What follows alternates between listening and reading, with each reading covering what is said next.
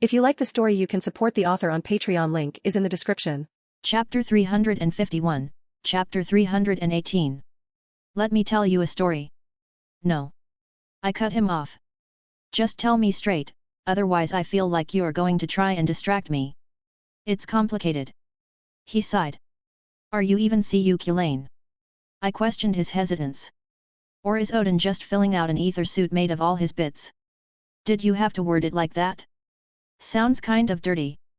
Quit stalling. I nudged him. Besides, Odin is a Norse god and Kaleidoscope is Celtic. I'm pretty damn sure there's no threshold you can reach in that regard. Fine, fine. He threw his hands up in resignation. Just, let me put up something. He added with a grumble, pushing himself off the steps and started drawing runes with an expert ease. Not just any runes, the weight of primordial runes filled the air as they actualized around us. Should keep out anyone trying to pry. Well now, isn't that interesting? I sat up, inspecting his work. Did you isolate us from the temporal axis? He shrugged. It's an easy way to avoid people. Doesn't hold up against literally any kind of force, but hey, it's quick and easy. He made it sound much easier than it actually was. Any kind of interference would jerk us back into the normal flow of time. I summarized. Pretty much. He plopped back down. Very impressive. I didn't even see everything he did, it was so fluid and quick that he barely put effort into it. So, how much of you is Kaleidoscope? It's mostly me. He grumbled. Call it a 70-30 split with him mostly being dormant, if that makes sense. Well, I probably could have guessed that much. I was mostly just being a bit hyperbolic before just so he wouldn't beat around the bush. So he took away your spear, hey. He grumbled again. Don't I know it? I hate being summoned as a caster. Totally capable of it, Shishao made sure of that, but it's so boring. My noble phantasm is great and all, but it can't compare to my spear. So, why did Odin make you appear as a caster over a lancer? Hell if I know. He shrugged. It's not like I'm him. I can't just know the reason he does everything. You're literally him right now. It's not really that simple. He scratched his head. If you say so. Who knows why a god does anything? They don't think the same way as us mortals. Why is he doing all of this then? You being here and everything? 'Cause you said all the other servants are corrupted, and you're clearly not hollow like that assassin and lancer we faced. I can't say. Can't or won't. Literally can't. He added. Can you just trust me and let that go? I observed him for a moment, looking at his expression and breathed out a long breath. Fine, I won't push. You're already being open with me as is and I'm not unthankful for that. Thanks, man. He said pretty genuinely. I'm guessing you don't want your status known by anyone else. I asked. If you weren't a magician, and one of Shishao's, I wouldn't have said as much as I did. He replied. But yet, I'd really appreciate it if you didn't say anything about me. Well, it's not like I had any room to call him out. I had been running around undercover as well literally yesterday. But that just begged one question. Why the hell was Odin interfering this far into the timeline? It's honestly made me a little anxious. I've actually met Odin, twice now. Oh. He perked up. How the hell did that happen? When Skadic was passing down her runes to me during the ritual. Oh, that brings back memories. You smiled wistfully. I was surprised to see how weak she got afterwards. Didn't really understand how much it took out of her to pass them on.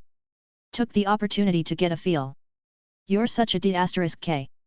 Tell me you didn't do the same thing. Fuck you, we cuddled. That's bullshit, she kicked my ass, and you get cuddles? Seriously, I'm calling out her favoritism here. You huffed without much heat to his words. When didn't she kick your ass? He blinked, looking thoughtful. You know, that's actually a good question. I shook my head, realizing why that was the default reaction for her. Alright, back on topic. Yet, met Odin, he appeared and was a gigantic D*K, he attacked because he wanted to know something I knew. You winced a little. Yeah, sorry about that. Not your fault technically. Even a different Odin, world lines and all that. I waved it off. The other was in another world where the age of gods continued into the modern era. There was a peace meeting between a whole bunch of pantheons, even your dad was there. Really? My old man? Yup, he was apparently friendly with Odin, but I didn't really exchange words with him. But Odin, well. I feel like I'm going to regret asking, but what happened? His literal first words to me were the admiration for Gabriel's breasts.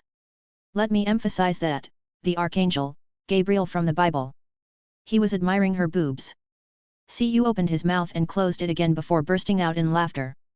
Well, don't hold me in suspense. How were they? They were amazing. Easily a perfect score. Damn. Cu blinked. Yet, not even in the top 10 weirdest moments of my life.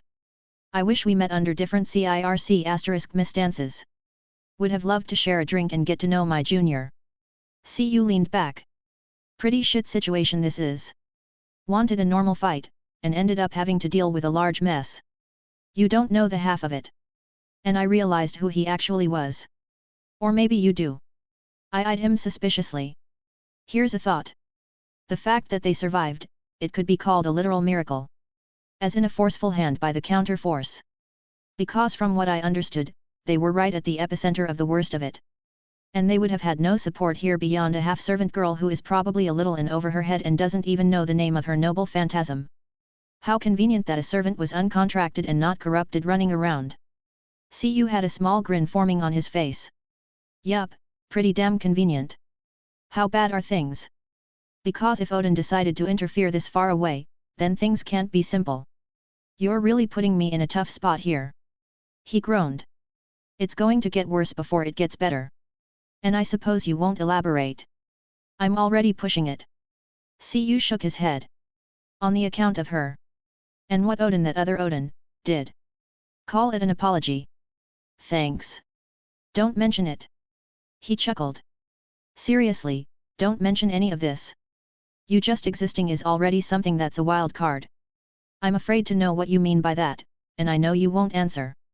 But suffice to say, I do have my own cards to play that can tip the scales in our favor should things prove dire. He nodded in approval but didn't mention it anymore. Now, what are you going to give me? What? Cu looked at me in confusion. To keep my mouth shut. I shot him a grin. Are you blackmailing me? Yup. D*K. Cu exclaimed. What do you want? I took out a couple of beers from my ring, tossing one to him. He perked up immediately, looking rather thankful. Since you got Odin inside you, know any good spells you wouldn't mind passing down? Cu used his thumb to flick the bottle cap off and took a drink. You're lucky you're my junior, otherwise I'd kick your ass. He grunted. Fine, I don't really mind. So, I actually got two noble phantasms, one of them comes from my caster nature and being a druid. The other, well, I guess you could say it's due to some help. Honestly, it's just a combination of primordial runes that's conceptualized into a noble phantasm more so than a genuine noble phantasm.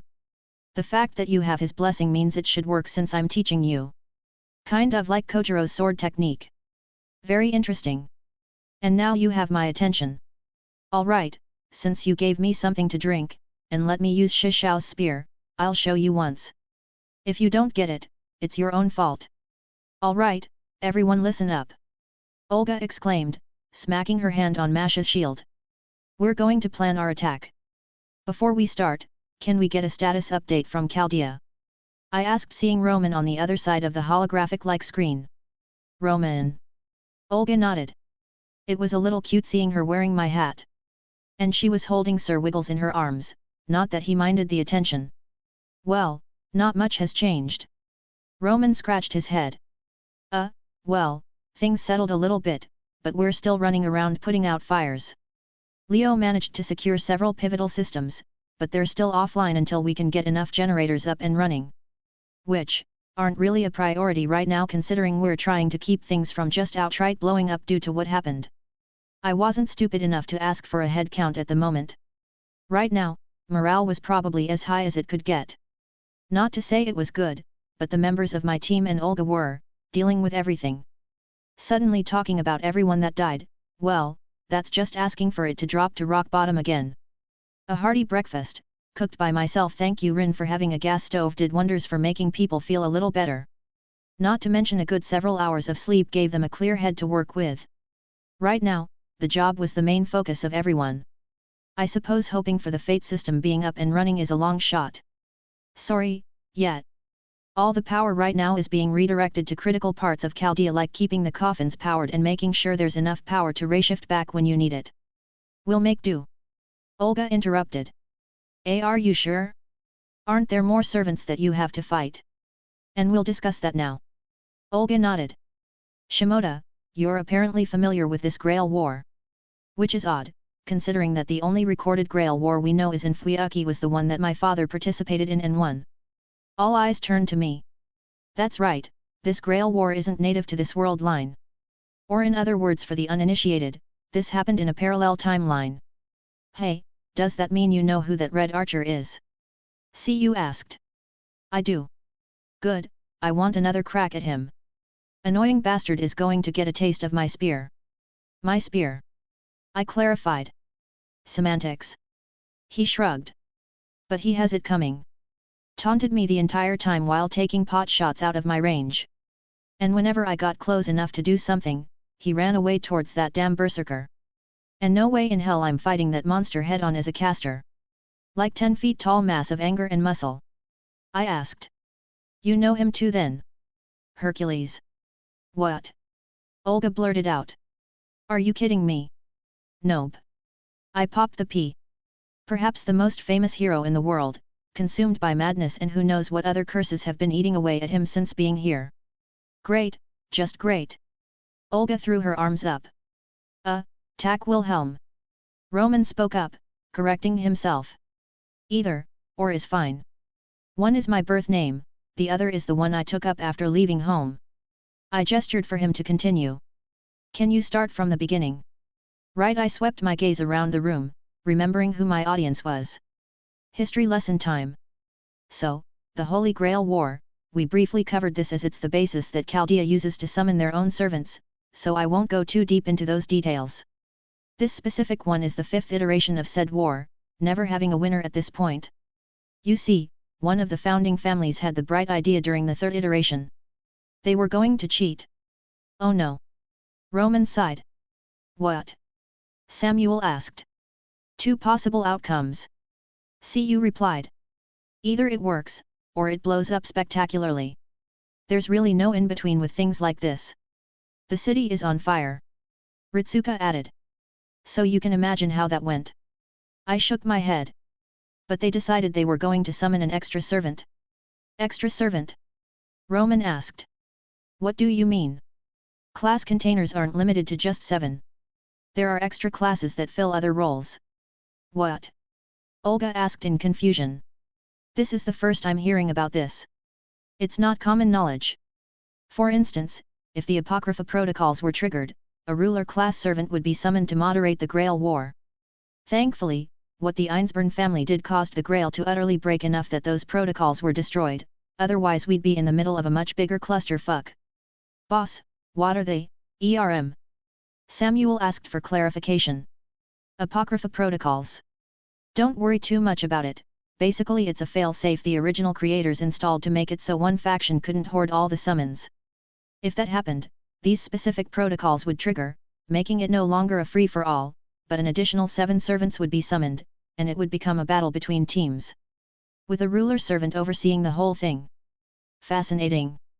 Roman looked to be writing down my words. And what's special about a ruler servant? They can discern any servant's identity and information as long as they don't have a way to hide it like an ability or noble phantasm. They also are summoned with additional command seals they can use on other servants to enforce the rules. And the requirement to become a ruler servant is that you have no wish for the Grail War. As interesting as this is, we're going off topic. Olga responded. Note down this information, but we need the information about this whole situation. Right. She made a good point. It was mildly important and somewhat tied into what I was going on about. They were deciding between forcing the summoning of a ruler through cheating, meaning it wouldn't abide by the whole no-wish facet of requirements. Looking at you, Shiro. But instead, they opted to summon an Avenger-class servant. Avenger. Olga repeated again, furrowing her brow. That doesn't sound good. Nope. Full of hatred, they're probably just as hard to control as a berserker, but without the madness. And the specific avenger they summoned Ngramenu, otherwise known as the Zoroastrian god of evil. But a divine spirit can't be summoned. Roman blurted out. I glanced at Cu, who had a rather amused look on his face. It's complicated. I waved off his outburst. But to make a long story short, the Avenger servant was ridiculously weak, and lost its first fight. But, instead of the Grail grabbing it and processing him properly, he instead went to corrupt the Grail. I looked out the window. As you can see, this is what happens when the insides spill out. The skeletons that were running around, they were running on his curses. The servants we've encountered so far, hollow shells that had drowned in his curses. Do we gotta fight a god, boss? What's wrong, farm boy? Don't feel confident throwing down with a god. Cu let out a chuckle. Don't worry, we aren't fighting a god. Though, that doesn't mean this is going to be easy. Right, so no god. I made sure to clarify. It seems like Avenger isn't really present anymore? Not sure, because if all this happened, he should have incarnated by now. Great, so the world is only mildly annihilated, not completely. Olga huffed.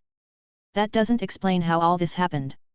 I'm not omnipotent, I'm just giving the backstory and the probable cause as to why things are like this. I'm just as in the dark about the finer details. I hesitated to say it, but I couldn't help it.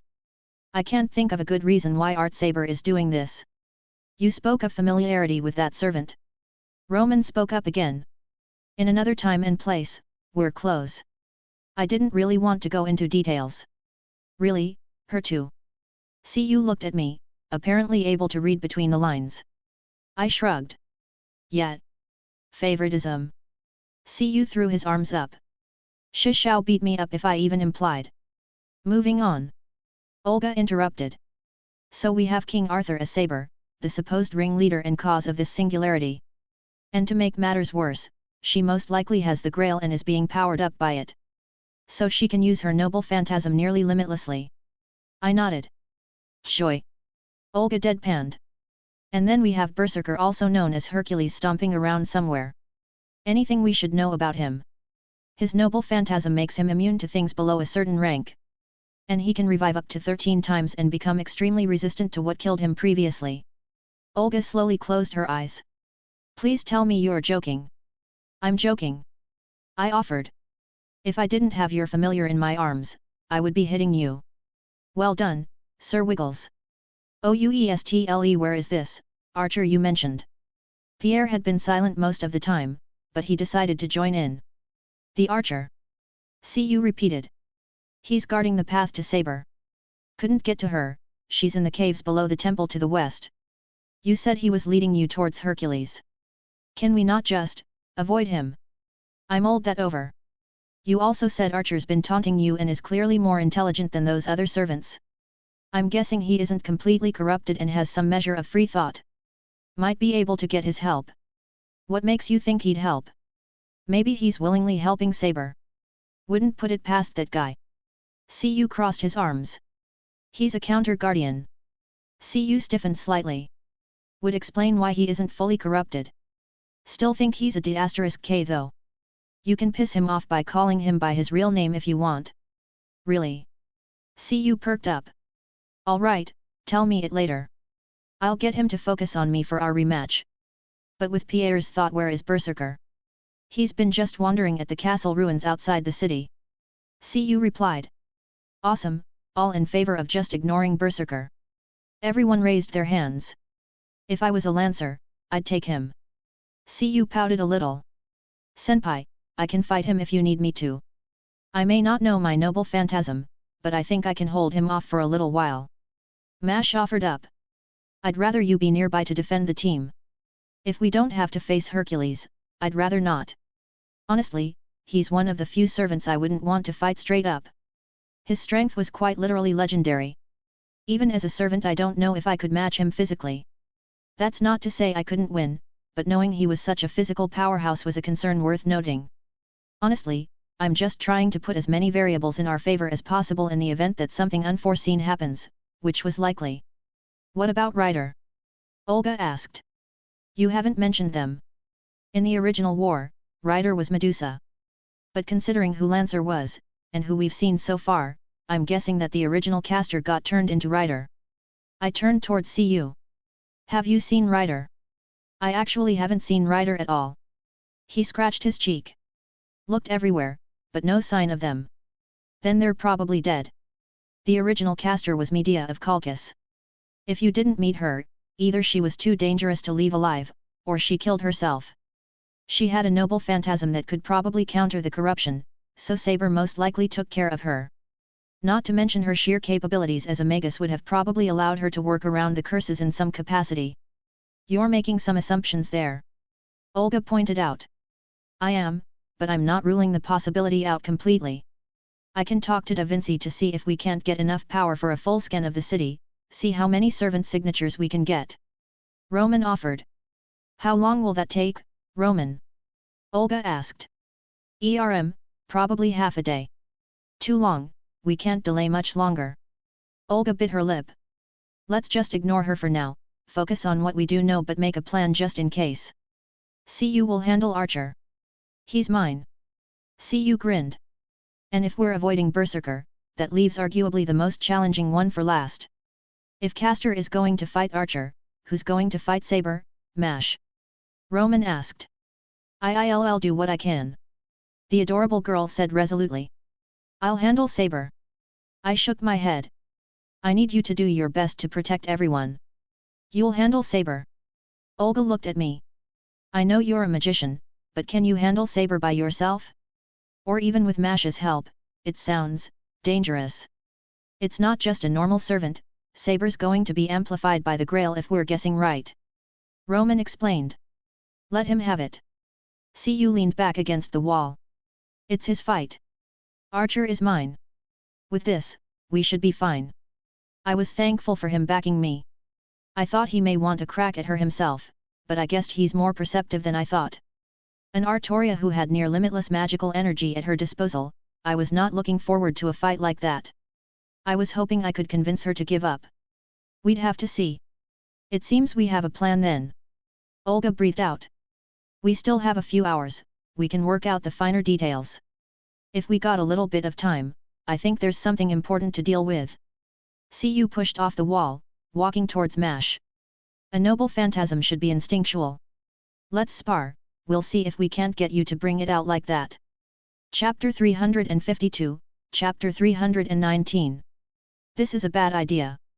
Olga huffed. What's wrong, lass? Can't handle my spear? I got another spear if you're more interested in that. CU laughed, thrusting that red spear forward, only for Mash to bring up her shield to block, slightly getting pushed back. Why is he? Ritsuka looked a little annoyed.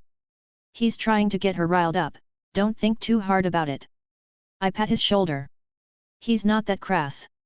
I think the general idea is to get Mash's emotions peaking, then she might activate her noble phantasm unconsciously. All right. Ritsuka sighed. Just seems kind of mean. Well, it's good to be protective of your servant. Strengthens the master-servant bond. Regardless, don't look away. This is kind of friendly, so they're not going full throttle, but get used to the speed that they're going at. Roger.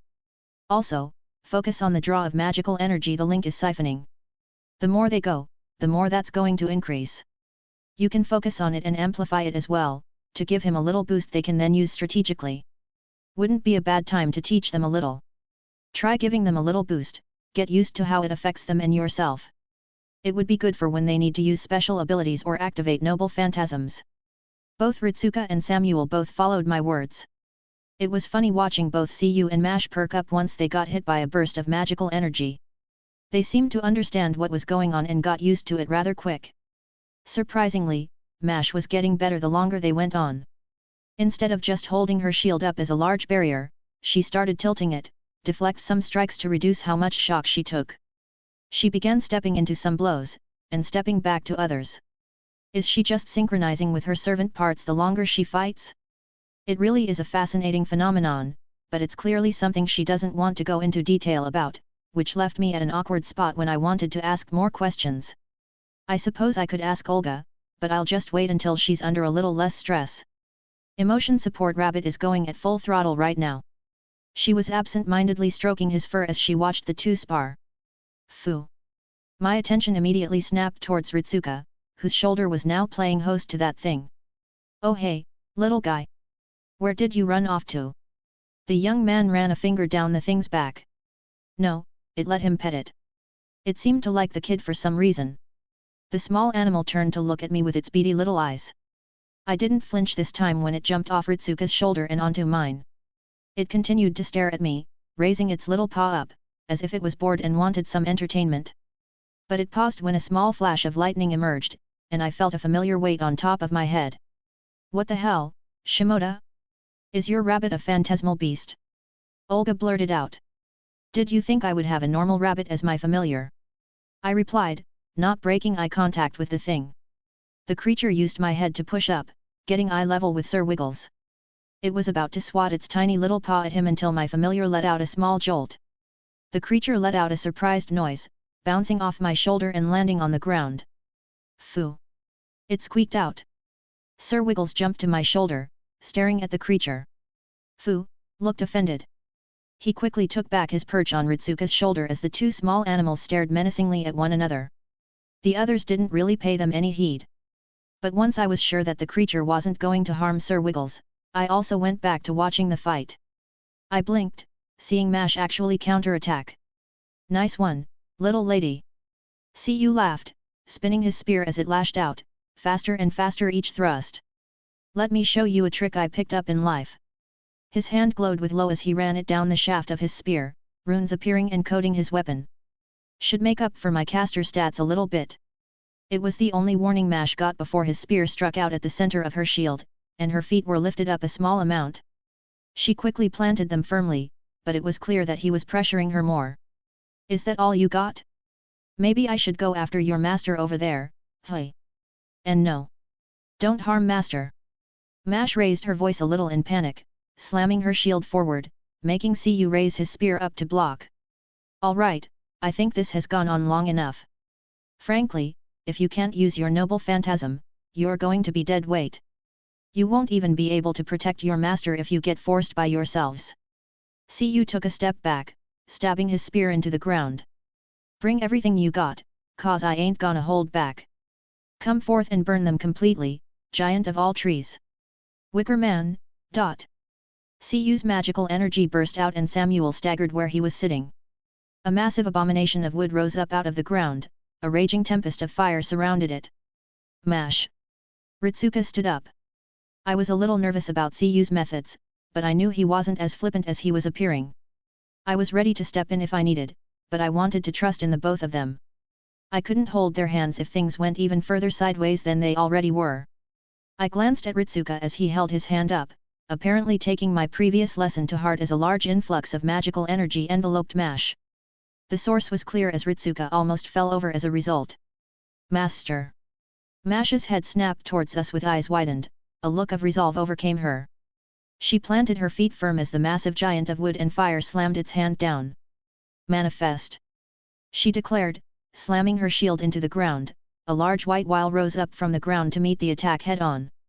Pristine white walls shuddered ever so slightly, but the massive thing of druid magic staggered backwards at the collision, nearly falling over itself as Mash still held firm. It regained its footing after a moment, ready to attack again, but it suddenly dispersed with a wave from caster. Well done, little lady. Cu smiled warmly. Ritsuka was the first to appear, running up to her. Mash, are you okay? Master, I did it. She practically squealed with joy. The wall itself finally dissipated, but it gave me a familiar feeling that I just couldn't place. That alleviates some amount of concern. Olga crossed her arms, walking towards them as well. However, it didn't appear to be a proper activation. You're right. Mash's shoulders slumped. Olga looked at her, letting out a sigh. But it's good progress, well done. Thank you, Director. Mash quickly perked up, beaming bright. She's right, it wasn't a proper activation. You lose a substantial amount of power and weight to it by not activating it with a name. It might be a good idea to give it a temporary name for now, something meaningful to you. Cu offered some advice. A name. Mash tilted her head, and her eyes dilated slightly as if in a trance before blinking again. Lord Chaldeas. That works. Cu shrugged, apparently not noticing. I didn't really get a chance to inspect your shield previously, I said, running a hand along its center. But these characters on it aren't normal. The writing? Mash asked. Do you know where it's from? Maybe. I was more unsure myself. I couldn't read it, so that left a few options as to what it was. It doesn't look divine to me. Of course, if it was French, I would know. Pierre joked, earning a chuckle from the others around us. Definitely not divine. Castor confirmed with a small grin at the comment. Any information might help us narrow down potential matches to her servant. Olga stated, looking a little humored herself. I think it's Fey writing. I decided just to voice my current thought. Not something I'm knowledgeable about, but I've seen some Fey writing before, and it looks familiar. That's all I got right now. It should narrow down some things. Olga hummed. But shouldn't Fey writing designate it was something not human? Not necessarily. Castor chimed in. It could just be an acknowledgement from them. Or even something as mundane as bestowing a name. Honestly, it's hard to guess what they lot get up to. I never liked being around them, so I didn't really pick up much.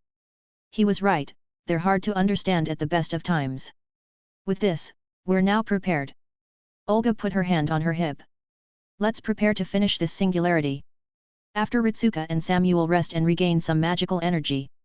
It's going to take a little bit for them to regain the magical energy used to activate those noble phantasms.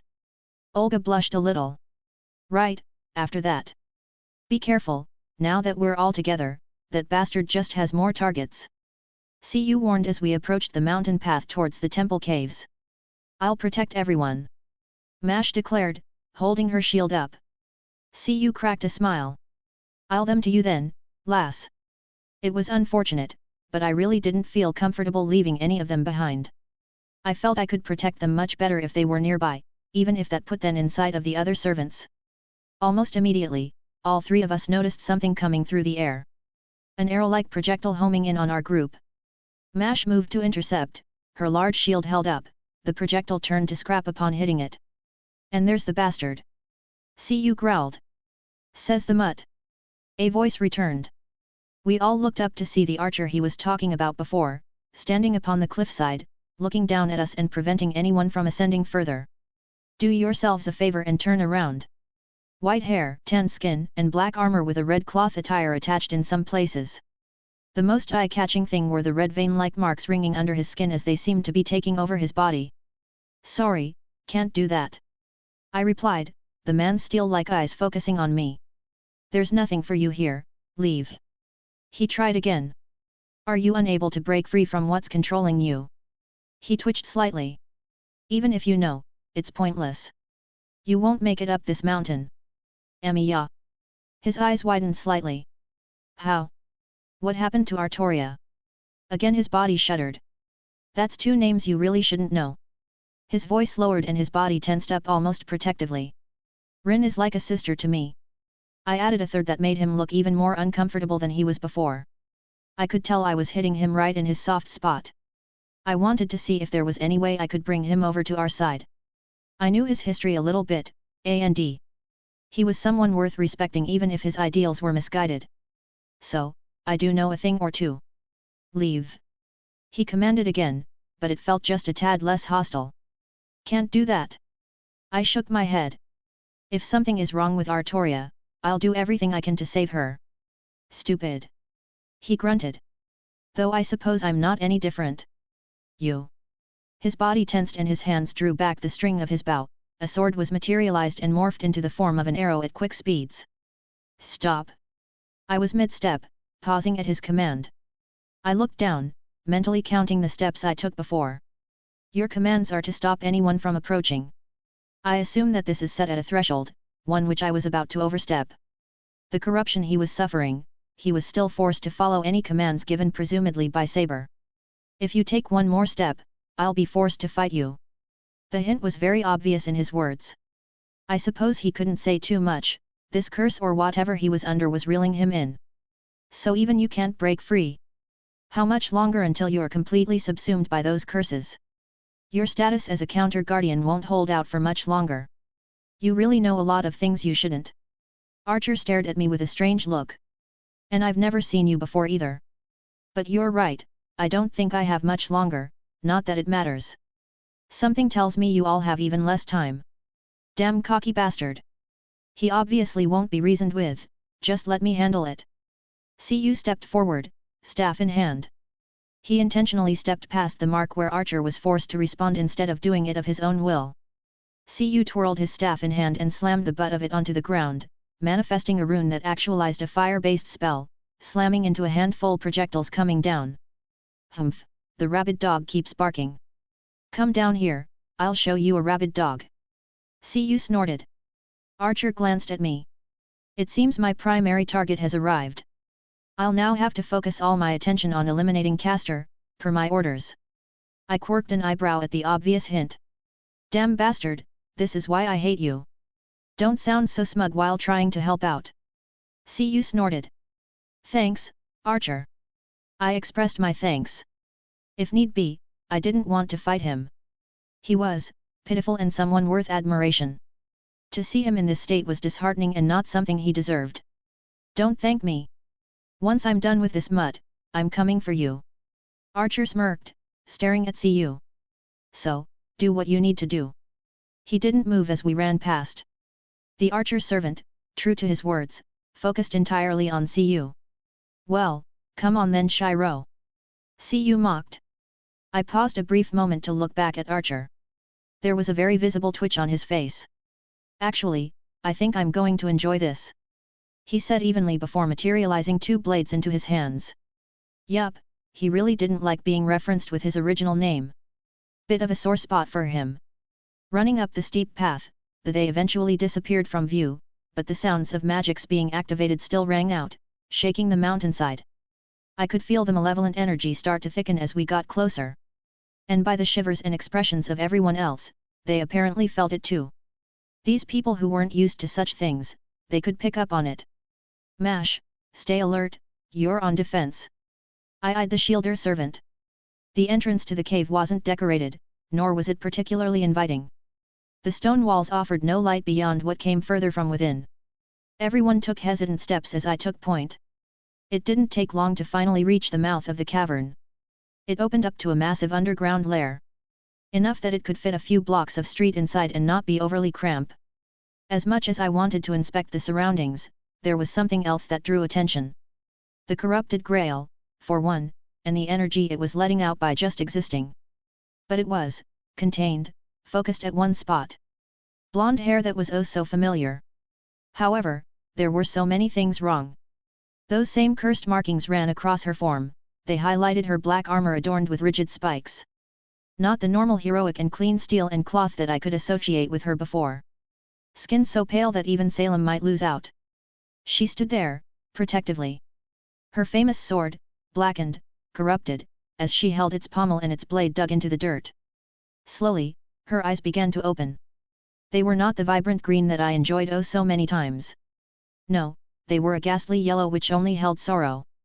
My poor Artoria, what happened to you? So you've come. Her voice was a perfect match still, making it very hard to properly respond. He said you would come. Are you the one responsible for this singularity? Olga took the lead, accusing Artoria as I was having trouble even finding words. This saber slowly moved her head to look at Olga. But her eyes caught something else of interest. That shield, I see. She muttered, staring at Mash. You are correct. It is by my hand that this deplorable world exists. Why? I barely managed to eke out. Why are you doing this? Her eyes then turned to me. Complete unfamiliarity shined in her gaze, making it hurt all the more. She closed her eyes letting out a breath as she hefted her sword up.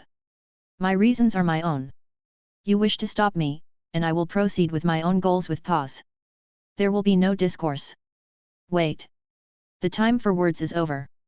If you cannot defeat me, then your grand order is doomed to fail before it began. What?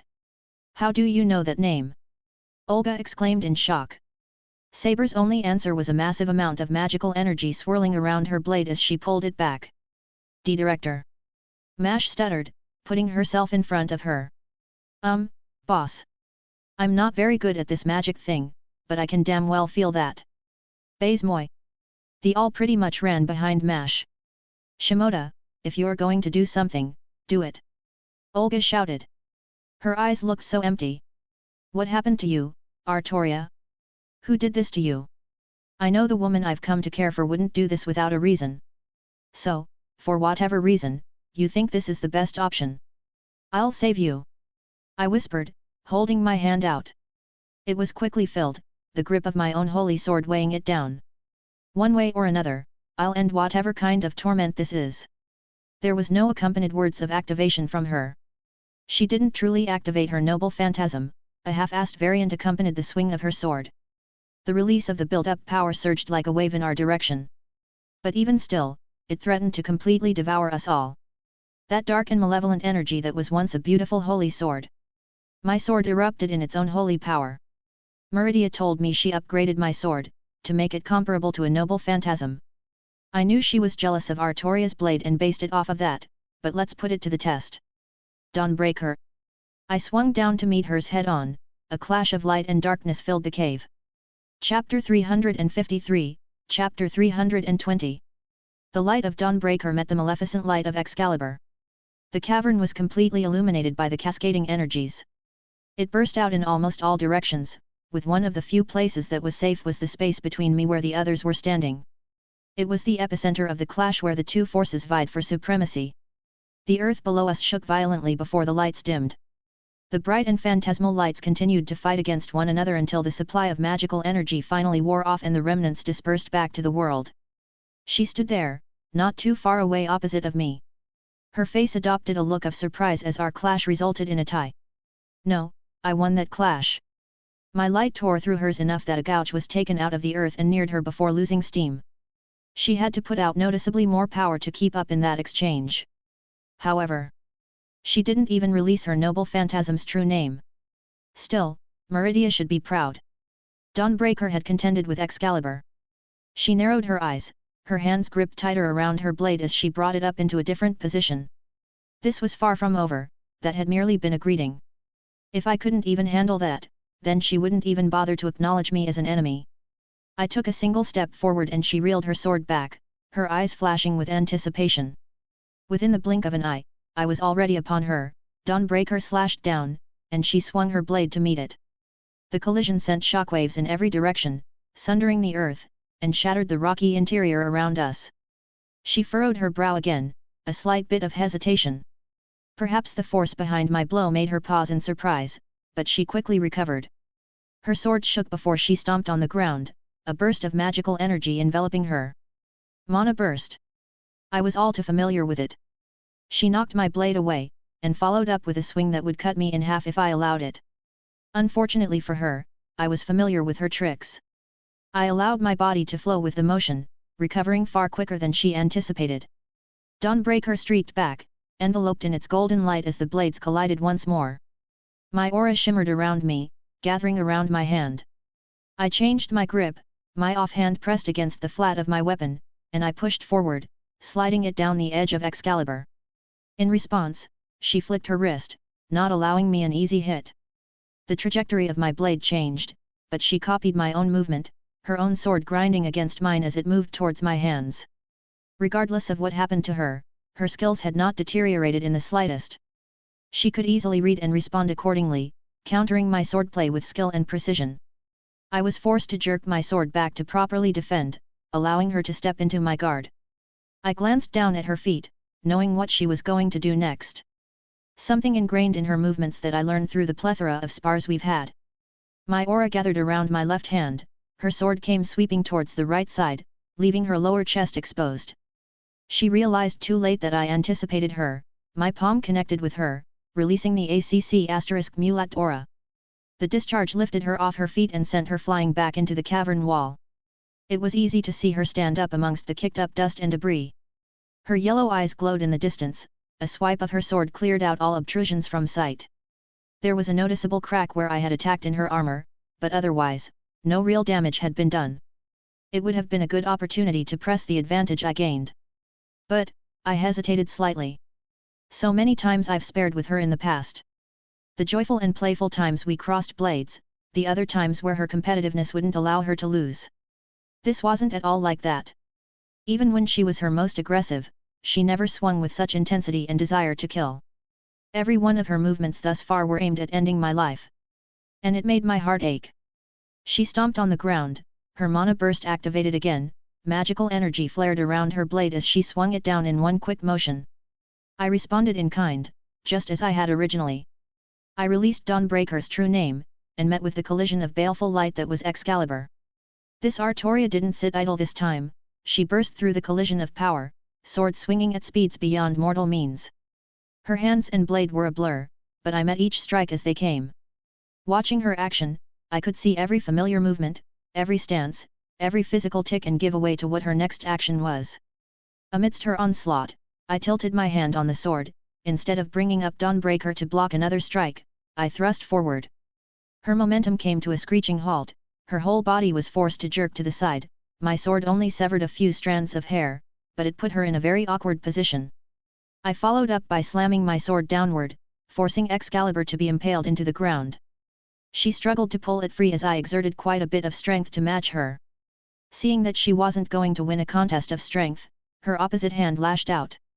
A fist donned in a black metal gauntlet shot at me. The crisp sound of the air being distorted at the sheer force. I shifted my hand to the side, letting it pass harmlessly past me. She continued trying to struggle until I finally caught that errant arm of hers. She struggled once more, unable to free herself. Her lips pulled back into a scowl, she grunted, trying to force me away. I responded, my aura flared and I exerted further strength to keep her pinned. She refused to let go of her sword, so we were finally met with an impasse. Would you please surrender? I had to at least try. You. She grit her teeth. Why do you continue to look at me like such? I thought the time for words was over. I replied with a small smile. Even with us conversing, she did not cease her attempts to free herself, just as I continued to match her. An awkward situation ensued, leading to this. Do not mock me. She growled under her breath. Do you not care about if you win? You have had ample opportunity to strike me, yet you hesitate and pity me. You are holding back, it is clearly written across your face. Aren't you holding back too? I countered. You could have targeted the others at the side, and you know I would be forced to defend them. You could have easily forced me into a corner that way. Granted, she didn't know what cards I had to play. I am not so low that I would need to resort to such means.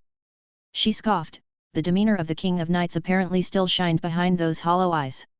However, you lack the desire to strike me down. Am I not worthy of your full effort? She sounded offended, angry even. Every word that left her mouth, it felt like being stabbed in the heart. The same voice, the same face, but it was twisted back into anger and annoyance, directed right at me. You remind me too much of someone I care for. That made her frown deepen. You will receive no mercy from me. She intoned before her sword erupted into the malevolent energy once more. My eyes widened once I realized what was she doing. The explosion of power erupted between us, she had used her noble phantasm with complete disregard for her own safety. My aura flared up protectively, but I still felt my body as it was flung backwards before I could reorient myself. That hurt. I could feel it in my bones. Even after becoming a campione, even with aura, I could feel the blow that wasn't even directed right at me. Was I damaged meaningfully? Not really, but I still felt it, which was just a testament to her weapon. Her noble phantasm really was extraordinary. I climbed to my feet, meeting her eyes. They glowed eerily underneath the remnants of ground that now formed the crevice where she stood. On one knee, blade impaled into the ground, she pushed herself back up to her feet. A little bit of blood flowed down her forehead and her armor looked a little mangled. But otherwise, she was still kicking at full strength. With the Grail supporting her, I don't think this was the highest she can operate at. Inexhaustible power. I looked at Dawnbreaker and quietly put it away back into my ring. It already proved itself, but I would need something else. It felt much more appropriate as I felt Mirage between my fingers. It was almost like the first time I fought Artoria. Kid. Drake? I don't like seeing the little dragon like this. Drake replied. I don't care if she would willingly change herself, if she became something else. But I don't like that lifeless look she has. Yeah, I feel the same way. I resolved myself. I don't know what happened to her, why she's doing this, but this wasn't her. She wouldn't listen to words, she wasn't my Artoria. I would do what I had to. Defend yourself! She roared, exploding forward at insane speeds. Magical energy began expelling from her every movement in a way that eclipsed her normal mana burst. A large, almost comical, horizon slash came at me, but it was accompanied by that same malevolent energy that coated the sword. It cleaved through the air, released at the same movement, the power tearing through the empty space and utterly decimating the walls of the cavern. Would. A single dragon word left my lips, and my own speed burst forward. Her eyes were momentarily widened, and her gaze lingered, falling to my left arm. Dragon! She whispered. Boost! I called out with the boosted gear answering my call and formed on my hand. I slammed Mirage into Excalibur, not allowing her to finish her swing. The power discharged harmlessly to the side. Her feet pushed into the stone of the ground, shattering under the impact as I pushed her back. She gritted her teeth, her sword enveloped in that same power once more. She released her noble phantasm just to block my attack. I quickly disengaged, pulled myself forward toward her through a minor application of the kaleidoscope, narrowly dodging her strike. The ACC** mulat energy sailing off and creating another gouge in this already destabilized cavern. The rocky ceiling above us shook violently, pieces began to fall down and it felt like the entire mountain was starting to come apart. It was a miracle the mountain hadn't come down on us already. Maybe this whole cavern was somehow metaphysically enhanced due to housing the Grail for so many years. I didn't dwell on the nonsensical question, I pivoted to her side, thrusting Mirage forward. She brought up her hand, clad in that gauntlet of hers. The tip of my sword met it and she took that small opening to swing Excalibur again. The same as before, it erupted in an arc, blowing away everything in front of her with that corrupted energy. I was forced to dance around her slashes, as everyone carried the power to actually harm me significantly if I got hit directly. But this proved difficult, her absurd instinct allowed her to match my pace, even if my speed started to overcome her own. She barely moved from the spot she was standing, merely stepping due to my counter-attacks after each of hers. Instead, she opted for the most direct strategy. She just kept blasting her damn noble phantasm with wanton disregard. I slid to the side, ducking under another blast, and before I even had time to blink, her sword was above her head, bursting with power, swinging down once more. Dragon shot! I discharged from the boosted gear, the draconic energy surging forth towards her. She had to stop her release midway, bringing her blade up to block it properly. Her feet dug more out of the ground, but she suffered no damage. I leapt up into the air, pulling my blade back into a thrusting motion. I would give her a proper end to this fight using one of my stronger techniques. The same move I used against Skathik when we were training. Dozens of ethereal copies of me emerged from my position, taking up spots on different world axes as they forced themselves to align properly with this iteration of the world. All of them were about to land a hit until she did the unexpected again. She spun her sword, and slammed the tip into the ground. The surface below us cracked and like a geyser, her energy exploded upward, destroying my technique in the most simple way possible. She seemingly had no regard for her own well-being. Even with her arms suffering backlash, tearing her flesh and sundering her armor, she didn't hesitate in the slightest. It's time to end this.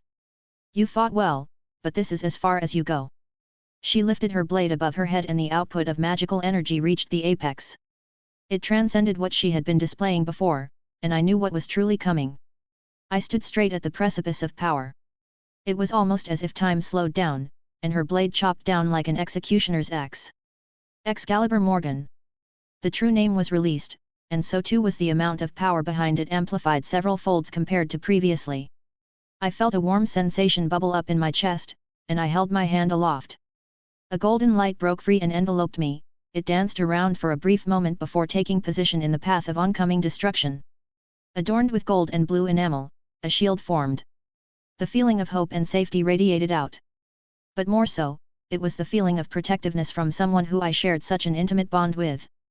That she wouldn't allow me to leave unless I took this with me, even to her own detriment. Avalon! I whispered. The ever-distant Utopia came to my defense. The malignant energy of her corrupted holy sword completely filled my vision. The intensity was also amplified to an absurd degree, and the sheer power released wasn't just metaphysical, as the blast itself cleared right through the side of the cavern, penetrating the walls of stone, reducing them to naught but slag and molten dreg at the sheer heat and intensity of the attack. And I had no doubt that a good chunk of the city below no longer existed. Just as quickly as it had come, the conglomeration of energy died out, leaving only wisps of energy, and they too quickly dissipated. The corrupted version of a woman I loved stared at me, her eyes displaying more emotion than anything I've seen thus far. I wanted to stop, to talk to her. The spark of who I knew existed underneath that emotionless exterior she exhibited, it finally shined through just a tiny bit.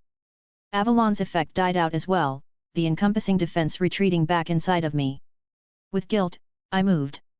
Saber's body arched forwards, her mouth silently opening, and her limbs going limp. Her sword finally fell from her hands, and my blade protruded from her back, piercing her heart. Chapter 354, Chapter 321. Cu Culane POV. It was obvious Archer was leading me away. I knew, he knew that I knew, and that there wasn't a need to keep this act up. But he kept shooting me all the while. And almost all of them were just intended to annoy me, even if they had hit.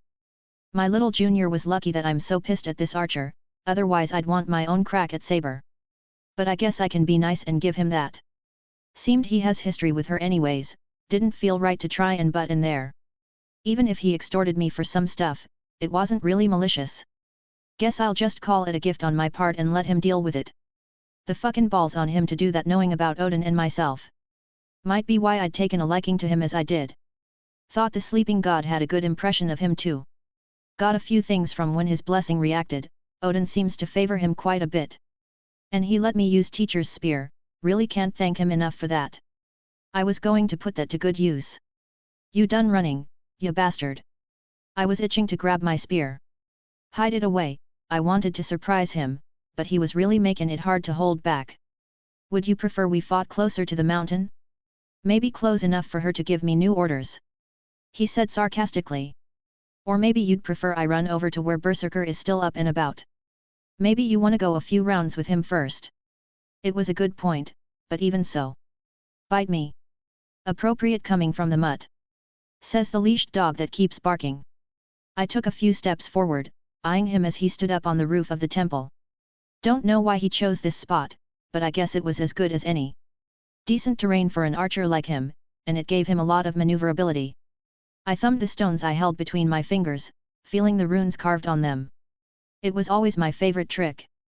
Teacher always kicked my ass when I used it against her, but it was always funny when it worked. Well, you gonna project those swords of yours or not? I wanna get back and see the kid fight Saber at some point. I was not going to let this end on such a shit note. I was going to get my fight from this archer, even if I had to force him. I'm guessing he told you that as well. Archer scowled, making me grin happily. He apparently knows that too.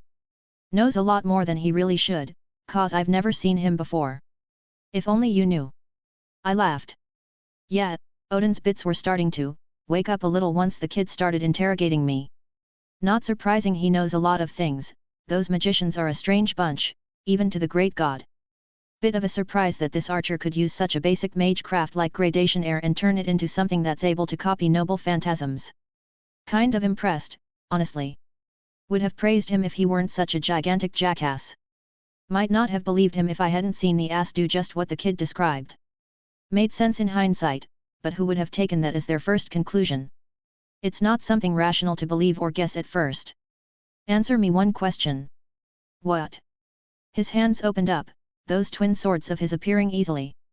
Can do you that other thing? I asked, a little hopeful. He blinked, then his eyes narrowed. Of course he knows about that too. A deeper scowl emerged. Why don't you come and find out? Ha, sure. I guess it'd spoil the fun just to be told. I barked out a laugh. I really hope he did have it, I've never fought someone with a reality marble before. Archer clicked his tongue. Annoying battle addicts. Annoying archers. I corrected, with another smile. Humph. He grumbled, jumping down from the roof of the temple. By the way, here's a gift. He quickly threw both his swords. They spun abnormally, like boomerangs as they seemed to be draw one another. Interesting. I swung my staff forward, deflecting one, and dodging the other. Come on, you can do better than that. I roared, launching forward at him. My speed was nowhere near that of my lancer self, but it was still about the same as him. He wasn't entirely cursed, but he was clearly bogged down by the effects. It was enough that our physical stats weren't that different even if he was an archer and I was a caster. That black bow of his appeared in his hand, and with a flick of his fingers, several swords twisted into the form of arrows and shot off at me. I slammed the butt of my staff on the ground, a shield forming in front of me. As soon as they connected, the magics keeping the arrows together unraveled, and dissipated. Well, thanks to the kid, I knew how easy it was to counter those annoying things now. Can't say the same for the stronger stuff he makes. But these simpler ones, they wouldn't be touching me anymore. The archer clicked his tongue, but his eyes darted to the side and I realized something was wrong. I jerked my head around to see those two blades of his flying back towards me. I quickly ducked out of the way, flicking one of the rune stones in my hand to the side. I followed it up with a few basic elemental runes that ignited and fired towards the bastard. He jumped away, releasing another few of those sword arrows. Not gonna work! I shouted with glee, ignoring them the same way. I took that moment to kick off the ground again. He caught the swords of his, dismissing his bow. Just in time for him to block my staff as I was about to smack that annoying look off his face. What's wrong, caster? Archer gruffed, his swords pushing against my staff. I thought the mighty dog of Ulster was stronger than this. It's Hound. I scowled, igniting my staff with a simple runic application. The flames danced around it, causing him to hesitate, long enough for me to break his guard. The flighty bastard just opted to completely disengage though, throwing his swords again. Damn annoying. Guiding the runic stones between my fingers, I tossed all of them at him. His eyes widened, the runes glowed brightly and exploded right in his face. At that moment, I took the opportunity to throw a few more in a few notable places around us. Come on, that was just a love tap, I mocked, watching as the dust settled. Then allow me to return the favor. Archer's voice rang out and I felt a sense of danger. He took a kneeling position, clearly steadying himself. As much as I didn't like the guy, he clearly was skilled. Not many bowmen I could recall in life that could match the level of skill he showed in our exchanges so far. So the fact that he was taking aim, made my scalp tingle. Only when the dust finally settled completely, and I saw what was knocked back did I realize what he was holding. You're a right bastard, you know that? Using my adoptive father's sword like that. I growled out in annoyance. How the hell did he manage to replicate Kaleidoscope? Damn it, what an annoyance. I could recognize that twisted drill-like sword anywhere, even if he changed it the way he did to turn it into an arrow. Kaleidoscope. Archer let loose the arrow like it was his own noble phantasm. If the kid hadn't warned me, it may have given me a harder time. Archer really could replicate noble phantasms and activate them like they're his own. Oh well, it didn't really change my plan. I had one last runic stone in my hand and I dropped it to the ground. Then, I stomped on it, letting it sink into the earth. The twisting arrow, it bent time and space at the absurd rotational and magical might. However, once it was about to reach me, an invisible wave pulsed out, enveloping the noble phantasm. The arrow sword disappeared, like it had never existed. Archer tried to jump back, to avoid the effect of the spell I just actualized, but he slammed into an invisible wall, falling to the ground. Nah, I'm looking for a nice friendly fight. No noble phantasms, no running away, none of that fancy crap. I deserve something after all the crap you put me through. So, it's going to be just one-on-one, and neither of us can leave until the other dies. I explained as he picked himself up. Those stones. He easily guessed the cause. You cast runes in the air. Copied one of my teacher's things. I spun my staff around before slamming it down into the ground. She could summon the gate to her land of shadows. Copied it a little bit, this is my territory now. You can guess the rules. I grinned. He dismissed his bow again, and caught the flying swords that flew back towards him. The caster wants to fight me one-on-one? All right then. He shrugged. If you want to lose that bad, I can go help out Saber once I'm done. Nah. I shook my head. You're making one simple mistake. What's that? He raised an eyebrow. You keep assuming I'm a caster. I took out the spear. It wasn't hard to hide it away, but the look on his face was absolutely worth waiting until now. So, ready for that round two? Shit. He blurted out. Couldn't say it better myself. I took a familiar stance and he tensed up. This was going to be good. And quick, unfortunately. Olga Marie Animusphere POV. He had a noble phantasm. Because of course he does. We all hid behind Mash's shield, but it wasn't needed. Shimoda took out a sword and released it, managing to somehow keep Excalibur of all things at bay. What did he call it, Dawnbreaker? I didn't recognize the name at all. Humph, what else was he hiding from me? Still, it was hard to keep standing straight at the collision. Everyone else had to brace themselves as the energies collided. I was able to reinforce myself easily, allowing me to keep my footing. And I shielded the rabbit I continued to hold in my arms. However, it appeared to not be disturbed in the slightest. I'm not surprised, considering that it's Shimoda's familiar. It was using lightning in some capacity, so it's obviously a phantasmal beast. Who knew what this creature actually was? It felt sort of reassuring to hold in my arms. I didn't even realize that I was petting it as I was watching. He stood there, unmoving even under the intense gaze of that saber servant. Even this far back, I could feel the sheer amount of power she radiated. It was intimidating, yet, having Shimoda there was reassuring. Ever since he came, he'd been reliable. I guess it's no wonder after knowing who he really was. And I know I couldn't fault him for hiding it. Despite the feeling of betrayal, I was unbelievably relieved to see him standing there. Amazing. The newest addition to Chaldea staff seemed to speak what was on everyone's mind. How he was able to form a contract with Mash, I still had no idea. We'll have to investigate that when we get back. Considering the CIRC* misstances though, we were extremely lucky that he did. Senpai has a noble phantasm. Mash added, peeking over her shield. I thought only servants could have them. Samuel stated. Normally, that is the case. I replied. Just another thing he hid. I scoffed. The remnants of B-Team just looked at him with worship in their eyes. Frankly, he'd already become something of an idol for them. They're lucky they ended up with him as their leader. Just his name alone would allow them an obscene amount of benefits in the future if they were inclined. Saying they were taught by someone related to the Wizard Marshal. And now he's my subordinate. I would have been happy if Chaldea wasn't up in literal flames. My subordinate was the self-proclaimed grandson of the Wizard Marshal. I'd like to see those vultures try and take a bite out of Chaldea now. Get down!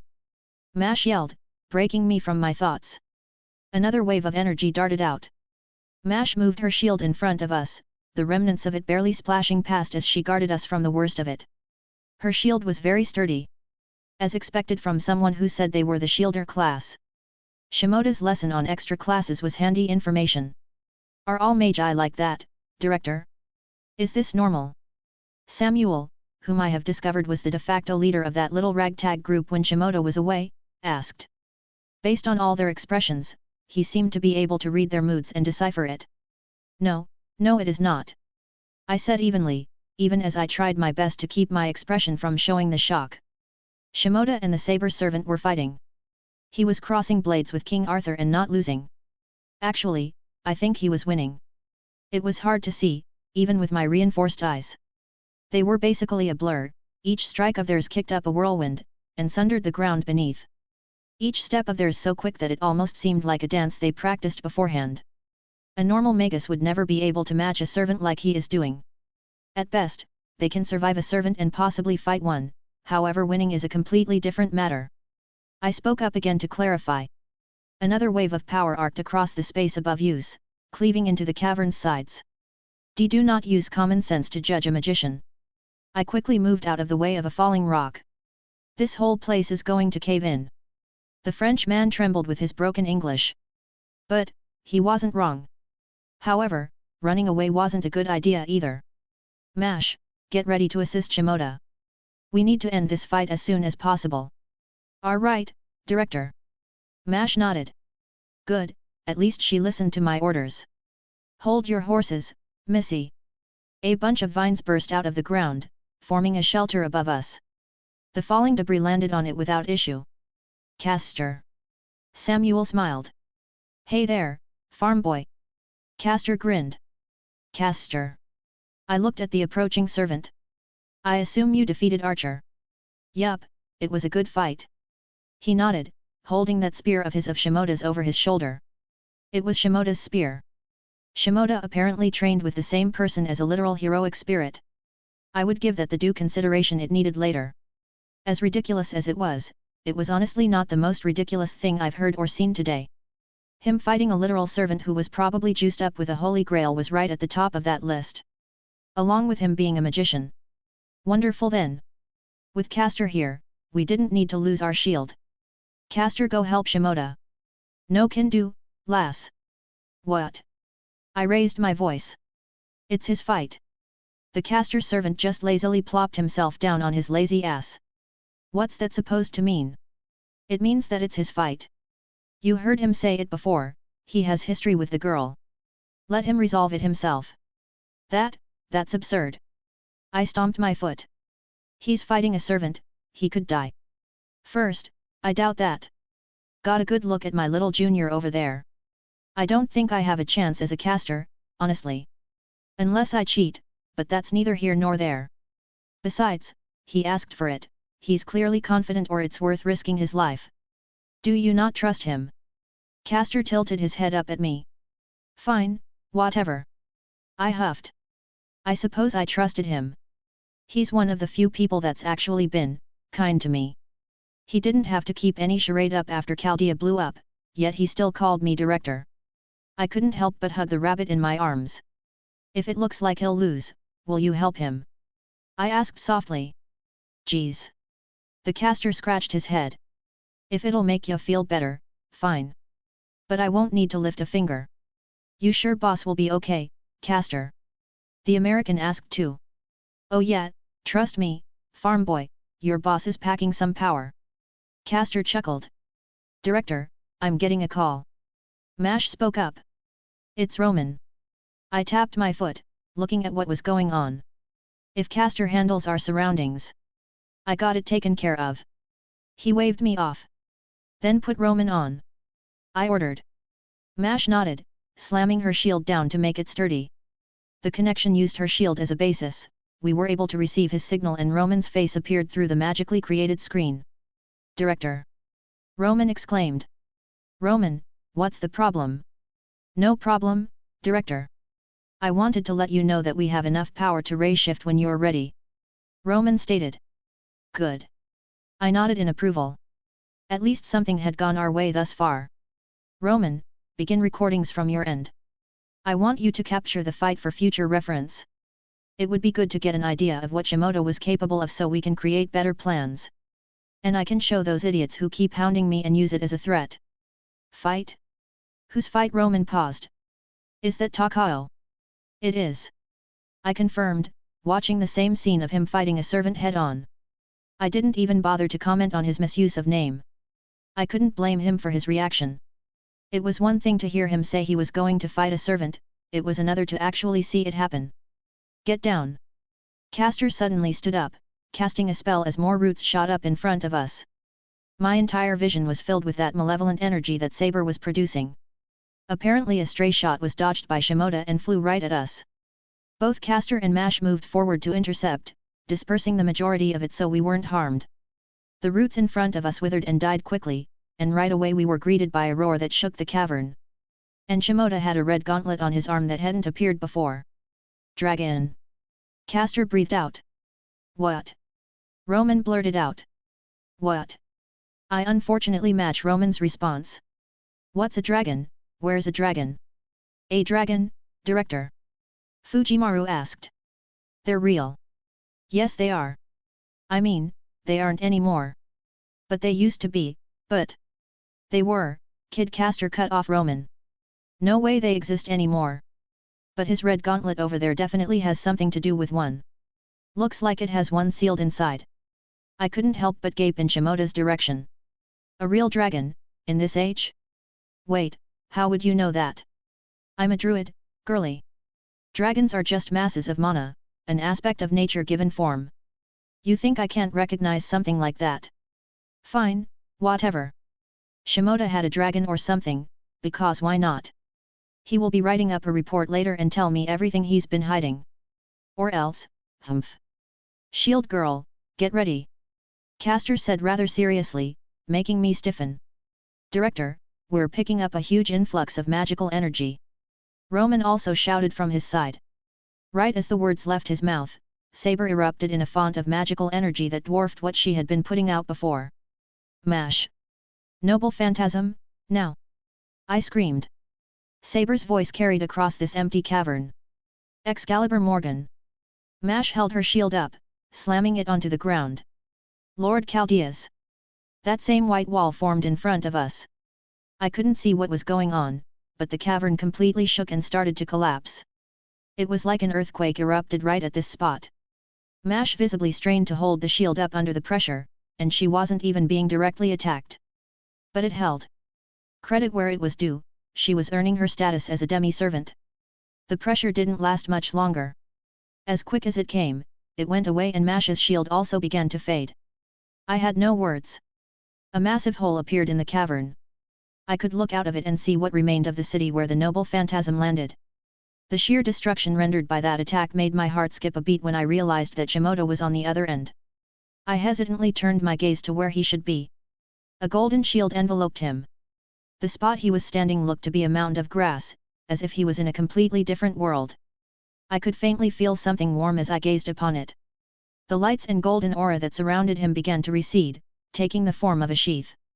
I didn't know the name of it, but I knew for a fact that it was completely beyond reproach and I couldn't even bring myself to utter a word of distaste at it even by mistake.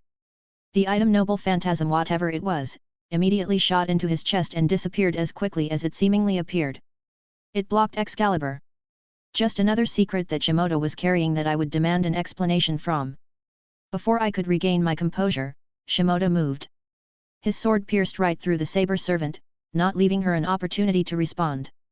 I finally relaxed once she dropped her weapon, knowing it was actually over. Right. I breathed out in relief, seeing that Shimoda was okay. Shimoda won, let's go. I took a single step forward, but I was suddenly jerked backwards. What's the big idea? I glared at Castor who was holding my collar. Give him a moment. He said. Why does he need a moment? He won, he. Does that look like the face of someone who won? Castor replied. I wanted to retort, but then I saw it for myself. Why was Shimoda looking at her like that? Wilhelm POV. I pulled Mirage out of her in one swift motion. Her body shuddered and I quickly caught her before she fell. I slowly lowered her to the ground, her hollow yellow eyes stared back at me. Am I to be pitied now? The corrupted form of Artoria spoke. Do you not fear that I may have the strength yet to rend you apart? Even if my spiritual core was pierced, do you think I am without means? She closed her eyes slightly. I could do many things even in this state. You are foolish for putting yourself in this situation. The Grail provides me a quantity of magical energy that I could be a danger to you as long as I draw breath. Are you? It is pointless, you possess Avalon and it answered your call.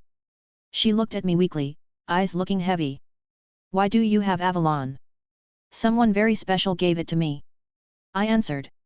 Why do you shed tears? Her voice was very soft. I could feel the cool liquid fall down my cheeks. You weren't going to stop, were you? I was not. She fully admitted. It would have ended in my defeat or yours. She wasn't going to stop. I knew her all too well. For whatever reason, she thought what she was doing was for the best, so she wouldn't have been talked out of her course of action. Too damn stubborn. You speak of familiarity with me once more. Artoria replied. Do I truly remind you of someone else? The resemblance is unmistakable. Tell me about this person. She closed her eyes again. Demanding for a loser, aren't you? Isn't the loser supposed to listen to the winner in situations like this? Humph, I did not lose. I could have continued if I desired. She huffed cutely in the same way that my own Artoria did and it made my heart ache even more. Well, she's very competitive. I said immediately, earning a snort from her. A glutton too. I don't think her stomach is capable of being full. Are you simply using this opportunity to insult me? She opened her eyes, glaring cutely. I am used to such things, it will have no effect on me. She's also very kind. I decided to stop joking. I am a tyrant. I ruled with an iron fist and forced submission if needed.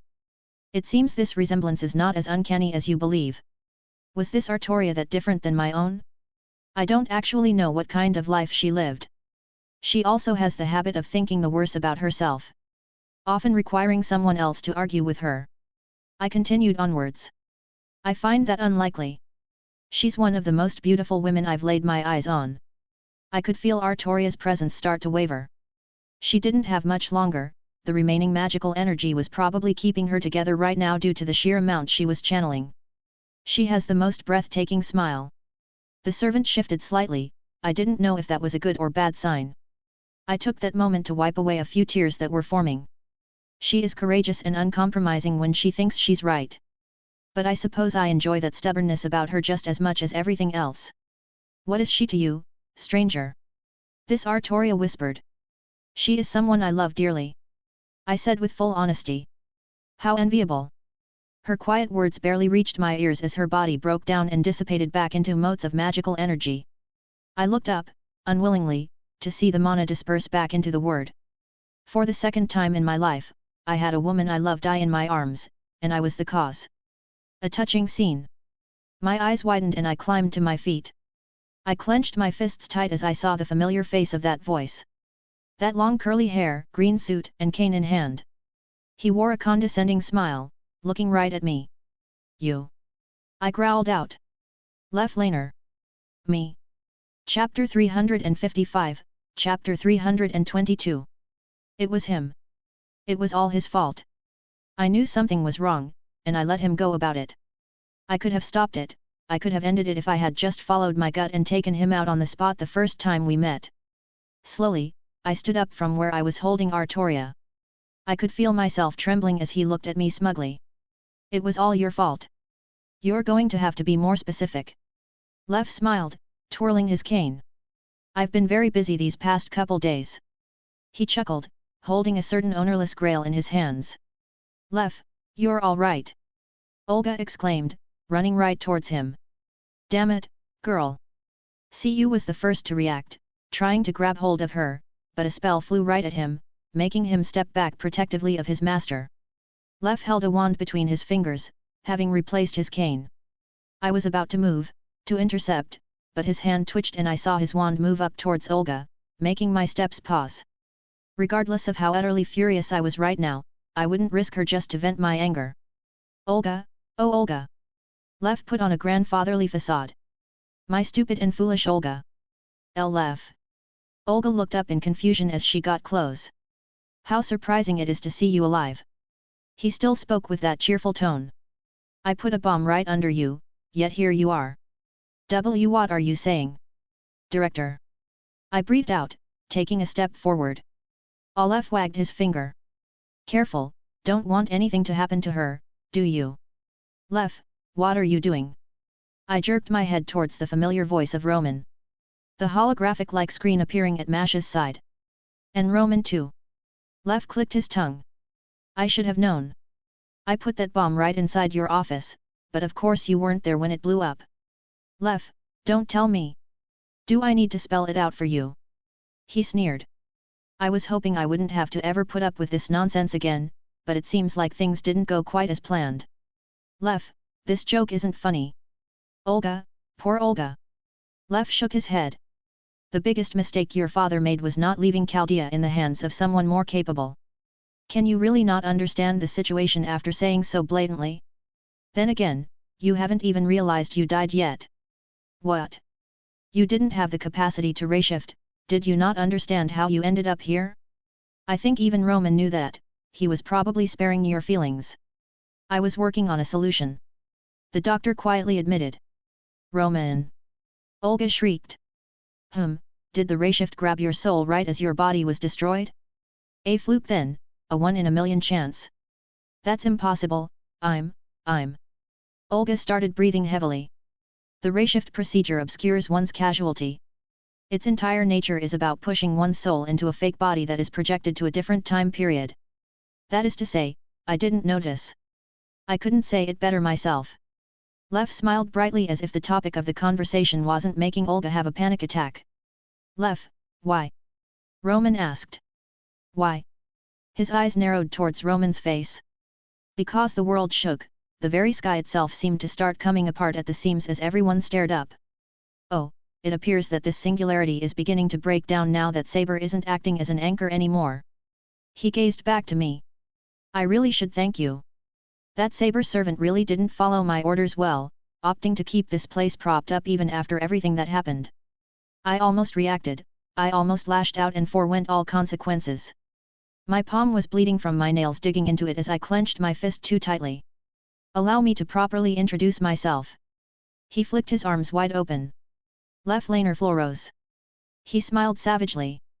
And I'm responsible for the incineration of human history. Floros.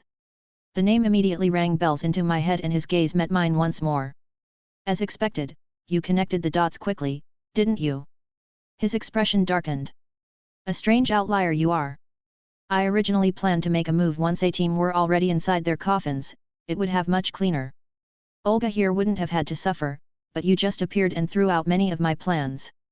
Olga was speechless. I don't think she managed to properly process what was going on yet. Honestly, she should thank me.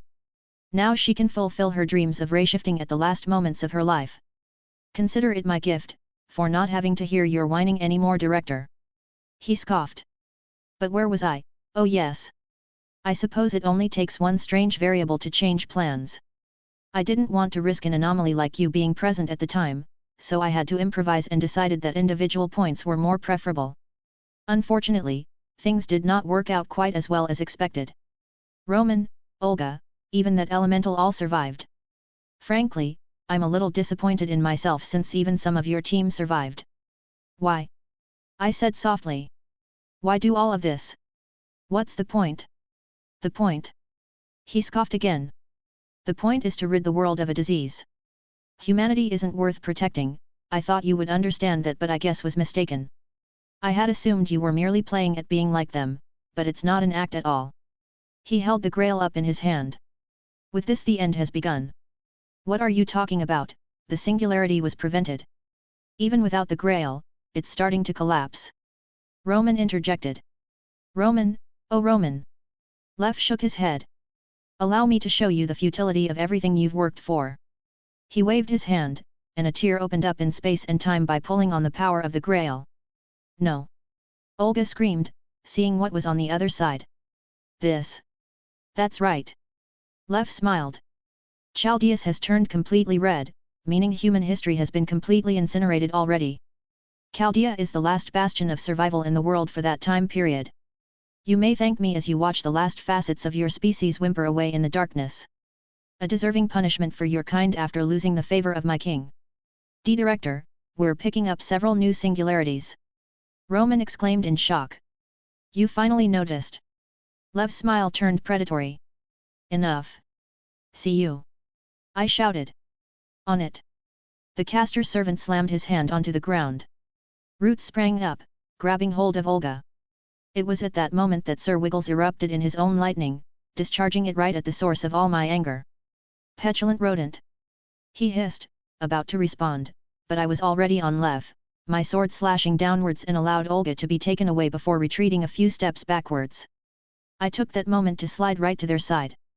Roman, being ray-shifting. Right as I said that, this entire place shook, this isolated realm that was only supported by Saber and the Grail. Oh yes, ray-shift back. Olga can die by having her existence eradicated that way. A remnant soul that will vanish the moment she steps back into Chaldea. Lev mocked. Are you sure? Roman hesitated due to his words. Da Vinci, you there? I didn't take my eyes off him. He just stared, as if to watch a show. I could tell he was utterly amused by this whole thing. She's not. I'm here, what do you need? Da Vinci's voice came over the link. What? Later, Roman. I quickly interrupted. Da Vinci, how quickly can you make Olga a new body? If someone had told me the situation beforehand, I would have had enough time. But as it stands, she'll only have a few seconds the moment she steps back, not enough time to do anything. Da Vinci didn't hold back her words. Aye. Olga has a few tears streaming down her face. Get started. I told her. On it. Da Vinci didn't argue. Roman, setting link. Mash stepped forward, slamming her shield into the ground. Ray-shifting initiated, 30 seconds until response. Roman stated. Director, don't fight me. I put a hand on her chest. Hey farm boy, give me some magical energy. CU spoke up. My junior here finished the war, but I'm a little unsatisfied. I think I'll take a crack at that ass over there. CU raised his spear, pointing towards Lev. Oh, you want to fight me, servant? Lev's lips curled up. Do what you need to, caster. Samuel nodded, shifting over all the magical energy he could. Oof, yeah, a little rough there, but that's the stuff. CU straightened up. He shot me a sideways glance. I'll give you a few seconds, whatever he is, don't think I can hold him off for long and this place is starting to break apart. Thank you. I whispered. CU chuckled. You still owe me a drink later. He stepped forward, summoning all the magical energy he had available. Wicker Man. He immediately summoned his noble phantasm. The massive wooden construct rose up from the ground, engulfed in fire. And its target was the man who identified himself as Floros. Olga. I shifted my attention towards her. Despite the turbulent emotions I was feeling, the rage at wanting to tear him apart, I tried my best to give her a calm and gentle smile. You're going to be fine, trust me. At the very least, I could save her. At the moment, all the anger I was feeling was pushed back in favor of saving her. Olga didn't speak, but the look she gave was heart-wrenching. I've gotten to know her a little bit since coming to Chaldea. She was standoffish, prickly, and overall demanding. But, then I began to see what little bits she accidentally let out when she felt more comfortable. My aura surged out, reaching into her. Her body jerked as her eyes widened at what I was doing. What are these readings? For it is through freedom that we achieve immortality. Through this we become a paragon of liberation and choice to rise above fate. Infinite in possibilities and unbound by death, I release your soul and by my hand, unshackle thee. Olga's entire body burst out in light. No, it wasn't her body. She was a soul right now, and everyone could see her being directly affected. A multitude of colors swirled around her, a phenomena I've never witnessed before as this had never been attempted on a soul without a body. But I could feel her existence became more solidified. This should keep her form coherent until Da Vinci can create her a physical body or some other solution. Shimoda. Olga whispered, a confused look on her face. I pushed my hat a little down on her head. Sir Wiggles, watch over her. I commanded as he nestled between her arms once more. Ray shifting in 10 seconds. Roman shouted. Boss, are you coming? Samuel asked. I looked at them, then back to CU. The Wicker Man was barely being held together. I narrowed my eyes as Floros tore apart the wood construct and a barrage of spells landed on Castor himself. Shit. CU coughed, blood seeping from his mouth. Thought I could last a little longer. Castor. Samuel was about to run to him, but CU put his arm up.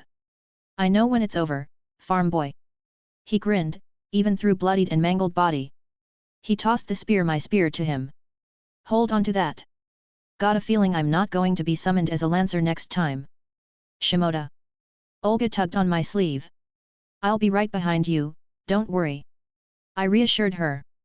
Samuel, Benjamin, Pierre, and Ritsuka. I glanced once more at the people I should have been responsible for. My heart ached knowing that they were the only members of B team that remained. Mash, watch over them. I had trouble even knowing what to say. Leave it to me, senpai. Mash nodded firmly. They didn't deserve this, they didn't deserve this at all. But I know they would be in good hands for now. The ray shift enveloped them, and it was interesting to see from this side. But I had absolutely no mind to pay attention to it for now. I glanced at CU who basically slumped to the ground. Hey, give me a good show. He grinned. Floros looked annoyed, his clothes were a little singed, and his eyes showed red with strange pupils. Glady. I growled out once the others were safely away. Welsh Dragon Balance Breaker. The massive torrent of power enveloped me as Drake's scale mail formed around my body. The accompanied roar shook the world. The collapse that was already imminent began to accelerate. What is that? Boost. I roared again, interrupting Floros's statement. I immediately shot off the ground right at me. He flicked his wand, a shield materializing around him as I slammed into it. Boost, boost, boost. I shouted again, forcing him into the ground. His shield cracked. Do you think? I reached my hand out, grabbing hold of my sword of destruction. My bloodline ignited around it and I slashed it downwards. Impudent! He shouted, his wand swinging forward to match it, enchanted with his own magics. The effects landed upon my sword, but they were utterly annihilated, making his eyes widen. A massive surge of power gathered in his other hand, so I switched targets, my sword of destruction cut through every obstacle, and it met his flesh. He roared as my power of destruction tore into his body, completely unaware of the origin, he didn't properly defend against it. His eyes glowed bright, and his flesh that was striped away shifted unnaturally, underneath, it appeared with more eyes. Matching his own disfigured pupils, they all glowed bright, unleashing condensed magical energy that actualized into the form of lasers. I ripped off what remained of his arm, pulling away the few bits of flesh that still held it together to his body before pulling away. My aura took a small hit to defend against his attack, but I wasn't much worse for wear. Floros stood to his feet, letting out a pained growl. "You, insignificant ant!" He clutched the spot where his arm was missing. I held up his severed arm, and I pulled on my bloodline again, disintegrating every piece of it right before his eyes. "I am far from done with you." I returned his scornful gaze. "I've had people I've hated before. I've had people target those I care about. I've had to deal with some of the most heinous excuses for living beings in existence. But you are probably the person I hate the most out of all my years of living. Congratulations, you achieved a monumental feat." Floros looked at his arm and sneered towards me. "This means nothing in front of the power of my king. You are nothing, an amalgamation, a facsimile of one of us, nothing more." "Yes, well, allow me to retort." I kicked off the ground again, moving at him at blinding speeds. "Boost!" Called out again and my fist smashed right into his stomach. His body practically caved in, but the light didn't even flicker in his eyes. He immediately grit his teeth and lashed out at me, those menacing eyes of his. Appendages burst out of his body, all covered in those strange eyes. They were strong, easily contesting with my own strength, enough that I had to actually be wary of them. It was no wonder that Cu was so easily defeated and his noble phantasm overcome. This thing was just masquerading in the form of a human, but it was more certainly a demon. The sky above us crackled and roared, matching my own fury with thunder and lightning following in its wake. I didn't reel myself in, letting all of my anger slip out to facilitate the change in weather. My other swords flew out, slashing at the massive tentacle-like appendages that attempted to reach me. "Annoying tricks!" The voice of the demon roared out, smacking them away, only for me to take hold of my sword of destruction and pierce right inside one of the largest appendages, letting loose my power of destruction. His painful roar resounded everywhere, forcing him to abandon it after realizing how corrosive my bloodline was. I didn't let up, I reached out my hand, grabbing Dawnbreaker slashing into his shoulder. He used his other hand to grab hold of the blade, stopping me in my tracks, but I just let go and reached for Ascalon. The Dragon Slayer sword flew into my hand and I swung it at his neck. He had to sacrifice several more of his tentacles to ward off the attack. My noble phantasm bit into the flesh surfaces, cleaving one and stopping halfway through another before the momentum subsided. I once more abandoned that sword and gestured to the sky. "Thor's hammer!" I looked him right in the eyes as I called upon one of my most destructive spells. I activated my semblance, turning my body into lightning. The detriment to my spell, I had never found a way to overcome it. A side effect of the massive power being that it would harm anything within the area, including myself. The construct that formed out of pure lightning. It swung its hammer downwards. However, I was now lightning itself, I wouldn't be affected. I watched his eyes widen and a look of panic appear on his face. His body bloated, and shifted once more. His flesh split open and a massive tentacle surged outwards, reaching dozens of meters into the sky. Eyes wound around it, showing the same ones that Floros revealed. Was this his true form? The presence was enough to force me backwards. And all the eyes looked up into the sky. An eerie shout sounded out, the eyes glowed bright and a malevolent flame-like magic erupted to meet my attack head-on. They collided in mid-air, completely destroying one another. The ground beneath us cracked and dispersed. It was a lightless void that began to be revealed underneath. This singularity was well and truly almost gone. "You forced me into this." The eyes of the thing all focused back on me. Die! The eyes dilated, and laser-like attacks discharged from every single one. They turned and jerked at angles that should be impossible, surrounding me completely. "Ascalon!" I called out, my noble phantasm long returning to my hand. The sword activated, moving to protect me at every angle, deflecting and blocking every blow that came about. Annoying pest! The warped voice growled out. It attacked me again, but I withdrew Ascalon. The sword of destruction re-entered my hand and dragon wings sprang forth from my back. I pushed off what remained of the ground, the endless void consuming everything else. I dodged around what blasts came for me, approaching the demon's true body. Sword of destruction! I called out. The ability to destroy anything 3 times every century. That was the ability that the sword held, it was what Jin told me about the relic. I've only used it once thus far. I target your core, and I sentence you to destruction. I slammed the sword into the main body. The massive tentacle flailed haphazardly, as if it lost all ability to properly maneuver. One of the large eyes on the tentacle bulged and the familiar shape forced its way out. Still missing an arm, body still scarred and cleaved in several places. He dropped to the ground, and parts of his body began to disintegrate at visible speed. The massive tentacle from being dissipated as well, leaving but his human-like form left. What did you do? He writhed on the ground. My connection, I'm losing. He screamed. My satisfaction at watching him get destroyed quickly came to a halt when he revealed the grail once more. That annoying trinket was starting to get on my nerves. He held it up as one of his legs disappeared in its entirety. My king, save me! He wailed, opening a rift and jumping through. It slammed shut right before him. You think you can leave? I ground my teeth, putting away everything else but Mirage. Reversing special coordinates. My sword began glowing as I started my abrupt calculations. The world falling apart around me. Finalized local anomaly, opening kaleidoscope. I shouted, slicing my sword down right where he left from, and I jumped through. I slammed onto some sort of marble flooring. I didn't even consider where I was going before jumping through, maybe my anger was clouding my judgment, but I couldn't stop.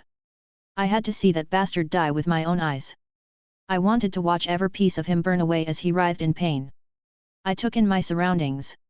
It was as if we were in the void of space, nothing around but floating pieces of earth, the biggest being the one I stood on. Immediately my eyes found a large staircase and they traveled up towards the top.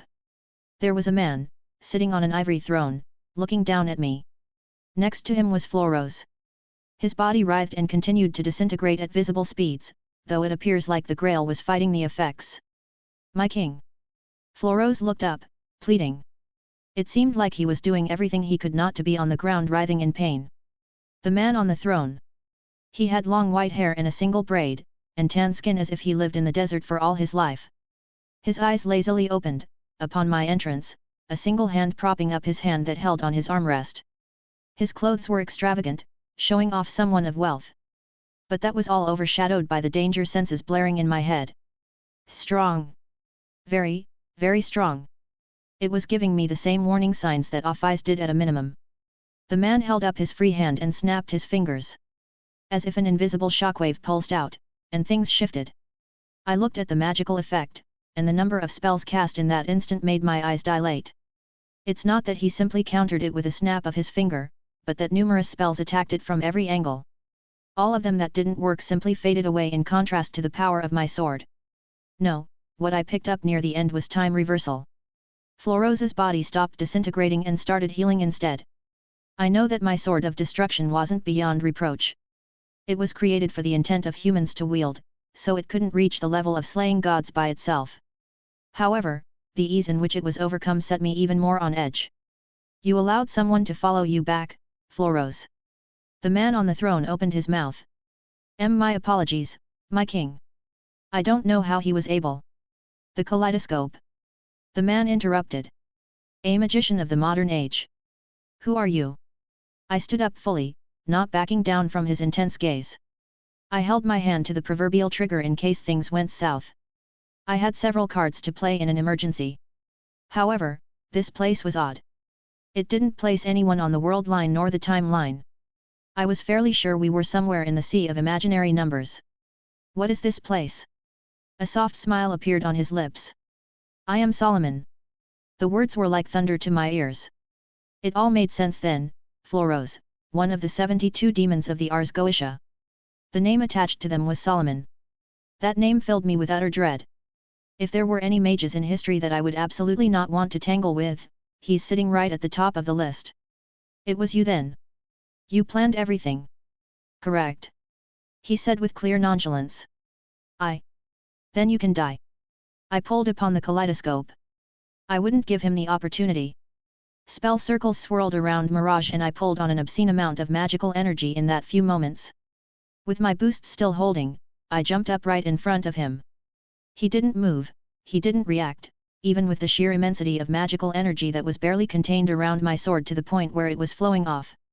Ether cannon. I released it mere feet away from his face. A translucent shield appeared around him.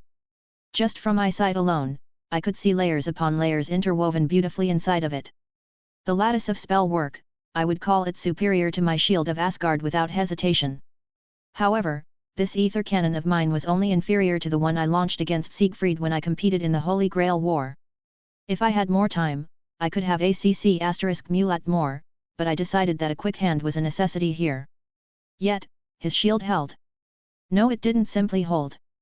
At first, it shuddered and threatened to shatter, but he did something and the lattice of spells that condensed the entirety of the spell work shifted. It unwound and realigned itself, then my ether cannon started to cascade off it. The vast majority of its power looked as if it unraveled at the seams upon colliding with his defense. Using the dimensional refraction phenomena to gather magical energy from parallel worlds. Then through a series of magical circles designed to integrate the fifth imaginary element into a solid shape and further igniting it with a continuous supply of magical energy, facilitating the observed reaction.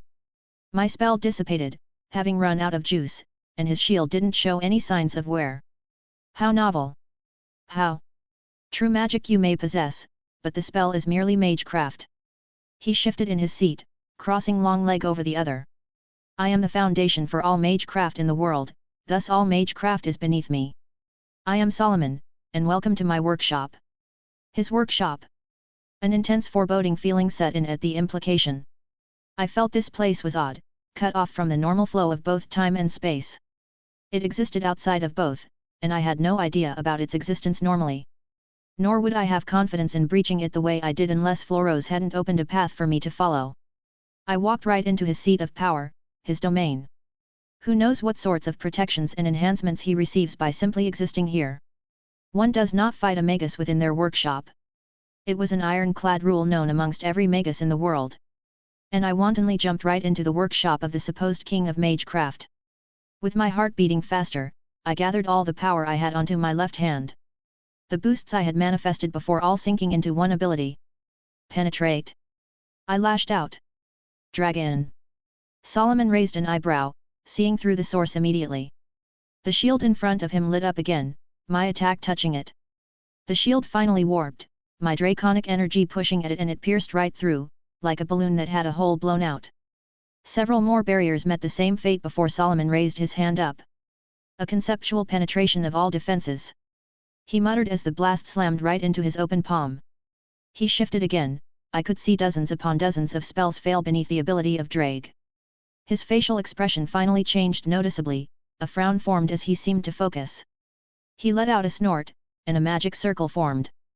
Before, every hint of magecraft he'd performed had been nearly instantaneous and without any build-up. But now, he was forced to fall back on something else. His arm stiffened, and he twitched slightly, but the spell circle took in the penetrate and dispersed. He paused, looking at his palm. I am injured. The skin on his palm had been destroyed. Mangled and bleeding from the collision. I can understand why Floros was defeated, how peculiar. And your existence, yes, an odd thing that confused him as well. An understandable mistake on his part. However, you are not one of us. He raised his hand up, and my vision was filled with light. Instinctively, I activated my semblance. My body turned to lightning and I moved far enough away, sliding down on the ground at the base of the stairs. A resistance to magical effect. He raised an eyebrow. A secondary elemental transformation. He tilted his head in confusion. Not fueled by magical energy. Curious. I wanted some distance so I could take a moment to reorientate my thoughts. He caught Drake's penetrate, and it merely caused a flesh wound on his palm. Brat, look up to the sky. Drake shouted, breaking me from my stupor. My head immediately jerked upwards, and I trembled upon seeing it. A massive ring of light appeared far above, but it wasn't just a light show. You noticed? The man calling himself Solomon mused. The sum total of magical energy by burning away humanity from your time period. It's still incomplete, but it is still a substantial amount. It wasn't just a ring of line. It was composed of smaller strands of light, each one holding an immense amount of magical energy. Each one probably more than the amount I used to cast my ether cannon a few minutes ago. And there were thousands upon thousands of them all flying in a circle, enough that it looked like a solid shape. You. I whispered, having trouble finding the right words. You're using human history as fuel? This was your goal? And why you destroyed Chaldea? Humanity should be thankful that they have some use. He waved his hand dismissively. And Chaldea was never of any consequence.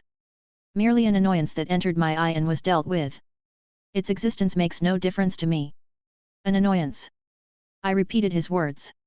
So many people died, many of which I knew, and it was just because they were an annoyance. Strun Bakuo. The words like a roar as they echoed out into the void. I saw his eyes widen, the vibrations of my words sending a quake throughout this realm. Surprise flash across his face as his head jerked upwards. Clouds. Thunder and lightning answered my call. The lights so far above became obscure from my summoned storm. The shout that probably had the most affinity with myself after I became a campione.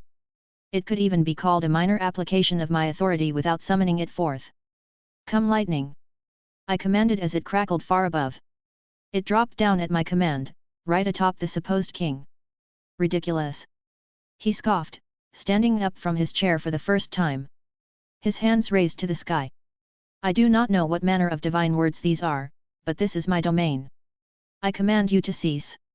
His voice raised and a monochromatic sphere exploded outwards. His hands wrenched and pulled, the lightning that was coming down collided with his spell, and it disappeared. As if it were willed out of existence, the authority that I used to call it forth was overridden. My summoned storm began to disperse. He looked at me smugly, making me even angrier. I held up my hand to the sky, and my divinity was unsealed. A massive torrent of magical energy enveloped me as it exploded outwards. It was here, at this place, that Susanoo led 1,000 unruly deities in rebellion. 1,000 swords standing upon the earth, used as city walls to defend against the enemies. Here, namely, the Ame no Murakumo no Tsurugi. The steel that breaks 1,000 blades. The words of power left my lips, the chant completed, and the void shifted once more. The dispersing storm immediately filled with life once more. The thunder clouds multiplied and were filled with a substantial amount of energy as they swirled around above. A single bolt of lightning fell downward, right into my hand. The feeling of a sword between my fingers. The divine sword I had acquired after defeating the storm god.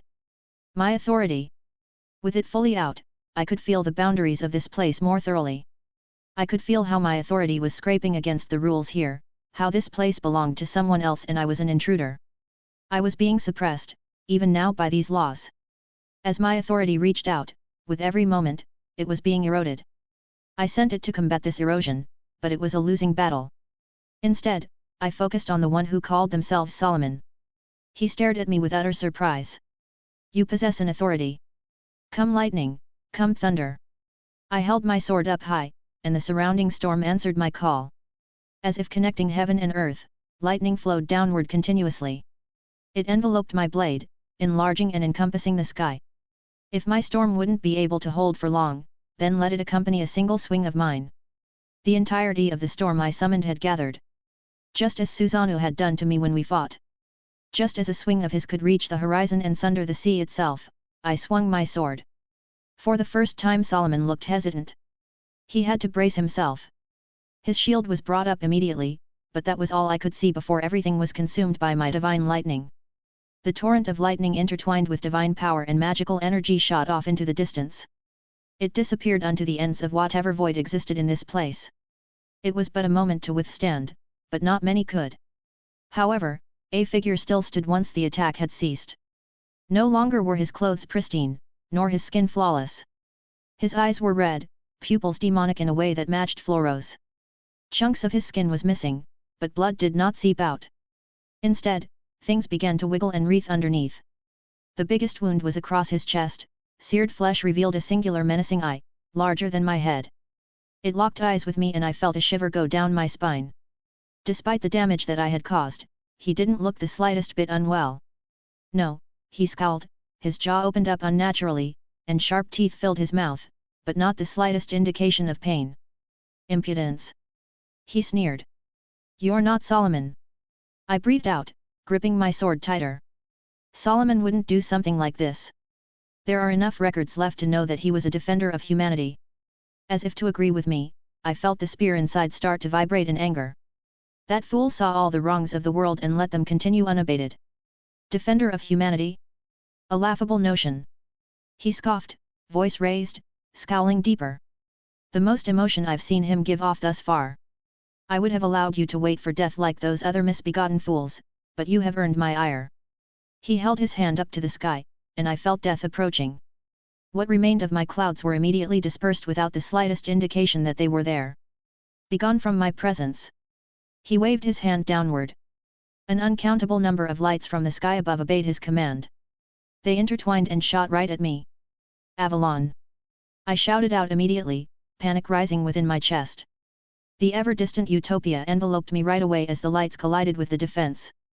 Artoria's sheath had fended off Excalibur without any problem, however, each strand of light that came at me could easily match it in intensity. A continuous burst of power completely enveloped my vision and I saw no end in sight. The sheath didn't waver in the slightest, yet, under this onslaught, Avalon started draining the remaining stores of Artoria's magical energy quickly to sustain itself. I've never had to use it for this long before, and the upkeep was substantial. What I would call the strongest defensive noble phantasm, was losing in a prolonged engagement. I did not have any thoughts about the shield breaking, but the power behind it was going to run out any moment. The ground I was standing on was annihilated, the Colosseum rocketed me off my feet, carrying me off of the marbled flooring that remained. Avalon's source of power was flickering, maybe only 1 or 2 breaths more of time were left as I was slammed into the dimensional barriers of this domain. It didn't stop, the sheer power was enough to shatter the fragile barrier. The void between worlds, the imaginary number space, greeted me with just emptiness in all directions. Avalon finally began to rescind its holy protection. I brought up my divine sword protectively, but the intense power pushed through my defenses. My aura surged outwards, but it shattered completely. The scale mail around me followed suit, barely holding out for a few breaths before shattering as well. I struggled to keep myself even conscious. It was only with a sudden eruption of golden light around me that I felt a minuscule amount of breathing room open up. Large white wings sprouted from my back and enveloped me protectively. I used that single moment to force myself away. Between the void of worlds, I could only pull towards a vaguely familiar location and use all my remaining strength to force a path open, yanking my body out of the path of the hostile light of destruction. My last thoughts were relief as the holy light around me faded away. Any longer and I would have been completely incinerated. I could only see the barest sight of a broken moon before my body collapsed completely and my consciousness faded. Chapter 356, Chapter 323. My head hurts. My everything hurts. I could feel my toes. I could feel my fingers, so a little bit of relief filled my heart. My eyelids were heavy, but I pushed them open and the light above me stinged. An unfamiliar roof I could barely make out through blurry eyes. I wanted to sit up, but my body screamed out in pain. I had to pause and grit my teeth, fighting through it. You're awake. I heard a soft voice, and my head slowly turned towards the door. Salem. Just speaking the words was enough for me to start coughing up blood. My chest hurt something fierce, but it was definitely worth it to see her rush over and start fussing over me. Why are you sitting up? She hissed, gently pushing me back down. Do you have any idea what state I found you in? My only response was a groan. Stop moving, you're only making it worse. She said sternly, putting a hand on my chest. I can actually feel your aura now, so that is an improvement. Good, I can help facilitate it then. Oof. I don't know how long I was out, but it feels like a while. And if my aura is just now making itself known again, it must have been hit very hard. No, it's still much too faint. If I try to pull it out anymore, you may receive backlash. That doesn't sound pleasant. Closing my eyes, I could vaguely feel my aura working its magic. There was another warming feeling inside. I could easily tell it to be Avalon, even if the supply of Artoria's magical energy is nearly depleted. It seemed to be doing its best to heal the parts of me that were the most damaged. Solomon, No, it was clearly not Solomon. Whatever that was, he was assuming the identity for some reason. With the brief conversation we had, he obviously held disdain for him. And Floros. It wasn't hard to put two and two together. Perhaps another of the demon pillars? No wonder I disliked him immediately. My devil bloodline encountered his demon bloodline or whatever it is. A strange reaction between two worlds. Chaldea, I need to go back. Or rather, should I immediately head back? Would my presence make him target Chaldea? He expressed apathy towards it before, something beneath his notice. Would I change that if I went back right this moment? I knew they were safe right now. If he was going to do something, wouldn't he have done it already? My bond with Sir Wiggles, I can still feel it. That rabbit had been with me even when I became a Campione, it's bonded with me so deeply, I don't doubt it has some affinity with the kaleidoscope now. The fact that I can still feel him with this distance isn't that surprising. Taking that into consideration, I wasn't sure I could even win in a fight. Strike that, I was pretty sure I would lose as I was, fully healed that is. It's not that I didn't have some more cards to play, things I wasn't able to bring to bear before. But, how likely is it that he showed all his cards? Considering he was hiding his true nature, pretty damn likely. Drake, are you okay? He had been awfully quiet. No. He answered sort of groggily. You're awake now, going to sleep for a little bit. Got hit with some backlash when the scale mail broke like that. We'll talk later. Shit. I'll just focus on healing for now. I'll weigh my options again once I'm back at 100%. Rushing into the problem caused this in the first place. I need to consider what happened properly and decide how to continue. Taking a deep breath, I turned on my magic circuits.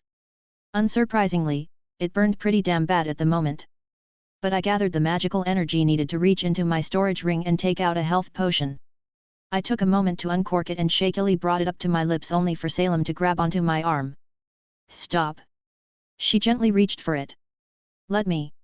She said softly, taking it from my hands and sitting down next to me. I suppose she could assume it was something beneficial for me considering the CIRC* misstances. She lifted the phial to my lips and I felt the warm liquid flow down my throat. It didn't do a lot, but giving it a moment, I should be fine to at least talk and sit up properly. What happened? I looked up at her. I was hoping you would tell me. One moment I am in my study, the next, the sky fills up with lights, followed by lightning and thunder booming everywhere.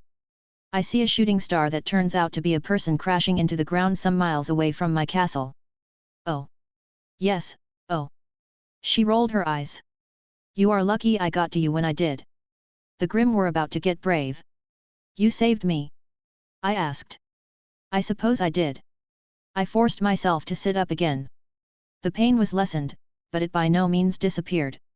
I was not at a very good point right now, but hearing something like that brightened my mood substantially. She cared. You've been taking care of me too. Of course, who else did you expect to be doing so? She crossed her arms with a small huff. I was a little hesitant about Salem. I wasn't blind, nor did I ignore everything about her. But hearing that, I was at her literal mercy, I was at my lowest, and she helped me, probably saved me, and had been nursing me back to health. I felt my heart beating a little quicker. I didn't really have time to think about where I forced myself to go. It was subconscious, and just somewhere I would be relatively safe. My hand inched towards hers. She stiffened a little when I took her hand into mine, but she didn't stop me. Thank you. You are welcome. She said softly, hand tightening around mine. I leaned my head against her shoulder, letting out a long breath in relief. How long was I out? From the time I have found you, it is the third day. She replied. I was beginning to think that you were not going to wake up. A severe injury resulting in aura depleted so thoroughly can cause serious harm. My soul is strong, it can handle that kind of blow and recover. Even if I felt like I could have died had things played out differently. Were you worried about me? I tilted my head up to see her face. She pursed her lips with a harumph. I was worried that there was someone capable of putting you in such a state whom I was unaware of. She grunted. Tell me who it was, I will take care of it. She was being completely serious too. Despite the CIRC* misstances, it did bring a smile to my face. It's fine, don't worry about it. Don't tell me not to worry. She frowned. I have had to sit here and make sure you would not die for 3 days. She turned towards me, giving me a little poke. I winced a little, feeling very sore right where she poked me. You're right, I'm sorry. Humph. It's good that you acknowledge it then. She had one of her cute little huffs again. How strong was the person who harmed you? I thought about that question on how to answer. You remember that Si Fei Long I killed? I recall, yes. I was hit by something about 100 times stronger than the spell I used to take it out. A rough estimate, but it wasn't entirely incorrect. She looked at me strangely. And where can I find them? It's complicated. One of your secrets then. She frowned. Very well. Salem. You have many secrets, one more will not change anything. I'm not being fair to her. I've been spending time intentionally trying to flirt and do my best to earn her affection, yet, I've been keeping so many obvious secrets. By what right do I have to want her to open up to me when I don't reciprocate the same? You deserve better. I said softly. I've been keeping a lot from you and you deserve to know at this point. But, not like this. I want to be at my best when I have that talk with you. Will you wait just a little bit longer? I want to tell you everything. You would trust me to reveal all your secrets. She looked at me strangely.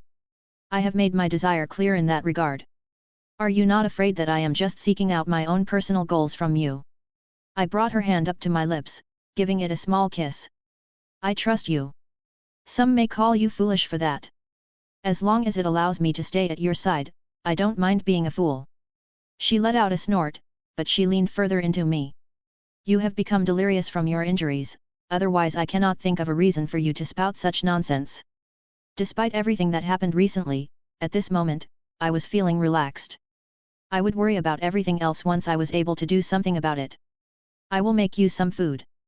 You have not had proper nourishment for many days. She pulled away, standing up.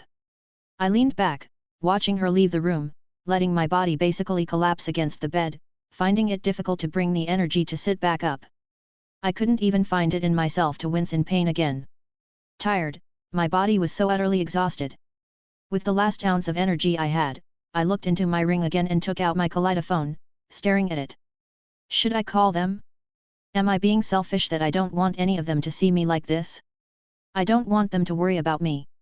I'm already out of danger at this point, I'll just let myself heal enough that I can walk on my own, then I'll go talk to them. The door opened back up only a few minutes later. Salem came back carrying a tray with a bowl, steam visibly simmering above. She walked forward, sitting down next to me once more, and I dropped the phone to my side. Come, I shall help you. She said softly, taking a spoonful of soup and moving it gently towards my mouth. I would just allow myself to calm down and enjoy the moment. I would worry about everything else once I was given some time to properly recover. I opened my eyes again, looking at the same ceiling I've recognized thus far. My body still hurt, and I didn't think I was going to be back to 100% unless I got Artoria to refill Avalon. Otherwise, naturally healing would probably take a couple weeks even with my absurd biology.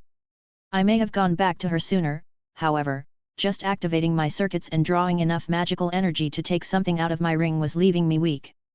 I couldn't imagine pulling on the kaleidoscope and actually hopping worlds at my previous state. My soul definitely took a big hit. Drake was sleeping right now, which was an obvious insinuation at how bad I suffered. My aura was utterly annihilated in such a way that it sent a shock right through my soul. But, after resting for as long as I have, I think I was well enough to try. I wasn't in a big rush though. If nothing else, this has given me a lot of time to think about everything. I do not have confidence on re-enter that workshop of his in the same manner. The way it existed, I was fairly sure he could change the coordinates in the imaginary numbers space at his will. Even without that though, it would be foolish for me to confront him immediately. He deciphered my mage craft with ease. And he was able to analyze nearly everything I did with but a single glance. Solomon he may not be, but I have to respect that kind of prowess he showed. And that's not even considering the sheer power he was giving off. My ether cannon was completely ineffectual at the level I used it at. My dragon words were acceptable, but the location left something to be desired. He had a stranglehold on that place, enough that even my authority was being forced away. Speaking of my authority, that attack didn't even manage to cause true damage.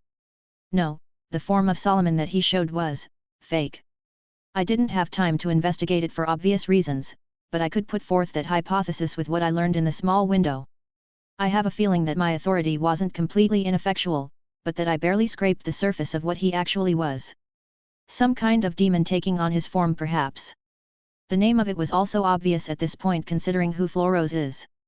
Though, which specific pillar is the question? I did notice 10 rings on his fingers, which begs the question on if it's the 10 rings I'm thinking of, or was he just playing the role fully? Because if that was the true 10 rings, I'm even more skeptical about my chances than I was previously. No, the spear didn't react enough for that I think. And the spear? The spear is a trump card he didn't see. It's something I think I can rely on if it came to it. As for my power of destruction, he probably knows all about it now due to Floros. And my authority was revealed, and Drake was shown. I have a few other tricks, like my Staff of Magnus, but I don't know if I could really call that a trump card when it only helps me in casting my magecraft. But, I need something else. Not just a trump card. If he's going around calling himself Solomon, then his knowledge of magecraft is obviously to the point where he can pull off the name. And his abilities so far just showed that much already.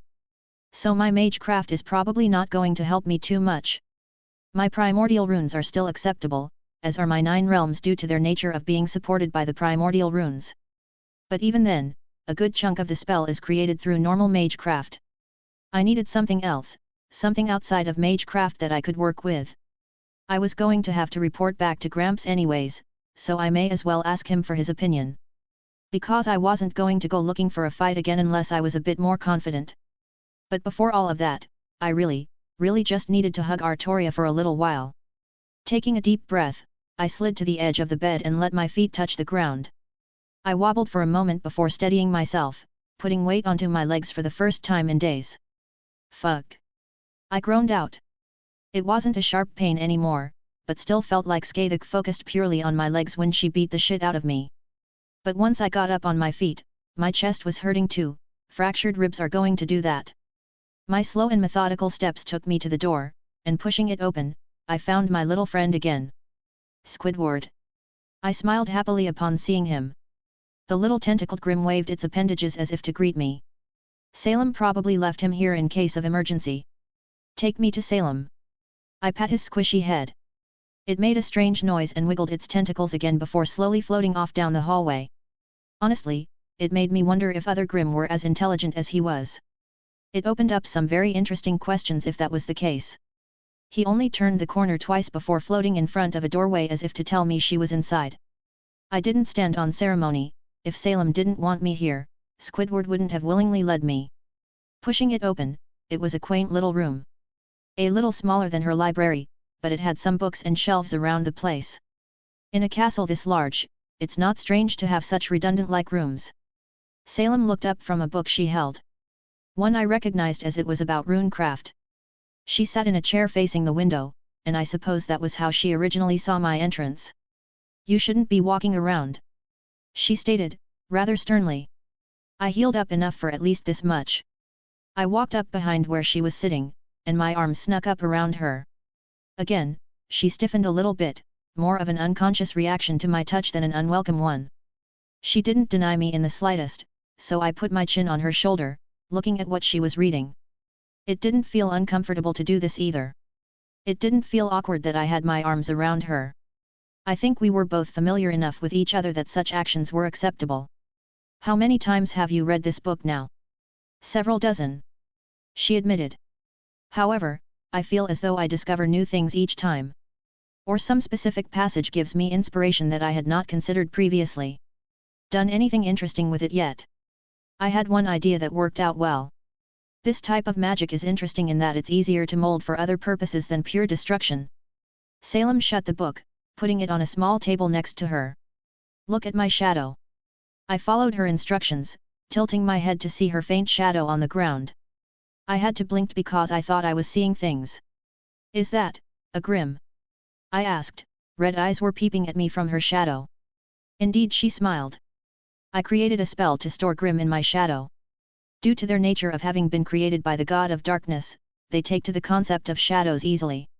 That is absolutely brilliant. I praised her with full sincerity. I am aware, she said rather smugly. There are still some minor problems, such as the amount I can store. But I am working on that for the moment. Do you want help? I offered. Your offer is appreciated, but unneeded. I am enjoying figuring it out and it is staving off boredom while you are absent. She went quiet. I don't think she meant to say that last part. I'll do my best to start coming around more. I could have teased her, but it didn't really feel right at this moment. Humph, do what you want. She didn't say no. She was too cute, I couldn't help myself. I gave her a little kiss on the cheek, much to her continued chagrin. I'm going to head out. You are well enough to leave then. I'm good enough that I can head back. Once I'm back home, I know someone who can heal me very quickly. I see. My girlfriend. Pardon. She furrowed her brow in confusion. It's not someone, it's my girlfriend. I made sure to clarify. I don't want to keep being vague or giving half-truths. My girlfriend Artoria can heal me much quicker once I go home. She knows about you, so it's only fair that you know about her as well. I have others as you know, but that's a long conversation and I think it'll best be served for when I get back. Like I promised. It was hard to get a read on her emotions right now, but I think she was happy. Happy that I was sharing things with her, things that were kept secret before. Very well, I shall await your return then. Salem said softly. Salem looked relaxed, content even. It made me not want to move because this kind of intimacy wasn't common between us yet. I can wait a few more minutes before leaving. I whispered. She replied simply with a small smile. I stabbed Mirage into the ground to steady myself after walking through a portal. I winced, immediately deactivating my magic circuits due to the burning sensation that was magnitudes higher than where they normally were. The sun had already disappeared for several hours at this point. But even so, it was nice to be back home after everything. Spending time with Salem after getting my ass thoroughly handed to me was relieving. It truly did help settle some of the emotions that were rampaging at the time. But right now, there was someone else that became a priority. I pushed the door open, ignoring the stabbing feeling in my chest. A little head poked out of the kitchen. Will. Artoria greeted me with a mix of confusion and happiness. Almost immediately, all those emotions I had been pushing down the past few days just spilled out. I didn't care that I was hurting right now, I just moved quickly towards her. My arms wrapping her up nice and tight. What's wrong, what happened to you? She looked worried, pulling apart as she gave me a thorough look. Wilhelm, are you okay? Seeing her after what happened. I love you. The words just came out by themselves. What are you saying so suddenly? The King of Knights immediately turned a bright shade of red. I couldn't stop myself. After watching the other her die, I couldn't hold on to it. Maybe it was too soon, maybe it wasn't, but I had to say it. Her dainty hands squeezed the fabric of my shirt, her head pushed against my chest as if to hide her face. I love you as well. She said quietly, barely more than a whisper. Magic words that could settle the frenzy of emotions that was happening in my heart. They were enough to make the world seem perfect for this moment. Chapter 357, Interlude 25. Olga Marie Animosphere POV. Director, you may not want to move around so quickly. Your soul is still getting used to your new body. I'm fine. I slowly slid off the bed. Thank you, Castor. She was right, my body felt odd. I suppose it would take a while to get used to it. I helped too. Roman whispered to the side. I shot him a glare immediately and he shrunk down. Idiot. He should have said something sooner. Whereas I didn't even need to finish my words before the rabbit was already jumping into my arms. Its weight and warmth were comforting. I couldn't help but hug him closely. What a smart rabbit. He wouldn't leave your side the entire time. Castor noted. Did Tak Wilhelm ever note the species? No. I said softly. How long was I unconscious? 2 days, Director. Roman replied. Did Shimoda come back yet? No. Oh. It's okay, he said he'll come back, so he'll come back. He's just a little late is all. What happened to me? I don't remember much after being reshifted back. I wanted to ask you that as well. Castor perked up. Wilhelm did something to you that made it so your soul could persist for a long period of time. Long enough that I was able to craft you a new body. I remember he chanted something, and filled me up with something powerful. I felt something warm flow into me. I paused, looking at Castor's humored expression, realizing the innuendo. Are you a child? I huffed. No, please go on. Castor gestured for me to continue with a chuckle. It was mostly a blur after that. I huffed again, running my fingers through the rabbit's fur. What happened? Well. Castor tapped her chin. I haven't run that many tests, honestly I've been working on more important things after I made sure you weren't going to die. But from what I could tell, he somehow actualized your soul. Actualized my soul. My eyes widened as I processed what she said. The third magic? Not exactly. Castor shook her head. Maybe a facet of it, but not the magic itself. Your soul was. Castor paused. Enlarged? Emphasized? Strengthened? There are a lot of words I can use to describe it, but feeling it for yourself may be the best course of action. Suffice to say, whatever he did, it was enough that you were able to sustain your existence without a body when you were reshifted back. We noticed something though, when trying to run medical diagnostics. Roman spoke up. Noticed what? We were hoping you would know.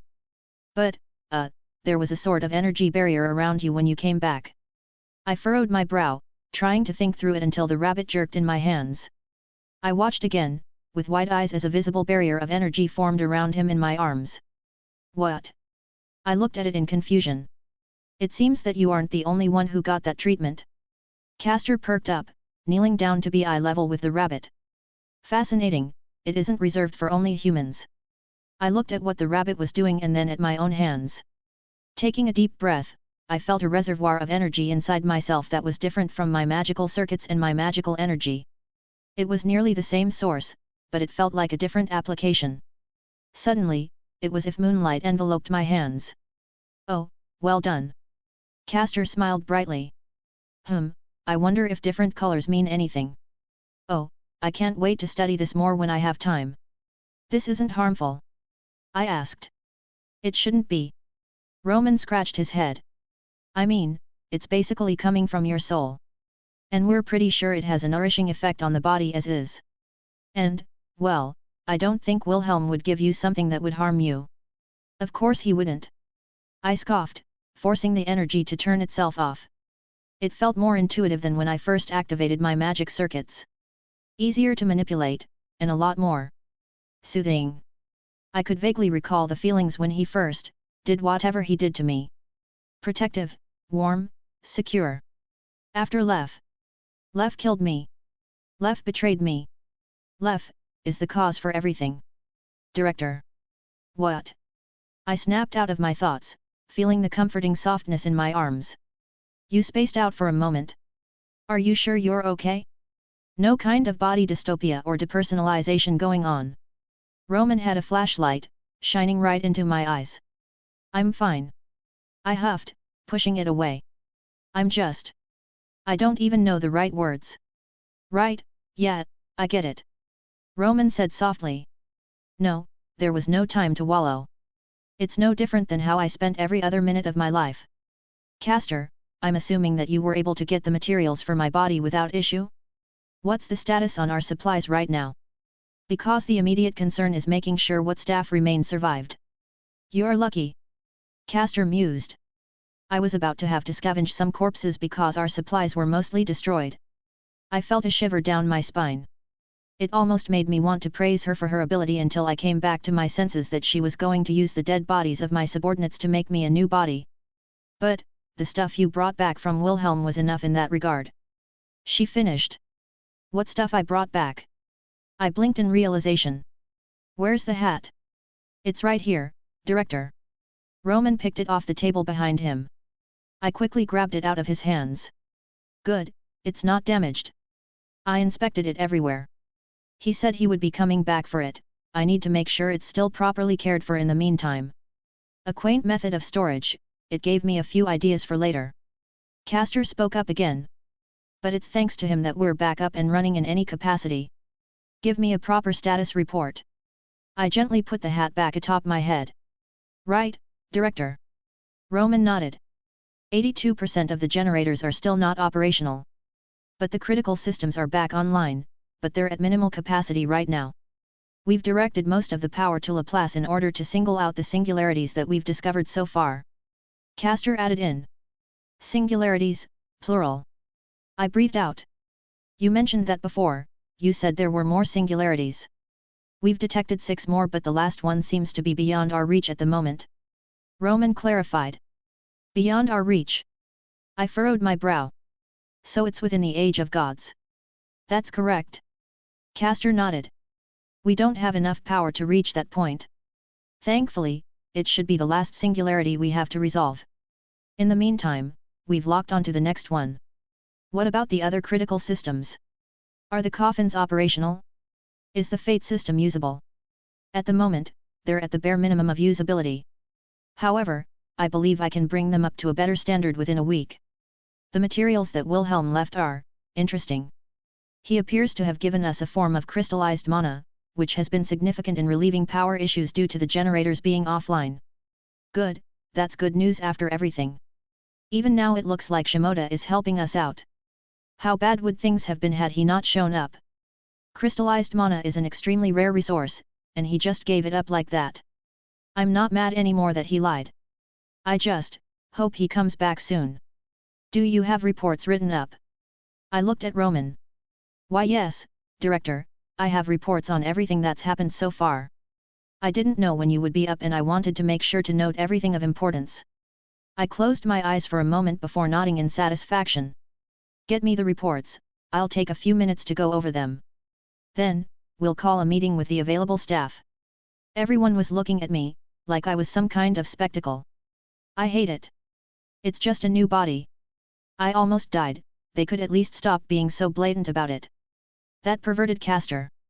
Why did she have to emphasize the fact that it's exactly the same in every detail? I didn't need to think about how she got all that the same. I would have preferred to hold this meeting in my office, but it's apparently still a damn crater right now. And I suppose I couldn't have everyone fit. And it's not even the entirety of the staff. A good 40% still aren't fit for active duty and can't even be up on their feet. Still, it could have been worse. Roman compiled reports from most people that were able. Shimoda saved a lot of people just by himself. Those talismans of his came in very handy, and we have a store of them remaining. The ease of use is something that can't be overlooked, and after we settle everything, I will be having Castor see if she can reproduce them. Everyone, listen up. I slammed my hand onto the table to stop all the mutterings. I'm not going to lie or sugarcoat what's going on. Right now, humanity is gone. I gave them a moment to process that bit of information. I know I curled up into a ball for an hour when I heard it myself. The only reason Chaldea still remains is due to the different fields of energy that Chaldea's is putting off, shielding us from the residual effects. We are the last bastion of humanity still remaining in the world. There is literally nothing else existing beyond these walls and the surroundings. The world we all knew is gone. They needed to know the hard truth. If they couldn't cope with this kind of thing, it was better to figure it out now and not when important matters presented themselves. But we're not defeated yet. We've detected the cause for the incineration of humanity. The Grand Order is still going forward. We will now be entering preparation time for deployment for the second singularity. I paused, turning towards Roman. Roman, you have information on it. The doctor coughed a little awkwardly but shifted his posture and held up a few pieces of paper. I won't bore everyone with the details. But we've narrowed it down to the year 1431 AD, location, France. Orleans. Historical significance, the 100-Year War. There was a little bit more light filling all these hopeless eyes. Good, giving them an objective would increase morale, even if a little bit. This location does come with a benefit. I took hold of the talks once more. As most of you may be aware, one of the casualties amongst the attack was our self-sufficient greenhouses. All production was utterly destroyed. We barely had anything in storage. We had enough food to ration tightly through the next few weeks, and we may have had to take drastic measures before reshifting to this singularity. However, you can thank the leader of the B team for his foresight. He was able to procure us enough foodstuffs to last us even a month or two beyond the singularity with the rate we're going. The good news comes that we will be able to secure supplies within the singularity and bring it back, alleviating many concerns we currently have. As for water, we're in the middle of frozen wasteland. We can break off chunks of ice and melt it for our needs. Once again, Shimoda came to our rescue. Many bags of rice, different fruits and vegetables. And even meats that will be preserved for weeks if needed. It's more than enough for us to get back on our feet by this Orleans singularity. With the most immediate concerns taken care of. We're going to start assigning people to different parts of the facility to start clearing out rubble and see what we can salvage. I'll be reading off names. If you have something to add, speak up when your name is called. If you practice certain crafts that may be valuable in other places, I expect you to say so. I cleared my throat, looking at the list of names. All right, everyone's here. I looked at the much smaller group around me. Everyone, I don't know if you've met so far, but Castor, introduce yourself. Nice to meet everyone officially, I'm Leonardo da Vinci. You can call me Castor or da Vinci if you prefer. Castor introduced herself. Standing around were the remnants of B team and A team. Is it impolite if I ask? I was born a man. Castor giggled. I decided to use this body due to my own preferences. So feel free to call me however you want. Thank you for the clarification, ma'am. Samuel thanked. Wilhelm asked the same thing. Castor smiled brightly. About him, is there any news? Fujimaru asked the question that everyone had on their minds. There is no word yet. We will be proceeding regardless. If you don't want to be dead weight by the time he comes back, then make sure you follow instructions. I replied. Yes, Director. He stiffened and complied. Good, now. I looked around the room. Benjamin. My eyes landed on the former drug dealer. You are on reserve until further notice. Is it because I'm missing an arm? He looked at me with complete seriousness. Yes. I felt myself twitch at his utter bluntness. You are still one of the only master candidates remaining, so unfortunately, we can't bench you completely. If something goes wrong, you will have to be deployed even as you are. I'd give you a salute, Director, but I'm a little handicapped right now. How did Shimoda deal with you? I let out a sigh. Though, it was better than him acting out in a different way. I apologize for not being able to offer you proper medical procedures to regain your arm. However, those supplies are being directed at the ones who are not as stable. That being said, I know that Shimoda made you a promise, and I will too. Chaldea will make sure you don't suffer a loss once we've solved this crisis. The guilt at telling this subordinate of mine that we can't regrow his arm after I had an entirely new body created for me. Thank you, Director. You're welcome. I said softly. Everyone is dealing with what happened in their own way. I can give them some leeway for now. I turned my gaze at one of the other difficult subordinates of mine. Hinako Akuta. The only one left of A team. Half of them were dead, the other half were in the coffins in a sort of stasis. We couldn't even unfreeze them right now because we didn't have the confidence in saving their lives. Not to mention the medical supplies we had was simply lacking. It's entirely possible they died before we properly diagnosed what was wrong. It was better to just keep them frozen for now and only try to heal them in an absolute emergency. Though, Roman said that Wadime was perhaps the most likely to be properly healed should it come to it. You're not human. There was no point dancing around the subject. Is there a problem with that? She immediately got defensive as soon as everyone's eyes landed on her. Is there? I frowned. Can you reshift? Can you perform your master candidate duties? If not, they say so now, I'm not going to waste time on you. I don't care if you're human or not, or whatever you are. You were hired by Chaldea to perform to expectations, that's all that matters. I don't know why she hid it, I don't care right now. At the moment, we have much bigger concerns and she's apparently not with Lev. Not to mention she was friendly with Shimoda, so I believe it's fine to trust her. I can do both. Her tension eased. I can survive a reshift pretty much regardless. Which is why your father sought me out initially. Most of our coffins are damaged. Are you saying you can be put into one of the damaged ones and as long as it reshifts accordingly, you'll be fine? The issue isn't that it can still reshift, but the danger to the person inside. If we didn't have to worry about repairing one for her, that would be significant. She crossed her arms. I'll survive without much issue. But it's not going to be pleasant. Good, we can work with that. What's your servant compatibility? And don't quote your file to me, at this point, it's obviously all fake. I don't know, I was never properly tested. She frowned. I shouldn't have an issue with summoning a servant. You're going to be going last then. We can't waste the resources and power on an uncertainty. Fine. She scowled. If it wasn't for that idiot, I'd be dead anyways. Just, tell me what you want, I'll do what I can to help. Good. I nodded in satisfaction. Do you know anything about Lev? I hazarded a guess. Your guess is as good as mine. All I know is that he isn't the same as me and not human. Shimoda knew the same and was keeping an eye on him, but he couldn't really do anything at the time. He knew, of course he knew. And I couldn't even blame him. What was he supposed to say? I would have trusted Lev immediately and kicked Shimoda out without a second thought. It's my fault. Pierre, Fujimaru, Mash, Samuel, and Hinako. I called out their names.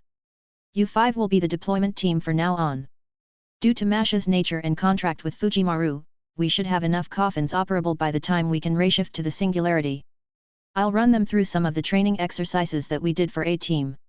I don't know what equipment we'll have available, but I can manage some things. Hinako spoke up. Please look after us, senpai. Fujimaru smiled brightly towards her. I think it caught her off guard, because she just sort of mumbled to herself.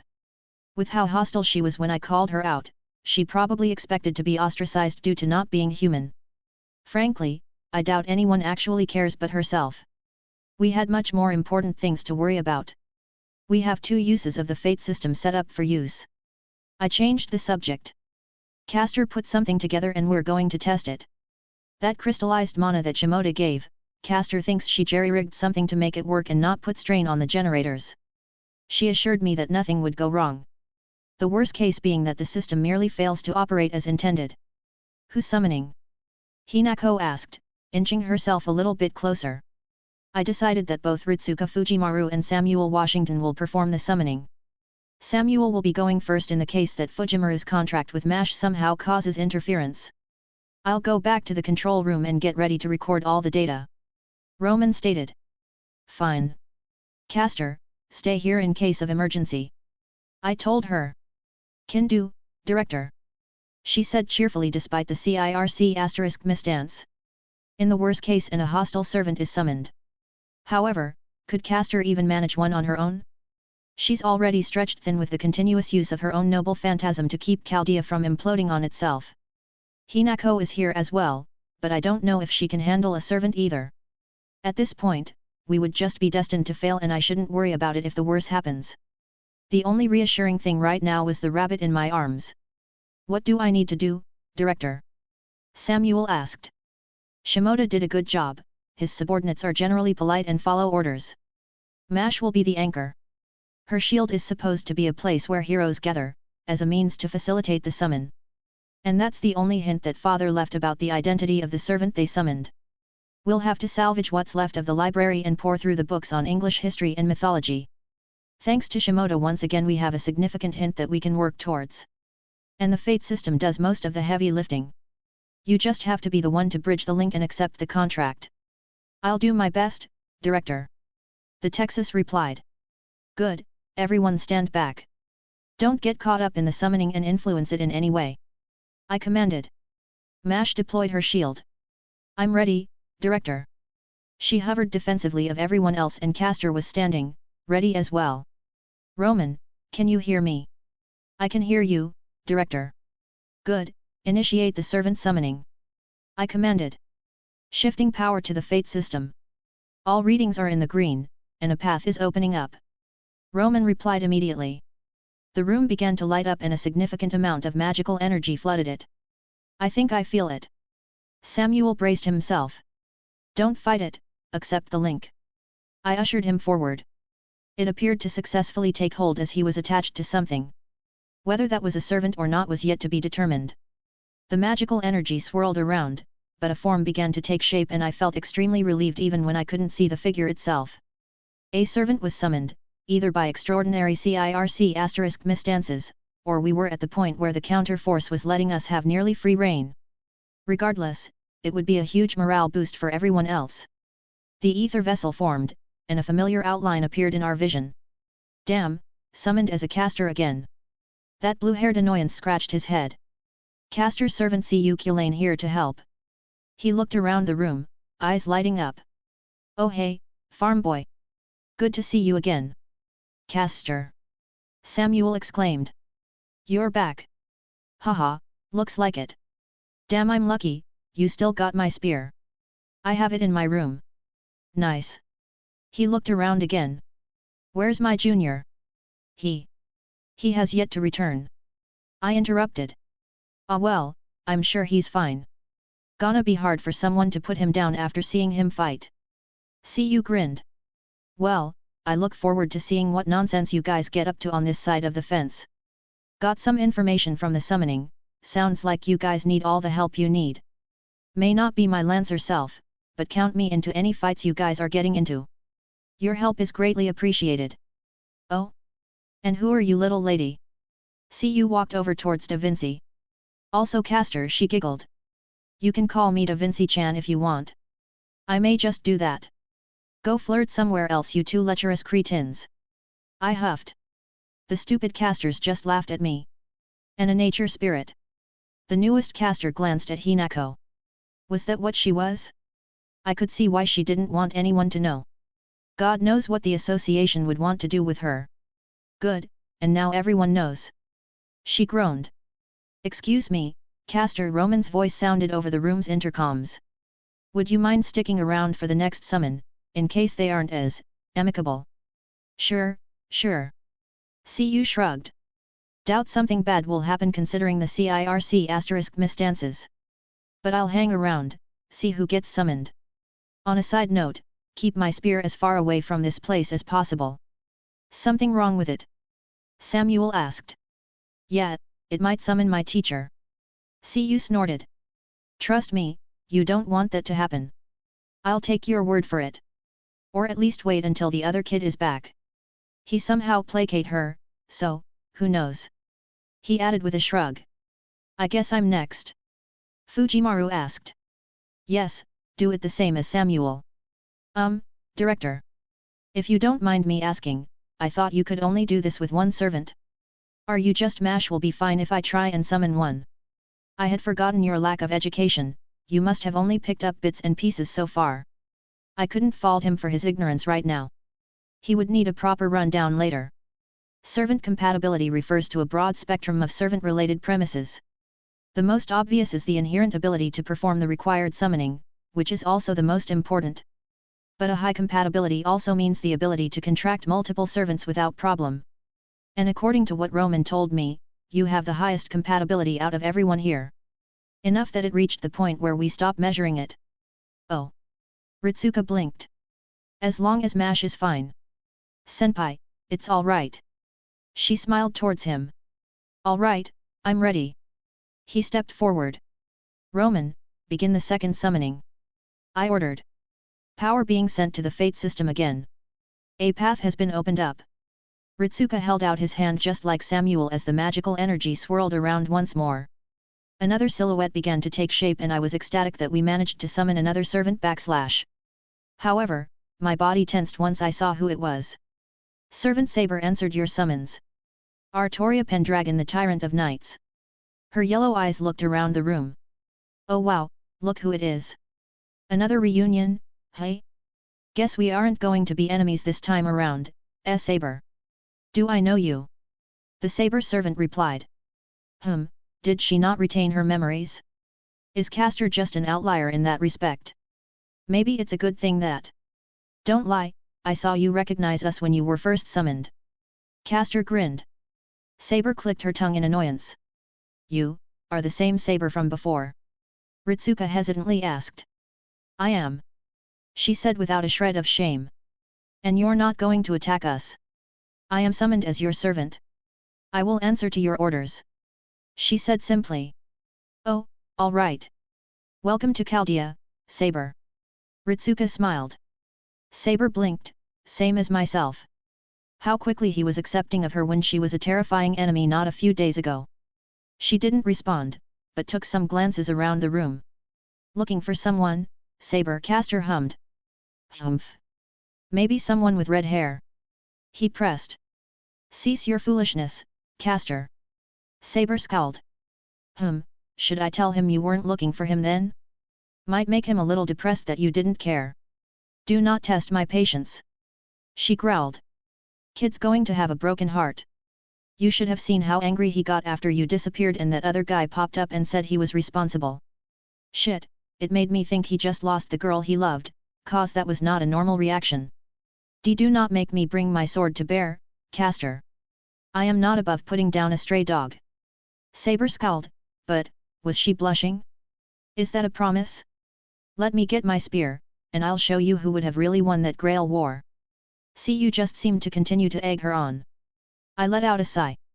This place was going to get extremely chaotic.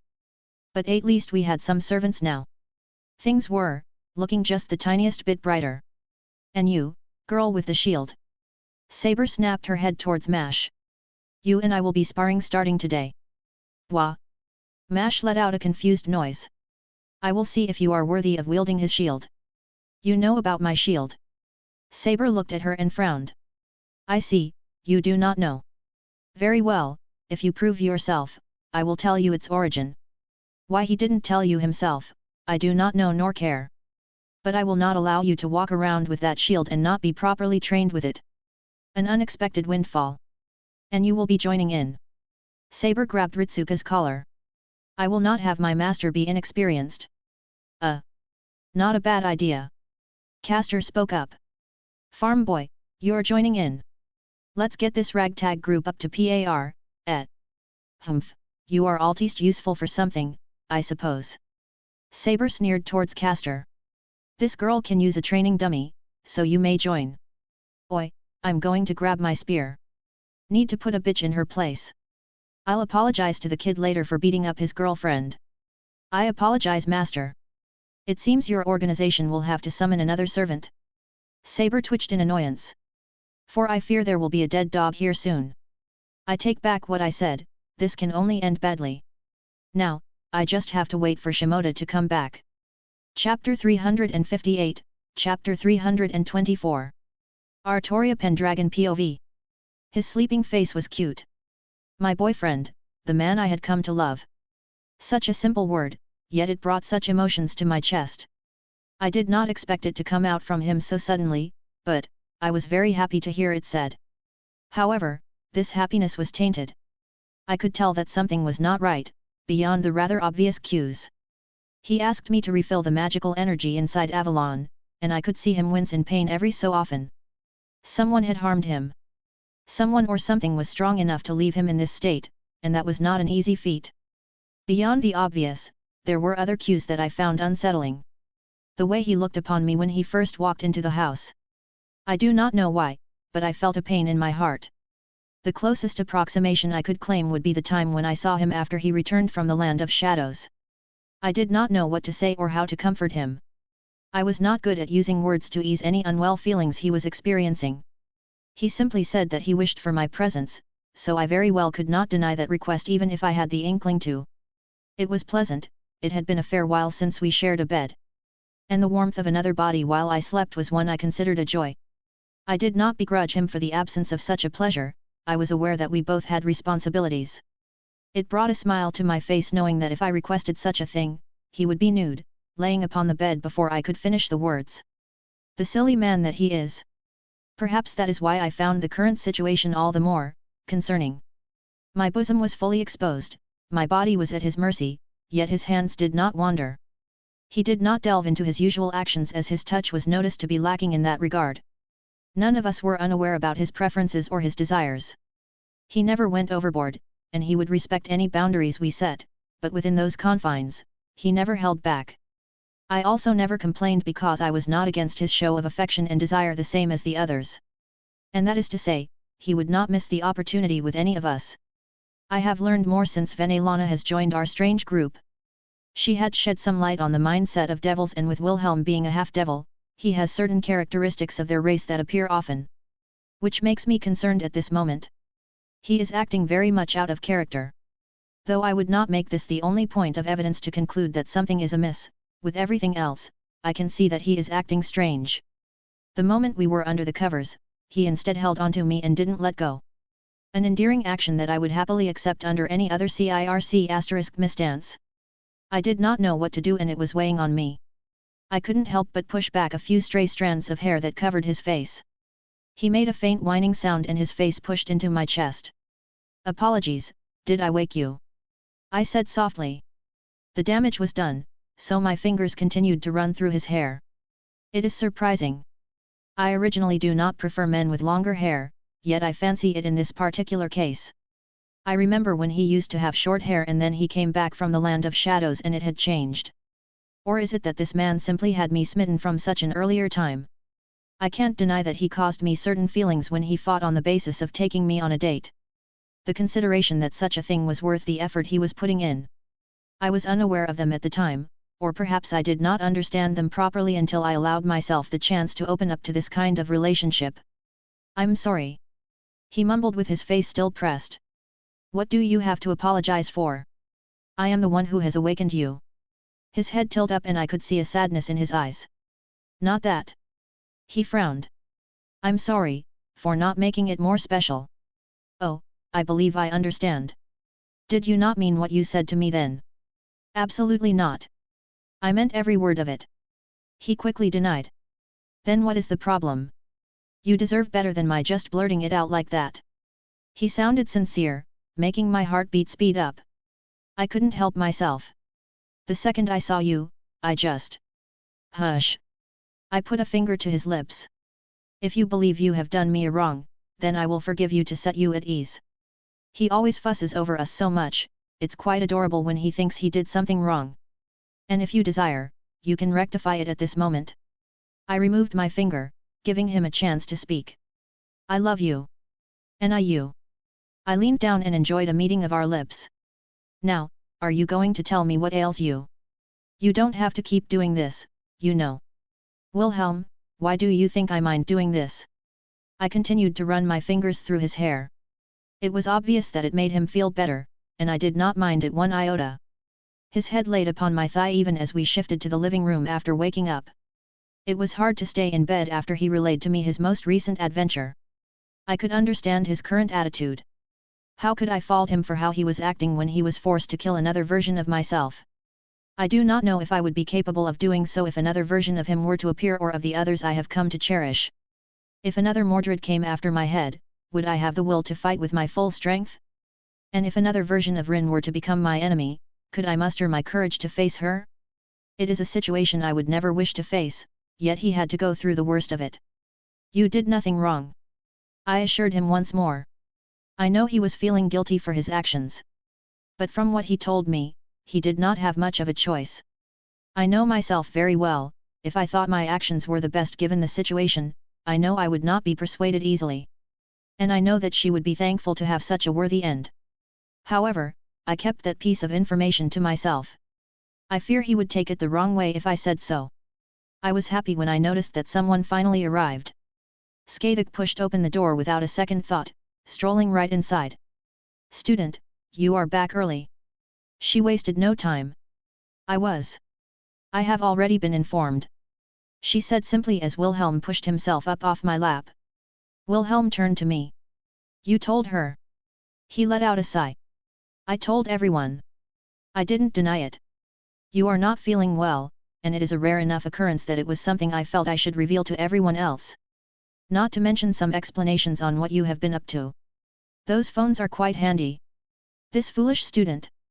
Skadek walked over and pulled Wilhelm forward. His face was now buried in her large bosom. He made no secret that he enjoyed this action, and I think everyone else enjoys doing it to him as well. Skadek looked at me humorously. It seems he needs to be reminded that we care for him just as he cares for us.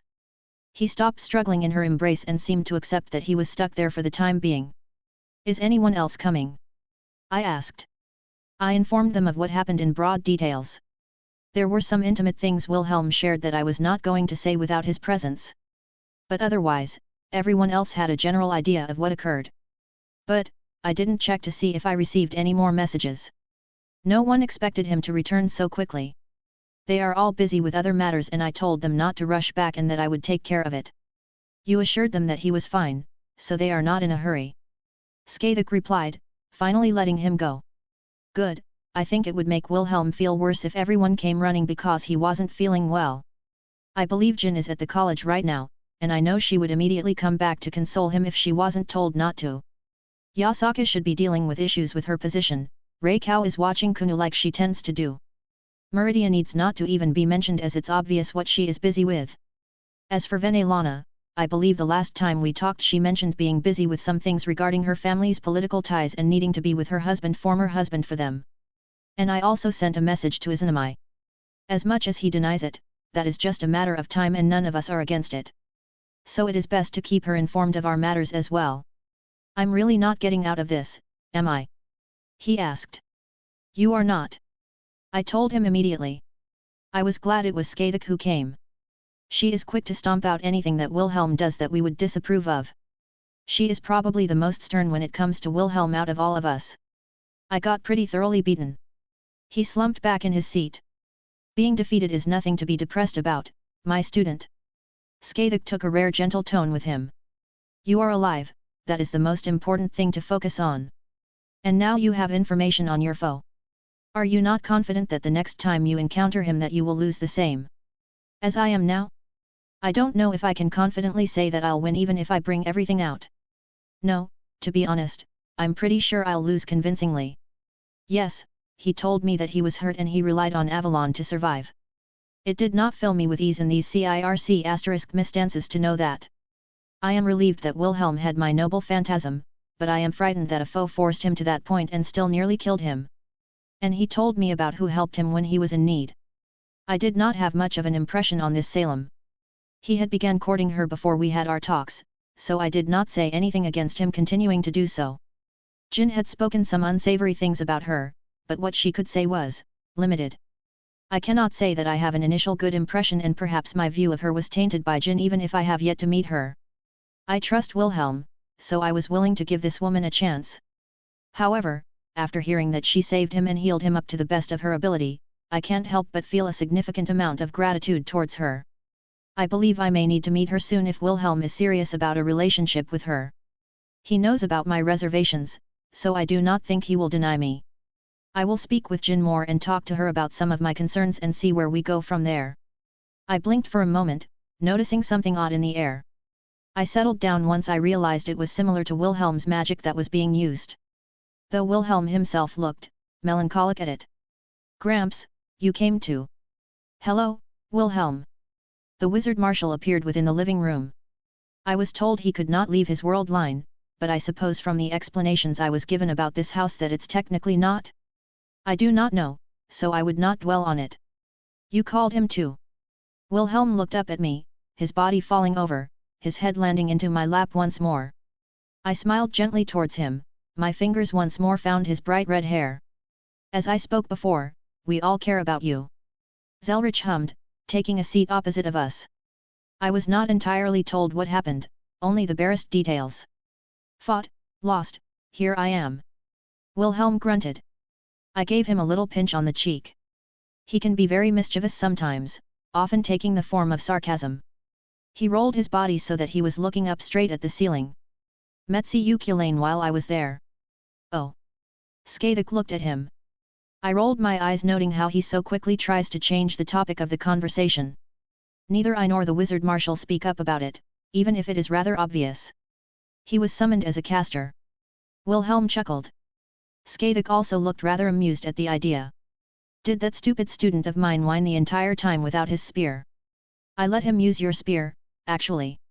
Skathik adopted a rather warm smile. I know that she was fond of Sedentat, having more than just the feelings of a teacher towards him in the past. I cannot imagine him without being a lancer. He was a worthy foe back in the Grail War and someone I admire. Someone I would call a hero without a second thought. That stupid boy. Skathik shook her head. How did he get summoned as a caster? He must have been very upset. Well, he was in an odd situation. Apparently Odin was sharing his vessel with him or something. The god probably had a hand in it cause there's no way he would be summoned as a caster normally. The All-Father. Skathik pursed her lips. He is not a god one should mingle with if possible. She let out a small sigh. I do hope he did not do anything to warrant that god's attention. A heroic spirit he may be now, but he is not beyond consequences if the right situation occurs. He did not do anything to you, I hope? Even if Odin is there with him, I am sure I can have words with my old student to set him straight. I felt Wilhelm shudder in my lap. An experience I'm sure someone can only experience by being under her tutelage. No, I think his Odin parts were mostly dormant. Though I did extort a spell from his repertoire in exchange for letting him use your spear. Well done. Skadic beamed. These two. I could only shake my head at their behavior. He's a good guy though. Wilhelm breathed out. I can see why you liked him. Kind of an ass, but I couldn't help but like him too. Phew phew phew, that is a perfect way to say it. Good, he's smiling now. It was the right choice to have help with this. Well, I guess I'll skip to the most important bits. I discovered who was responsible for the singularity and by extension the incineration of humanity over there. He identified himself as Floros. Wilhelm revealed, though I was more privy to this information. Am I to assume based on the name? Zelretch asked. Yup, the demon Floros, though it was different than I expected. It took the form of this tentacle thing with a bunch of eyes. It handled Castor pretty easily, so I would put it at a minimum of high servant tier ignoring noble phantasms. Wilhelm stated. I see, this demon killed my student. Skadic asked calmly, but I could feel the sharpness in her tone. I think it was just a poor matchup. If he had been summoned as Lancer, maybe it would turn out different. Irrelevant. Skadic frowned. It seems I will be paying a visit over there for two different reasons. I will see this enemy that defeated my student, then I will also give my student a remedial lesson. I apologize Lancer, I did not expect this to happen. Am I to assume that this Floros was not the one to beat you, Wilhelm? The wizard marshal asked. No, Floros tried to run away. I may have overreacted a little bit due to some reason and used the sword of destruction to destroy him. I could have killed him sooner, but I wanted him to suffer a little. He was upset over me. I am filled with equal parts guilt and exuberance at the emotions he showed at my alternative's death. I am pleased to know he cares so deeply about me, but I wish he would not act so rashly on my behalf. I assume things did not go your way then? Zelretch asked, slightly chastising him. He tore open a hole in time and space. I followed him without thinking. Wilhelm winced even as he said it. I know. It was stupid to just jump head first into things. Believe me, I realize my mistake after getting my ass kicked. Alright, I won't say anything. You sometimes do things that end poorly, but you also learn from your mistakes. So I will take this as you learning your lesson. Zelretch nodded. It was a small realm, a workshop that existed in the imaginary numbers space. I met the owner who claimed to be Solomon. Impossible. Zelretch reacted quickly and strongly. I don't think any of us were expecting that kind of reaction. Gramps? What's wrong? You don't remember? Zelretch looked at Wilhelm. No. Zelretch stroked his beard. Maybe that was intentional on my part. You once said you don't remember my parents either. Yes, that makes sense. It wouldn't do good for you to focus so much on the important people from my life. He murmured to himself. But to answer your question, who do you think I learned magecraft from? Solomon. Wilhelm slowly sat up from my lap once more. You learned magecraft from the king of magecraft. Yes. He didn't deny it. Not many people know this fact. And it's one of the reasons I watch over the Mages Association despite not being very fond of it. My teacher was worried that magecraft might become something detrimental to humanity, and I understood his views, so I continued my watch after he passed. It wasn't Solomon, I was able to confirm that. With Floros mentioned, I can guess at who, or rather what is responsible. Solomon's 72 demons, the Ars Goetia. I remember them from my tutelage, but I did not know what happened to them afterwards. It seems that they forsook his original intentions and enacted a large ritual across the centuries. He was converting humanity into energy. He hit me with about 100 times the output of Excalibur, and that was barely a drop in the bucket. I have no idea what he's planning, but he apparently needs a lot of energy for it. That is very concerning. Zelretch said darkly. I will have to do some of my own investigations. I am aware that teacher had a workshop that existed outside of time and space, but even I don't know the coordinates. If these demons were able to usurp it, then that means you were at a large disadvantage. Yet, he was able to fight against my authority's activation. He was able to force away my dragon words, and he was able to analyze and dissemble my magecraft on the spot. Wilhelm sighed. Gramps, I don't feel confident at all, and there are people depending on me. You said that humanity was incinerated, does Chaldea still stand? It does. I don't know why off the top of my head that Chaldea is still standing, but it is. I even have Sir Wiggles there at the moment watching them. Curious. Zelretch said simply. As I said, I will have to do some of my own investigations to give any definitive answers. The question is, what are your plans going forward? The amount of aid I can give is minimal in this situation. You remember that list you gave me a long time ago? The one about world lines that you've looked at and such? From when I went to Remnant for the first time. I do. I remember something there that piqued my interest. If I don't feel confident in facing him now, then I just have to get stronger. Magecraft is not the correct path for obvious reasons. But my other abilities seem to hold more ground, so I want to seek out something else. My body is fairly strong, I have some good weapons and even my magecraft is powerful even if it's not relevant here. But beyond my aura, I haven't done anything with my soul. And that's more of a physical application of it than anything else. I am a Campione, my soul was inherently upgraded. Not to mention I am a reincarnation, and I've had Drake inside my soul for how long now? It's something significant I don't think I should ignore. I want to find a way to harness the power of my soul better.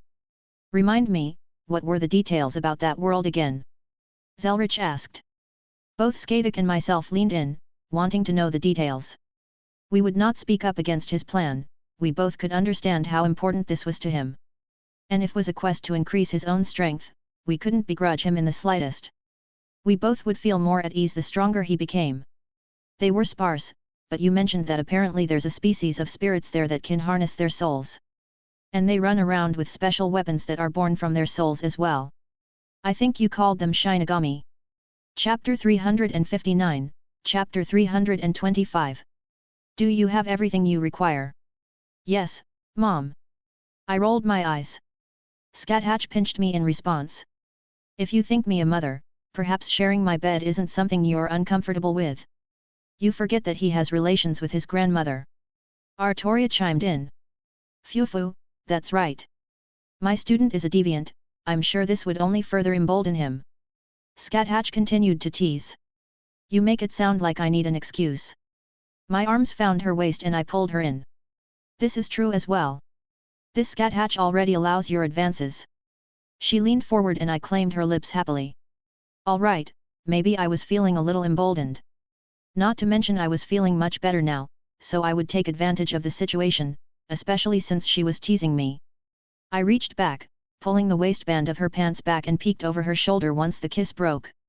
I was curious to see what she was wearing. Purple lacy panties, very nice. Brat. She playfully pinched me again. I gave her ass a nice squeeze. I couldn't just let it go after getting a good view like that. Not that she minded in the slightest. She was similar to Artoria in this regard, she didn't mind me doing stuff like this, but she didn't like public displays. Speaking of. I turned to Artoria who was patiently waiting next to us. That bright smile of hers always warms my heart when I see it. She was enveloped in my arms without a second thought. My petite little king of knights was always so adorable. You will keep Avalon once more. She looked up at me. And I will hear no argument to the contrary. Yes ma'am. Good. She smiled beautifully again. I will await your return. I won't be long. I reassured her. Maybe a couple weeks at most. Do not rush if you are not required to. I have matters that can preoccupy my time for now. And you can reach me through the phone whenever you desire. Yet, she was right. Better to do things properly than to try and rush through them. I gave her a light kiss on the lips before breaking the hug. I guess this is goodbye for now. Are you not forgetting something, student of mine? Scathatch interjected. I wish to hear you say it to her. It is not necessary. Artoria turned a little red. Oh, you told her. I felt a tiny bit embarrassed. Phew, the two of you are very cute. Say it, for my pleasure then. Scathatch chuckled. I leaned forward, kissing Artoria on the cheek. I love you. I love you as well. Artoria responded softly. While I was glad that there wasn't any jealousy to be had, the giggling of hers was making me a little flustered. I quickly grabbed Mirage with the set coordinate, I opened a portal and stepped through. I took a step onto the ground. Whenever I visited a new world, I always took a moment to take in the atmosphere. More than just getting my visual bearings, I let the world baptize me with its own special laws and unique CIRC** mistances. I was prepared, but even so, I felt my footing almost stumble before catching myself. That isn't to say something pressured me, but that it felt like I had been wearing weights on my legs for so long that I suddenly took them off and needed to reorient myself. Bringing my arm up to my face, I waved it a few times in front of myself, getting used to this new sensation. There wasn't any more difficulty or ease in my movements, but the difference was something I would need to get used to. Because what I felt was certainly not the mana I was used to. Rishi. I spoke the word I had recently learned. Gramps barely had any information on this world, but there were some things I did learn. Rishi, the main component of souls and all spiritual matter. Different from the equivalent that I'm used to back home. That being of course, spirit rons, the spirit particles that make up the soul. Both claim to be the makeup of one's soul, yet both are correct. Souls are souls, but they can differ slightly depending on the world that one is born to. Just how a human soul can be different than say a yokai soul, yet both are souls. The souls here are just a tad more unique than what I'm used to. While not a complete one-to-one ratio, Rishi can be another name for mana here. Though, the odd thing was that I could still feel mana in the air. So perhaps that wasn't even accurate either. I was just trying to draw parallels with my own knowledge to better start researching this stuff, but that may throw me off if I rely too much on it. Well, still going on that symbolism. If Rishi is basically this spiritual matter equivalent to mana, then obviously there is a term for the Rishi that each person possesses. Gramps had it written down too, he called it Ryoryoku. The basic term meaning spiritual power. It is amusing that there are similar terms for similar corresponding energies even if they exist on a slightly different spectrum. Fascinating. This energy, I couldn't immediately absorb it like I could mana. I would have to experiment with it because I felt like I could take it in with some effort or some workaround. Though, to do that, I would need to set up a proper workshop. And unfortunately, I didn't have an identity in this world, nor did I have the correct currency. Yes, I had yen, millions of it, enough that I would be set for life if I retired and lived like a normal human. However, I had a personal rule not to introduce the currency of one world to another, even if it matched. That was just asking for trouble, and it would be a headache to deal with if I got discovered. I tapped my finger against my arm as I looked out across this city. It was a little smaller than Fuyaki and Kyoto that I was used to in a Japanese town. I was on a hill at the far end of the town, but I could make out buildings that did dwarf the standard houses that seemed to line the distance. How strange! Why was this place of all locations in the world, the one with the highest concentration of Rishi? I couldn't pick out anything special about it at a glance. Not that I expected to be able to peer into any secrets, but it was just odd that something so plain and ordinary could hold that title. Oh well, it'll make things easier if I can just do some research in peace and get familiar with this energy source and proceed from there. However, I do need to settle the matter of finding a place to stay. I suppose I could take the same route I did in Remnant, without the whole incident to go along with it. I swiveled on my new chair. It was pretty comfortable. I liked this chair. And I could look out the window to see pretty far down the street. Even with only the moon illuminating the sky, it was some pretty good scenery. What a nice office! I admired, swinging around to look at my guests. Well, guests were sort of a misnomer. Technically, I was the guest. But it was just semantics. Two guys were sitting down on their knees, not even daring to look up at me. Their faces were a little swollen, but that was merely a side effect of them being a bit stupid. It was pretty good luck to find these people so quickly. I honestly didn't know if a small town like this had a criminal underbelly. So, I put my elbows up on my new desk. Shall we get down to business? What do you want? The boss trembled a little. I want a lot of things. Oddly enough, many of them involve Salem sitting on my face. But that's neither here nor there. I could use some identification.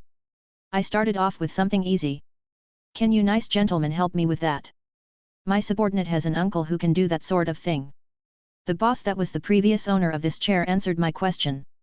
All right, bring him here. I clapped my hands happily. He's already here. The boss said, turning to look at the figure of a map half through the nearby wall, body limp as he hung there. The walls here were pretty much cardboard if I were to be honest. Ah, the idiot who pulled a gun on me. That's unfortunate. Can you contact his uncle if I offer a lot of money? He blinked and nodded. Good. I smiled happily and pretended to reach into my jack and took out some gold, setting it on the table. This should be enough to pay for it.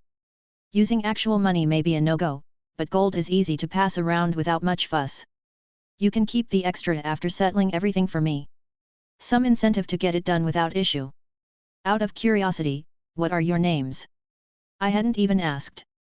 To be fair, I sort of just strolled right in and they got a little upset at that. I may have had to beat up everyone inside the building. Everyone calls me Scar, boss. The previous boss was already on his feet, bowing his head respectfully. And credit where it was due, he had already pocketed the gold in one swift motion. Though, being called boss made me feel a little depressed knowing how many of my subordinates I had already failed. I knew he had no way of knowing that it annoyed me, so he wouldn't get a beating. Is that because of that little scar next to your eye? I asked. No, it's because of the scar on his ass. The guy sitting down next to him received a quick kick in the face by Scar. Don't listen to him. Scar coughed awkwardly. What do you all actually do here? I was morbidly curious. I know that crime can't be prevented, there's always going to be those elements everywhere. But, this was such a small town, what the hell was worth forming a gang here for? I didn't expect a Yakuza group to exist in a small place like this. The guy who had been kicked a moment ago sat back up. You know, he had an oddly majestic-looking pompadour. We're not Yakuza. He said. Wait, what? I looked around. Scar scratched his head awkwardly. His dad owns the nearby hospital. Pointing to Pompadour. And his owns a bunch of real estate. I looked at them both for a moment before slowly face-palming. You're a bunch of second generations role-playing Yakuza. I wouldn't say role-playing. What about the idiot who pulled a gun on me? His grandfather is the head of the police here. He swiped it out of his dad's safe and he was showing it off. Scar replied a little embarrassed. It doesn't have any bullets. I opened my mouth and closed it again, opting to sigh instead. Can you still get me an ID and stuff? Yeah, that's easy. He nodded enthusiastically. Great. I breathed out with a little bit of exasperation. Now I felt bad for beating them up. You said your dad works in real estate. I'm looking for a secluded property, got any for sale? Scar perked up. My dad owns some abandoned buildings at the edge of town. He was going to knock them down a few years ago, but something happened and he hasn't touched them. While I'm happy that I got my immediate concerns settled, this is not how I was expecting this evening to go. Alright, I'll go check it out. Give me the directions, and we'll settle on payment later. I'll also leave my information here so you can get started on my identification. Do a good job and I'll give you a bonus. Whatever, I guess them playing as Yakuza was better than them being Yakuza. I'll get right on it, boss. He saluted. Right, you do that. Well, I could see why this place was abandoned. The air was cold, I could feel it in my soul. It didn't affect me negatively, but it was more so that my soul could feel the cold air that permeated this area. Something was definitely strange here. If a normal human felt this, I could imagine their fight-or-flight instincts kicking in and they'd want to stay away. The only answer is why. Dozens of people probably died here. It vaguely felt familiar to the time I was with Jean and we were investigating that conglomeration of resentment. Less intense, but still noticeable. Definitely not a human that caused this kind of phenomena. Curious. Should I try to make my presence known? It might make whatever caused this come after me too. But then again, I'm not proficient in this power that exists here, it may not be interested if I start flexing my magic. What if I stimulate the surrounding mana? Would that stimulate the Reishi in the air as well? Would that attract the cause of this mess? It was an interesting thought because walking through what seemed like a construction site was giving me nothing. There were a few buildings that looked to be ready for demolition, but it was clear they've been sitting here for a long-ass time. Some others that were barely standing. And a couple that looked half destroyed but not by any industrial means. Like something plowed into them and they collapsed. I walked up to a walk and drew a rune on it. I went to the other side of this little area and drew on another wall. I continued a few more times until I created a small area that was surrounded by these few runes. Not really a spell in name, but it should has a visible reaction to the ambient magical energy which in turn should also have an effect on the Reishi that exists here. I snapped my fingers, actualizing them. The runes lit up and I intentionally made the mana in the air a bit chaotic. I'm basically doing the equivalent of shaking a bottle of soda, trying to get a reaction out of anything nearby. This would probably take a little while, so I sat down and waited. In the meantime, I used this opportunity to try and take in some of this reishi that existed. My magical circuits were flared up fully, trying to capture this ambient power. However, it's like there was a hole in my net when I tried to grab hold. I could get just the tiniest bit, but it wasn't really responsive like the mana in the air. This is going to take some experimentation and effort. I grumbled in realization. My existence wasn't tailored to absorbing it like the people here naturally were.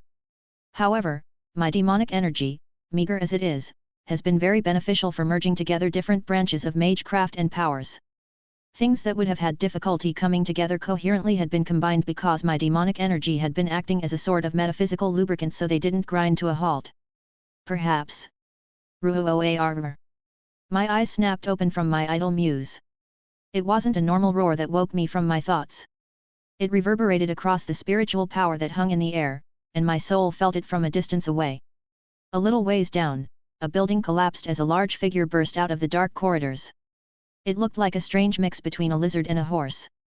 But the most notable feature was the white mask on its face as it stared right at me. "A Grim," I whispered in confusion before realization dawned on me. No, it was different. The information on this world that Gramps told me. There were spiritual beings known as Shinigami that supposedly protected the balance of souls or something inane like that. But on the opposite side there were evil spirits called hollows that sought to devour souls and get stronger. The two sides were enemies for obvious reasons. So, this was a hollow. Just its presence felt filthy. I had to resist the urge to grab Dawnbreaker and purge it from the world. It stomped across the ground, leaving huge footprints in the ground as it continued to usher that earth-shaking roar and charged at me. Its massive jaw opened up revealing lines of sharp teeth, clearly wanting to devour me. "You'll do nicely." I nodded, flicking my hand, producing a few talismans between my fingers. "Let's start experiment number 1. I threw them out as it approached. They shot off in 4 directions. 4 elements sealing formation. I activated the spell. They interlinked and locked down the large creature. Ethereal chains shot out of each talisman, wraparound around its body. Its large maw was snapped shut. And chains flew around, binding up its large reptilian-like legs. Its momentum was carried forward even after its stride was obstructed. It fell to the ground, sliding forward until it was only a few feet in front of me. It struggled, trying to break through my spell, but my magecraft held onto it tightly. "First experiment is a success," I muttered, happy that my magecraft still had the desirable effect on the thing. "Now, I just need to take it to." I stopped, my head snapped to the side, noticing some quick movements. 2 yellow eyes greeting me, shining under the cover of shadows. Slowly, it stepped out into the moonlight, and I could get a better look at it. "Well, hello there little kitty." I stared into eyes that held much more intelligence than a cat should. Chapter 360, Chapter 326. What a strange cat. The evil spirit the size of a small car was wailing and trying to break free, but this cat was seemingly more interesting. First off, I think a normal animal would instinctively avoid this area if even humans knew that something was wrong. And yet, it was sitting right here, a monster roaring at the side, just calmly looking at me. I guess I did cause a little bit of a commotion, but I didn't think it would be enough to grab anyone's immediate attention. "Hello." I offered a greeting. The cat tilted its head, tail swaying behind it. At least it wasn't as terrifying as that other animal from Chaldea. Speaking of, I never did ask Olga or anyone else about it. I suppose I was understandably preoccupied with other matters and it didn't show an iota of hostility. Honestly, I'd even call it friendly. It just seemed to like messing with me, probably because I was the only one who understood what kind of might it could bear. Something I'll have to look into later. I took a step forward, towards the strange cat, and it didn't react, still staring at me. Taking a few more steps forward, I crouched down, holding my hand out to see if it wanted to be pet. It still didn't react, so I stood back up. I turned around back towards the hollow, only to jerk backwards and try to get a reaction from the quick movement. Still, the cat didn't react, but I think I saw a hint of amusement in its eyes. Shaking my head, I turned back around again. Acting as if I was going to ignore it, I flicked my hand backwards, a single talisman flew out of my hand towards the cat. It finally reacted, moving very fast. Enough that the air displaced from where it stood. I turned to the side, and it was sitting there, like nothing had happened, dozens of feet away from where it was previously. And now, I was feeling competitive. I didn't even try to hide it, flexing my fingers and taking out a fistful of talismans. And of course, the cat looked at me challengingly. I wasted no time, the talismans already left my hand. Each of them had a different effect. One of them hit the ground, creating a small glacier that erupted from the ground. The cat jumped up with ease, avoiding it. While it was in the air, my second talisman turned into fiery snake that coiled around it at an odd angle. The cat slapped the air and back flipped out of the way. Somehow, it was able to create a foothold through what I assume was Reishi and dodge that way. My eyes widened and it looked way too smug at my reaction. I crossed my arms at its reaction, looking rather smug myself. Should have looked at where the last one went. I tooted in chastisement. The cat's eyes flickered as it clearly didn't see where I threw it, but I held up a lazy arm, pointing at the hollow. It wasn't difficult to hijack the spell I already cast. My last talisman slapped onto the hollow's mask, and it lit up as if siphoning the effects. Several chains shot out from the talisman at the cat that was falling in midair. The cat jerked its body to avoid one, and jumped to avoid another, but they wrapped and shot in such angles that it was apparently taken by surprise, only having the option to fall straight down without being caught. I held my arms open. I win, I declared as it fell right into my grasp. I was under no delusion that this cat could escape from my arms if it really wanted to. Hell, I felt like it was merely playing around and wasn't nearly as intense as it could have been. So, how long are you going to keep pretending? I lifted it up to the sky. Meow. It said in a very deep voice. It wasn't the sound a cat made, but a literal word as if a human spoke. Cute. I said dryly. You know, cats are an invasive species. I should do my due diligence and hand you over to the proper organizations. A little snip here and there, I'm sure it'll be over quick. Don't want more stray cats popping up. It stuck its tongue out at me. Fine, be that way. I just let go, letting it drop to the ground. Got more important things to take care of. I pivoted, walking back towards the hollow. It finally stopped thrashing about, mostly just seething quietly. I was a little miffed, so I kicked it as I got closer. The hollow immediately started yelling and roaring again. What are you doing? I blinked, realizing the little cat was at my feet, looking up at me. Oh, so you can talk. I deadpanned. Meow. It replied rather dryly. You're lucky I like cats. I pursed my lips. What's your deal? Some kind of yokai? Sure. I feel like you're not being truthful. Sure. Are you a parrot? Sure. Are you upset about what I said regarding getting you neutered? Meow. I rolled my eyes. Clearly, this cat was just messing with me. I don't know what's up with me and small dangerous animals that seem to find enjoyment out of annoying me. What's your name? Don't you know it's impolite to ask someone's name without introducing yourself first? The cat shot back. Do gaijins not know that? It tilted its head. First, that's more of a slur than an actual statement of one's status. I pointed out. And second, I'm half Japanese, thank you very much. And third, I leaned down. I don't think you can call someone impolite when you're technically trespassing. Or do cats not know anything about that? I parroted its words. Meow. Right. I sighed. Should have expected that. Anyways, the name is Wilhelm Henry Schweinorg. You're Yuaki. The cat replied with its own name. And this place is abandoned. I just bought it recently.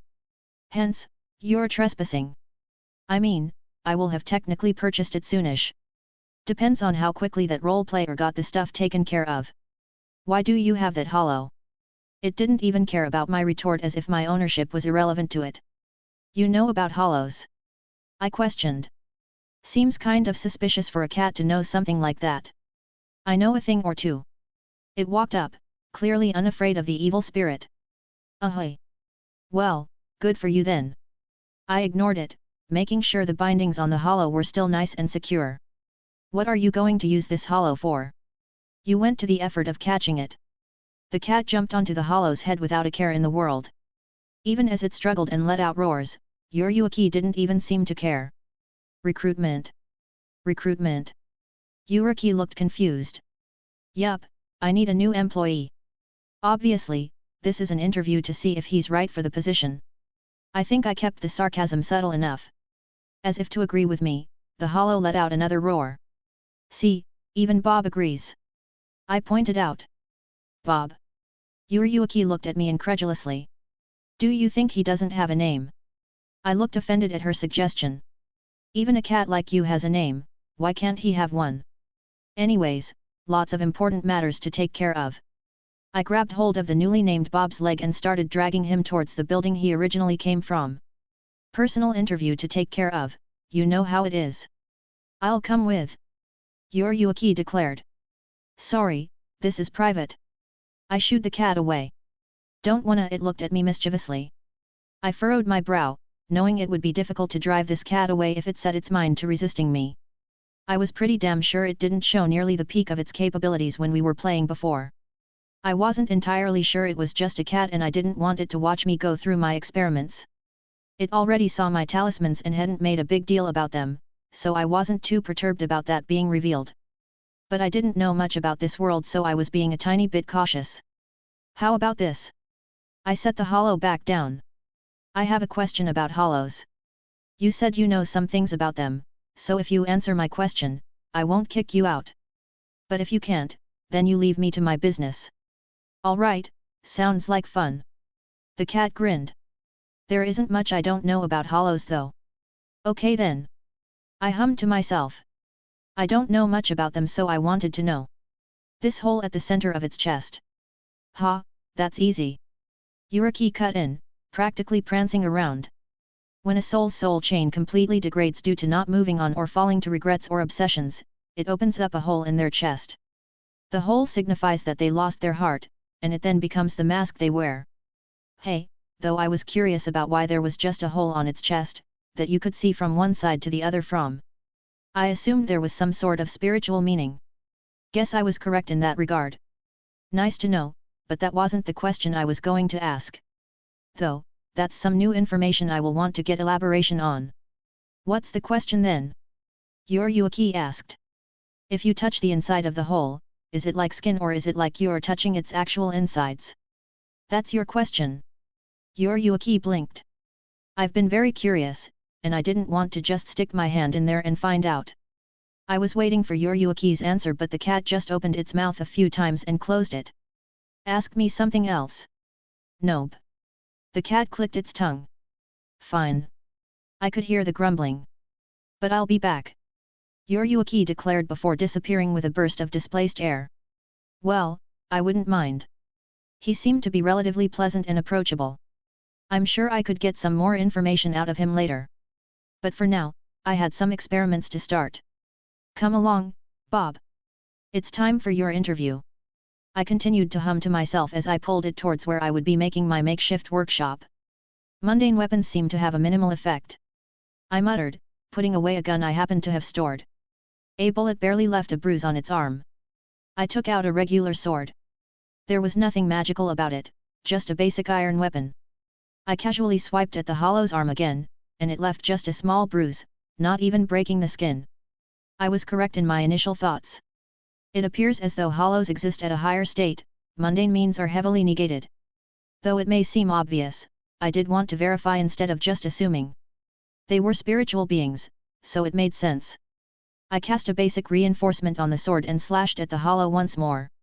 A cut opened up about the extent that I expected. There was a little bit of resistance, but that could be attributed to his thick skin and muscles. Good thing I set up several bounded fields, because this thing was making a lot of noise. I pulled on my divinity and held a little bit of lightning above my index finger. I gathered as much or rather, as little as I wanted. Just a tiny little spark, which was oddly more difficult to do than just gathering a huge amount. I pushed it against the hollow's arm and it picked up its roaring. It struggled violently, thrashing against its bindings. Interesting, very interesting. I muttered again, retracting my divinity. I tried again with just normal lightning, and although it still raged in pain, it didn't react quite as violently as before. Divinity appears to have some sort of suppression effect on hollows. I spoke the words as I wrote them down in my little notebook. That is to say, my divinity was its natural enemy in a sense, which corresponded to how Onmyoji called upon the gods to purify Yukai and other nefarious beings. Again, it made sense, but assuming things often leads to incorrect conclusions. Divinity was more intertwined with the world where a hollow appeared to be an unnatural aberration that went against the natural order. Now, what about my aura? I questioned aloud, calling forth the manifestation of my soul. I wasn't quite sure how aura would interact with the spiritual nature of the things found in this world.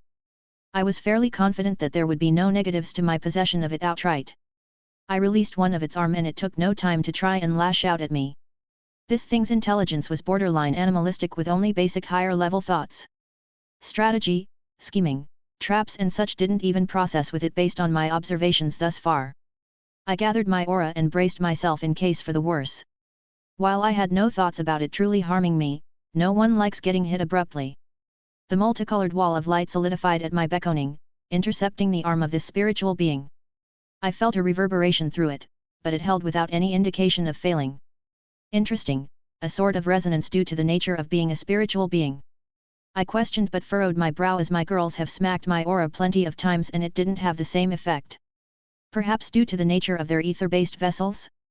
It allows them to exist in the physical world different from a hollow that is a purely spiritual being, basically a ghost. I drew a string of runes, landing on the hollow's flailing arm, locking it back down. And noted that magecraft is still operable without any noticeable drawbacks. Further testing with other spells and branches is required on a wider variety of these hollows. I wrote it down as well.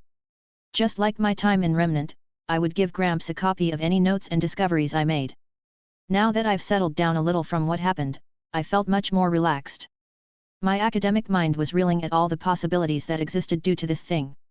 So many different experiments I could conduct and a wide array of data I could gather. I had many different thoughts, much of them not feasible. Such as trying to feed it a piece of my peach of immortality. I am very curious to see if it would have some adverse effects such as bringing it closer to a living being due to the high concentration of life contained within it. However, it was much too scarce a resource to waste on such a whimsical idea. Would necromancer have an effect on them as well? Should I see if Mordred's master has any thoughts in that regard?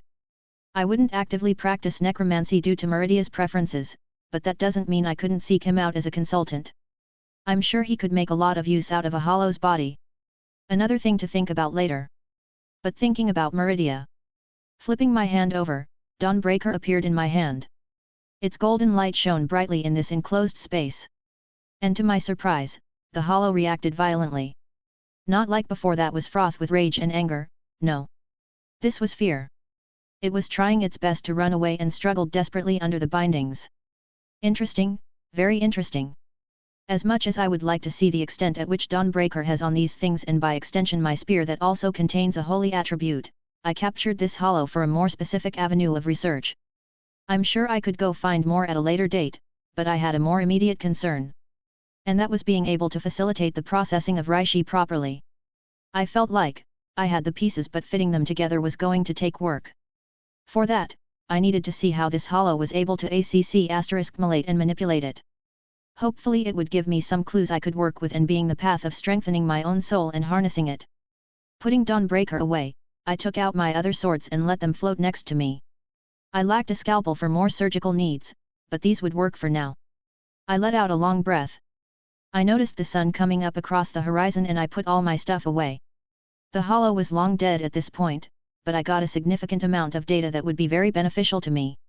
However, I would need many more test subjects to confirm a few hypotheses I had currently. It was annoying how quickly the body dissipated once it actually died. I had tried several means to keep it around, but they sort of failed to take hold. It seems I would have to take drastic measures if I wanted to keep the mass of soul power coherent for further deliberation next time. And there was still plenty of things I couldn't test, such as my primordial runes. Which would probably be a good method to try and keep it from dissipating. Well, it's not like I'm in a huge hurry. My concerns regarding Chaldea are thus far unfounded. Sir Wiggles is doing fine from what I've gathered. But that doesn't mean I'm not on a clock. I don't know what happened to the world line there and I wasn't entirely sure I would be able to do my normal sidestepping of time-related variables. I felt frustrated more than anything. Well, that's not true. I was still very angry at the one calling himself Solomon. Having to see any Artoria die like that was not something I ever wanted to experience. I just had to remind myself why I was here. My concern for now should be to find more hollows and do more research. This first one was just a happy coincidence. I'll have to really search for a hollow next time. Do they come out more at night? That would be my first thought considering their nature, but I'm not anywhere near an expert on them. Maybe I'll just... I'm back. A black cat suddenly burst through the nearby door. I blinked, staring at the black cat. I mentally checked my bounded fields, and they were still intact without any problems. I held up a finger and was about to say something before closing my mouth and shaking my head. Instead, I walked up to Yuryuki and picked him up.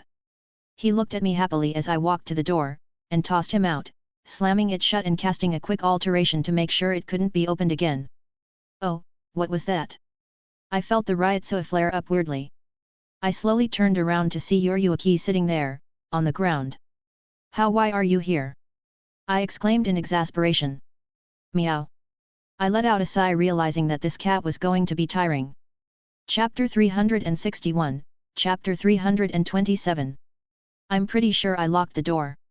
Cats don't use doors. Yuryuki countered. I can't argue with that logic. Which made me feel weird, considering I was arguing with a cat. Didn't you agree not to come back? You never said for how long. It started prancing around, inspecting the place. Where's Bob? I had to let him go. It seems like he wasn't a good fit for the company. I deadpanned. What did you do to the door? Yuryuki pushed against it, but it wouldn't budge. Your Ryotsu did something weird. My Ryotsu? I tilted my head. Ryotsu's spiritual pressure. I suppose that's the term used for someone's exertion of their Ryoryoku? But I cast a spell which should be laden with magical energy, not Ryotsu. Unless, by association, the Reishi I've gathered is also being facilitated due to the nature of this world. Curious. What makes you think I did anything? I asked. You can't hide it from me. The cat looked smug. Your Ryotsu is weird, but after seeing it again, I can pick it out easily now. He trotted over, plopping his butt right down in front of me, staring up. Did it increase too? You didn't have this much before. Who knows? I shrugged. So this cat can sense that my Ryotsu has increased. I did take some time to try and gather more of it via my magic circuits, even if the process was exceedingly slow and methodical. The mental image of trying to catch water with a net was pretty apt in this CIRC* misstance. I'm basically getting a few drops by luck every now and then. Still haven't been able to get my soul to do it naturally like the hollow was basically doing. Or what I assume the people here do by just existing. Still need more experimentation to figure out how I'm going to do this. Oh, a notebook, what's written here? Almost immediately the cat was on the nearby table where I left my notes. It tried to flip it open, but I slammed it shut before he could read anything. I believe the saying is curiosity killed the cat. It's okay, I have 9 lives.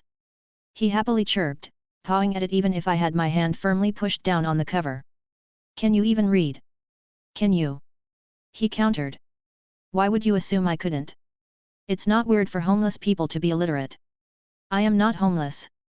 I rolled my eyes. So you live here by choice. I do own an actual house. I'm only here because I needed. I paused, giving him a glare. All right, nice try. The smug cat was smug.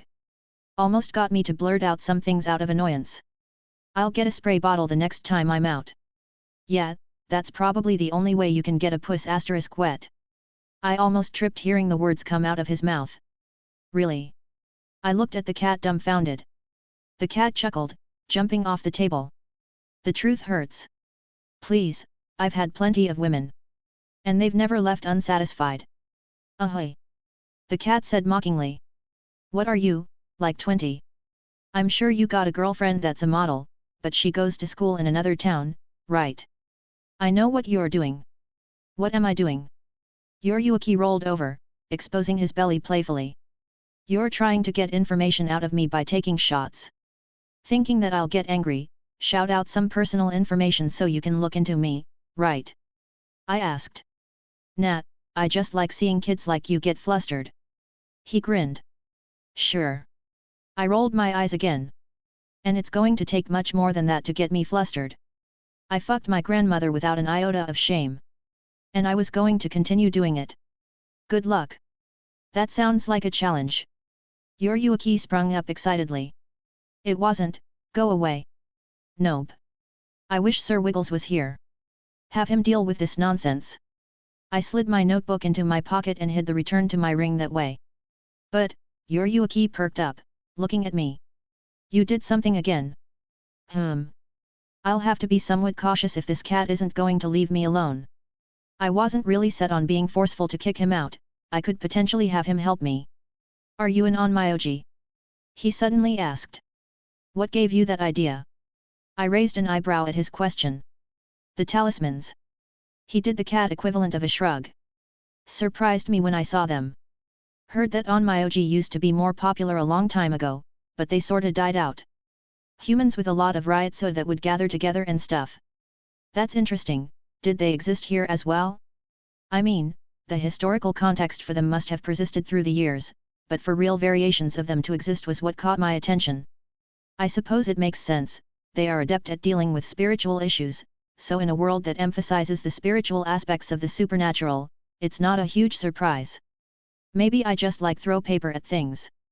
If he was going to be tight-lipped, then I was too. Maybe if someone answered my own question.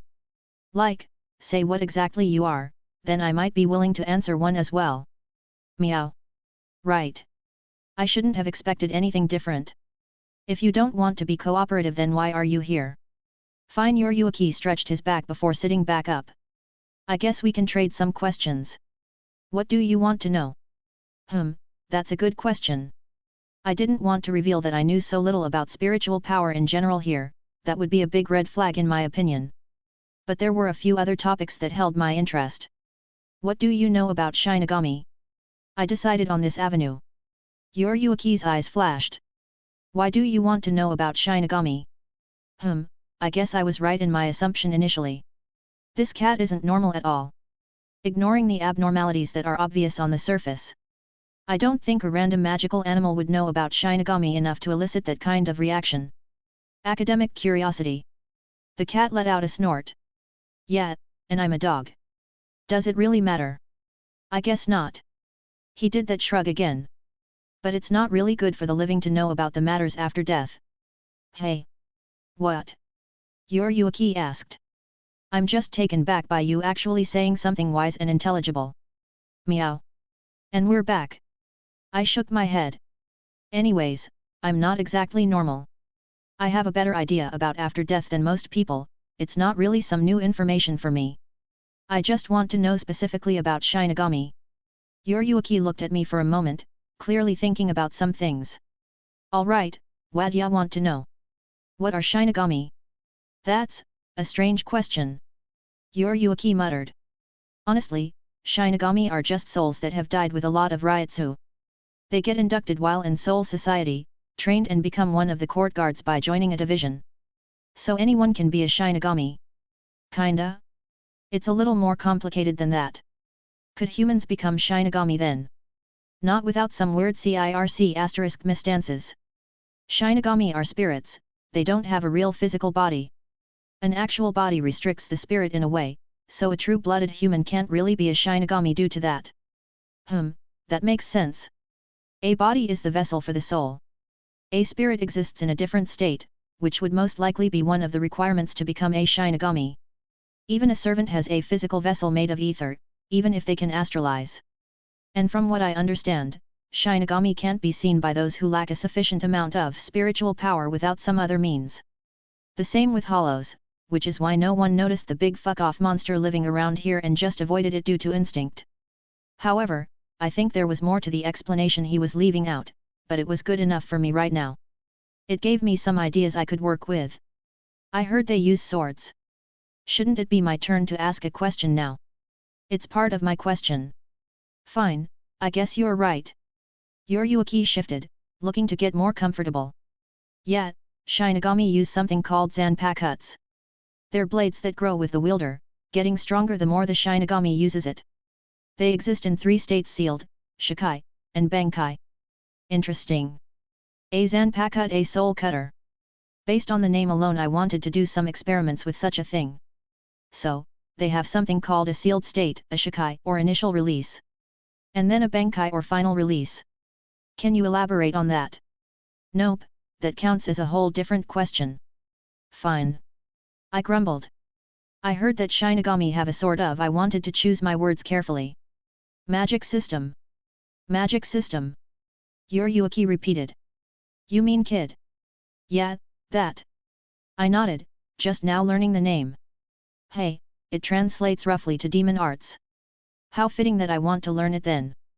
Alright, kid is a form of Shinigami combat using spells. It's divided mostly into two forms, Bakud and Had. Once more he gave a very brief summarization. Way of binding and way of destruction, hey. Yup. I don't suppose. Nope, that's a different question. He said cheekily. It's my turn now. Fine, you did give me some good information. I begrudgingly admitted. Gramps' information was minuscule, so I was trying my best to fill in the gaps. I basically only know about their combat methods with a vague explanation. This was already substantial in comparison. What do you want to know? I've seen humans with a lot of Ryutsu tons of times, but you've been doing something I don't recognize. What are you doing? You mean like with the door? Yup. Did I really just want to come out and say it?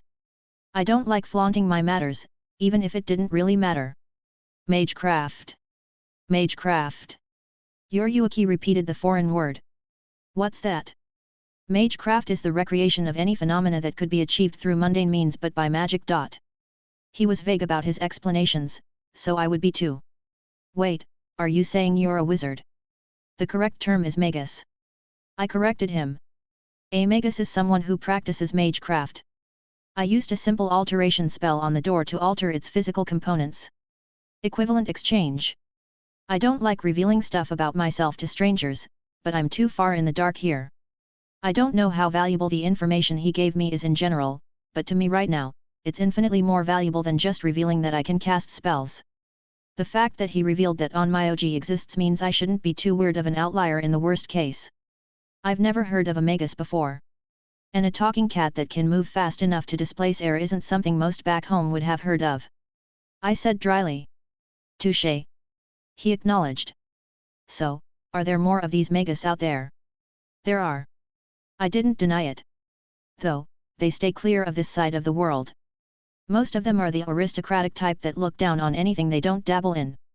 In their eyes, the Far East is backwards and barbaric, so they don't care about what happens here. Oh, I know the type. Yuruki replied. So, how does someone get their hands on one of those Zanpakuto? I asked very plainly. You die and get admitted to the academy.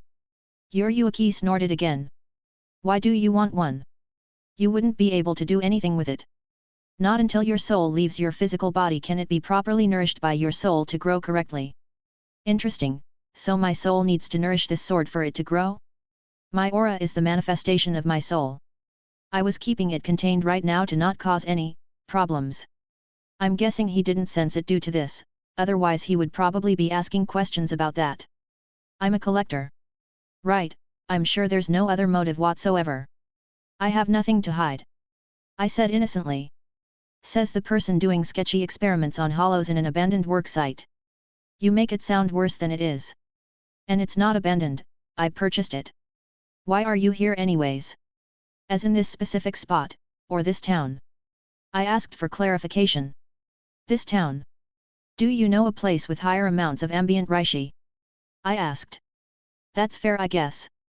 Yuruki accepted. Yeah, this is probably the highest in the living world. Curious that you would know that. I'm a very curious cat, he chuckled. So, Mr. Wizard. Know any magic tricks? I know how to make small, annoying animals disappear.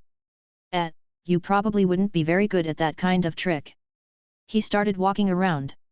What kinds of things can you do? I can raise the dead. Really? Yuruki snapped his head back at me. No. D*K. Well, I think I'm done here for now. I clapped my hands. Uninvited guests should vacate the premises.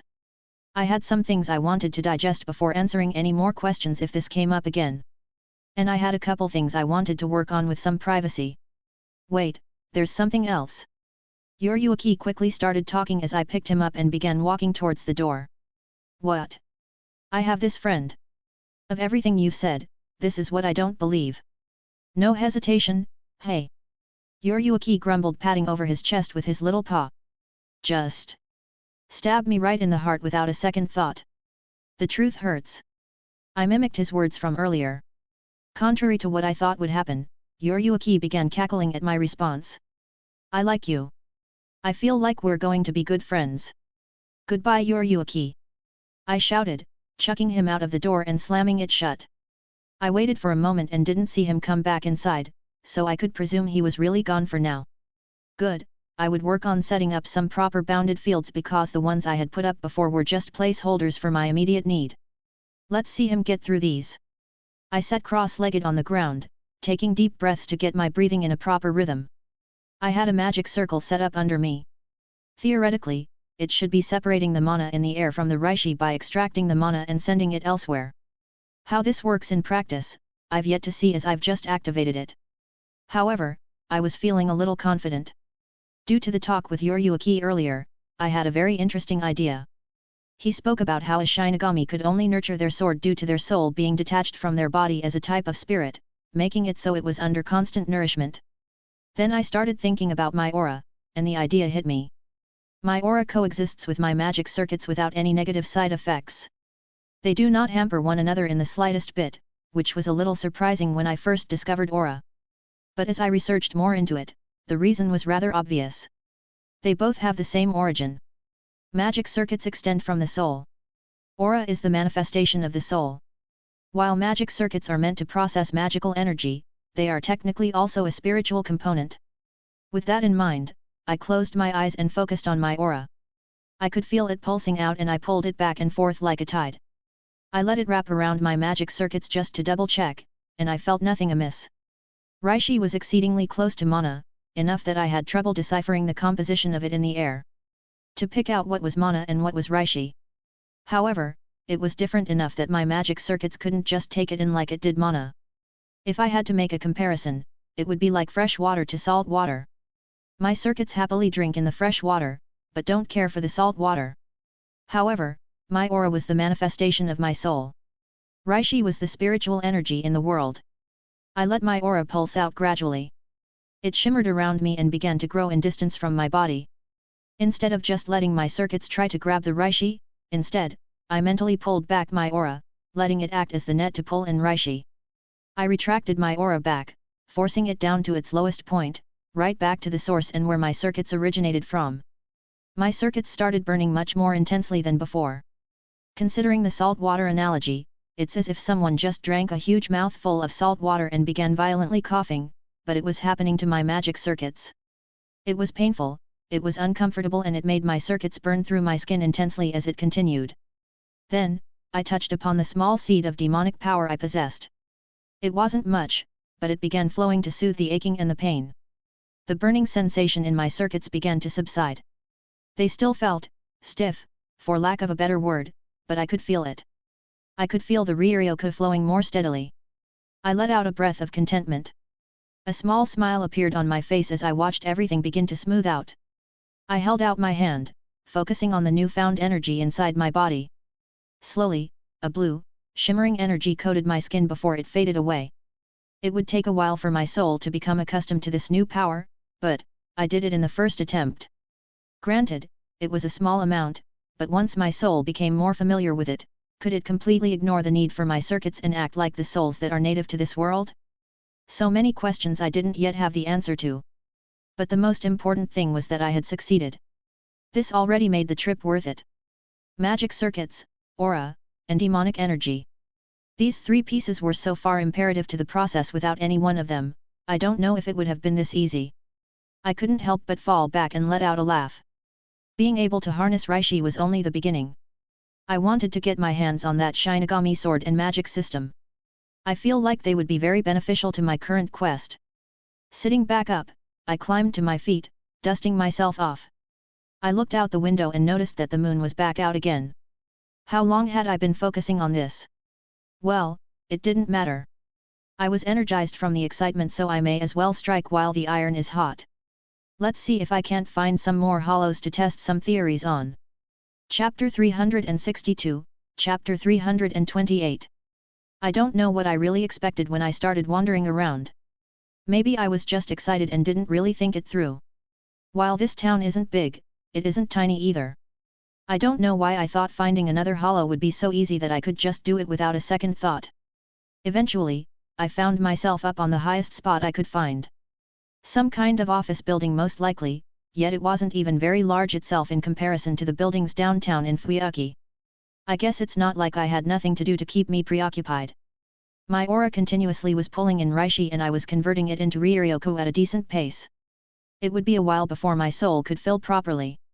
And then there was the matter of making it so I produced it by myself without having to grab hold of ambient Reishi like the natives here. Otherwise, once I left this place, I would eventually run dry after prolonged use. Maybe once I analyze the stuff more I could break down my aura to substitute it. Cannibalize it into Ryoryoku, then let it regenerate naturally, so I technically still generate it, but in a more roundabout manner. I felt pretty confident that my aura could fill in the gap needed there, but time would tell. Still, in the meantime, I've just been using my phone to talk to everyone. Did I ever properly thank Rin for this thing? It's such a convenient tool that I can't believe the old man or I never considered it beforehand. Playing a little trick on casualty and time so that everything aligned beyond world lines. I was randomly chatting with Jin and I jokingly asked for nudes, and well, nudes I received. Not complaining, I was just surprised. Except, there was silence on her end for like 20 minutes, then I got a response from all of them. There seemed to be absolutely no hesitation on Venelana's part. Same with Reikao and Yasaka. Skathik was super cute as she tried not to look embarrassed. I know she isn't one for public displays of affection, so something like this may be somewhat foreign to her, but also not something he would hesitate much over. Artoria was a little similar in that she's still the most reserved of all my girls. Meridia though, she looked like she was trying hard to appear annoyed or scowling, but she sent some very interesting pictures as well. Jin was obvious as well, being the instigator in this whole thing. I would definitely have to thank her when I went back home. It definitely soothed the loneliness of not having any of them around for the moment. Once I finished up here, I was going to take a little bit of time to unwind before jumping into anything big. I would need to go back to Chaldea soon, but I was still keeping a close eye on Sir Wiggles to get a sort of feeling of when that's best. And I need to sit down and talk to Salem, that's a big priority once I wrap up here. I told her I wanted to be at my best when I had that conversation with her. I was not in my right mindset at the time and I felt a little more relaxed now that I had a goal in mind and was working towards it. Admittedly, I was a little nervous. I didn't know how she would take everything, but I couldn't just dance around it any longer. Any further feelings would only be based on false assumptions and it would be no different than lying to her. While I continued to take in the Reishi and convert it into Riraku, a thought occurred to me. Should I just go to the source? The information Gramps gave me was vague, but it did outline the overall layout of this place. There existed 3 main dimensions, that being the human world, the place where Shinigami live and the afterlife soul society. And lastly there was a third place where hollows apparently congregate to, is known as Hueco Mundo. I admit to being a tiny bit wary about attracting the unwanted kinds of attention, as I was mostly here just to help myself and didn't want to get involved in anything overly complicated. But on the flip side, I don't know if I could get what I wanted by just staying quiet in my little corner. Oh well, I'll just do what I've always done and just go with whatever opportunities present themselves. If nothing else, I don't believe I can't sneak into this soul society and acquire what I want. I immediately perked up, broken from my thoughts, as I heard that distinct roar sound off in the distance. Bob had roared enough that I'm pretty sure I'd never forget the feeling and sound. The kind of predatory calling that would send shivers to weaker people if they had enough spiritual power to sense these things. My excitement quickly died down when I realized that it's probably doing that because it found a meal. I quickly jumped down and ran towards the source.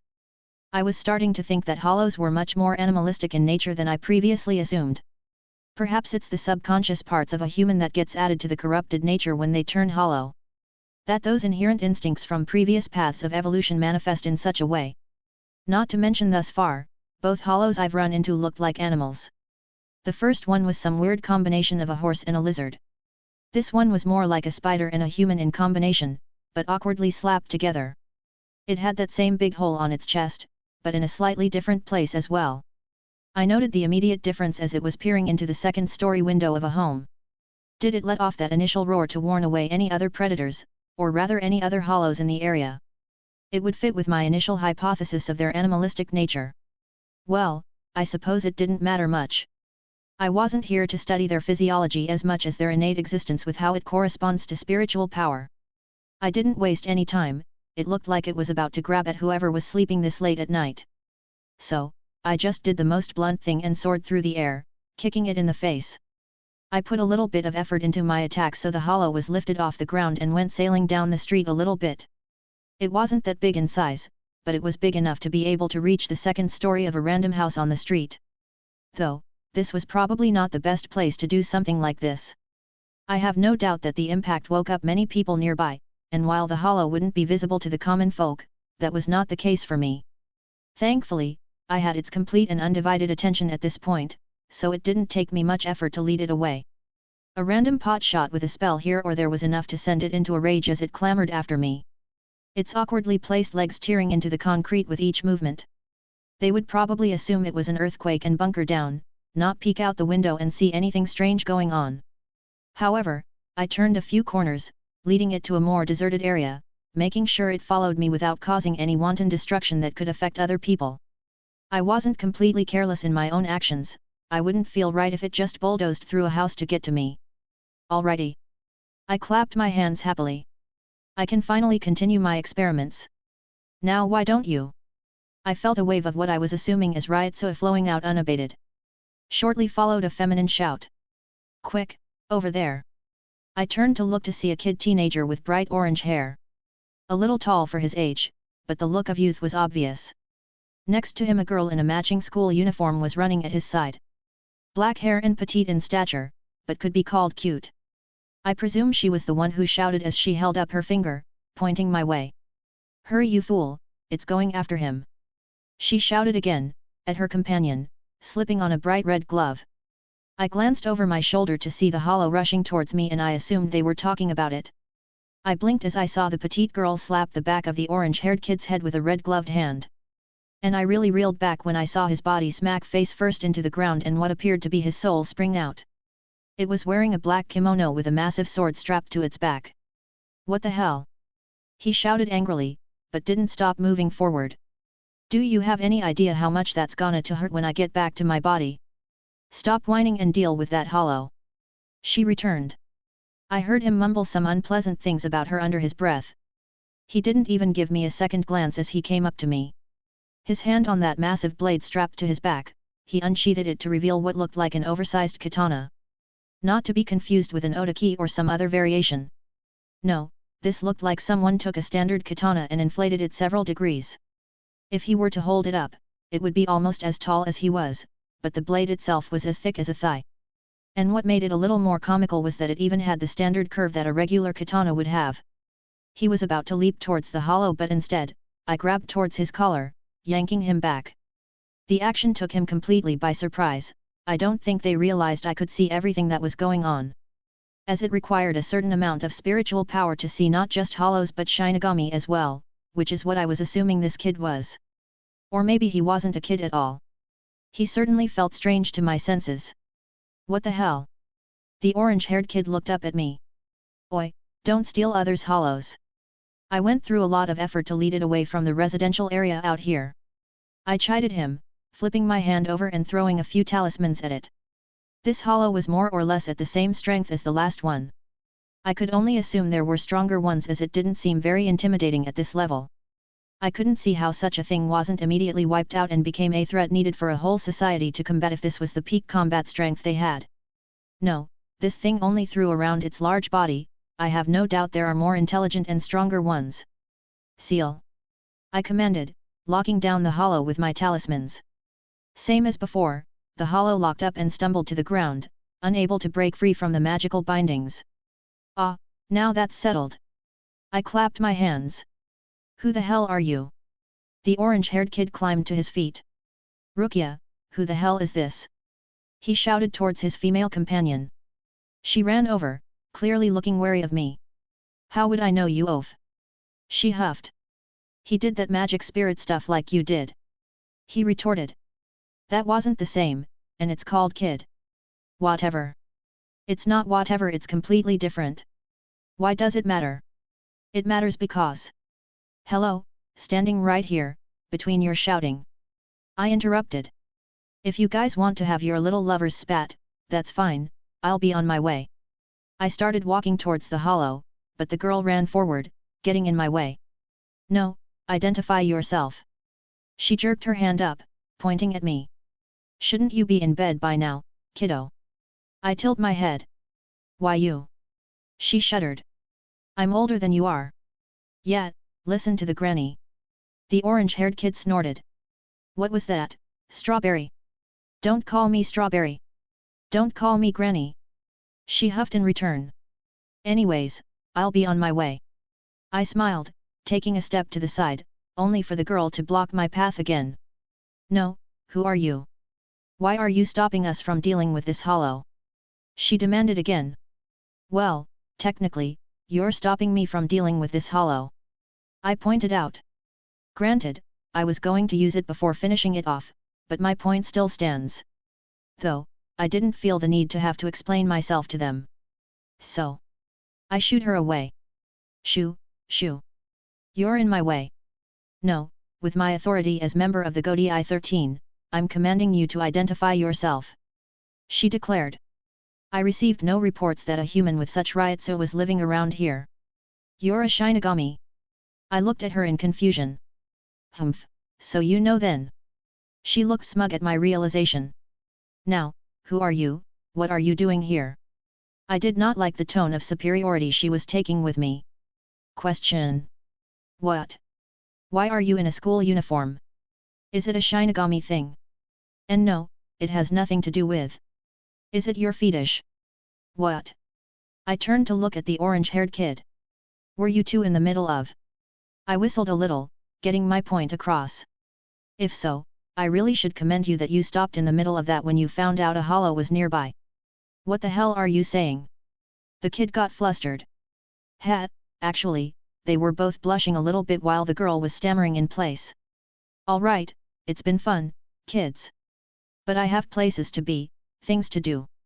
I shook my head, stepping to the side again. Now if you'll excuse me, I found a massive blade now blocking my path. Nah, you're pretty damn suspicious.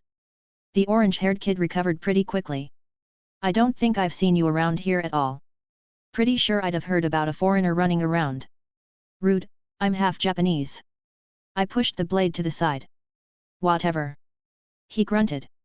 Still, who the hell are you? You're not a Shinigami, right? But I didn't know anyone else could do that magic stuff. Wouldn't you know if I'm a Shinigami or not, considering? I gestured to his outfit. I'm new to this stuff. He admitted frankly. How does that work? Did you just get offered a job and they shipped you out? Wouldn't you be trained first? I was a little curious now. And my mother taught me that it's polite to introduce yourself before asking someone else their name. He looked at me for a moment, shrugging. He lifted his massive blade up, putting it over his shoulder. Kurosaki Ichigo, substitute Shinigami. He introduced himself. So that's where the name Strawberry came from. I chuckled, making his scowl deeply. The name Ichigo can also mean strawberry. Says watermelon. Drag. You're back. Yeah, took a little bit and I'm caught up with what's going on. I think this place made me recover faster, this Ryoryoku as it's called. Since I'm a soul and all, it's probably helped a bit. Hey, neat. We'll talk later. Handle things here, otherwise you're just going to look like you're staring off into space. Good point. The hell does substitute Shinigami mean? I questioned. It means he's a substitute for me for now.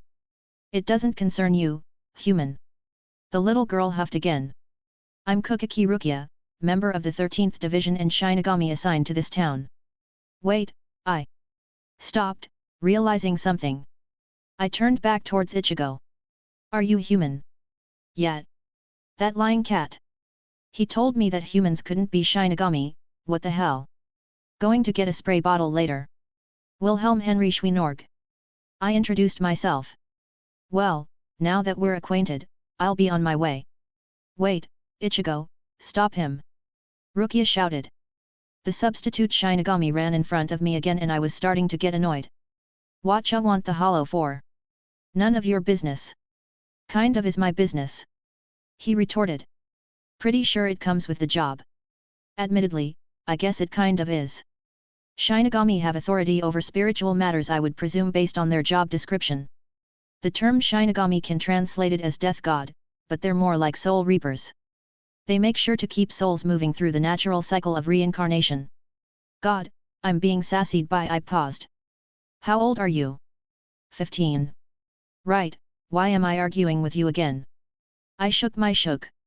Why don't you just take your girlfriend home and let me deal with my own stuff, yet? I'm done with this. He looked at me expressionlessly. With that big-ass sword in his hand, he raised it up to the sky, still without any expression. Then, he threw it backwards. I blinked again, watching it spin through the air, my mouth slightly open as I watched its trajectory. I could have easily stopped it, but I think I was just too surprised at his balls to formulate any proper response. Honestly, I feel like I'm usually on the opposite side when things like this happen. That gigantic sword of his slammed right down through the head of the hollow, pushing into the concrete below. The hollow dissipated very quickly. Did you just? Whoops, my hand slipped. He said dryly. I would be impressed if I wasn't pissed off. I looked right at him and held my hand out. With a jerk of telekinesis, I ripped the sword out of the ground and had it fly into my hand. He was surprised at my sudden action. Oh hey, free sword. Seems like some idiot just left it lying around. I guess it'll be good compensation since my hollow was taken from me. Hey, lighter than it looks. I was expecting something that weighs like 100 points or more, but it's about the same weight as my other swords. Hey, asshole, give that back. Ichigo scowled, stepping forward. I'm going to go with no. I gave the sword a couple swings. Well, my night is ruined, guess I'll head off. Later kids, don't stay out too late. Make sure to use protection, bye. I gave my goodbyes even with the brat running at me. Well, may as well make him panic a little bit. Would. I whispered, disappearing from the spot I was in with a burst of speed. I hummed to myself as I walked back into my building. My current home, I suppose, would be an apt description. I was a little less pissed off now, but still miffed that my hollow was killed after I spent a few hours looking for one. But hey, it isn't all bad. I'm actually really curious about this sword. It should be a Zanpakuto. At the very least, it'll provide me with some very interesting data. I don't really plan on keeping this thing, but I'll let the kids stew for a few days. Besides, I think it's already bonded. Is that the correct term? Well, I don't know if it would even work for me how it's supposed to. I think his soul already seeped into it or something. But, the sword didn't really give me a good vibe. Not like malevolent or anything, it felt kind of hollow. I kind of felt like I would break it if I tried to do anything too strenuous with it. Which is not how I envisioned a Zanpakuto should be. Well, he called himself a substitute Shinigami, whatever that meant. And he's apparently a human, which I was told was impossible. Maybe that has something to do with it. I tried wrapping my aura around it, just to get a feel. I was pleasantly surprised when it sort of accepted my aura initially, but rejected it immediately. Like, it didn't like me specifically, not my aura in general. I kind of lost track of time, playing around with this thing, doing all sorts of tests when I heard a sudden knock on my door.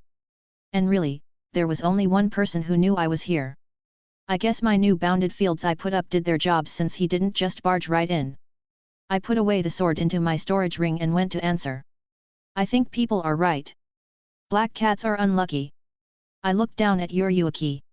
Funny. He drawled. What do you want? I asked. I was just in the neighborhood, thought I would visit. Ahoy. I noticed him peeking around my looks, looking inside. Looking for anything specific. Because at this point, I was having the strangest idea that he was here for something in particular. Now that you asked, you wouldn't have happened to come across a sword recently, would you? Maybe I did, maybe I didn't. What's it to you? Well, some brat comes knocking on my friend's shop, shouting about how some asshole stole his sword. Well, I immediately thought of my new friend. Right. So, where is it? How are you so sure I have it? He described him as posh redhead asshole. Yuryuki said evenly. That could be anyone. Because red hair is common here.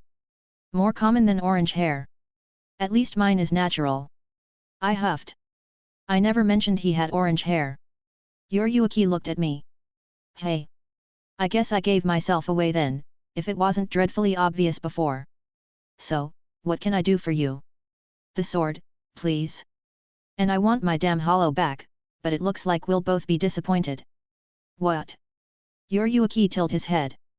What, did he not tell you that he killed the hollow I captured? Yuryuki and I stared at one another for a moment before he let out a sigh. Fine, what do you want? God, I love those words. Chapter 363, Chapter 329. Though I was happy with the turn of events, I had to admit, I had no idea what I actually wanted. Sort of took the kid's sword out of annoyance, not with any inherent plan in mind. I was probably going to find him in a couple days to give it back, chide him a little for being a little shit, but otherwise that was the extent of my thoughts. So, you seem to know that kid, hey? I asked. Not personally. Yuryuki all but admitted. What's his deal? I asked, leaving the door open as I walked back inside, an opening invitation for him to come in. Watching a cat close the door behind him was somewhat comical. What do you mean?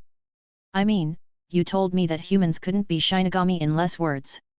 So, how was a human Shinigami running around? Someone wasn't being honest. No, I said that beyond some weird CIRC* misstances, it wasn't possible. Yuryuki seemed to be looking around, presumably for the sword. So the kid is one of those weird CIRC* misstances? How did that happen? It's a secret. That's a shame. I shrugged. You know what's also a secret? Where I hid the sword.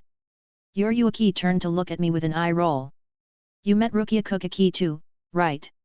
Shorta that tried to flex her authority? Kind of cute. Cute. Yuryuki blinked. I shrugged again. She reminded me a little of Artoria, maybe I was projecting a tiny bit. But is that her? She introduced herself as a Shinigami, but felt pretty human to me. Honestly, I couldn't sense nearly any Ryutsu from her beyond what I would in a human around these parts. This town almost always has a Shinigami assigned to it due to the high levels of Reishi and the abundance of humans with above-average Ryuryoku which attract hollows who think they make juicy meals. Rukia was the latest one sent for her own stint in the human world. And how does this correlate to these unique CIRC* misstances? Rukia transferred her Shinigami powers to Ichigo. Yuryuki replied. Wait, that's a thing. It's not well known beyond seated officers, but it's possible. Hey, that's an interesting thought then. Don't even consider it. Besides being very unlikely to succeed, it's highly illegal for Shinigami to give their powers to a human. So losing her powers made her a human? That doesn't sound right. No, she basically lost all of her Ryutsu temporarily and we gave her an untraceable Jigai for now. Yuryuki shook his head. What's a Jigai? I was learning all kinds of new things today. You really don't know anything, do you? Yuryuki looked at me bemused. Depends, it could just be a different term for something I already know. I shrugged again. A Jigai is a fake body that Shinigami can put their souls into so they can interact with the human world normally. Yuryuki explained. Oh, yeah, I know what that is then. I nodded along at his explanation. Granted, it was slightly different, but Olga should have gotten something similar from Da Vinci. Hell, homunculus aren't that different in practice either. The thought of Rukia swinging this thing around is hilarious. I chuckled, taking out the Zanpakuto. That tiny girl using a sword bigger than herself. Yuryuki's eyes flashed as his head jerked back to me. Where were you hiding that? It was here the whole time. I smiled back at him. Right. Yuryuki said dryly. But that's not Rukia's Zanpakuto. Hers is actually normal-sized. That's just the power she transferred to Ichigo, remembering vaguely how it's supposed to be and him not knowing how to compress it properly, so he got that monstrosity instead. Is that why it feels kind of hollow? I asked, giving it a swing. Probably. Yuryuki jumped off the table. I'm not really an expert on this kind of stuff, you'd have to ask my friend. Speaking of, thanks for returning it, I'll be sure to give it back to the kid he went to snatch it from me, but I held it above his reach. Nice try. I snorted. Alright, what do you want? Yuaki huffed. Trade me for another Zanpakuto. I think that would be the best thing I could earn in this CIRC misdance. Do you think I just have a bunch laying around? Yuaki snorted. I was hoping, yes. Well, I don't. He stated. While they aren't super heavily regulated, it's hard to get one without an owner. Each Shinigami gets one when they go to the academy. Or, rather, they get what's called an Asachi. Basically, it's a blank Zanpakuto that the academy recruits are supposed to nurture. So what you're saying is that you need to go rob a school. What I'm saying is that you're a bit out of luck there. I couldn't get you one even if I wanted to. Yuaki admitted. Can't you just sneak into Soul Society and acquire one? I asked. Do you think I can just go there whenever I want? What makes you think I can go there at all? Yuaki eyed me. Just taking a shot in the dark. With how much you know, it's obvious you aren't a normal cat. I shrugged once more. Fine, you're right. I can technically go there if I wanted, but it's not really a good idea to just pop in if I don't have to for an emergency. Good to know. You're being pretty candid with me. I'm starting to wonder if you're not a different cat than the one I've met before. Kind of have me over a barrel here. Really? Because of this stupid thing? I asked, swinging around the sword again. Maybe I underestimated how important this thing is. It's not really important by itself, but Ichigo is going around purifying hollows in Rukia's place right now. And Soul Society does monitor their members who go on extended assignments. The fact that the idiot is basically wrapped in Rukia's residual Ryutsu is masking what really happened. Not to mention she has a bit of status. If her signature just goes blank for a while, they might send someone to investigate. And then they find out that she broke some rule or whatever. I could guess where it goes from there. You're making me feel bad about stealing this now. Good. But then I remembered that the kid killed my hollow. Just tell me what you want. Yuaki grumbled. You said you can't get me a Zanpakuto Asachi. How about teaching me, kid? Learning how to harness my Ryoryoku and use it for spellcasting is one of the main concerns I have right now. I don't know how long it would take me to do that on my own, and I don't have an unlimited amount of time available. I would prefer a Zanpakuto so I could start playing around with it, but I could settle on Kido. You want to learn, kid? I think I already mentioned about wanting to learn it. But yet, I want to learn the magic system those Shinigami use. I don't believe I ever kept it a secret about my interest. I think it's a fair trade, yet. Do you even know anything about kid? Yuaki deadpanned. I explained the basics to you last time, so of course not. Let me give you a brief overview. There are technically three, paths of Kido. But one has to do with healing, so it's its own separate thing when talking about kid generally. I told you before, you have had and Bakud as the two branches. One focuses on defense and the other offense if you want to keep it simple. And in each side, there are 99 levels or 99 spells that make up the more publicized list. Hold on, are you saying that there are only 99 spells for each branch? It's complicated. Yuaki jumped back onto the table. I'll give you an example.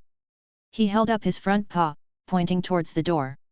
Had number 1 sh I could feel his Ryutsu jerk and move in a systematic way. Before, I could barely even sense his presence, but now it was fairly obvious at his incantation. An invisible force shot out, slamming into the door, blowing it open and knocking it off its hinges. You're paying to fix that. Put it on my tab. He deadpanned. But you get what I'm saying now. Each spell is literally numbered, not just filling an empty spot. I assume the incantation is intrinsic to the casting, otherwise the system would be stupid. I voiced my thoughts. Pretty much. Why? I asked. Who knows? I don't really care about kids, so I don't practice it that much. I guess I'm decent at it, but I haven't really cared to delve into it. I have so many questions. And I'm not a kid expert, so I probably don't have many answers. All I know is that there have been spells developed, but they either get sealed away or buried under bureaucratic nonsense. Shinigami are sticklers for tradition if nothing else. Seriously? They have that much of a stick up their ass about tradition that they would bury improvements to their magic system. Believe me, that isn't the most ridiculous thing you'll hear about them. That's fucking stupid. Even the Mages Association would salivate at any beneficial boost to their crafts regardless of where it came from. Would they bitch and moan about the source if it went against their established ideals? Of course, but they would integrate it regardless if it meant forwarding their crafts. Welcome to Shinigami Society. So, you're a Shinigami? I asked. Caught onto that, did you? Yuryuki grumbled, plopping his butt down on the table. Kind of hard to miss the obvious insinuations based on your explanations. It was a while ago, I was exiled. Just leave it at that. Alright, I won't poke you about it. It was clearly a sore spot he didn't want to talk about, so I wouldn't. So, do Kido spells get stronger the further up the numbers they go? More or less. It's not really cut and dry with some spells, where the effects are more tailored to particular instances, but you can consider it so. Not to mention that they made spells over 90 illegal. Soul Society is no fun. It really isn't. He agreed. But it's as you said. The higher the spell, generally the more powerful it becomes. Well, I'm interested. Teach me Kido and I'll give the sword back, deal? No. He said immediately. What do you mean no? I mean that I'm not really qualified to teach someone kid. And teaching a human, I don't even know if it's possible. I've never heard of a human learning kid before. Well, this has been a gigantic waste of time. Guess I'll start my experiments to see how durable a Zanpakuto is. Wait. Yuryuki jumped down again. I said I'm not qualified, not that there isn't someone. I think he would be more interested too. I am intrigued. I pushed the sword into the ground, leaning on it. So this mysterious person can teach me kid? Even the illegal spells. I couldn't help but roll my eyes as I said that. So stupid. The first 10. What? He'll teach you the first 10 of both branches, nothing else. And whatever you pick up or don't is on you. That's some bullshit. Do you have any idea how long it would take to teach you the higher level stuff? Years, and that's considering you can pick up the basics easily, which I'm not even sure is possible. So, you get to learn the first 10 only. I wasn't entirely against this deal, I was just seeing if I could squeeze out some more from him. Why can't humans learn it? I said I don't know, but if I had to guess, it's probably due to your body again. A physical body impedes the usage of the soul. That makes sense, even if it was an annoying answer. However, I am a magus. I have so many memories of working around the restrictions the world imposed on magecraft. If I couldn't find a workaround for this, then all of that was pointless. I accept the deal. I tossed him the sword and he grabbed it with his mouth quickly, practically disappearing to the door. I'll have someone sent over in a few days, maybe a week at the latest. Yuryuki said before immediately disappearing. Well, alrighty then. This turned out pretty well. I didn't think he would go back on the deal, he came off as the sort that was too prideful to just lie to my face like that. Well, let's find something to do in the meantime. Maybe I can find another hollow before the night is up? Maybe I'll run into the kid again and steal his sword again. Would I be able to make another deal then? That would be a fun conversation to have with Yuryuki when he comes to fetch the sword again. If there's one thing I absolutely hate about Japan, it's the xenophobia. Walking to the store to get some groceries, and people just assume. The look on their faces when I use perfect Japanese just makes it worse. 'Cause at that point, I'm not just some foreigner that'll leave at some point. Of all the negative things I could say about my time in Kyohan at Kyoha Academy, there were enough foreigners there that the students didn't really act like that. In hindsight, it's obvious the reason them being devils. But at the time a foreigner was the president of the student council, so any of that nonsense was stomped out. In a small town like this though? I stood out like a sore thumb and people just stared. At least my hair didn't look fake, so people didn't assume I dyed it like some kind of thug. My idle thoughts carried me until I made it back home for lack of a better word. I had been staying at this abandoned construction site for a little while now, enough that I started buying some amenities. Thankfully I ran into the little role player and his friends again. Got the actual paperwork and identification I needed so I felt fine traveling around during the day without a cop thinking I'm an illegal alien. Though, I paused when I approached the specific building I was staying inside. There was a very large man apparently fixing the door that Yuryuki broke several days ago. He seemed to notice my presence as I got closer. Fully standing up, he was a big motherfucker. Dark skin, visible muscles, probably close to 8 feet tall. He had hair done in corn rolls with a handlebar mustache and rectangular glasses. Though, the most amusing thing was the pink apron he was wearing over a white shirt and pants. "Hello," I greeted, tilting my head at his appearance. "Greetings, you must be Wilhelm Schweinork-Donau." He bowed very politely, and the honorifics even made it through my devil-based translations. "I am. Are you the one Yuryuaki volunteered to teach me?" I asked, skipping right to the important matter. "Indeed."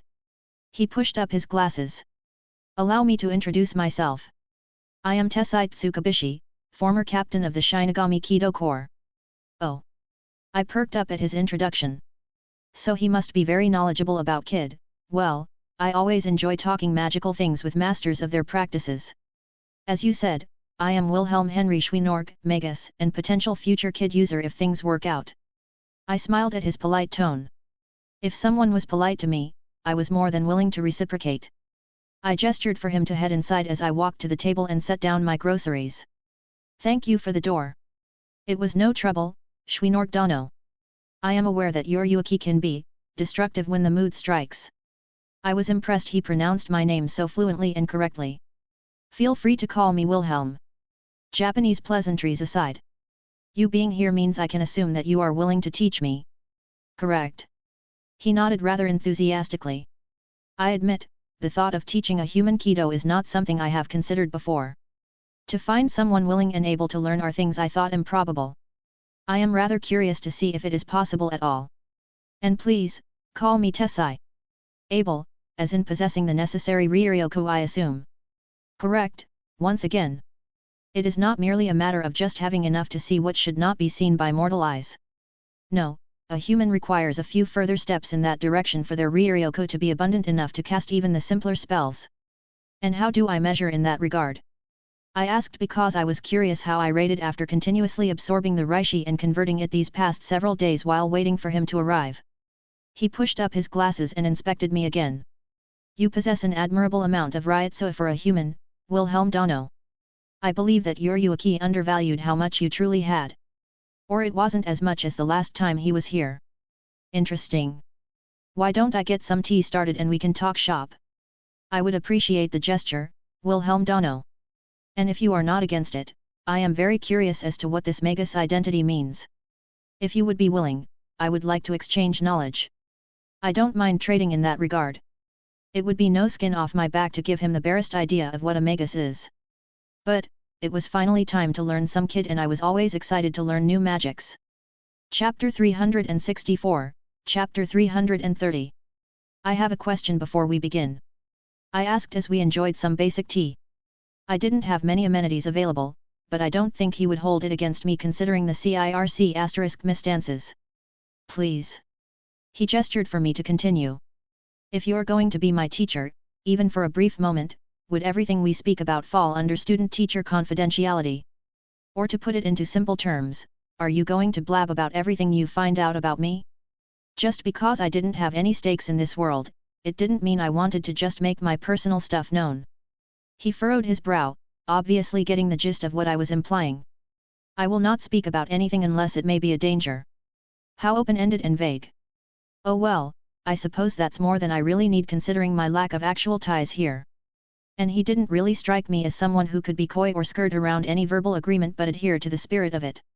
I could be wrong, but it was what my gut was telling me. "You said you were the former captain of the Kido Corps back in Soul Society.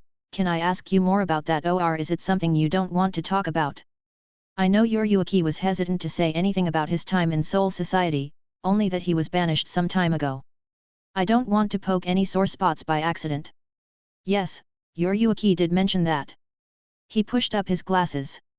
"It is not something we generally mention to outsiders. As I told him before, it wasn't hard to put two and two together with the amount of information he told me." "A valid point, Wilhelm Donau." He nodded, still using that very polite honorific with me. "There are 13 divisions among Soul Society, and there is a division specialized for those who pursue Kid above all else. I led that division until an incident occurred and myself and Yuryuaki along with some others were banished due to our crimes." "Thank you for sharing. I assume you don't want this kind of thing spread around." "Yes, thank you for understanding, Wilhelm Donau," he replied. I waved it off.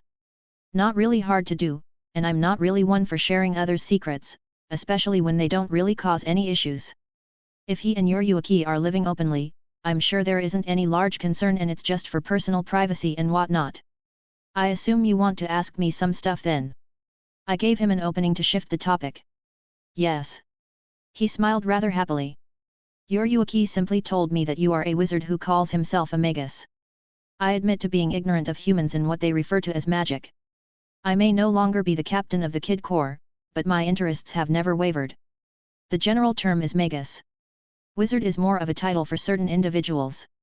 I suppose it wouldn't be wrong to equate it to your use of captain, even if it isn't a direct correlation. But yes, a magus by definition is someone who practices magecraft. A fascinating description. His eyes lit up. Can you tell me about magecraft? Well, he's going to tell me about Kid, so it's fair I suppose. The barest definition of magecraft would be any natural phenomena that could be achieved by mundane means regardless of time or effort, but simply using magical energy to facilitate the process. I held up my hand in front of us. I'll give you an example. A person can easily buy a lighter from the store and produce a flame, yes? Well, I created a small flame above my palm. I did the same through magical energy, thus it is magecraft. Marvelous! He praised with clear interest. I was not aware that such a group existed. Magi congregate towards the west, mostly in Europe and London. I replied. He continued to look at the flame on my hand. You are not using Reishi nor Ryoryoku. Notice that, hey. It seems the shop owner is going to be most displeased that he missed this opportunity. Tensei muttered. Shop owner. He blinked, nodding again. Your Yuaki and I were not the only ones who were banished. He said simply without further explanation and I didn't push. You're right. I clenched my hand, snuffing out the flame. Magical energy isn't just another name for the spiritual equivalent. There are some very heavy similarities, but it's like comparing salt water to fresh water. You all thrive in salt water and process it without even a second thought. While magi such as myself exist in fresh water and can't normally coexist in a saltwater habitat. A curious comparison, and not one I can find fault with based on what I have seen so far. He rubbed his chin. And what is magical energy? Magical energy can generally be broken down into 3 different types, like your spiritual energy. You have the ambient magical energy mana. Like how Reishi exists in the air, so too does mana. However, mana seems to contain the more physical characteristics of the world, compared to the spiritual component of Reishi. That would explain why this is not common knowledge. As Shinigami spirits exist in a state that would make coming into contact with the physical aspect of the living world difficult. It wasn't a perfect explanation, calling mana physical in comparison. But it also wasn't wrong either considering that it's something only living beings should be able to properly generate. Such as servants not being able to produce their own under normal circumstances. There was obviously much more nuance to it than that, but it would take hours to explain in depth. Mana comes from the planet itself. I added. And as beings that are born from a different plane of reality, I can understand why we are not accustomed to this energy as you are. He sipped his tea. Yes, it makes sense. Well, servants are still extensions of the world, thus they operate on magical energy. Not to mention that Reishi like this isn't a driving force everywhere else. It's something almost unique to this world that I've discovered. Truthfully, this is mostly just my hypothesis on the nature of magical energy and spiritual energy. Moving on. Like Reishi, we have mana. And like Ryoryoku we have OD. Or, the magical energy that each person produces by just existing. And once one stops existing as you put it, they lose the production of this OD and it turns into our domain. He summarized. That is my belief, yes. I said plainly. And lastly, you have the combination of the two. It has several names such as prana that different generations use. But it's fairly common just to use the sweeping term of magical energy when referring to any aspect of this process unless one needs to be specified for any reason. You are saying that these magi, as you put it, are absorbing mana from the air? He questioned. More or less, yet. Curious. He set his cup down. Tell me, have you ever heard of people known as Quincy? That's my first time hearing the name. What are Quincy? He hummed, looking thoughtful. Quincy are a race of spiritually aware humans that are able to subjugate Rishi and mold it to their own use. Shinigami are unable to do such and only can make do with our own Ryoryoku. Oh. Now that's pretty interesting. And are they numerous? I am afraid not. He shook his head. There is an unfortunate side effect of a Quincy's existence. Unlike Shinigami who purify hollows and send their souls through the proper cycle upon death, Quincy destroy the souls contained within a hollow. Due to this, they have run afoul of Soul Society many years ago and were destroyed. And Quincy are spiritually aware. A simple way of saying they have a substantially higher amount of Ryotsu than a normal person. Which in turn attracts more hollows to them. Correct. He nodded. A lose-lose situation all around. I can't comment on how your Soul Society handled this Quincy group, but it sounds like there was no plausible alternative when Shinigami exist to protect the supposed balance of souls. From what I understand, hollows eat souls. That is to say, they absorb them and turn them into power. The ones I've faced, they probably only had about a dozen or so souls they've feasted on. When I killed the first one, I made sure that all of those souls were released back to the natural cycle. If a Quincy kills a hollow, they aren't simply killing the hollow soul in that case. If it were such, I don't think Soul Society would kick up as much as a fuss. No, they were most likely killing the hollow and all the souls it ate. How many souls would an older hollow have consumed? Hundreds? Thousands? Yeah, that just sounds like a disaster waiting to happen. I don't know much about these groups, but it sounded genuinely like a bad situation for all involved and drastic measures were taken. He seemed to take a minute to digest everything. You wish to try and learn, kid. I admit to being unsure if a living being is capable of learning. Your Yuaki should have mentioned the relation between a physical body and spiritual power. Briefly, but I understand the gist of it. My body is more or less a barrier to actualizing any kid's spells. I suppose that a physical body is literally a barrier now that I've had time to think about it. Soul a body a world. You, as spirits, go directly from soul to world, while my body stands in the way. An astute observation. Your theory matches my own and that of my cohorts. It is the reason that humans cannot be Shinigami, in normal CIRC** stances. Like the carrot head I met before. Yes, Kurosaki Ichigo is an interesting child. Speaking of, I saw Rukia do something to him that basically pulled his soul out of his body. A red glove or something. Ah, yes. That child's luck is either very good or very bad. Due to having a Shinigami transfer him their powers, his body and soul aren't as intertwined as you would expect. His soul chain is not damaged in the slightest by separating from his body. However, one cannot say the same for another living being. Unfortunately, this path would not provide results if it was something you were considering. It was a thought, but nothing more than a minor interest. I don't think separating my body from my soul is the correct course of action. I waved it off. I rely too much on my body for everything. I feel like they were being vague when talking about Ichigo. They kept referring to it as unique CIRC** stances, but from what they've also said, it's known that transferring a Shinigami's powers to a human can happen, so how unique is it really? Well, not my business. I am most curious to see how this experiment goes. I have written down the incantations for the first 10 kid spells for both branches. Regardless of if I am able to help you down this path, these are yours per the deal you made with your Yuaki. Tessai pulled a little book out of his pocket, setting it on the table. Well, let's start from the beginning. I clapped my hands. Your Yuaki showed me what should be the first spell in the Had branch. I believe. Yes, a very simple yet elegant spell. Tessai nodded again. As you probably know by now, a spell requires the incantation to actualize. I believe you used this term.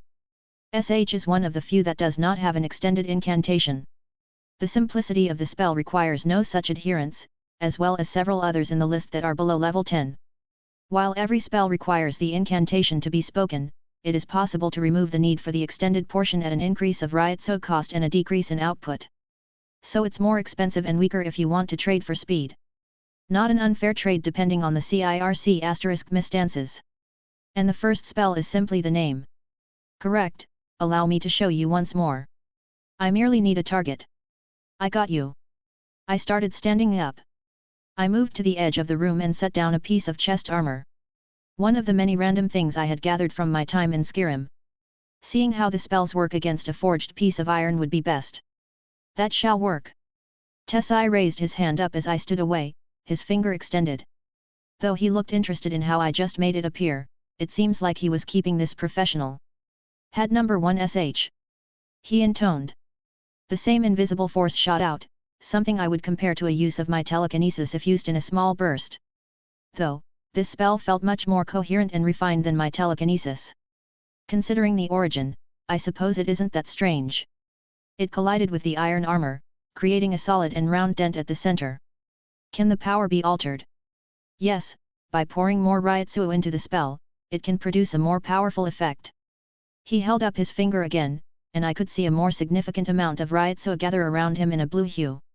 Had number 1 sh. He intoned again, and this time a much larger force shot out. The chest of the armor caved inward, the spell tearing right through it and colliding with the wall behind. Interesting. I muttered, inspecting the damage. And I didn't feel an iota of magical energy contained within.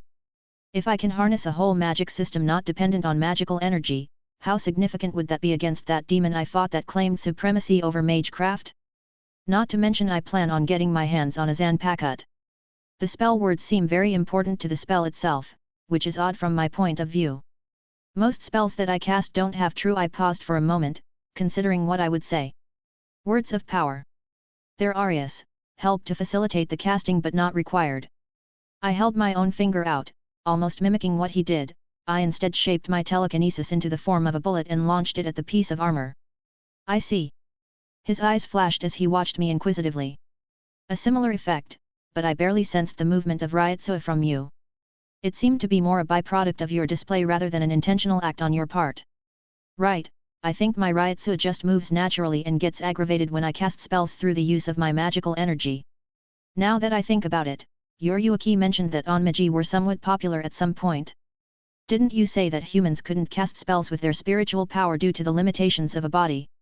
Correct. He didn't deny it. Kid arts were created by Shinigami, they are tailored for spirits to begin with. The way our Ryotsuo flows out in correlation to the casting of each spell. I have not researched onmagi in detail, but there are two prevailing theories.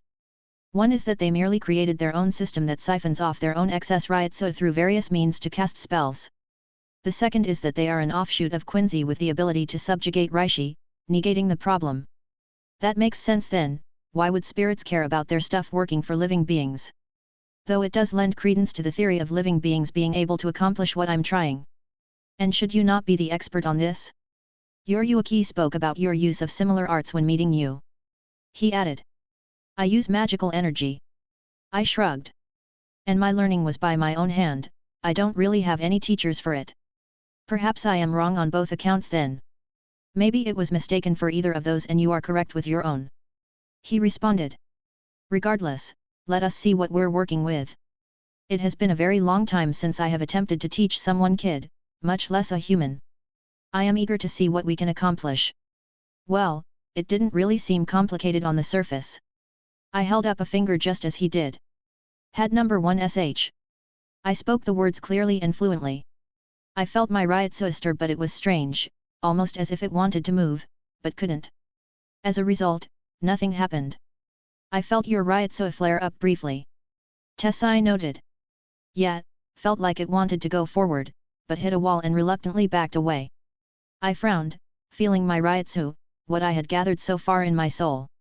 Which, was exactly what we were expecting, to be honest. As expected. However, I have thought up some experiments, perhaps we can discover a means to overcome this. Tessai said a little excitedly. I'm all for some magical study. Please note down experiment number 73. I started as Tessai sat at the table, taking notes. Experiment number 73. Releasing Ryotsuo from one's body, then attempting to follow the same pathways and cast. Begin when you are ready. Tessai gave me the go-ahead. I breathed out, letting my Ryotsuo flow out. I didn't have that much, and what I had was starting to run out, but the blue shimmering energy flowed out. While not the same as pulling on the pool of Ryotsuo to facilitate the casting, it was providing some results in that I could feel the spell getting closer to casting. If my body was a dam, one side had water while the other was dry. The water being my pool of Ryotsuo, simply splashing some over the edge wasn't the same as taking a congruent stream to fold into my desired effect. Head number 1 sh. I repeated the words I have spoken dozens of times at this point, aiming at the same target. Excellent. Tessai's eyes flickered happily. Still a failure. I lowered my arm. However, there was a gathering of Ryutsuo at the tip of your finger, even if the spell failed once more. This is progress. Agreed, but we're still a ways off. I noted, looking out the window, and the sun had already set. It appears that our time has reached the conclusion. You are low on Ryutsuo anyways, perhaps this is a good stopping point. Tessai closed the book.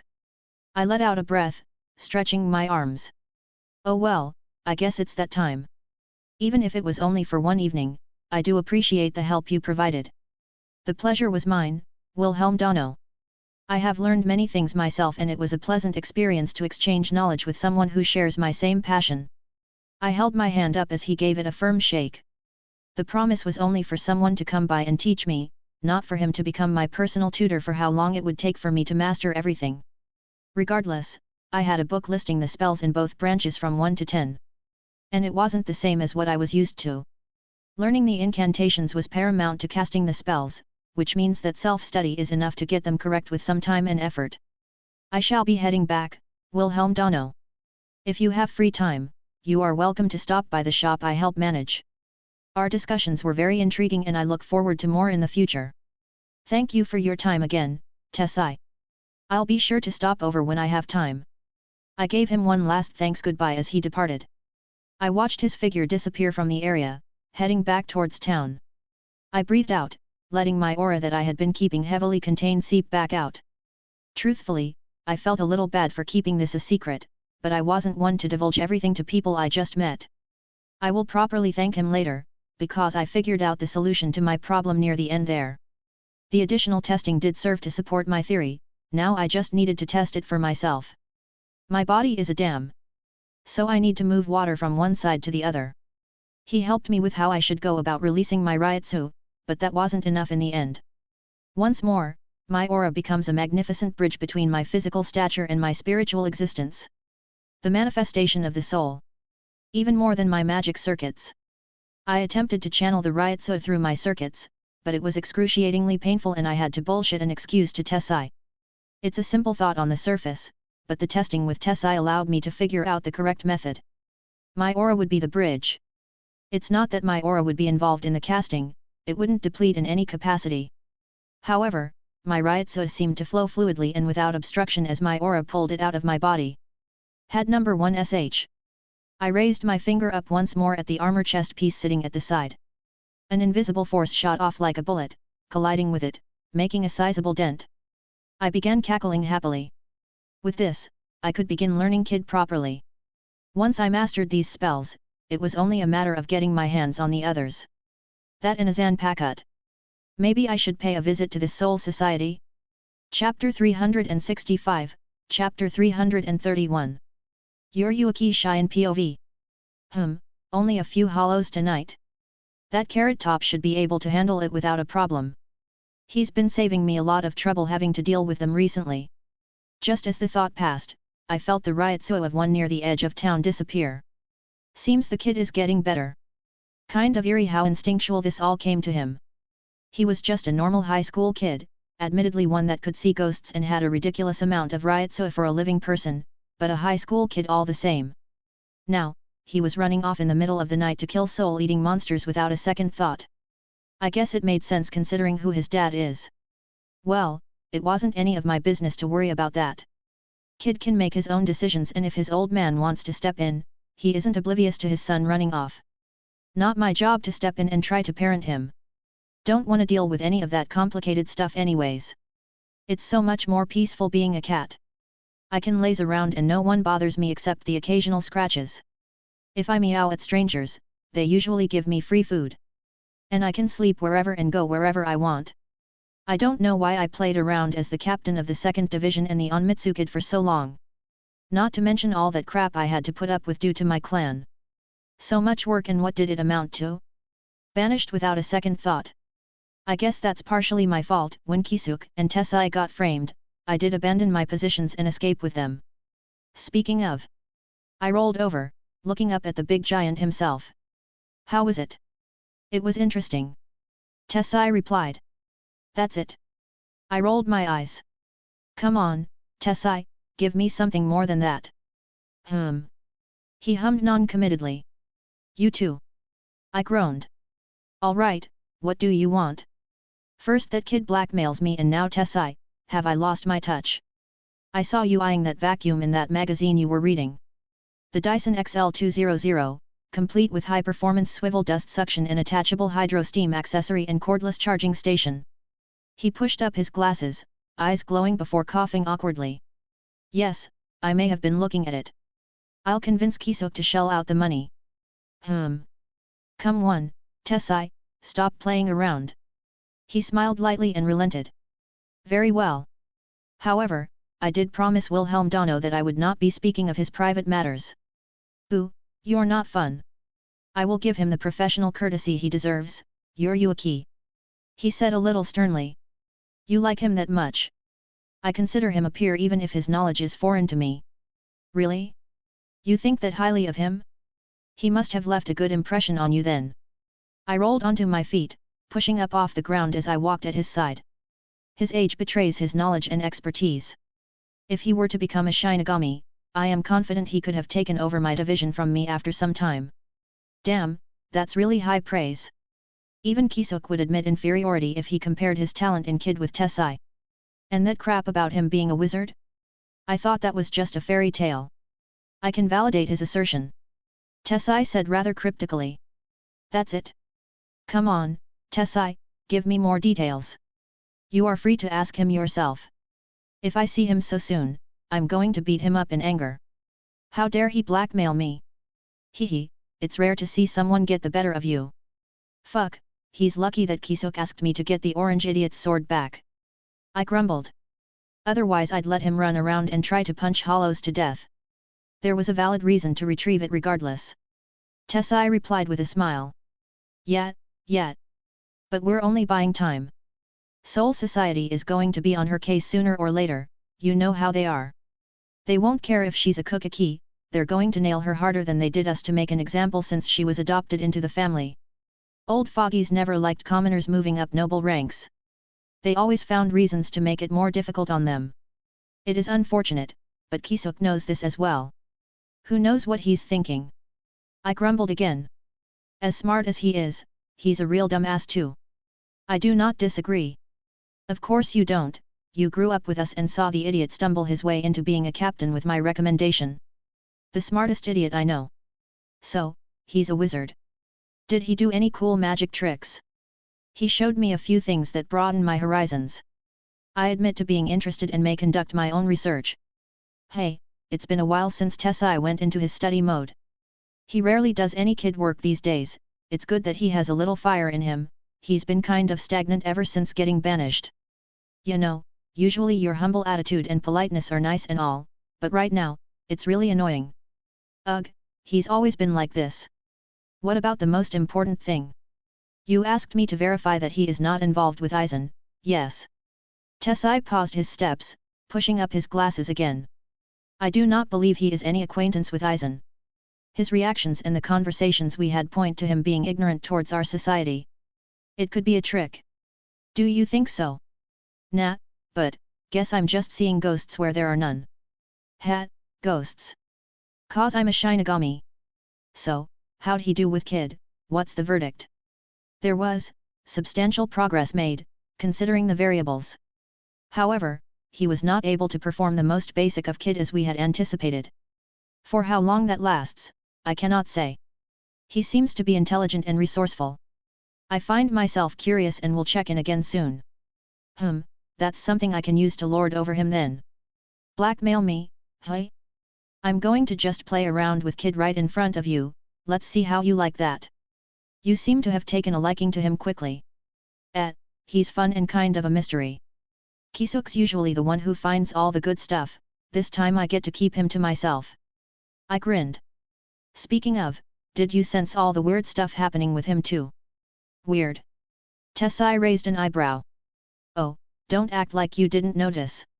I'm talking about his Ryotsu fluctuations, and the different sensations he gives off. I admit I mistook him for a hollow at one point. It was only after inspecting him for a moment that I realized it was different than a hollow's Ryatsu. But the feeling clearly vanished without any noticeable side effects. Any chance he's like our masked friends? No, as I said, it was my initial thought, but it appeared to be something else after having had a moment to collect my thoughts. He shook his head. His Ryatsu has been going up too. Every time I visited him, it was stronger and bigger.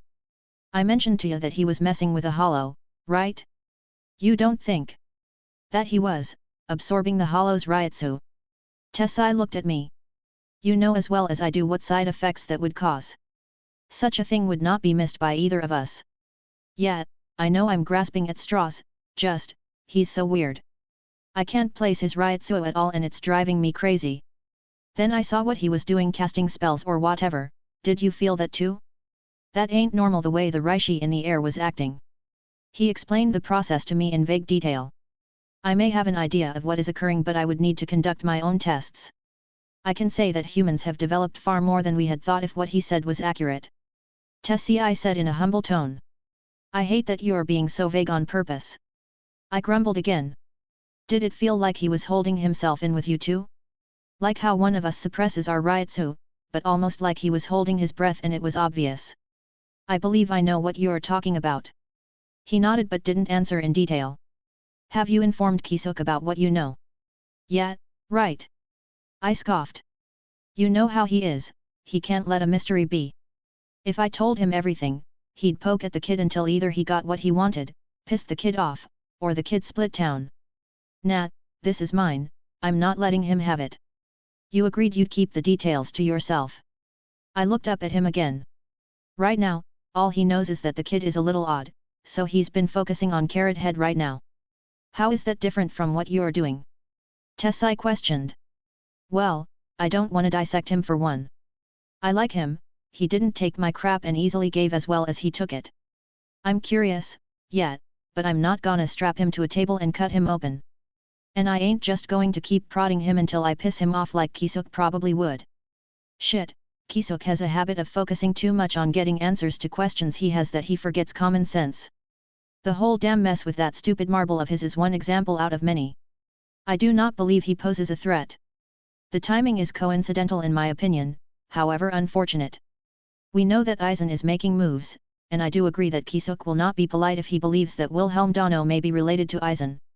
So you'll keep it to yourself? Yes. Tessai nodded. Kisuk already is preoccupied with other matters, I do not believe it necessary to burden him with something else.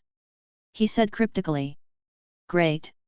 More for me then, I'll go bug him later. Maybe give him some pointers on Kid, Het. Wilhelm POV. I was in a great mood. I got down about half the kid I had been left with. Some of them were a little tricky and it was going to take a little bit of effort to master them, but I was making exception progress. But I was feeling a little antsy and I didn't just want to coop myself up for a few days. While I was on a roll, I wanted to continue and maybe get some more good luck. So, I decided to act on an idea I had the other day.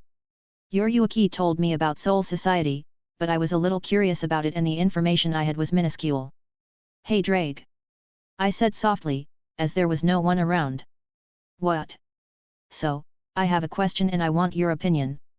Theoretically speaking, would it be bad if I decided to take a look at this Soul Society? You're asking me, a dragon, for moral guidance. When you put it like that. What's your plan? I just want to take a peek, maybe look around a little bit after figuring out where it actually is. You know, metaphysically speaking.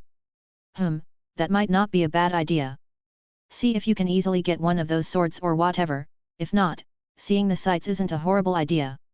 As long as you don't just jump in without looking, I don't really see a problem with it. Yeah, don't want to jump head first without getting my bearings, again. I'll scope out the situation first before making any moves. How do you plan on getting there? While you were sleeping, I saw something a little interesting. I whistled, walking down the road. The sun hadn't been in the sky for long, but there weren't many people around. A residential neighborhood with nothing particular standing out, that was unless you had the capacity to see ghosts. Hiding behind a light post, there was just a small little girl. Younger than Kunu, which did make my heart ache. Probably no older than 7 if I had to guess. And at her feet was a little memorial. Though, the oddest thing about her was the little chain connected to her chest. Was this the soul chain that Yuruaki mentioned a few times? A difference here than back home. Not that ghosts were something common back home, but they certainly didn't have that. She didn't even look startled as I approached. How long had she been standing here, watching the world pass her by, unable to interact with anyone? "Hello," I said softly. Her eyes immediately dilated. "Why, you can see me?" "I can." I smiled gently. "No one else can see me," she whispered. "Not many people are capable of seeing ghosts." "Ghosts? You realized it by now, right? Mom sometimes comes over here and starts crying. She can't see or hear me." The little girl looked down. "I'm sorry." I walked up and gave her what was probably the only hug she had since she had died. I felt her head nuzzle into my chest, tears falling down her face. I didn't interrupt her, I let her spill out all those emotions. I don't know how long I stayed like this, but being a father of a little girl, I couldn't find the strength to stop her. At the very least, I would let her have a moment of respite. It was only when the tears stopped falling and little sniffles were heard that I knew she was done. Feeling a little better, I gentle rubbed her back. She nodded. "Good, you're a strong girl." I gave her a little reassurance. "How about introductions? My name's Wilhelm, what's yours?" "That's a strange name." I let out a chuckle, she probably hasn't been exposed to Western names much at her age. "That's because I'm only half Japanese, I live in the West." "What about you?" "My name is Mitsuko." "What a lovely name." I cooed, giving her another pat on the head. "Why don't you tell me why you decided to stay put here instead of moving on?" "I'm scared," she whispered. I can't fault her there. It is a little scary, but staying here isn't right. There's a better place waiting for you. She hesitated. Mom said that bad people get sent to a bad place." "Oh? Maybe they do, but why do you think that would affect you?" "Mom told me not to play in the street." "I didn't see, I'm bad." She wouldn't look me in the eyes. "You poor thing." I gave her another much-needed hug. However, looking down, I did notice that the memorial did contain what looked like Shinto prayers, which did give me an idea. "Did your mom say that the bad place was called Yomi?" "Yes," she whispered again, a little fearful. Shinto worshippers. Not exactly rare in Japan. And she's probably taking what her mom said completely out of context, just as children her age do. "I'll tell you a little secret. I've been to Yomi." I gently pulled away, giving her a little boop on the nose. "You've been there?" "I have, and I even know the person who lives there." "You've heard of the goddess Izanami no Mikoto, right?" "Why, yes." She nodded. "I'll tell you another secret." I leaned in for added effect. "She's a very nice woman and I'm friends with her. Would you like to meet her?" "Really?" She whispered right back. "Really, really?" I smiled, taking out my phone. "Give me a moment, I'll give her a call." The girl for the first time had a little bit of excitement on her face. Perhaps it was mixed with trepidation, but it was better than a moment ago. "Wilhelm." Izzy's face appeared on her kaleidophone. "Izzy. Are you okay?" "I heard what happened." "I'm fine, I'll give you a better explanation when I get back. However, can I ask you for a quick favor?" "A favor?" She tilted her head. "What do you need?" I knelt down next to the sweet little girl. "Well, little Mitsuko here doesn't want to move on because she's a little scared. You see, she thinks she's going to go to Yomi because she's been a bad girl." I held up the phone so they both could see each other. "Hello, little one." Izzy easily adopted a more motherly tone. "Why do you think you would come here to Yomi?" My mom said bad people go to Yomi. And I was bad." "Oh, sweet child. Why do you think you're a bad girl?" I was playing in the street and didn't see the car coming. Now mama cries every day and it's my fault." Tears swelled up in her eyes. "You poor thing. You're not a bad girl. A bad girl wouldn't be hurt that their mom is crying. No, you're going to a special place where all the good people go, I can guarantee it." "Really?" She sniffled. "I promise you. And a goddess always keeps her promise." How easily a young girl like her believes our words. Not that we're lying, but someone older would be much more skeptical. It's not a scary place. It's a bright and warm place. Izzy quickly denied. Look up at the sky, do you see the sun? The little girl tilted her head up. Ahoy! That's my daughter's sun. And that bright and warm light will never leave you. Izzy soothed her. But you will need to willingly move on, sweetheart. You can't stay there forever. If you stay, then bad things can happen. I didn't reprimand Izzy nor say anything to the contrary. Even back in our own world, souls had to move on and it did cause problems if they lingered. A child needed to be guided with a firm hand, if gentle when needed in a situation like this. Will the monsters get me? She sounded a little worried. Izzy looked at me and I took over. It's possible. I didn't deny it. She was talking about hollows. I'm sure she could hear their roars nearly every night. Okay. Good, you're a brave girl.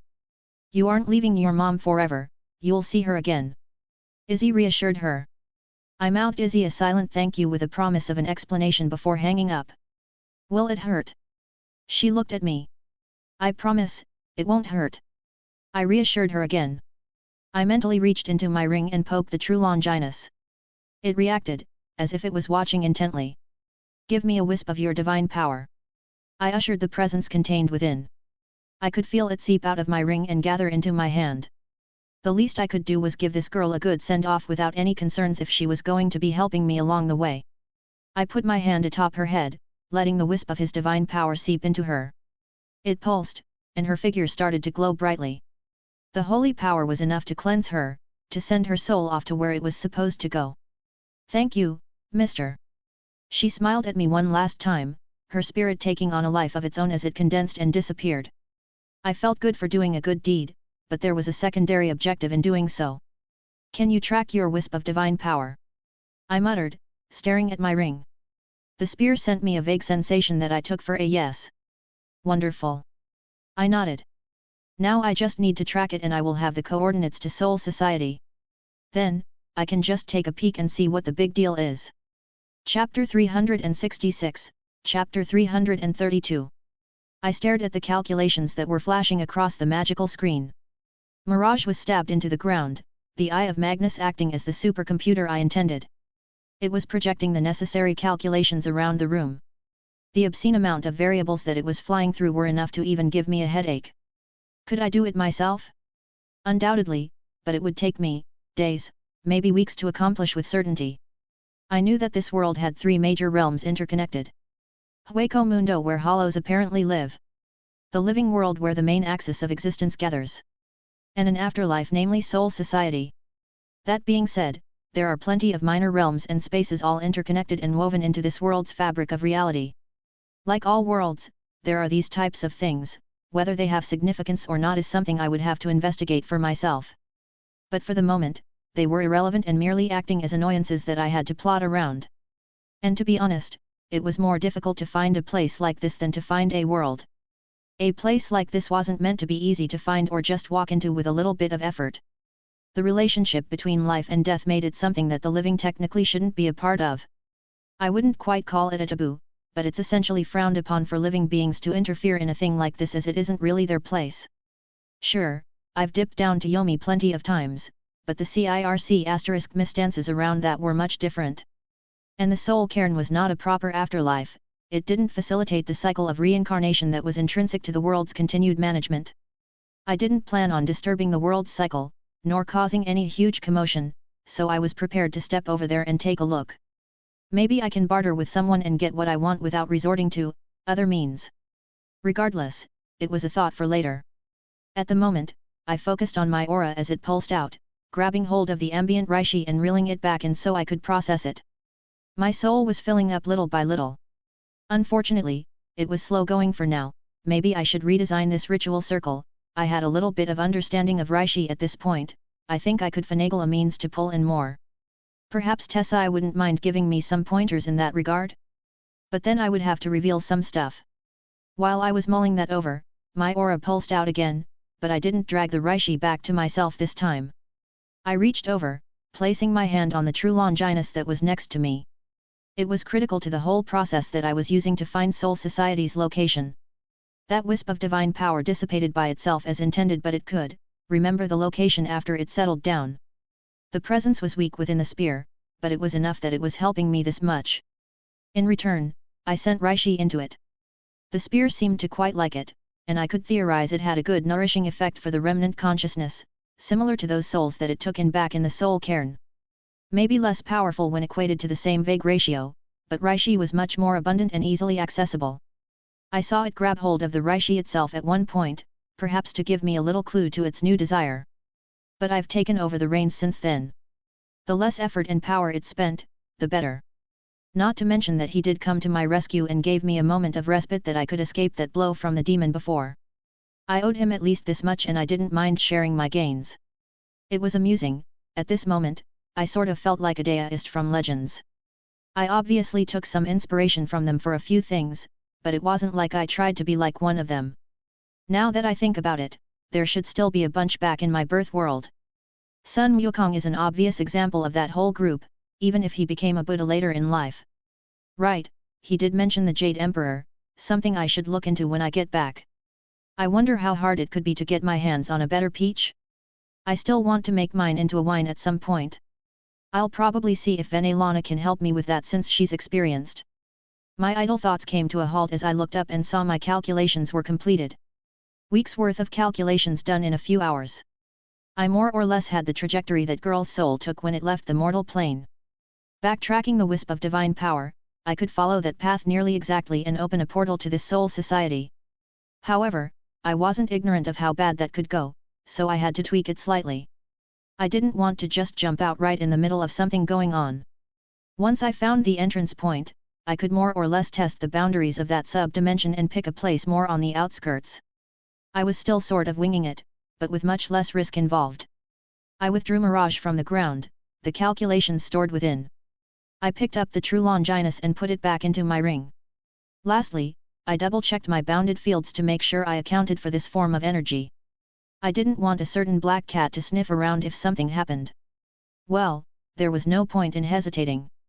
I took all practical precautions, so I wasn't really scared. I stabbed Mirage into the air and slashed downwards, splitting time and space. Fascinating, I merely saw a rocky plateau and nothing else besides some foliage. However, I felt something strange when I looked forward. I reached out and my hand was met with a barrier of energy taking a blue shimmer. I gently put my hand on this strange blue barrier. It didn't budge an inch even when I started putting more force on it. Should I use some other method? Would I cause a problem if I got more physical? I don't even know what this barrier was. Except, it kind of felt like Rishi. Maybe much more compact and consolidated, but Rishi all the same. I slammed my foot onto the ground, cracking the concrete. Picking up a small piece, I tossed it at the portal. I watched as it bounced against the strange barrier again. I held my finger out and condensed a small lightning bolt and fired it off. It slammed into the barrier and made the barrier vibrate and shudder, but it showed no signs of penetrating or dissipating. Still holding my finger up, I decided to cast something else. Had number 1 sh. I intoned, watching the invisible force fire off like a bullet. My eyes widened as I saw it go through the barrier without any noticeable resistance whatsoever. Rishi is spiritual, everything I've done so far beyond the kid contained the opposite physical matter. I muttered to myself. Even my lightning bolt contained magical energy. I did think it was strange that even my magical energy was rejected, but I didn't have enough data right now to make a conclusion. Perhaps, there is literally nothing there but Rishi? That just seemed so strange to me. Every realm I've been to, it contained many different elements and factors. But if this place was made entirely down to the smallest denomination of Rishi, could it simply reject any attempt at foreign matter from entering? It wasn't some kind of conceptual or metaphysical barrier in the sense that it required a certain key or permission to enter. No, it was literally a wall that didn't allow physical matter to pass through. Like a massive wall around the realm, nothing living should be able to get in without being a spiritual being.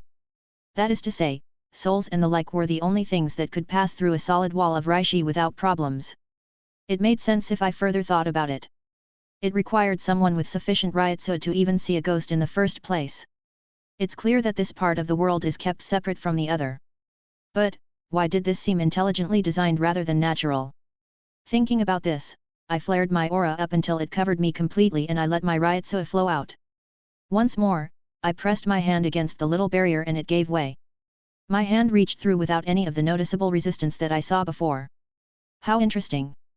Aura was never my most powerful ability, it's certainly been a benefit and helpful in nearly every situation. But it seems like it's showing its true prowess in a world ruled by spiritual power. What's the game plan? Investigate, look for an opportunity. I replied. If I can't find anything good or make any opportunities, I'll leave and try again some other time. I think the important thing here is to just get my bearings first. Sounds like a plan. I'm a little interested in this place. We don't have this reishi or whatever back home, it feels kind of strange. Oh, you can feel it in the boosted gear. I am just a soul at this point, it's not that weird. Drake replied. But I can't really do anything with it. That's not surprising, dragons are basically just giant clumps of mana. I don't doubt you could probably force your way inside even with the resistance we've seen, but you're not an existence that's regulated for digesting this kind of energy. Which begs the question on how the spear is doing so. I was just chalking it up to his nature as a divine being behind objectively higher in status than both magical energy and spiritual energy.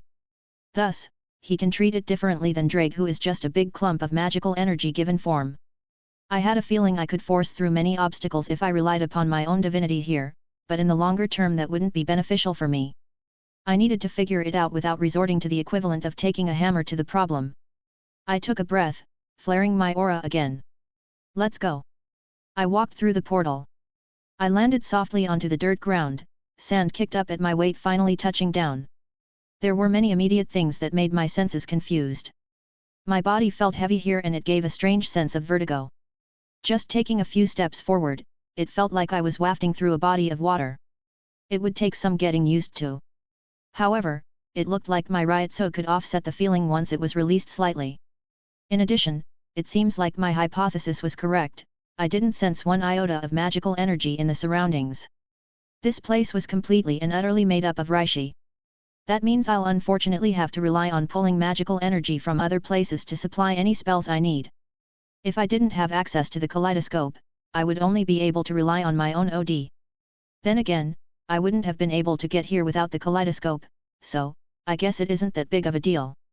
As an experiment, I tried releasing some magical energy into the air. The world, or rather the realm, didn't reject the notion of magical energy, rather, the magical energy seemed to be snuffed out after a few moments. Not an inherent defensive mechanism of this place, it was like a flame that didn't have access to oxygen, it simply couldn't sustain itself and dissipated. How curious. I admit to being very intrigued by this phenomenon that I wanted to test several things. Maybe I was being a little hasty, but I didn't feel any overt danger in doing this little experiment. I held up my arm, and rescinded my aura over a small bit of skin. I hummed as I pulled back my aura slowly over my entire body. There were no overt reactions, no weird law slamming down on me for being a living being existing within this spiritual realm. Perhaps it was only important to actually pass through the dimensional barriers. But actually existing here isn't really the main problem. My body still felt very heavy and sluggish though, a side effect I suppose. Circulating my Ryotsu did alleviate it still, so I wasn't too worried. However, I did keep it at a minimum. It wasn't hard to find out that these spiritual beings could sense Ryotsu at an extremely sensitive level. I did my best to keep the significant amount of my Ryotsu sealed away from notice. Is this really the afterlife here? What do you mean? I asked. I mean, why does it seem exactly like we're still on Earth, but with just this reishi everywhere? A good question. I acknowledge, reaching down and scooping up a handful of dirt. Feels exactly like dirt. I muttered, letting it fall out of my palm as the wind took it and it drifted away. Acts exactly like sand.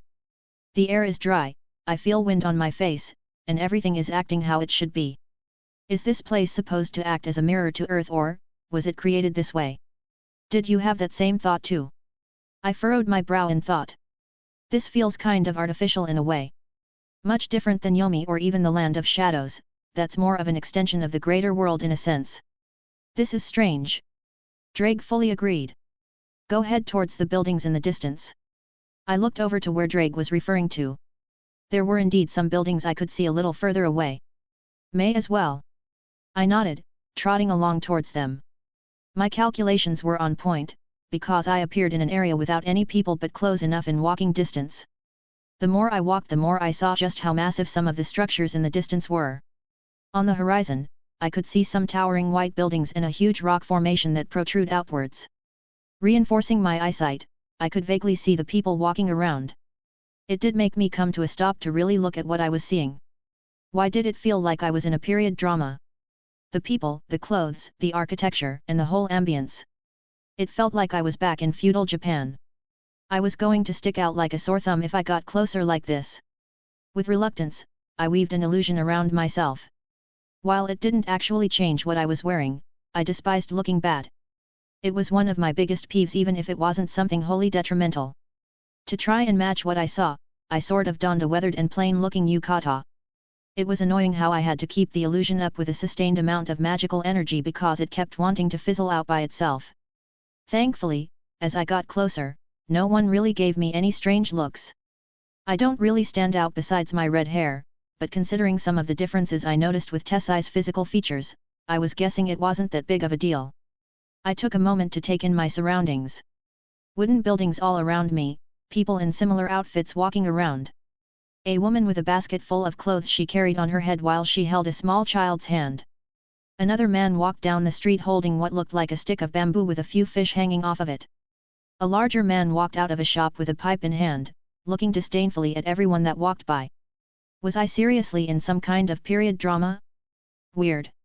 And still further off, I could see bigger buildings much farther away. I had yet to even scrape the surface of everything here. This place was massive. However, the sounds of hammering drew my attention as I peered to the side. A smithery? I wasn't really here for anything specific other than my vague goals. I didn't mind taking a look. It was just about what I would expect a smithy of this perceived technology level to look like. Walking around the side, I could see the smith at work hammering away with a forge made of bricks next to him. He was hammering on an anvil, some kind of metal that looked like iron. Which begged the question, was it actually iron? If it was made of reishi, what did this even matter? Couldn't they shape reishi differently? Why is he going through the whole forging process? The more I looked, the more confused I got. What? Who are you, brat? The smith turned around, looking at me while I was lost in my own thoughts. Got something you need? If not, scram, I'm busy. Sorry, was just drawn by the sounds of you hammering. Just wanted to take a look. I sheepishly apologized. Humph. He snorted, setting his hammer down. Hand me the basket of coal next to you. I looked down to see what he was referring to. I shrugged, picking up the basket, bringing it to him. Here you go. He grunted, picking some up, tossing it into the fire that was going on under his forge. Got any experience working a forge, brat? You here looking for a job? Maybe. I scratched my head. Did what I have before count as experience? I knew what to do, and I helped with Mirage, but I wouldn't call myself an expert. I basically worked the bellows and controlled the flames last time. I'll tell you the same thing I told them other kids. I ain't no charity case. If you don't got the experience, I ain't gonna waste the time to train some brat that's just looking for some coin. Coin? Do they use a monetary system here? Interesting. I was about to turn around and leave with an apology, but he grabbed my hand. He stared at it, then looked at my other hand before giving me an inquisitive look. Damn those fools! Tell me, brat, how long have you been dead for? Pardon? I blinked in confusion. Too pale and delicate to be one of the folks around here. And a noble worth a damn wouldn't be seen in what you're wearing or come around these parts. Only explanation is that you're a newcomer, but there shouldn't be any newcomers in this place. Was I discovered already? Bah! He grunted, pushing himself up from where he was seated. Of course you wouldn't know what I'm talking about. He grumbled again. Did you just die, son? How long has it been since you've come to Soul Society? Oh, was he confusing me for a recently deceased? That makes things much easier. Probably about an hour. He looked at me and face-palmed. What are those damn Shinigami doing? He threw his hands up. Can't do nothing right but cause problems round here. I heard that sometimes someone pops up on the edge of towns, didn't think nothing of it before but rumors.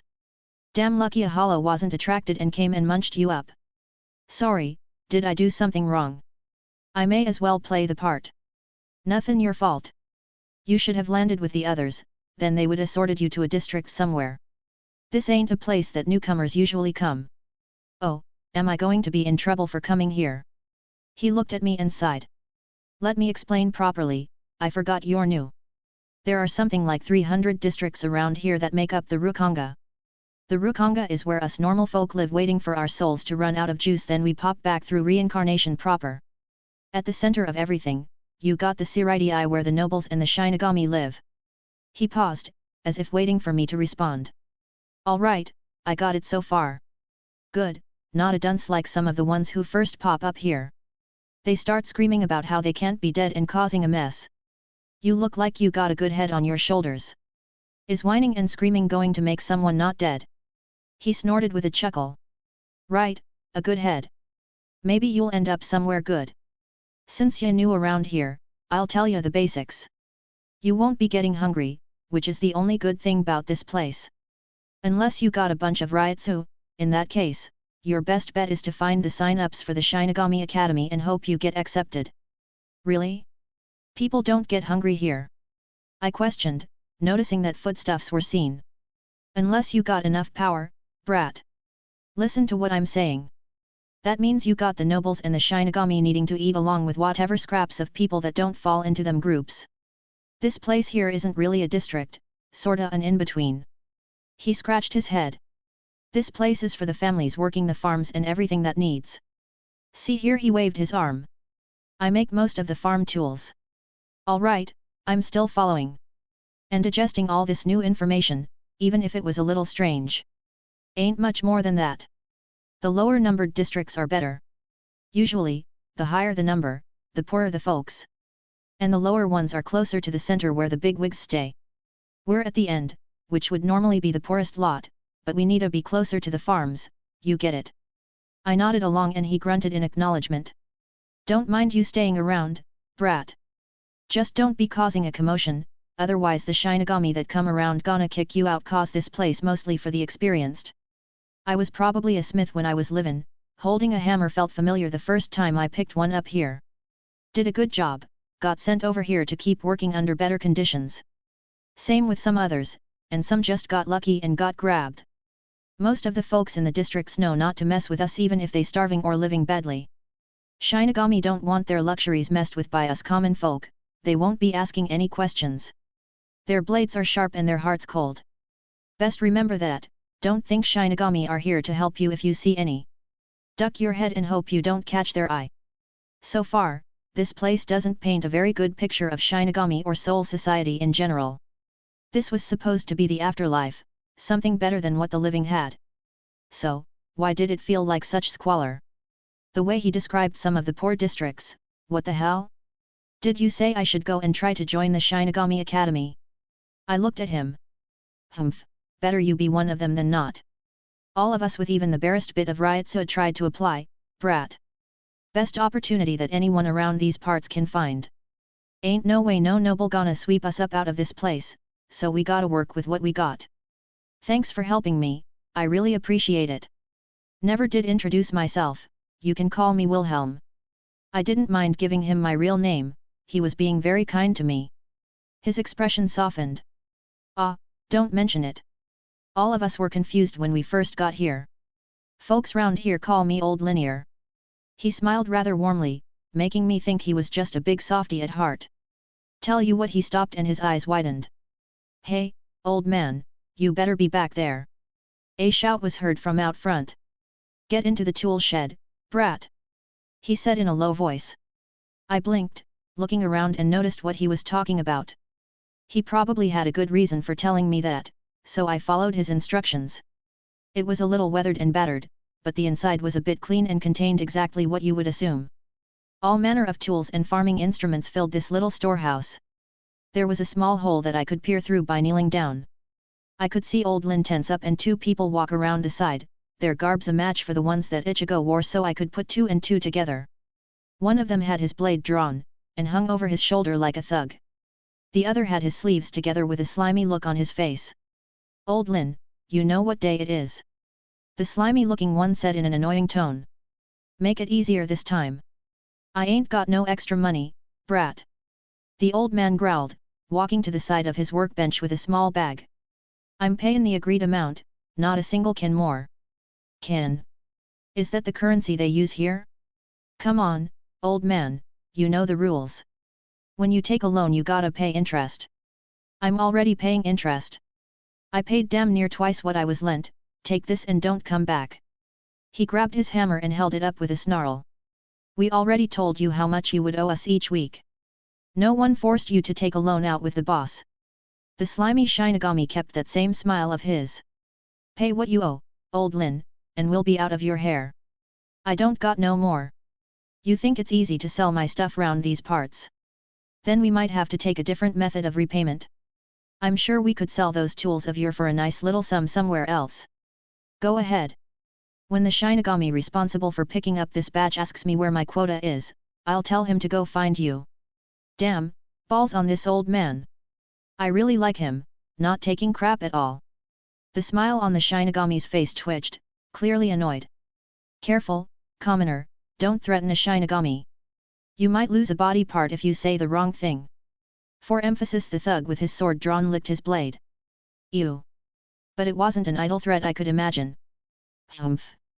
Old Lin tossed the bag of what sounded like coins to the Shinigami. Got some extra iron bars, take 'em, and leave me alone. The slimy one's expression looked a bit more relaxed. Why didn't you just say that from the beginning?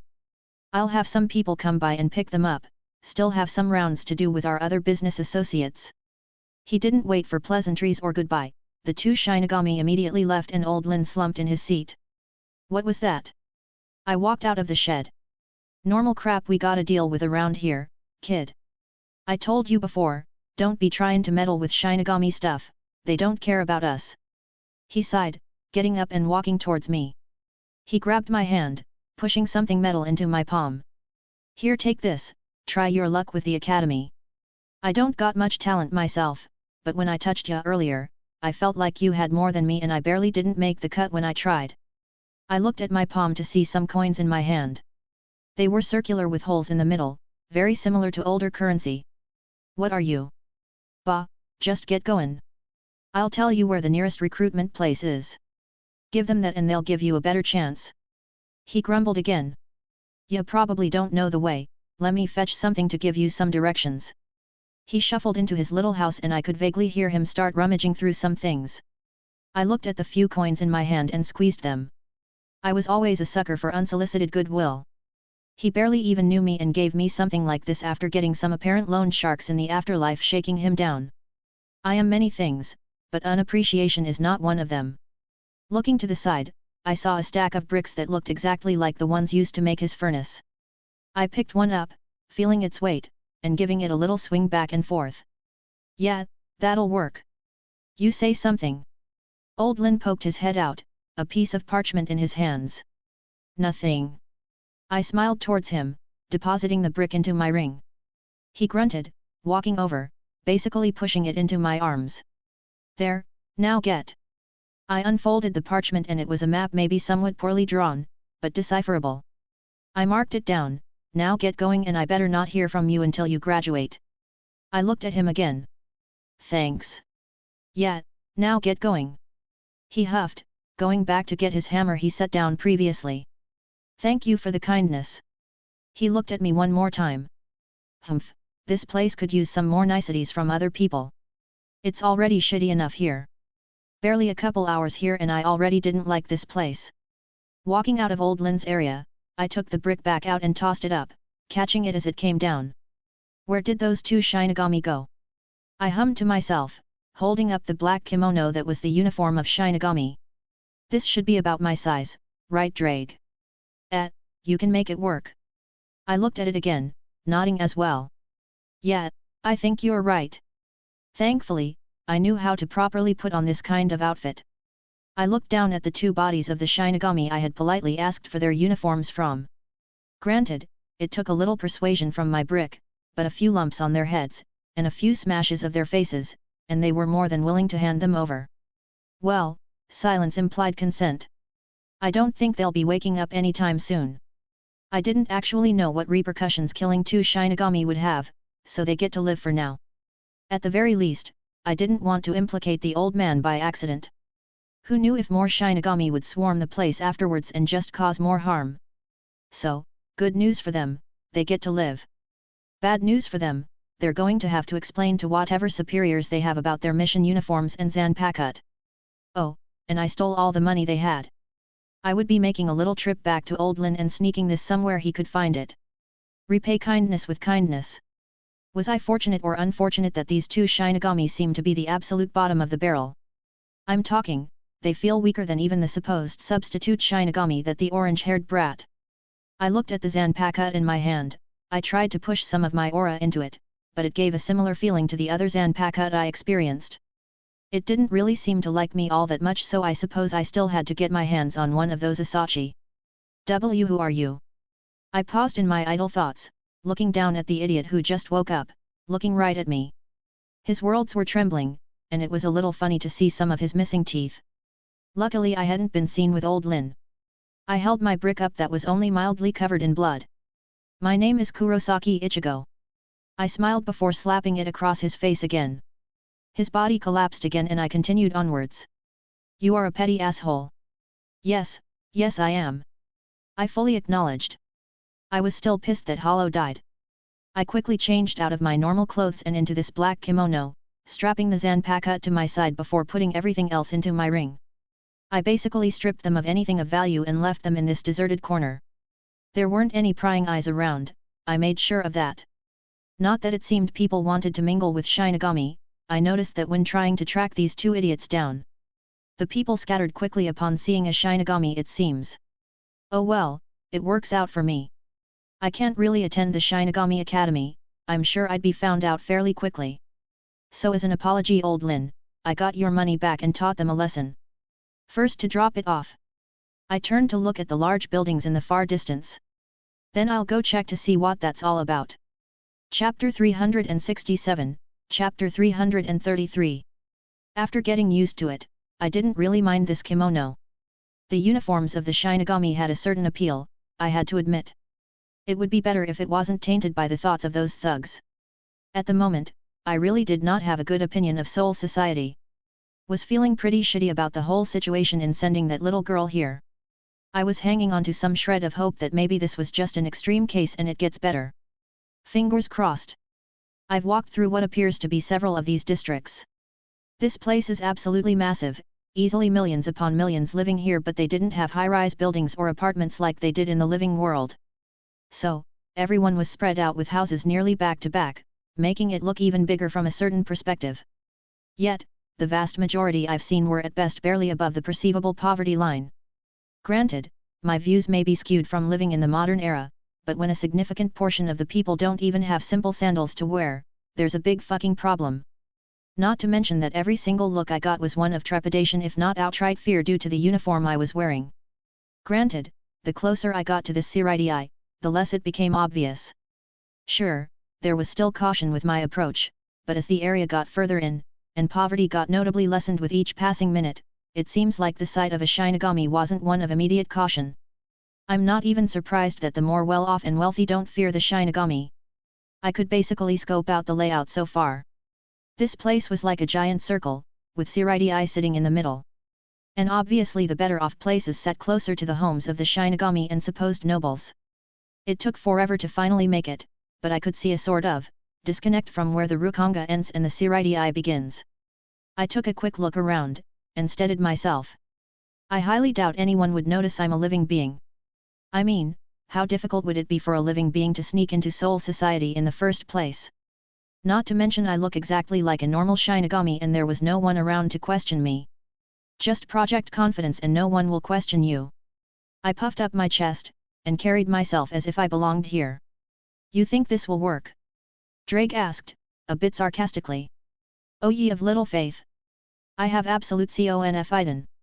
Boom. The wind howled, my hair was blown back and dirt immediately flew up all around me. Thunderous and explosive sounds rang out as if something heavy and big hit the ground. Not to mention the shockwave that was sent through the earth in all directions. I blinked. And I blinked again. There was a massive gate a few inches in front of my face. Did it fall from the sky? Absolute confidence, hey. I ignored the dragon, tilting my head up. The gate was at least a few dozen feet tall. And not only that, there was now an equally large wall that shot off in both directions, completely encompassing the Siridii for as much as I could see.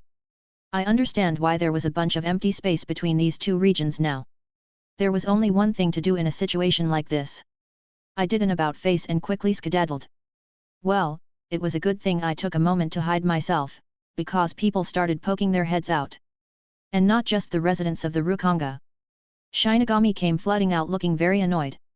Shouting commands and such, they started spreading out and searching through the area.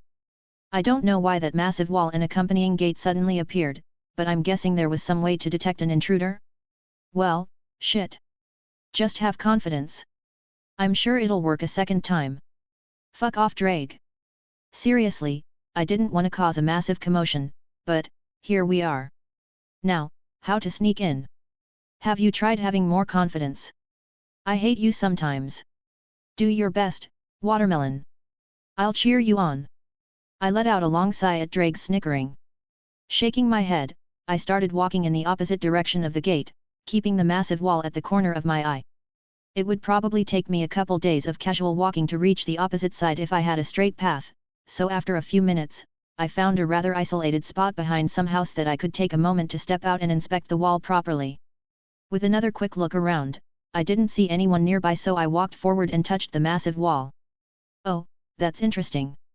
I muttered, feeling my aura scatter upon touching the wall. Complete rejection it looks like. I pulled on my Ryotsuo a minuscule amount and pushed it against the stone wall. Like my aura, it was repulsed without any chance to resist. Conceptualized anti-spirit properties. I hazard a guess. Maybe I was going too far in one direction.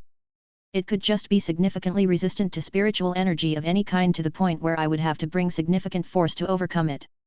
Just to test, I gathered my aura and slammed my palm against the wall. I felt a faint reverberation, but my aura splashed harmlessly before dissipating. I clicked my tongue in annoyance and thought of an idea. I knelt down and started digging a hole to see if I could tunnel below. It'd be easy to displace some dirt with a few spells even in this environment. However, once I got about a foot down and tried to go under, I met a barrier that seemed to contain the same properties as the stone. I had a feeling that this barrier extended in every direction and the stone structure in front of me was more a solidified conceptualization rather than the whole of the barrier itself. Maybe it anchored the effects around itself, but the stone walls themselves were not the entirety of the barrier. Just fly over. Drake grunted. Fly over. I responded. I'm pretty sure they wouldn't overlook such a glaring issue if there's even something stopping me from underneath. No, you idiot. You said this thing probably rejects our spiritual stuff. You're a living person, why would it stop you? I would have had this thought after going through my own tests. Whatever you say. Gods, he's going to be so smug about this if it works. Despite what he said, I wasn't going to fly over. That would require my wings making an appearance, and I don't want that kind of attention if I was seen. No, I just reinforced my leg and jumped upwards, landing at the very edge of the wall's top. Literally an inch forward and that shimmering field of energy made an appearance. Looking around, this was definitely a good angle to view what was going on down there. This place looked like an old Japanese-style castle in its architecture. Walls that went every which way forming almost like a maze, and an uncountable number of buildings set up everywhere. I had no idea what I was doing or where I was going for now, so here was as good a place as any. I pulled my aura in as tightly as I could. My Ryotsu was also reeled in as best as I could manage. Even if I was still not too familiar with this type of energy, I could somewhat manage this much. Without a second thought, I took a step forward and harmlessly passed through the barrier. I chuckled at how simply I overcame it. There wasn't really much blame that could be placed on these people. How likely was it for a living person to even come here? I had to jump through several, almost, paradoxical loops to do so. I'm sure they're only defending against the likes of Hollows or some rogue Shinigami. I just shook my head, taking another step forward and dropping off the wall onto the other side. Landing on my feet was no arduous task, even from this height. I simply dusted myself off and was about to set off, but I paused, looking up to see another pair of eyes not far away from me.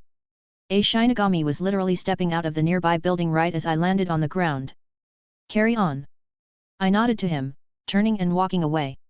Nailed it. Hold it. I mentally groaned as he shouted towards me. I saw you jump down from the Siraiki. I turned to see him pointing at me sternly. State your name and division. Division 8. I offered.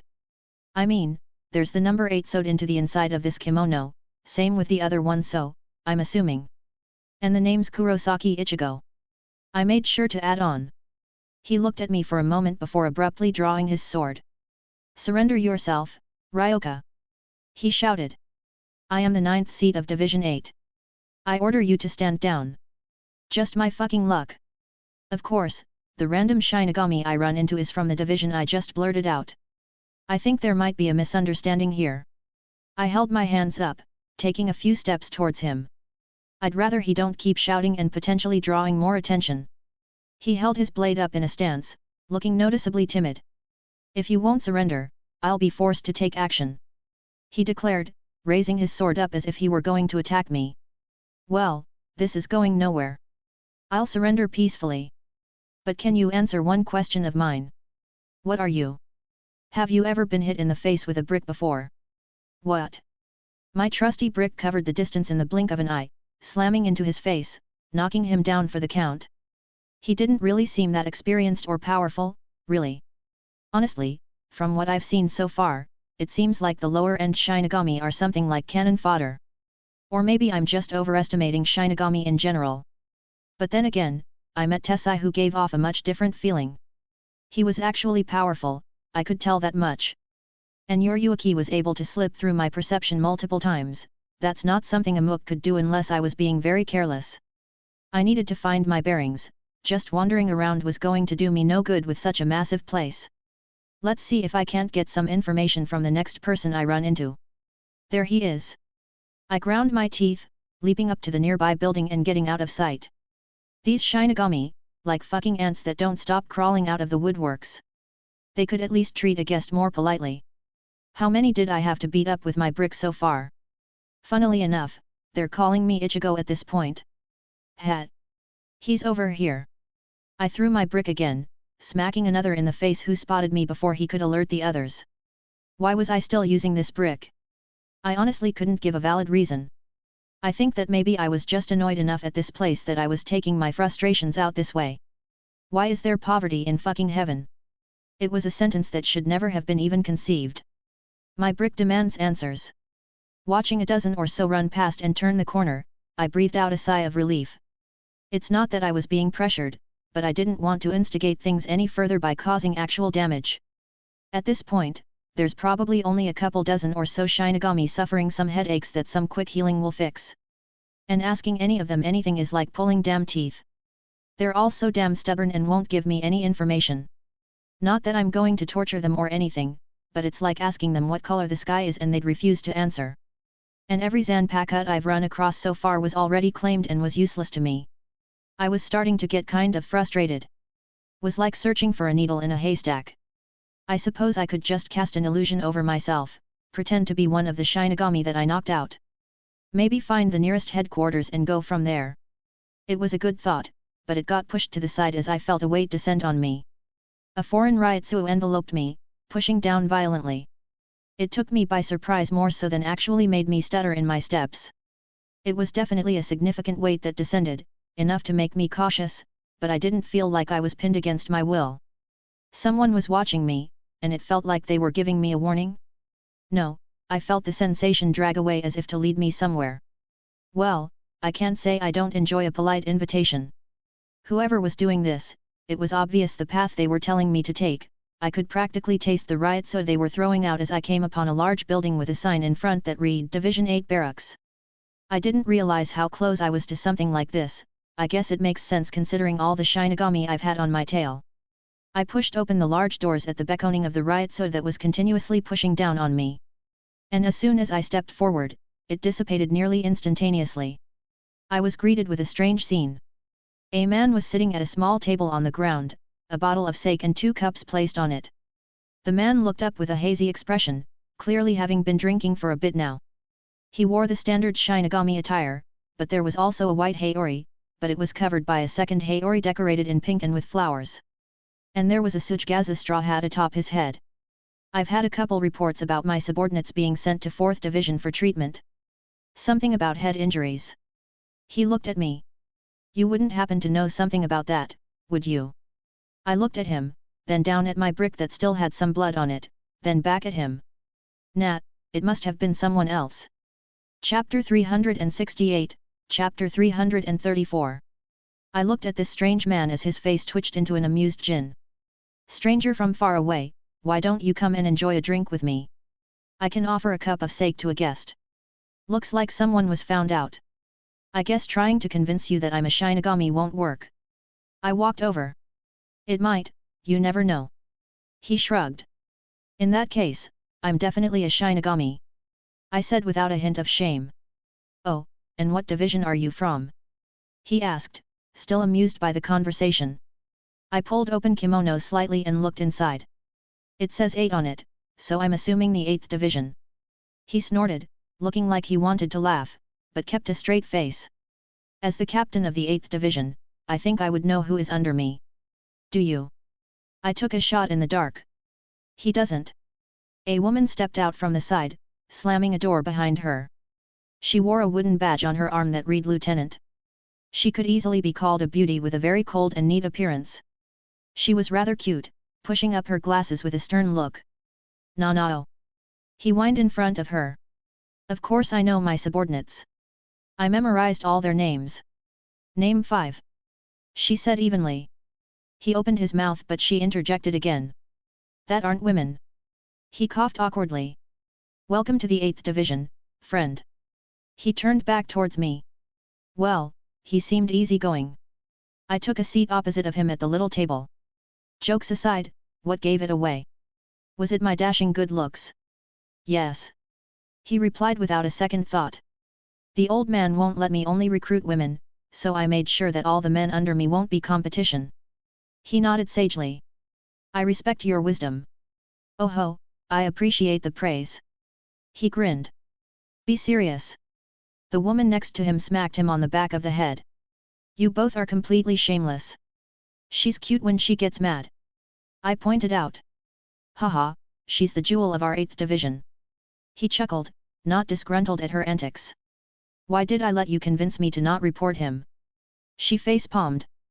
Don't be like that Nanao. He took a sip of his sake. Technically, we haven't been ordered to capture any nefarious Ryoka. And I'm a Shinigami. I pointed out. Right, he's a Shinigami. The captain in front of me nodded. Do you think that excuse will work with the captain commander? I'll worry about that later. He shivered slightly. There were a bunch of Shinigami moving with a purpose earlier. Were they not trying to capture this supposed handsome and charming intruder? I asked, a little curious as to what was actually going on.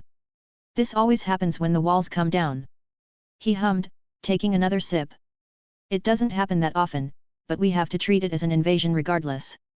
Most of the time, it's 1 or 2 naughty kids from the Rukanga that get too close to the Siraidii and cause the commotion. That sounds like a headache. Though, it would probably make for good impromptu drills when it does happen. However, if we discover an intruder, we're supposed to report it immediately. The woman next to him huffed. Well, it's a good thing I'm an official Shinigami, and certainly not someone who snuck in. I helped myself to a cup of sake he poured. Haha, it's a good thing, you're right. Otherwise, I'd have to arrest you. He chuckled. Thankfully, none of my subordinates were killed or hurt too bad. I don't think I could share a cup of sake with someone who really harmed them. Ah, he was being kind because I was soft with them, hey. Despite smacking them around, there wasn't really any overt harm. Especially since they are spiritual beings, a few hits on the noggin aren't going to cause any major damage. It seems like this invader isn't the type to just wantonly slaughter, so you won't have to worry about your subordinates around here turning up dead. He won't kill anyone. I casually took a sip. Good, good. He smiled gently before turning a little dark. I would hate to have to hunt down the one responsible. I raised an eyebrow at his riot soul leaking out slightly. Scary. Haha, well, I don't prefer fighting. Why not sit down and discuss our differences over a nice cup of sake? He laughed happily. I can't say I disagree. It was a refreshing mindset to have. However, I am a little curious. An idle thought, I hope you don't mind helping me. I'll do what I can to help my captain. I responded rather cheekily. The thing is, I'm wondering where someone would be able to get a hold of one of my subordinates' uniforms. And possibly one of their Zanpakut. Hypothetical speaking, someone might have ran into a couple of thugs shaking down some poor people in the Rukanga. I certainly hope they aren't dead. Even if my subordinates need to be justifiably punished, I can't allow someone who murdered them to walk around. His smile disappeared. I wouldn't worry about that. I waved off his concern even if I already said I didn't kill anyone. They should probably be coming back soon, having to explain why they lost their uniforms and swords. He pulled down his hat a little, his cheery expression shifted again. I see. In that case, I'm sure I'll seek out a very detailed explanation about what they've been up to. Maybe all Shinigami aren't bad after all? I can't say I've interacted with them enough to form an opinion exclusively on one way or another. Oh, I forgot to introduce myself. Where are my manners? His cheerful expression returned quickly. Captain of the 8th Division, Shunsui Kirikou. And this is my Lieutenant Nanao Ise. He gestured to the woman standing at his side. Though, she stayed silent, glaring at him the entire time. I had a feeling she didn't quite approve of how he was apparently handling my presence. A pleasure. I would be polite as well. You can call me Kurosaki Ichigo. I sometimes like to dye my hair orange and I prefer that people know my name means strawberry. You're a special kind of petty. Oh, what's the worst that can happen? I'm just having a little bit of fun. In the worst case, someone gets confused. Whatever you say, watermelon. The corners of his lips twitched. I have a feeling you aren't being truthful. I swear on my honor as a Shinigami. I said with complete seriousness. He threw his head back, letting out a laugh. You're an interesting kid. He calmed down again, pouring himself another cup. If you don't mind me asking, how'd a human end up here? What?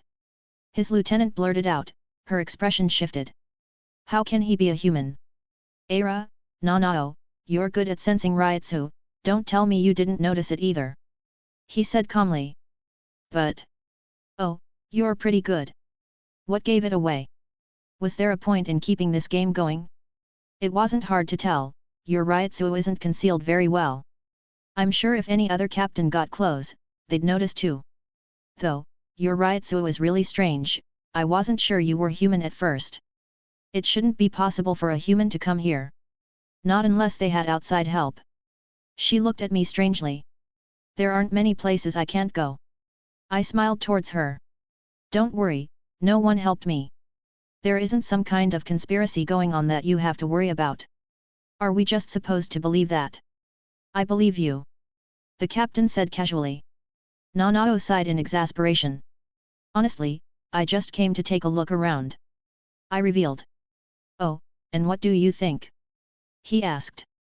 You want my honest opinion? Honesty is better than false flattery. He nodded. This place is a shithole. Pfft. He nearly choked on his drink. Guess I asked for that. You did say you were in the lower districts of the Rukanga. The Siratii is nice, I can admire that it's elegant and refined. There is definitely a regal air to this place. But you literally have to take a step outside to see the huge contrast. I heard this was supposed to be heaven. In which case, I'm severely disappointed, because in heaven, a good amount of people can't even have shoes. He scratched his cheek awkwardly. I don't think he expected me to be so blatant with my grievances about this place. Your sake isn't bad though. I decided to change the subject. From the look he had, he seemed to genuinely feel bad about what I said. I have no idea what kind of responsibilities he has, so I don't know if I can hold that kind of thing over his head. Not the best I've had, but it has a unique flavor. Ha, I don't have any of the good stuff right now. I'll need to wait until we get our annual budget before I can sneak some more. He chuckled. What was that? His lieutenant glared. You misheard me. He coughed awkwardly. Well, you've been courteous and treated me like a guest despite how I arrived. I don't mind sharing some of my own with you. Oh. His eyes brightened up. Though, can you digest stuff from the living world? The question popped into my head. A servant can, they convert everything they digest into magical energy. As a spiritual being I'm assuming all sustenance is converted into your internal Ryoryoku? Does that also apply to stuff from the living world? Don't worry, we can handle living stuff fine. I shrugged, looking through my ring and deciding on a couple things. I have a 30-year-old brandy here, how about it? His eyes sparkled as I took it out. He didn't even question from where, his eyes focused solely on the bottle in my hand. A rare surprise. He clapped his hands. It's hard to get that kind of thing even when I go out to the living world. Consider it a token of thanks. I handed it over. Politeness should be returned with politeness. He shared his sake with me, so it's only right. And an apology. An apology. He stopped looking at the bottle in his arms. I may have lied a little. I gestured, holding two fingers a little apart. I said I only came here to look around. I may have had another agenda. He put the bottle down to the side like it was a priceless treasure. As long as it's not against the law, I don't mind lending a hand to a friend. How difficult would it be to get my hands on an Asachi? I questioned, cutting straight to the point. An Asachi? He repeated. Do you want your own Zanpakuto? Humans can't develop one, you'll just be wasting your time. I just want one to have it. I may have fibbed a little bit more. He scratched his cheek again. I actually don't know if it's against the law or not to give one to a human. None have ever come here asking. He paused, looking up to Nanao. What do you think? I think the Central 46 will get angry if you let it happen. She said evenly. Ooh. He smiled meekly. That wouldn't be good. Well, then on a completely unrelated note. Would there happen to be a place where one could acquire an Azuashi? I shifted my question slightly. Do you really think? The Academy. Captain Shunsui immediately replied, cutting off his subordinate. Did you know that every Shinigami gets their own Asachi at the Academy? They keep about 100 spare ones there between each new shipment from what I know. His lieutenant face palmed again. Ahoy! I nodded, somewhat knowledgeable about this, if vaguely. And if someone wanted to find this academy, say, from the 8th Division barracks, then one just needs to head south, it's hard to miss. Wonderful. I smiled, sitting up from my spot. I was about to say something, but I caught something out of the corner of my eye. A strangely colored butterfly flew over, the others noticed it too. The lieutenant held her finger out and it landed on her. She looked at it intently, as if she was listening to something. Captain! She breathed out, the butterfly flying away. New orders. Oh. We're to capture any Ryoka we find. She looked at me. It's an order straight from the Central 46. I blinked at the new development. What was that? A hell butterfly. The captain responded, pushing himself up to his feet. It's how we Shinigami send and receive orders from different places. It's hard to send runners when the Siridi is so big. Oh, I suppose you are going to try and apprehend me then. I crossed my arms. He smiled awkwardly. I really don't want to. I prefer to not fight if possible, but a direct order is a direct order, even if I feel like my honor is a little muddled after sharing a drink. Can I ask you something? It would be rude of me not to answer at this point. He chuckled sadly. Why didn't you just do this from the beginning? I'm all for the peaceful method, but I did beat up some of your division. Allegedly. He pointed out. Allegedly. I chuckled. I couldn't help but like this guy, his personality is very easy to get along with. He let out a sigh. They've been getting fat and lazy recently. I'd rather they learn a lesson now when their lives aren't threatened than step in every time. He replied. As for moving myself, I considered it. But I don't think a bad person would willingly come share a drink with me, so I was fine leaving things as they were. I'll try to put in a good word for you. I think worst case, you'll just get kicked out of Soul Society if I can convince the old man. That's kind of you, but I don't think I'll be getting caught just yet. I glanced at his lieutenant. Nanao, would you please stand back? I gave him a thankful nod as she retreated a fair distance away. I held my hand out, letting Mirage appear between my fingers. Is that your sword? His eyes narrowed. Mirage. I said rather proudly. I always did like showing off my treasures. I gave it a little swing for him to see the shimmering and colorful air that pulsed around it. HOH. He tilted his hat down. I'll reply then. He grabbed the two swords at his waist. These are my Zanpakuto. I didn't know that you could have two. I looked at him with interest. It's rare. He grinned. I'm only one of two. I gripped Mirage, but my heart really isn't in this fight. I admitted, feeling a little twinge of high stance. I'm all for a good fight, sparring and such. But this was him being forced under order from above, and it felt bad. How about we play a little game instead? A wager. A wager. He perked up. If I lose, I'll surrender quietly. If you lose, you let me go. He took a moment to mull it over. I can give you a head start. That works too. What do you have in mind? I can't guarantee I'll agree. I bet I can make you drop your swords with 3 words. He looked at me with amusement again. Sounds fun. All right, I'll give you a shot. You're a sly bastard. I couldn't help but grin. You ready? I'm curious what you're going to say that'll make me drop my swords. He chuckled. Zunhalayak. As soon as the words left my mouth, the world shifted. Even in this realm, the divine words echoed out, reverberating through the air. His eyes widened as the weapons in his hands were already flinging through the air. His swords were no longer grasped, because the laws of the world decided so. Well played. He acknowledged, letting out a breath. Go ahead, I'll pretend that I didn't see you yet. Weird, you sound sort of happy when you said that. I looked at him. He chuckled again. I'm not a stickler for the rules like some of the others. He walked over, picking up his swords. Be careful, most other captains won't play around like I did. And 1 or 2, well, you'll find out that there are in fact fates worse than death. Already figured that you after seeing the Rukanga. I deadpanned. He let out a snort of laughter, even if it was sort of self-deprecating. I gave him a nod of thanks before heading out. He was already being very kind to ignore a supposed order and let me walk away. I didn't want to hang around and push my luck any further. But now, I have a direction to go for my goal. I can practically taste my new Zanpakutt. Shunsui Kiraku POV. Was that a wise decision? Nanao looked at me. I'll probably get an earful from the old man later. I walked over, picking up the bottle of brandy. Haven't had some of this stuff from the living world in years.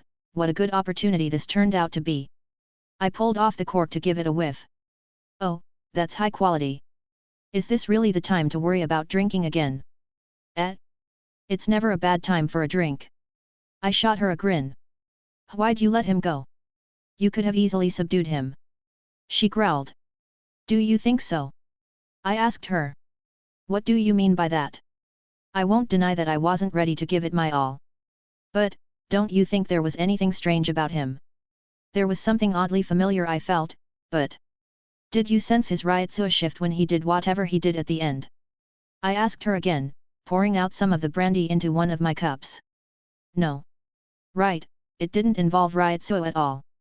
And before you ask, I didn't let him win. You know how competitive I am when it comes to games like that. I took a sip, savoring the flavor as it went down my throat.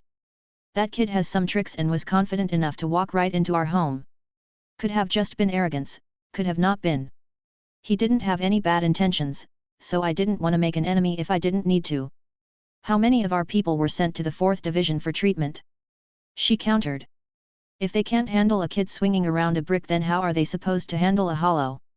I looked up at her. I wasn't kidding, you know. I'd rather they learn a lesson now rather than later. That, and he didn't beat up any of our precious flowers, otherwise I'd have taught him a lesson. How do you know he doesn't have any bad intentions?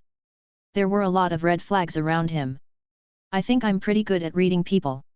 I poured myself another cup. And I felt kind of bad about what he said. Maybe I was just trying to change his opinion of us.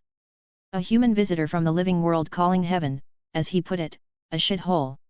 It was hard not to take that personally and feel some kind of responsibility. I'll look into anyone who's causing problems in the Rukanga. She pushed up her glasses, face darkening. Scary Nanao is scary. I chuckled. Feel free to go after them as hard as you want, you have my support. How long are you going to let him run wild? Run wild? I rubbed my chin. It might be fun to watch everyone scramble after him. I don't think any of the other captains will make a move until he really lights a fire under us. Though, I may step in if Mayuri gets interested. He seemed like a good kid, and I wouldn't wish the treatment of the R&D division on anyone. I'll tell Yucatake to watch out for him too. You can be surprisingly soft-hearted sometimes. She shook her head. You're right, there was something strange about him. Let someone else handle him. We can watch from the sidelines and step in when he gets caught. I don't think the higher UPS will be too hard on him, he's just a kid, a living one at that. With the amount of Ryutsu he has, he'll end up as one of us eventually, we can just keep an eye on him and wait until then. I don't think they'd want to lose out on a potential captain for the future. Potential captain. He didn't release his Ryutsu, but he wasn't very good at hiding it. That much for a human? Even if there were some strange things about it, that's going to only get stronger when he dies. That should be enough to convince the old man to be lenient. And it doesn't hurt to have some outside contact for different things. You thought this through, that's even more surprising. Sure, I completely thought it through and didn't just make that all up on the spot. I take back what I said, you're shameless. No wonder you got along so well with him, he's just as shameless as you are. Thanks for the compliment. I chuckled. I'll be watching our budget when we get our annual funds. She huffed. Don't think you can sneak some away this time. Whatever you say, Nanao-chan. Hat, she doesn't know that I already got the annual budget and took some funds out. Though, I'm curious what that kid wants an Asachi for? I wonder if those old guys will have a heart attack if he somehow manages to turn it into a Zanpakuto. I can only hope. Chapter 369, Chapter 335. Excuse me, is the academy this way? A Shinigami barely acknowledged me. A little further down, keep going straight. He held some ments in his hand, looking over them. He paused, looking up at me. What, who are? Ah, he noticed me. Kurosaki Ichigo. I slapped him in the face with my brick. Gently. He hadn't wronged me, so I wasn't going to be putting lumps all over him like a couple of idiots in the Rukanga. But it was enough to let his body flop to the ground, unmoving. I hummed as I continued going, snapping my fingers to take on the appearance of the guy I just knocked out. I carried him a little ways behind a few corners and set his unconscious body down and went on my way. Since I was actively being searched for, this would probably dissuade the lower end of the Shinigami here. From what I've recently learned, my Ryutsu is unique enough that I stick out like a sore thumb if someone gets close enough. What is close enough? I have absolutely no idea, but that captain noticed me from a fair distance away and it sounded like he'd been watching me for a little while at that point. I tried my best to pull down my Ryutsu and beat it into the furthest corner of my soul, but it felt like I was just taking a hammer to a problem that requires a more delicate touch. I would see if I could get some pointers from Tessai later so I didn't stand out too much.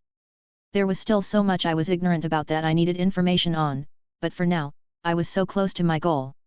Ducking my head, I made it look like I was engrossed in some paperwork as a small group of Shinigami ran past me. Where they were going, I had no idea, but presumably, they were probably going after me back where I was a while ago. Maybe one of the many Shinigami that had an unfortunate run-in with my brick was discovered. Who knows? Regardless, I perked up when I turned another corner and found a building that looked more unique than the hundreds I've passed so far.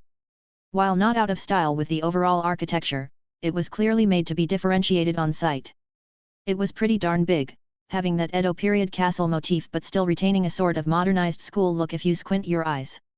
It had a few different floors I could see from this angle and a large wall that encompassed it. Thankfully, there didn't look like there were guards or anything of the sort. Which, isn't that surprising, it's a school for apparently training Shinigami.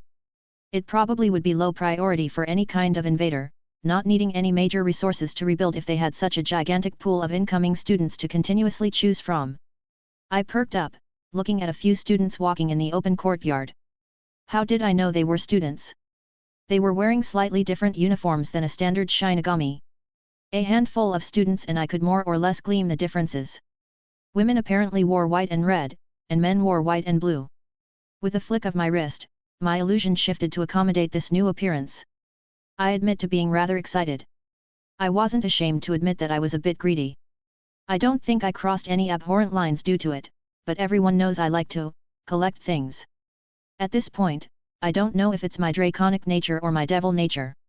Regardless, those feelings were roused once more at the prospect of having a Zanpakuto. My Zanpakuto. I wanted to add it to my collection in addition to actually having one to access for power purposes. With a pep in my step, I walked past the threshold of the academy.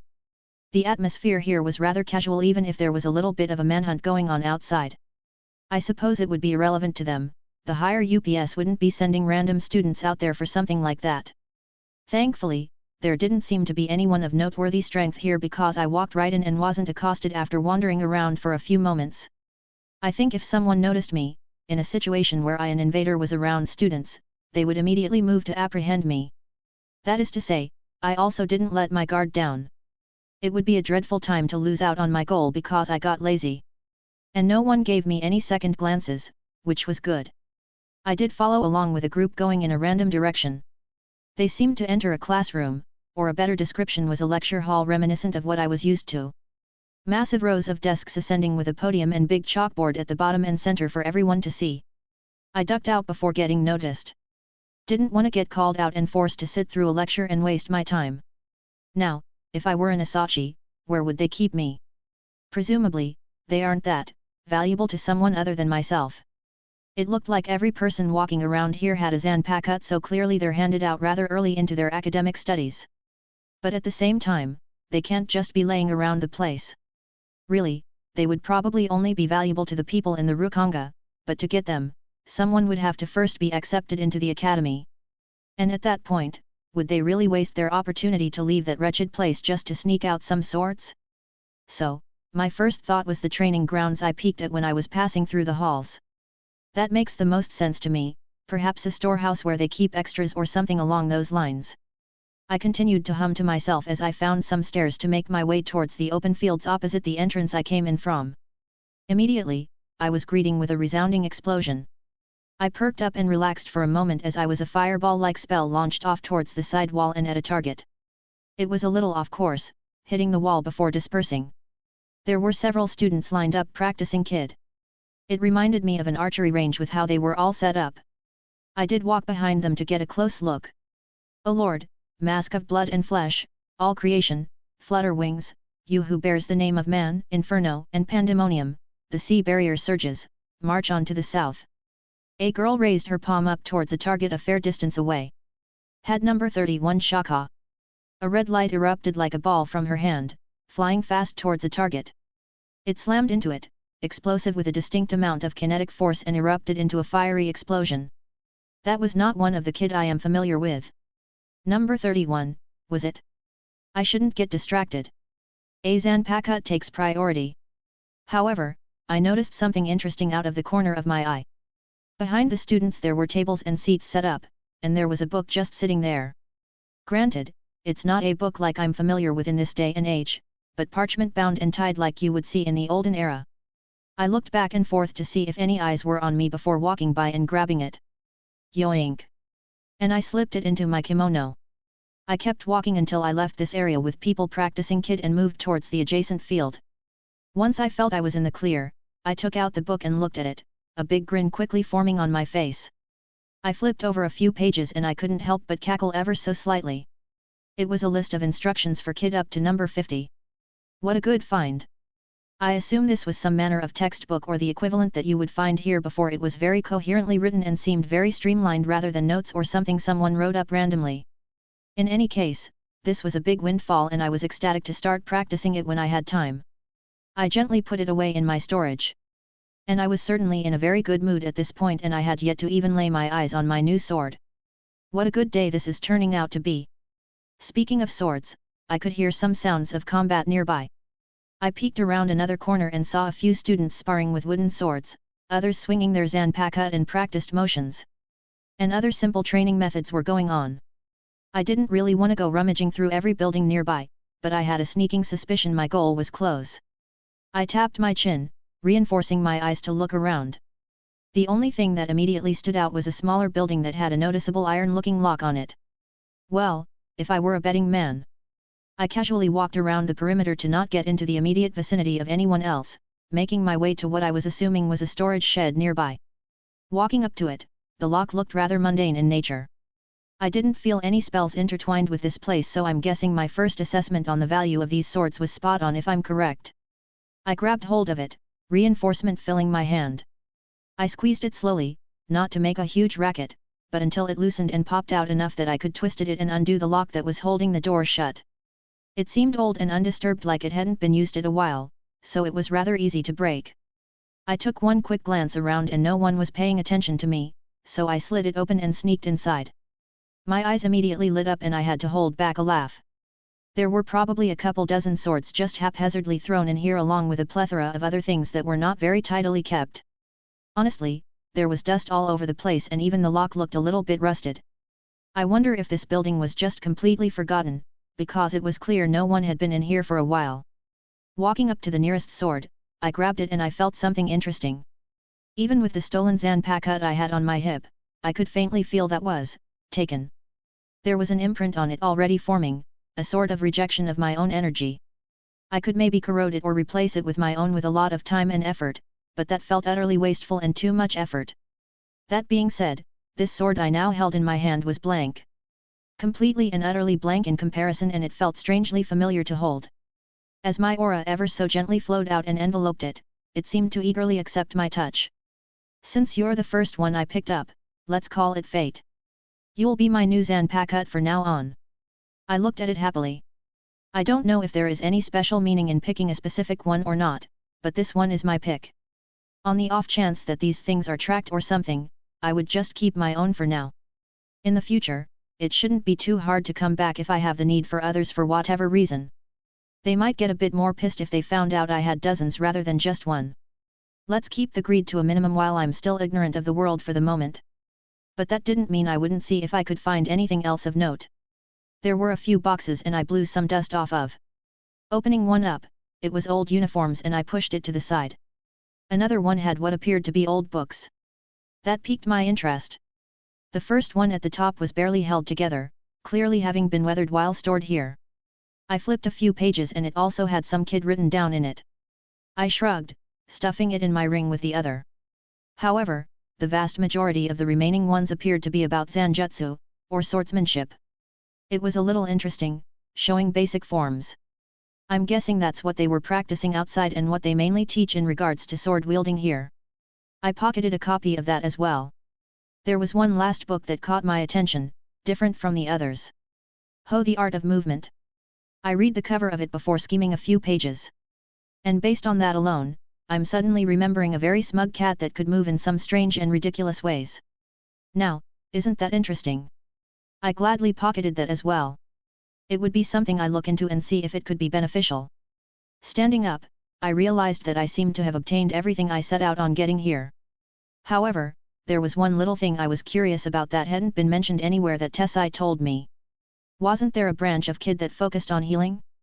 I hadn't seen anything thus far referencing that particular branch. I should give a look around here to see if I can find anything interesting about it. And didn't that Nanao ISE mention their injured members being sent to the 4th Division for treatment? Would it be a bad idea if I popped over there and took a look before going back if I can't get anything else? Chapter 370, Chapter 336. I didn't just rush over when the idea popped into my head. I'm more than aware that I have a tendency to tunnel vision things when they pique my interest, but I was being somewhat careful here. And the obvious first move would be to check the academy I was currently at to see if they had any information on this healing kid variant. Unfortunately, it didn't seem like the academy had any viable information. I did find a library.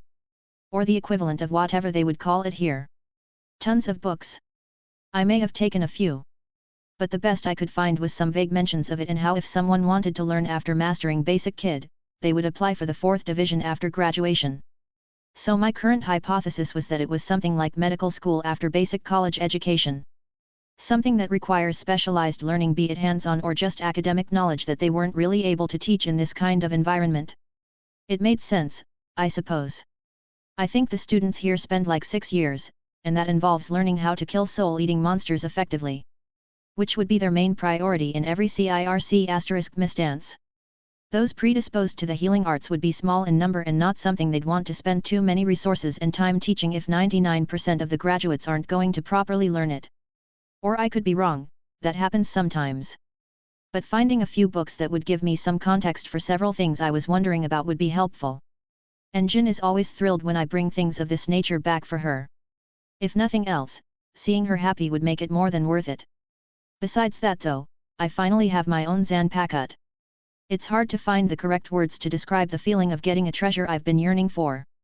I allowed myself to indulge in it, making sure I replaced that other guy's Zanpakutt and putting my own at my side. My hand never left the hilt for as long as I had been walking through the Siridii. Which, hadn't been long, but I was still happy after gaining it that I was still in high spirits after leaving the academy. I continued to feed a strand of my aura into it, letting that be a bridge for my Ryotsu to also envelop the sword. It wasn't hard to imprint on it, actually it was very easy. But beyond the very basics, it didn't seem to change in any noticeable manner. I wasn't in a hurry, but it was worth noting that it would take a while to achieve any sort of progress that I was looking forward to. Do you feel anything strange, Drake? Since we've come here, I can sort of feel your soul better. I think as you've been taking in this stuff, it's been affecting me, but not enough to see how yet. Interesting, very interesting. Since you're not panicking, I assume it's probably good? I don't panic. And yet, it doesn't feel bad, so I haven't really been fighting it. As for your sword, I think there's the tiniest bit of a resonance forming, but it's still minuscule. That's about what I thought. Keep an eye on it, please? No problem, it's more interesting than just sleeping. There is the thought about what would happen if you started taking in Ryoryoku as well. Would you be able to exist outside of the sacred gear if you got enough? The nature of your existence sort of requires a physical body as you're a clump of magical energy at your basic. Soul notwithstanding, obviously. But you're not a spiritual being, thus, being only a soul is hazardous if you wanted to continue existing normally. For all my power, I wouldn't be able to live without my body from before. This thing is as much a prison as it is life support. Drake sighed. You're right, I'm a physical being. I can't just live with only a soul. But maybe you're onto something. That bastard in the spear is sucking the stuff in at every opportunity, maybe I should take a page out of his book. I don't mind sharing some with you, see how it goes. Thanks, I appreciate it. He grumbled. And are we going to keep ignoring that you're being followed? I was letting it go for now. Kinda wanted to see how this would play out. I don't mind bailing at the drop of a pen if things go sideways. Sure, this isn't like that situation with the demon. I doubt anything here can actually interfere with your magic. I wouldn't mind seeing some more stuff here myself, so stick around as much as possible. Well, if you're interested too, yeah, I really don't mind investigating a little more. I want to check out the healing, as was obvious, but other than that, I had no objective. Their healing has to be soul-based, you don't really have anything good like that. True, very true. That was one of my thoughts as well. Nearly all of my healing is based on the physical body. Spiritual healing is, rare, not something I've come across in my own travels. Maybe Gramps knows something, but I haven't asked him. The closest I've had access to is Avalon, and that doesn't actually heal souls. The situation with Kunu was only that the energy that invaded her soul and such was antithetical to Avalon, so it was able to safely remove and purify her. I guess it isn't wrong to say that Avalon has a spiritual component by virtue of its elevated existence, but that is not its intended purpose. After receiving a shock from that demon's attack, I'd say that anything would help. You said you're doing fine now, right?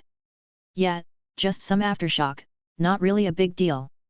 Trust me, you would know if something was actually wrong cause the boosted gear would probably break apart. Prison and life support, as I said. Noted. Can you just confront him?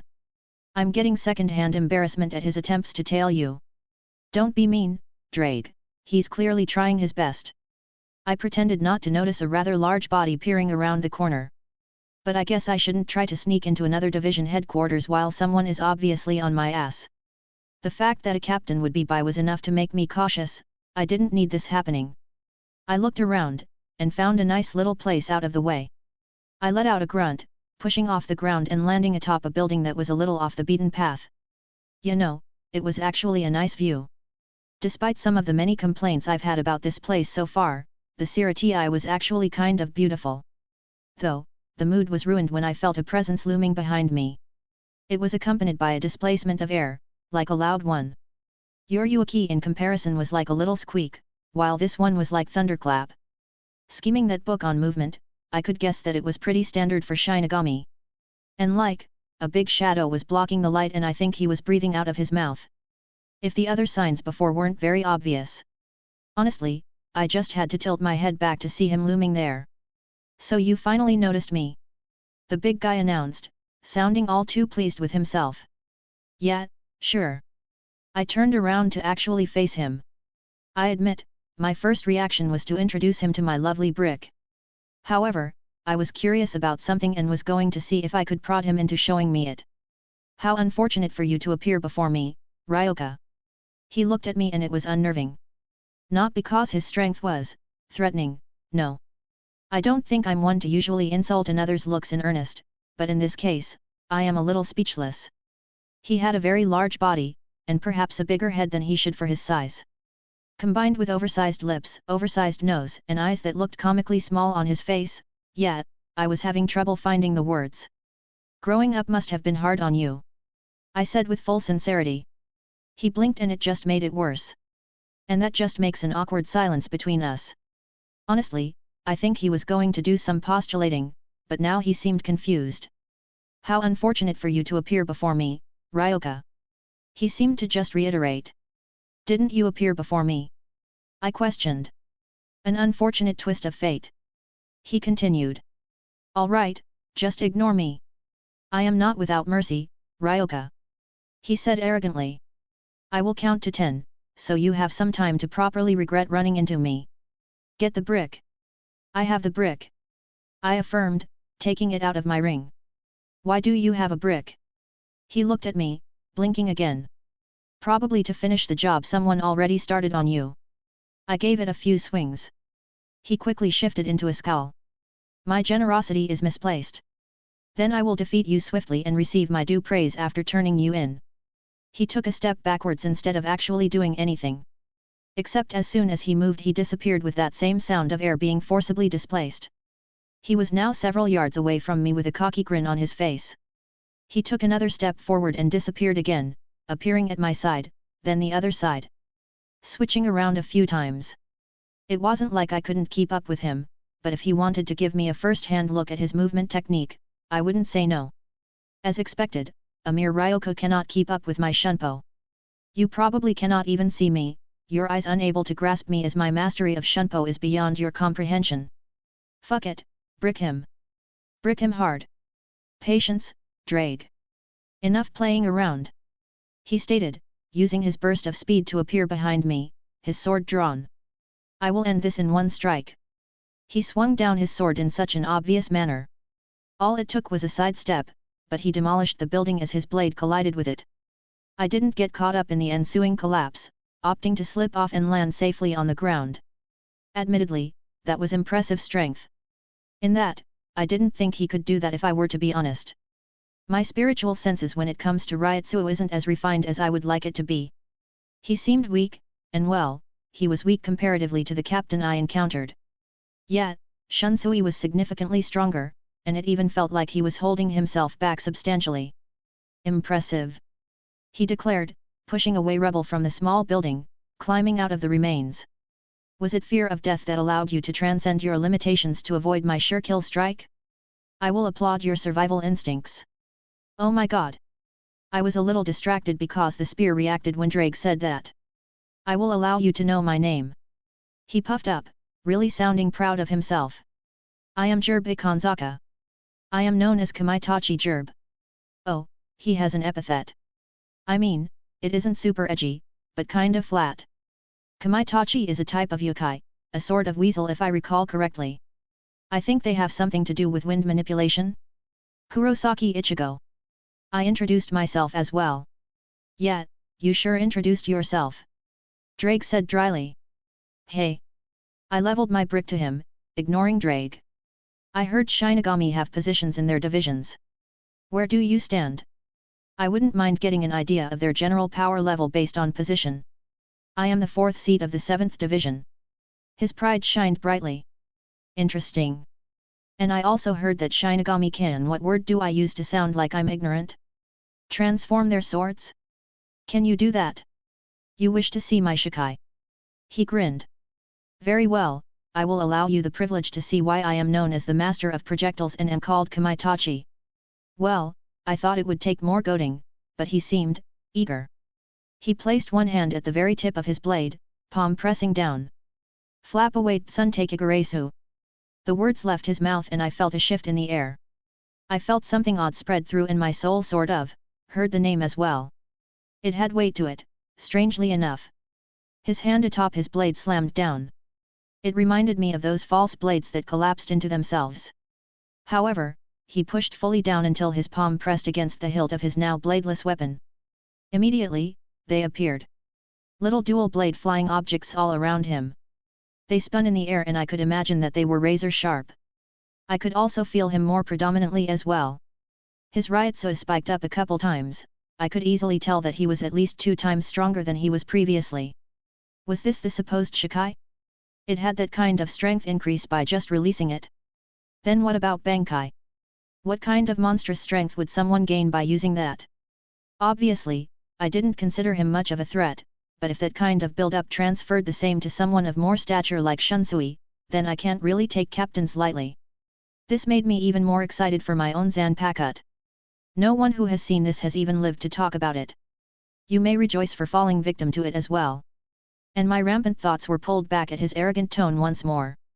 I inspected his blades and counted 13 of them spinning around.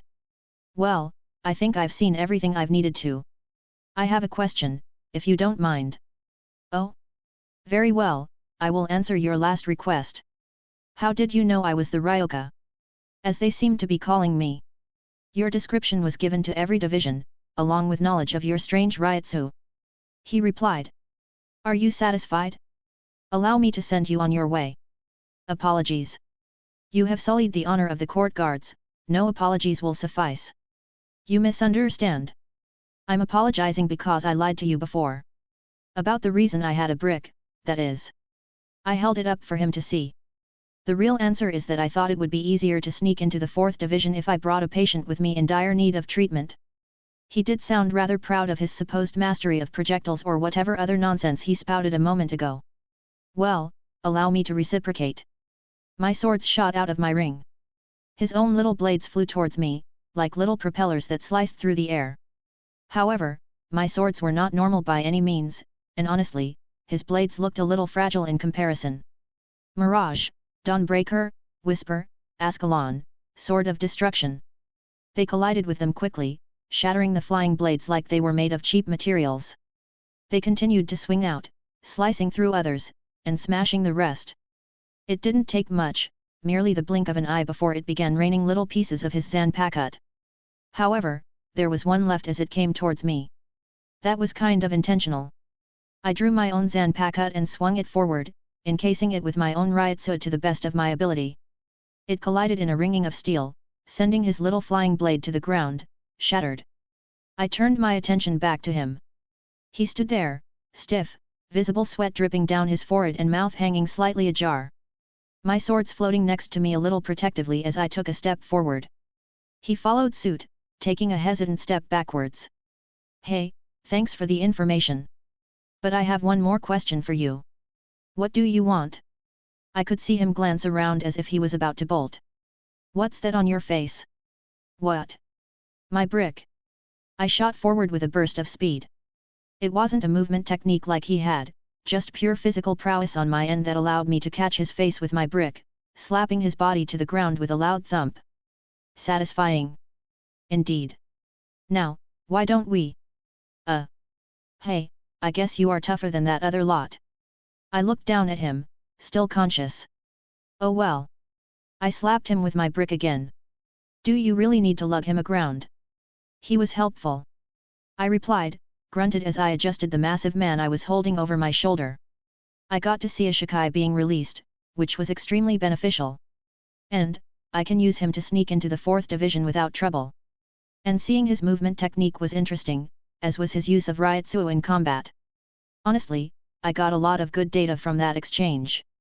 Which is why I let him prattle off as I did, otherwise he would have gotten a brick to the face much sooner. Admittedly, I'm happy I got to swing my Zanpakuto, even once. You're lucky they had a map at the academy. This place is so confusing. It's probably intentional. Even in the olden days, the construction of old castles were made confusing on purpose for invaders to get lost and to better defend. But, the 4th Division should just be up ahead. It's close to the center, for the obvious reason that everywhere else is equally close to the healers if needed. It would be kind of weird if they shoved it in a far corner. How do you expect this to work? That guy even said that your description is basically everywhere now. Not to mention your riot so sticks out like a sore thumb. Listen Drake, you need to have confidence. Just act like you belong, and everything else will follow. Right, cause this will definitely work this time. It might. I shrugged. Worst case, I run away cause I'm pretty much done here. True. Speaking of, that should be it again. The big 4th Division sign on the building and what looked like, were those nurse uniforms? Nice. No one spared me a second glance as I walked past the archway and into the large courtyard. Hell, I saw several eyes on me, or rather the body I carried over my shoulder, and there was more of an eye roll to accompany it than anything else before focusing on their own tasks. Maybe my riot so was obscure due to how many people were probably here? I walked up, about to pull open the door before someone else slammed it open. A bald-headed Shinigami walked out in a huff before he paused, looking at me blankly. It's you. Well done. Fuck off, Drake. Can I help you? I looked at him in confusion, trying to play it off. Haha, came here to ask those idiots about you, and here you are. Great. He looked excited. Ikeku, what are you yelling about? Another Shinigami walked over, looking a little bit more flamboyant with some interesting hair extension on his right eyebrow and eyelash. He then turned to look at me with surprise. Oh. I think you have me confused with someone else. Red hair, weird Ryutsu. He snorted. Do you think there aren't other redheads here? Actually, were there? The description is spot on. It did portray the Ryoka as rather handsome. The flamboyant one stated. Wait, really? I maybe preened a little as he said that. It's nice to be complimented then. Wow, just, admit it to their faces with a few honeyed words. Listen, I'm a sucker for compliments. They didn't say how well taken care of your hair was. What product do you use? I might get some the next time I'm in the human world. That's kind of you to say. I put a lot of effort into making my hair this full and healthy. It's nice to get some recognition. If you want, I can write down what I use. I offered. Oh right, the name is Kurosaki Ichigo. That was also written in the description. The flamboyant man chuckled. You can call me Yumichika Ayasukawa. 5th seat for Division 11. Well, it's a pleasure to meet someone who shares my same interests in hair care products. Unfortunately, I have to deal with this. He gestured to his companion who looked to be steaming in annoyance. No one else in my division cares about their appearance like I do. It really is unfortunate. Are you done? The bald-headed one shouted at his companion. I've been itching for a fight since the walls dropped down. Let's get started. Hey, he seemed pretty intent on fighting me. Did I beat up one of your friends? Is that why you're wanting to fight me? Nah, I just wanna have a go at someone with the balls to invade. He grinned. Only came here cause I thought some of the weaklings would know something so I could find you. I blinked, then turned towards Yumichika. A battle maniac? I questioned. We all are. He confessed easily. Division 11 is where the ones who like fighting go to. Oh, interesting. I'll just file that away for now. You don't seem to be biting at the heels for the chance. I already gave up my chance. Though if you manage to beat Ikeku here, I don't mind taking my turn. I'd hate to cut up that handsome face, but it can't be helped. There was a sharp edge to his tone. Enough talking, let's fight. The bald-head named Ikeku shouted again, his Ryutsu erupting around him. Ikeku Madarame, 3rd seat, 11th Division. I tossed my little companion to the side, his big body rolling across the ground a few feet as I was about to ready myself to engage him. I didn't mind having some more data from a competent-looking Shinigami. And this one felt much stronger than the big idiot. However, a very cold presence washed over the surroundings, making not just me, but everyone else freeze. Excuse me. A soft voice muttered, and a figure appeared behind them and I hadn't even noticed until she had spoken. I believe you just said you are going to fight in my healing barracks. I saw their eyes widen in horror as they turned around. There was a woman standing there, black hair done up in a braid that went down her chest instead of behind her. She wore the standard Shinigami uniform, but had a white haori covering it, like Shinsui did under his flowery one. We were. You were leaving, yes. She smiled gently, however, it seemed to contain a bite of bloodlust. The Ryoka, we were. You were leaving. Her eyes narrowed slightly, her gentle tone betrayed the very cold air that she exuded that seemed to prick my skin. We were just leaving, Captain Anohana. Yumichika smiled forcibly, grabbing Ikeko who had sweat streaming down his face. The flamboyant Shinigami practically dragged his bald-headed friend away and out of the courtyard, leaving me with an apparent captain within arm's reach. Now, you. She turned to me with that sharp tone. It was gentle and pleasant to hear, but I felt a little shiver as her eyes landed on me. Are you here to cause problems in my healing barracks? However, that smile of hers, it reminded me of Skathuk. One that promised excruciating pain, and enough power to back it up. Cute. I unintentionally blurted out. She looked at me, that cold chill and hint of bloodlust dissipated quickly, replaced by one of bewilderment and possibly a hint of embarrassment. I coughed awkwardly, clearing my throat. Sorry, I didn't mean to just blurt that out. You just have a beautiful smile, and I couldn't help it. Was it my imagination, or was she looking slightly bashful? Wow, it's just completely unintentional for you, isn't it? What? Just, forget it. What did I do? Chapter 371, Chapter 337. She looked at me but sorta, not at me. Like she was avoiding my gaze for some reason. I think I made things awkward. You think? It's not like it wasn't true. Hello. I offered. Her attention snapped back, focusing on me with a stern look. Why have you come here? I glanced at the body I brought with me. I'm doing my civic duty and attending to the wounded. She too looked at the twitching body with an overly swollen face that seemed to be crying a little bit. Hey, did he wake up at some point? I didn't even notice. He was like that when I found him. Shen then looked back at me with a blank expression. I, of course, gave her my most charming smile. She closed her eyes, letting out a cute little sigh. Bring him in. She turned around, re-entering the building. For a moment I thought she was going to kill you. No way. It really felt like it. Nat, I'm too charming. Sure, let's go with that. You're just jealous. Pfft, right. Are you going to ask this one to step on you too? Listen, I don't expect a dragon like you to understand my tastes. Actually, I completely understand. Really? I blurted out, grabbing the leg of the wounded Shinigami as I dragged him into the building. I was a young dragon once. And Tiamat, well. Respect. I don't know if you're being sarcastic or not. Oh no, I'm being completely genuine. Why does it still feel like an insult? Rude. So, where do you want me to put him? I asked the captain. As I looked around. And it seems like everyone disappeared in a hurry. I could have sworn there were dozens and dozens of people out and about here before. The captain looked at me and at the Shinigami again. Put him on an empty bed. I shrugged, moving him towards the closest one and hefted him up. There were a few dozen around the room that made up this area. I hope I didn't scare away the medical staff. They know to evacuate when the members of the 11th Division make a ruckus. She said simply. And I do hope you will not be following in their footsteps. My barracks is not a place for conflict, are we clear? She glared at me. Yes, ma'am. I shuddered at the look she gave me. Very well. She seemed to accept my response, walking over to Mr. Projectile Master, taking a look at him. His wounds bear striking resemblance to dozens of others that were admitted to my barracks. She turned towards me. How strange. I looked away. I wouldn't know anything about that. Are you here to cause problems? She eyed me suspiciously. Not at all. I quickly denied. Then why are you here? Why would a Ryoka come to this place within the Siritii? I just wanted to see what your healing arts looked like. Was there any point in lying?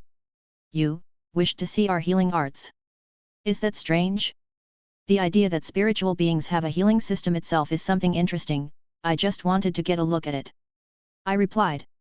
She blinked, shaking her head. Even in Soul Society, those who pursue this path are, Phew. That's stupid.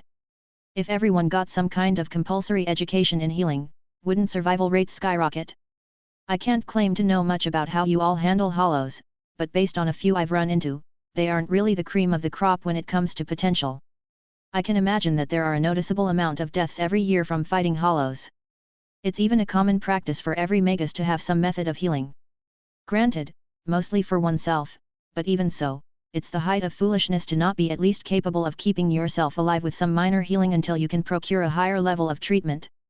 Hell, even Rin picked up some manner of healing when she was basically teaching herself as a kid. She looked at me strangely before the corners of her lips slightly curled. There are no rules against a Ryoka watching, she said simply. This is far from secret information. Thank you. I was not ungrateful for this opportunity. There is no need to thank me, I am merely doing my job. If we were not within the healing barracks, I would be obligated to catch you. However, I cannot put my patients at risk by fighting here. She softly replied, pretty much explaining the current situation. And it's not Ryoka. I corrected it. Wilhelm Henry Schweinorg, at your service. I politely bowed. Right, so you give your real name to the beautiful woman. But if anyone asks, please tell them I said my name is Kurosaki Ichigo. I added with a grin. There it is. She tilted her head looking slightly amused. Captain of the 4th Division, Anoha Naretsu. She responded courteously. So, how does this healing work? I clapped my hands happily. Everything I've read has been very vague on the subject. The concept is simple, but the practical applications make it a difficult art to master. She replied softly, moving towards the guy I brought in. Her hand glowed in an ethereal green light. I could sense the Ryotsuo of hers moving in a way I hadn't seen so far. I quieted down and let her work, as I took note of everything I could see. You're refilling his Ryotsu. I finally realized. She looked a little surprised. You noticed the first step. However, there is a slight problem, it appears his Zanpakuto is still released and thus draining his Ryotsuo at a steady rate. An obvious offset for the increase in strength. I muttered, withdrawing where I stored his Zanpakuto, or rather, where the hilt of it remained. Do you need this? Thank you. She nodded, thankful, taking it from me as she laid it on his chest. Thankfully his release is not too difficult to undo. The spirit within should understand what I am trying to do and assist me. She stated, moving her hands as that same ethereal light shined. The sword on his chest glowed as his Ryotsuo swirled and condensed back into the form of a normal katana. His Ryotsuo should refill now without problems, however, I'm curious how that translates into healing. I continued to watch. It is natural for one's Ryotsuo to reject another if I directly tried to interfere with their body even if it was to heal them. However, refilling their Ryotsuo is much easier to accomplish. And once their own Ryotsuo is full, I can then use mine to guide it to heal them properly. She explained as his body began glowing and her hand moved up towards where he was harmed, his face, that is. This is the most simplistic method of Kide. There are other methods and spells that exist within this school of Kid, but this is the most basic. You said this is the most basic. The whole concept did seem simplistic on the surface. And that mostly had to do with the fact that they possess spiritual bodies. That is correct. While simple, this method does require a thorough understanding of Kid arts before mastering. And there is the drawback of requiring spending one's own Ryotsuo to refill another's. The healers here tend to have above average Ryotsuo in general, which makes it difficult to require promising healers. We have developed spells and such that provide a more direct healing method, but this one still remains the cornerstone of our division. Still, it seems like something that long-lived people like Shinigami should pick up as mandatory, especially if there are other techniques based around this. Even if they're bad at it, it's better than absolutely nothing. I shook my head at the weirdness of Shinigami. It seemed like common sense to me, but who knows? As I said that, the big guy started looking much better. His swollen face returned to normal. At least I think it was normal, it was hard to tell. I have brought up similar proposals in the past. It is unfortunate that many do not share such a view. She rescinded her healing and pulled her hand away. Are you satisfied? If I say that I am, are you going to chase me away? I questioned. Your curiosity should have been satisfied. You no longer have any reason to linger within my division. Maybe I just want to enjoy your company. I returned, earning a slight reaction from her, and it was rather cute. However, at the risk of sounding like I'm trying to make excuses, I do have a question, if you would indulge me. But I don't want to put you in an awkward spot. Very well, follow me, she stated, turning on her heels as she headed further inside. I have a few more patients to check as I finish my rounds. Do these other patients of yours suffer from similar afflictions? I winced as I entered the next room with her, recognizing some of them. She turned to look at me. It would seem so. The dry tone was clear. Would it help if I apologized for giving you more work? I offered. It would be the first time in many years that someone has done so. She seemed a little taken back before shaking her head. What is your question? Does this healing method work for living beings? I may as well get straight down to it. She perked up slightly. Are you interested in learning? I can't deny that I'd like to learn it. I would always welcome an increase in my repertoire. It takes years of dedicated study. I'm afraid it is not possible. And I do not believe you are long for this place. Even if the higher-ups have not made any overt actions, the longer you stay in Soul Society the greater chance that they will consider you an eyesore. It sounds like you are worried about me. I hummed, eyeing her expression, though she didn't react again. It's not the first time we've had Ryoka invade. We've had rebellions, hollow attacks, and even attempts to overthrow the Central 46.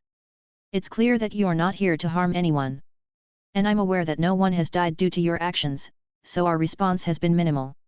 However, that may change if you continue to linger. Don't worry, I'm unparalleled when it comes to running away. I shot her a smile. And it took me by surprise, because she held a hand up to hold over her mouth and let out the most adorable giggle. She quickly regained her earlier composure. I am not entirely sure if a human can learn kite or not, she stated, turning it back to the previous subject. Oh, I guess we can set that aside for now. But with regards to living beings, would it work on a human? It seems very tailored for spiritual beings. It's more complicated, but yes. Kite can be used to heal a human as well. She nodded, working on the first patient that was unconscious in the nearby bed. But how would that work? Spiritual beings are made up of, well, spiritual materials. Whereas a human body is physical. It makes sense how a spiritual being can be healed through that method, but how would that translate to a human? I pondered the question, speaking my thoughts out loud. Unless, memories of the soul? You use your Ryotsu to stimulate a human soul that remembers how their body is supposed to be in an optimal state, and it in turn stimulates healing physically. She paused, looking up at me, clearly startled. That is a nearly perfect description. I thought you said you were not knowledgeable of kite. Well, no, but I'm a magus. I practice magecraft, I'm adept at similar things and working through it isn't too difficult. I briefly explained. What an interesting concept, one I wouldn't have normally considered. It would be remiss of me to ask for a demonstration. You want a demonstration? She stopped again. You don't look injured. I drew my Zanpakuto and in one swift motion, sliced my palm open. However, she frowned when she saw me. She took steps towards me with that same look.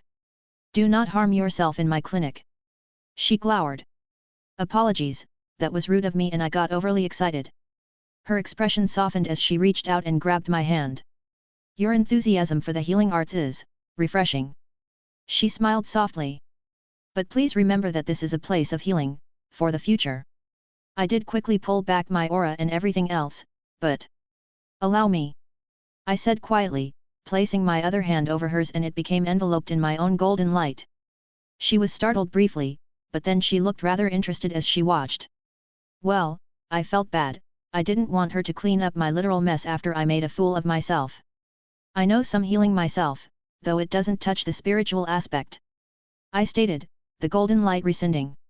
She turned over my palm, the cut was gone, and she thoroughly inspected it. How peculiar, that was not Ryotsu healing in any regard. We humans have our own tricks.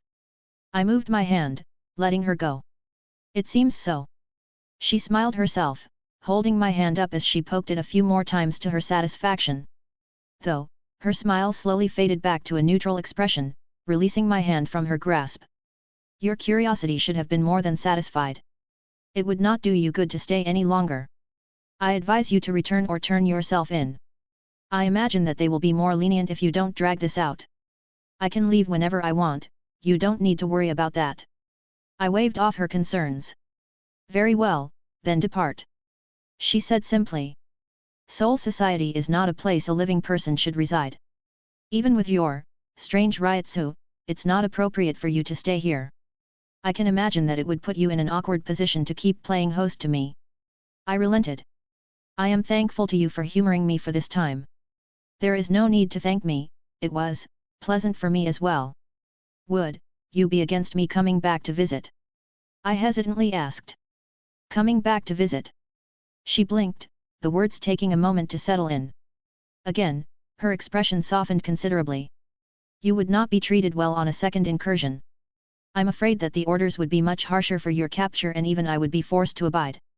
Well, if I could see that smile of yours again, I think it'd be worth it. I sent her a cheeky smile. She was taken a little off guard by my shameless flirtation, that tiny spark of bashfulness made an appearance before it was quickly squashed. You have a long life ahead of you, don't waste it by meddling with the matters of the dead. All right, I'll leave. I sighed, relenting. It's for the best. She said quietly. She's probably right. It wasn't good for me to stay around any longer, I already got everything I wanted and learned enough about her kind to satisfy me. I glanced once more at the 4th Division, and Anohana gave me one last smile before she went back inside, and I headed out. She had been very kind to me, I didn't want to bring any problems to her doorstep than I already have. I think I fulfilled all my objectives. Zanpakut, check. Kid, mostly checked. Getting up to the 50th numbered spell is a boon, I would say. I'll see about the others once I get proficient in these. And I had some other gains. This whole thing is very interesting. I'll need to look into this immediately. A movement technique is something that would be highly beneficial for me. And lastly, getting a good look at that healing, or kite as she called it. It gave me some interesting ideas that I wanted to try out for later. Soul-based healing was something I didn't actually have, so I did have an interest in learning this at some point. Regardless, I had my gains. Should I just find a place to note down the coordinates in case I ever need to come back here? I also wouldn't want to just tear open a point in time and space in plain view. Hey, friend, wait up. My idle thoughts passed and my steps ceased as I turned around at a Shinigami running towards me. Can I help you? I was about to just grab my brick for the 100th time, but I felt kind of bad for adding more work to her. The Shinigami didn't have any outstanding features about him. Neat black hair, standard uniform, his power didn't really pop out at me. I'll just end this on a quiet note and head out. No need to be overly aggressive when this trip was already so beneficial to me. I saw you walk out of the 4th Division, you're a healer, right? If you don't mind, I could use your help with something. I'm from the 12th Division, can you come over with me? Sorry buddy, I'm from the 8th Division, gotta go back and report to Captain Shunsui. Well, I don't think he figured out my identity, so that should get him off my back. Wait. He grabbed my shoulder. Please, it's really important that you come back with me. I really can't. He was acting kinda suspiciously. I went to take his hand off my shoulder, but his eyes widened, and his grip tightened. Wait. You said you wouldn't do. His shout was cut off as his body inflated and exploded. My aura flowed around me protectively, his body was gone, but there was a sort of haze that lingered in the air. I was getting some very unpleasant flashbacks to Chaldea. I kept my composure and snapped my fingers, condensing the air at a single point in front of me, then letting it burst out to scatter what I assumed was a poisonous mist that was lingering. Slowly, I turned around towards the sound of footsteps. Useless. The person spoke. He was strange. He was pale, extremely so to the point where I thought it was paint. Except, his face was black, and looked painted as well. All but his nose, that is, which was also white. And on his chin was some sort of bronze-looking coil. And where he should have had ears, were two more matching coils. Sitting atop his head, I think I could only call it some sort of distorted lily pad. Painted white, of course. To add it all together, he was apparently missing his lips entirely and his teeth were permanently visible. Lastly, was the white Haori that I had seen twice so far to designate him as a captain. Though his appearance was ridiculous, my attention was fully taken by what he held in his hand. What looked like a detonator with his thumb pressed firmly on the trigger. He couldn't even follow orders. I plainly told him to bring you back quietly. Useless, Useless. Oh well, at least it allowed me to test one of my recent projects. Congratulations. I've known you for less than a minute and I already despise your existence. I scowled. Amusing. His teeth chattered. What a strange ryotsu you have, I can't wait to get you on a table and figure out what that is. What a strange face you have. I can't wait to pull pieces off to see if there is something normal underneath. I shot back. He gained a very disgusting grin. I do like my experimental subjects to have personality. I am captain of the 12th Division, Mayuri Kuratsuki, resisting is pointless. Come along quietly and I may even remember to use anesthetic at some point. I thought you just wanted to look like a clown, not that you actually were one. His grin disappeared, turning into a frown with a little twitch to accompany it. I suppose I don't need you in one piece. I was going to leave quietly, but fuck it. Blew up one of his people without an ounce of remorse. He didn't even need to based on the power he was emanating. He did it just because it was convenient. The anger from what happened in Chaldea was bubbling to the surface as I looked at his arrogant expression. It's funny, I was thinking something very similar. I said I wasn't going to kill anyone, but I'd like to conduct a little experiment of my own. Let's find out how many pieces a Shinigami can be cut up into without dying. Chapter 372, Chapter 338. Right, this guy pissed me off.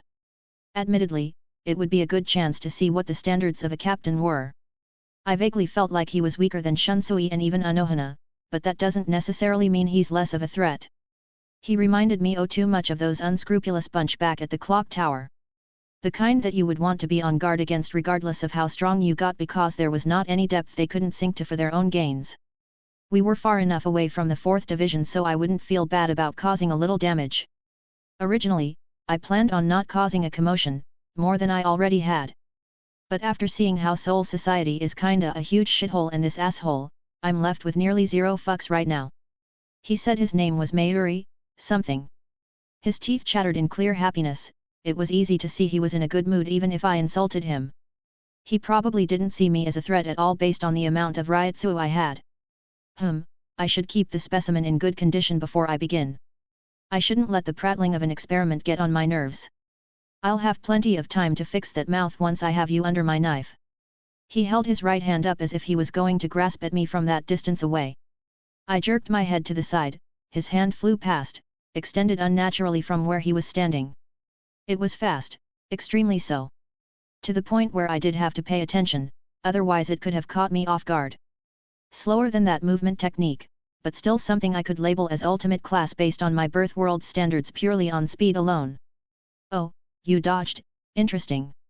He grinned, as his arm retracted as fast as it extended. But what about this? His arm shot out again as I stepped to the side, however, I looked at it and little pores opened up along its length and a purple, hazy mist sprayed out. Poison. I muttered. It seemed to be a recurring theme with him. Don't worry, it won't kill you. It's meant to capture my experiments without causing any lasting injury. However, an unfortunate side effect is the excruciating pain. I held my hand up, retrieving my staff of Magnus. I saw his eyes visibly light up with excitement. I slammed it on the ground, creating the required runes as it was basically second nature at this point. Fires of Muspelheim. One of the first spells I created. It was simple, and direct. A massive wave of fire burst out from the epicenter, clearing away that poisonous fog with ease and swept towards the Shinigami. An interesting side effect, the area around us started burning.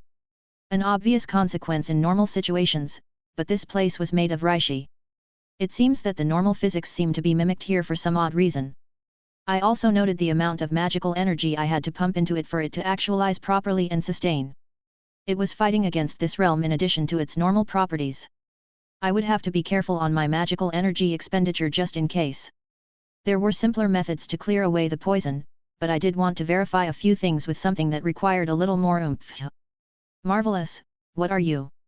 That was not the manipulation of Ryuryoku. You are certainly no Quincy and that was not Kid.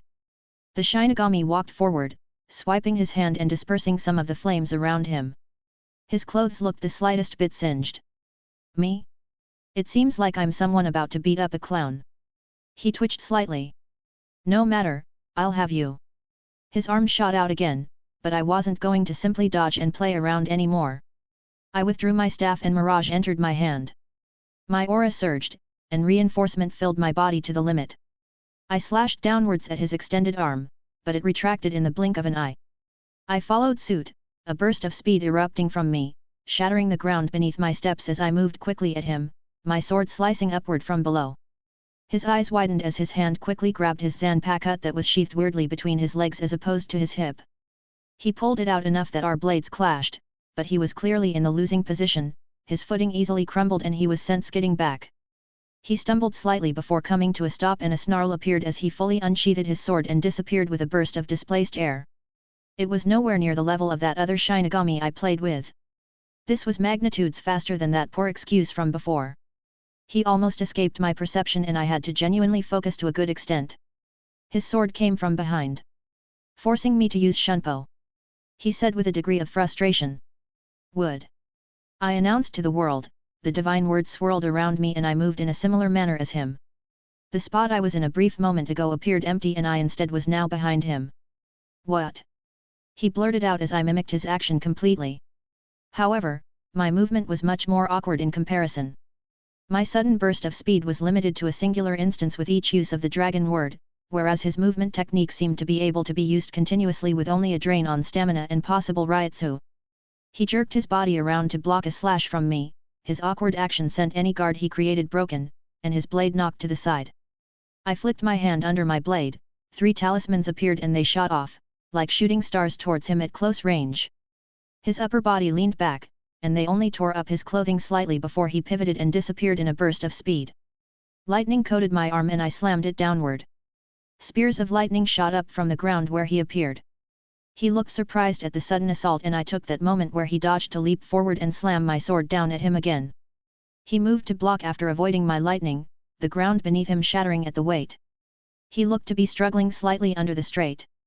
He stepped back in an attempt to escape, possibly activating his movement technique again, but I quickly summoned forth my other swords. They launched at splitting speeds through the air. The Shinigami was taken completely off guard and he was forced to abandon his plan, only narrowly avoiding fatal strikes as they slashed and pierced towards him.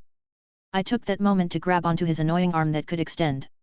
Grabbing it tight, I slashed downwards with Mirage, severing it completely from his body before he disappeared again a few dozen meters away. That's one. I turned to look at him standing on the nearby wall, tossing his severed arm to the ground. I'm curious, that extension method. Be truthful, it wasn't originally created for your arm, was it? Insect. He growled out before grabbing his sword with his mouth and reaching into his kimono, pulling out a syringe with some strange liquid in it. He quickly stabbed it into his stub of an arm that was bleeding profusely. I was taken by surprise to see his arm visibly grow back. I could hear him barely hold back a muffled scream. Oh, that sounds like it hurts. I relaxed my stance a little.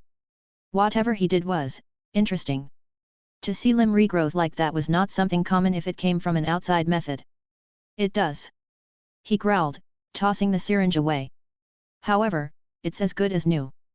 Wonderful. I can cut it off again then. How many more of those do you have?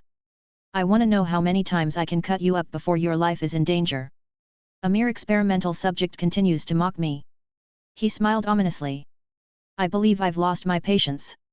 He held his blade up and turned it sideways. Rip Ashisajijis, he announced, and a feeling of weight washed through the surroundings, and even my soul shuddered from the proclamation. His power exploded a few times over. Instead of a more standard katana, a golden baby-faced figure replaced the guard. And protruding from it were 3 sort of branch-like blades that reminded me of a trident. There was also that faint haze that lingered around it. Poison again. I furrowed my brow, feeling a faint sense of danger from it. I had Avalon, so I wasn't too concerned, but there are always variables that I may not account for. Poison was one of those things that I never really focused on, so it could slip through if I wasn't careful. Had number 54 Hyene. He intoned, swiping his blade as a blast of purple energy fired off. My aura surged forward to meet it and I would have blocked it with my sword if necessary. However, once it collided with my aura, a good chunk of it completely disintegrated. An innate concept of destruction? No, it was much further down on the scale than that. Possibly something similar, but not on the level of my bloodline. Still utterly fascinating. He used that moment that I was examining the effects to move. His shunpo got noticeably faster to the point where I couldn't stay reactive completely. I took a step forward and swung out to meet a swing of his. Heavy. Everything about him got an increase, it seems like. However, I pushed his sword back a little. Something tells me you aren't a fighter. I didn't feel that same battle instinct that I could from most opponents on this level who tried to fight me. Oh, he had the raw power, I could practically feel it off him. But it wasn't honed like a real fighter would have. He snorted, twisting his blade. The mouth on the golden guard of his opened up and spewed a concentrated poisonous mist. I gathered my aura and released it in a concentrated amount, dispersing it with a burst of power. His eyes darted all over the place. An interesting power, I'll have to examine it carefully. Right. Hey, wanna see something cool? I held up my middle finger in front of his face with our blades locked. Had number 1 SH. I cast Kid for the first time against an opponent, filling it with a good chunk of Ryutsu. His head flung backwards, and he stepped back with another burst of shunpo. He looked calm, which was different than his arrogant demeanor form before, but there was a red mark on his forehead. A human nose, Kid. He looked at me inquisitively. Fascinating. I flicked my wrist in his direction. 20 birds. The sword phantoms created from magical energy cascaded out. They were harder to create in this environment, but they would suffice. Petty tricks. He clicked his tongue, swinging his sword out in a blur, clashing with each one of them. Taking a step forward, he moved faster than before, as if it wasn't his top speed. Mirage was brought up to block a stab, that golden blade of his fighting against the flat of my blade as he tried to pierce me through the eye. He scowled, dropped his posture a little, swiping his blade upward, a hazy mist following the trajectory, making me step back to avoid hit. His blade scratched the ground, utterly corroding it with a singular movement. Hey, can your poison's properties be changed? I looked at him because the earlier applications didn't really give me as much as a dangerous feeling as it did now. Humph, of course it can. What kind of ridiculous Zanpakuto would only have a paralyzing poison? He scoffed. I've decided that you don't need every body part. Your physical characteristics are irrelevant. His weapon continuously expelled that mist that enveloped the area. It began eating away at my aura at an alarming speed. I took a deep breath. Fuss ro da, I bellowed out, shifting the world along with it. The flames that still lingered were immediately extinguished from earlier. The haze around me dispersed instantaneously. And in the path of my shout, the captain stood there in confusion as the invisible force rippled forward. He brought up his sword and braced himself, and his feet went skidding across the ground before he was utterly blown away at the force. He rolled on the ground before coming to a stop. He quickly pushed himself up and pulled back, my sword slashed downwards, sundering the earth. He tilted his body to the side and his arm thrust outward, his golden sword attempting to pierce at me. I was wary of his blade at the moment, that poisonous miasma it spewed did tickle my instincts to not be hit. Whisper came in from the side, slamming into it, altering its course. I motioned with my hand, and Dawnbreaker came slashing from overhead. The Shinigami was forced to dodge himself as a new gorge was opened up where he was previously standing. Mirage slid between the prongs of his blade with him attempting to force me with just strength. I could see him gritting his teeth, but I held my ground with increased strength. I gestured for my sword of destruction to follow up, flying from behind to stab him in the back. He apparently had good instincts because he noticed. He glowed bright with Ryutsu that shimmered around him, and he let out a low growl, and slashed forward. It was enough to bisect the wall that was behind me as I moved to the side. I called upon my lightning, a thunderous boom emanating out with the crackling that soon followed, and I extended my finger. Lighting arrows. 3 of them manifested, shooting at him at high speeds. He swung his sword, destroying 2 of them, but 1 landed on his shoulder, making his growl and hiss in pain. However, it barely penetrated. You should pay more attention, I said, stabbing forward with a burst of speed. He growled again, swinging his blade to block. He moved at insane speed, quick bursts of shunpo that I made sure to watch intensely. They seemed like half steps to try and gain the advantage on me in close range. It made me go on the back foot as I adjusted to his speed. This technique was becoming more and more appealing to me by the second. However, I didn't want to drag this on anymore. With a thought, I ushered my other blades to descend upon him. Whisper shot forward, barely missing his neck. Dawnbreaker slashed downwards, making him spin his body to the side. My sword of destruction caught him off guard, slamming into his thigh, making him stumble before pulling away. An Ascalon sliced at his side in one swift motion. "What are these?" he blurted out, looking at my swords hovering nearby, clearly having had enough of them at this point. "Have you never seen a sword before?" He grit his teeth in clear anger. "Yeah, this guy doesn't have the instinct of a fighter. Not to say he's weak.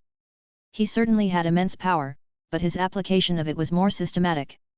He wasn't the kind to level a mountain with the swing of his sword, he was a scalpel that could break you apart with precision. And a scalpel in the right place can easily take down someone who casually punches mountains out of existence."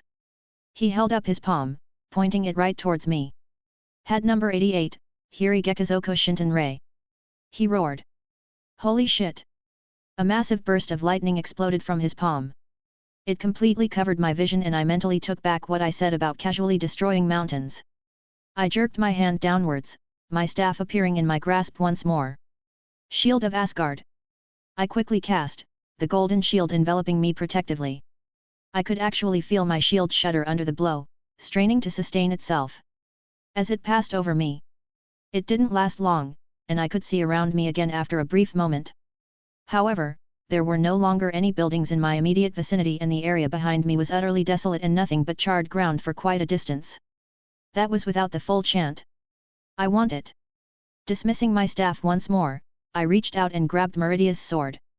"My turn," I declared, and his eyes widened, his breath a little heavy, and he was obviously surprised at me withstanding his attack without harm. A massive amount of magical energy fluctuated around me. He reacted quickly. "Bakut number 73, Tozench." He cast it in a panic in his tone. An inverse-like pyramid materialized around him. I swung my sword down. "Dawnbreaker." The holy light roared to life and flowed out like a wave in his direction. The holy light consumed everything in its path, annihilated anything that it came into contact with. It closed the distance instantaneously, colliding with the barrier that the Shinigami put up in haste.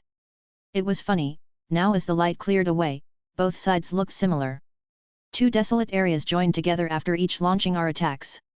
However, the Shinigami was in much worse shape than I am. His shield had crumbled under the strain. Parts of it remained, but like glass, it was mostly shattered. Blood pooled around him on the ground as he used his sword to hold himself up. "Hey, I said I'd take your arm again, but I didn't mean like that." I mocked him again, holding up Mirage to my shoulder. He was missing his right one again, along with other chunks of his body and a lot of his flesh seared at the holy light. His entire figure looked mostly disfigured from having to endure my attack. Even the tips of his hat thing were seared off. Shame, I wanted to pull it off myself to see what it actually was. "You." His breathing was erratic. "I will examine the pieces of you that remain." He roared in indignation, holding his sword up high, and his Ryotsu skyrocketed. Literally, in this case as a pillar of it released from him and reached to the clouds above. "Bankai." The word reverberated through the surroundings. A whirlwind swept up the surroundings and I even had to brace myself at the distance I stood. I could feel his presence intensify several more folds. His Ryotsu easily multiplied another 5 folds from his released state. A Bankai. I had been wondering about this since I heard it, and holy crap, did it live up to my anticipation. If he fought me like this right from the start, I'd have to go much harder. The dust settled and the Ryotsu settled down as it enveloped him and condensed. His sword was no longer in his hand, instead, there was now a creature coiled around him protectively. That same golden baby face from his sword on a body that seemed a mix between a worm and a centipede, maybe closer to a caterpillar. It was utterly disgusting. And it was huge. Its foot tore into the ground with each movement, and it could easily swallow me whole in one bite. "Kanjaki Ashisaji Jiz." He breathed out, a seething look on his face. "Dangerous." That was dangerous, and I could feel a threat from it. It reminded me of NHGGR that appeared that time. The massive golden baby head opened its mouth and a torrent of poison spewed forth. I dodged out of the way, but a little bit of it landed on my aura and utterly ate away at it in seconds. It made me realize that poison like this was probably the nemesis of my aura. Or rather, a continuous ability that grinds or eats away is something I can't use my aura to consistently guard against. "Ashisaji Jizo, go!" The Shinigami commanded with a gleeful tone. It shot off with a speed that betrayed its awkward body and size. I would say it was nearly on par with the speed that he showed himself when using his movement technique. With every step it took, it continued to spew out that toxic miasma, making it difficult to actually engage it. The grounds even became contaminated as it seeped into the stones and dirt below. Yeah, I don't want to get hit directly by whatever the fuck that is. Brat, let me. You sure? I haven't had a fight in a while. Well, who am I to say no to that? I jumped to the side, avoiding its maw and ran to the side, jumping up on the ruined debris nearby as it coiled around trying to come after me. My swords that still floated around shot at it, slamming into its body, but that seemed to not slow it down in the slightest. It out a roar of rage and its speed increased substantially, and I instinctively coated my legs in lightning and shot away quickly. Yes, struggle, human. I'll enjoy these last few moments of yours. He cackled. Giant poisonous beast. I shouted. Well, I can do that too. I summoned the boosted gear onto my hand, and took out the staff that everyone helped me create. I slid to a stop and held it out in front of me, finding a good place that wasn't enveloped in that poison. Bex ZZOORFRUL low. Drake and I voiced together. The dragon words pulse out and actualize our intent. I held the staff up to add the finishing touch. Disgeniat Yir Immeradr. Let the Emperor descend indeed. A massive spell circle appeared as I fed a substantial amount of magical energy to activate this. I had to pull on the kaleidoscope to facilitate the casting, to grab magical energy from other places. It was accompanied by a roar that shook the world. Drake's black claw slammed into the ground as it pulled itself out and brought himself into existence. The Shinigami his Bankai reeled back coming to a stop that made it slide on the ground before halting. It hesitated and looked wary at Drake's massive form coming into existence. A miasma leaked from Drake's maw and he stared at the creature in a sort of standoff. Drake, go beat up this baby. I commanded. He turned his head towards me. Did you have to word it like that? In response the thing screeched in fury, charging at us. Drake roared in response, shooting right at it as they collided in a huge impact, sending shockwaves out in every direction. The baby thing spewed out its poison. In return, Drake took a big breath and matched it, its necrotic breath filling the space. The two noxious gases intertwined and sort of dispersed outwards in a big cloud. I looked at Mayuri over there who didn't seem to understand what was going on. Oi, clown face. I grabbed his attention. You. I slammed into his stomach with the boosted gear, his body reeled back and salivia unconsciously spewed from his throat. His body went tumbling back but he quickly regained his footing. Ashisaji Jizo, give me a sword. He roared. I glanced at the baby thing as its head tilted up, and a massive amount of blades shot out, protruding from underneath. One of them was shot off, landing onto the ground in front of the Shinigami. It then launched forward, slamming its big body into Drake, its blade tearing into him. Drake in response, bit down on its huge body as they continued to tug around. I quickly brought up the staff I still was holding to block the Shinigami's attack. The force of it actually made me buckle a little under the power. He was significantly stronger than he was before releasing his Bankai. His Ryutsu was magnified, the source of their power, so it made sense that his physical attributes were in response, also increased to match. Go! I commanded, my flying sword shot down at him. He hissed, disappearing from the spot he was in as my swords impaled into the ground where he was a moment prior. I tossed my staff back into my ring and jerked Mirage out of the ground, swinging it around to block a blow from the back. Holding out my finger, I aimed it at him point blank. Bakud number 1, Sai. I chanted. His arm holding his sword was forced behind his back for the briefest of moments. It was the first spell in the school. It was weak, all things considered. It was meant to restrain an enemy's arm behind their back or in this case, singular arm. It didn't even fully pull it back before it broke under the strain of his impressive Ryutsu. I swung Mirage at his left side, a casual horizontal swing that he was forced to block with his own blade. He was definitely at a disadvantage due to the wounds he suffered. But I did promise Shunsui I wouldn't kill anyone, I wouldn't go back on my word even if this guy disgusted me. In my free hand, still clad in the boosted gear, I flipped it over, producing a very familiar object that was quickly becoming sentimental to me. And I slapped him across the face with it. It didn't do much, some blood spit out from his mouth, but it was more the absurdity of it that made him come to an abrupt stop. Did you just hit me with a brick? He asked, incredulously. I wanted to say something cheeky, taunt him some more, maybe cut off his other arm, but I felt several more presences approaching quickly. Drag! I shouted. Time to go. Do you think you can leave after humiliating me? He glowered, fury igniting in his gaze. I looked him square in the eyes. Yes. Drag took a deep breath, dragon words leaving his throat, and a flame descended upon the creature before him, engulfing it in a magical flame. I ran over to him, reaching forward to quickly grab him back into the boosted gear because I definitely didn't want to tangle with the several figures that were approaching and were only moments away. I suppose I crossed the threshold that others were going to get involved. Just Drake and the baby thing were upheaving a good chunk of the surroundings. Yet, little bit of a mess. Drake dislodged himself from the thing with that burst of fire and flew to me, his body broke down and his soul re-entered the boosted gear. I could vaguely make out the silhouettes of others flying through the air and coming this way. Well, time to skedaddle. The Shinigami, surprisingly, didn't make a move. I think he realized he wasn't my match at this point. I returned everything to storage except Mirage and the brick. I looked down at my brick and had one last idea. I filled the brick with reinforcement. Fly true, great brick. My foot pushed into the ground and I reeled back my arm. Gathering all my strength, I threw it at him. He looked, surprised, but not perturbed, probably a sidestep would all be required to dodge. But, how could I leave it just at that? Fuzz! I bellowed out, that invisible force slammed into the back of the brick, and it shot forward, closing the distance before he could even react. I quickly sliced through the air with Mirage, creating a portal. The last scene was of my brick shattering on his face with enough force that he got lifted up off the ground before I jumped through and slammed it shut behind me. Chapter 373, Interlude 26. Shunsui Kirikou POV. What a mess. Era, am I the last one? I looked around the room to see all the other captains gathered.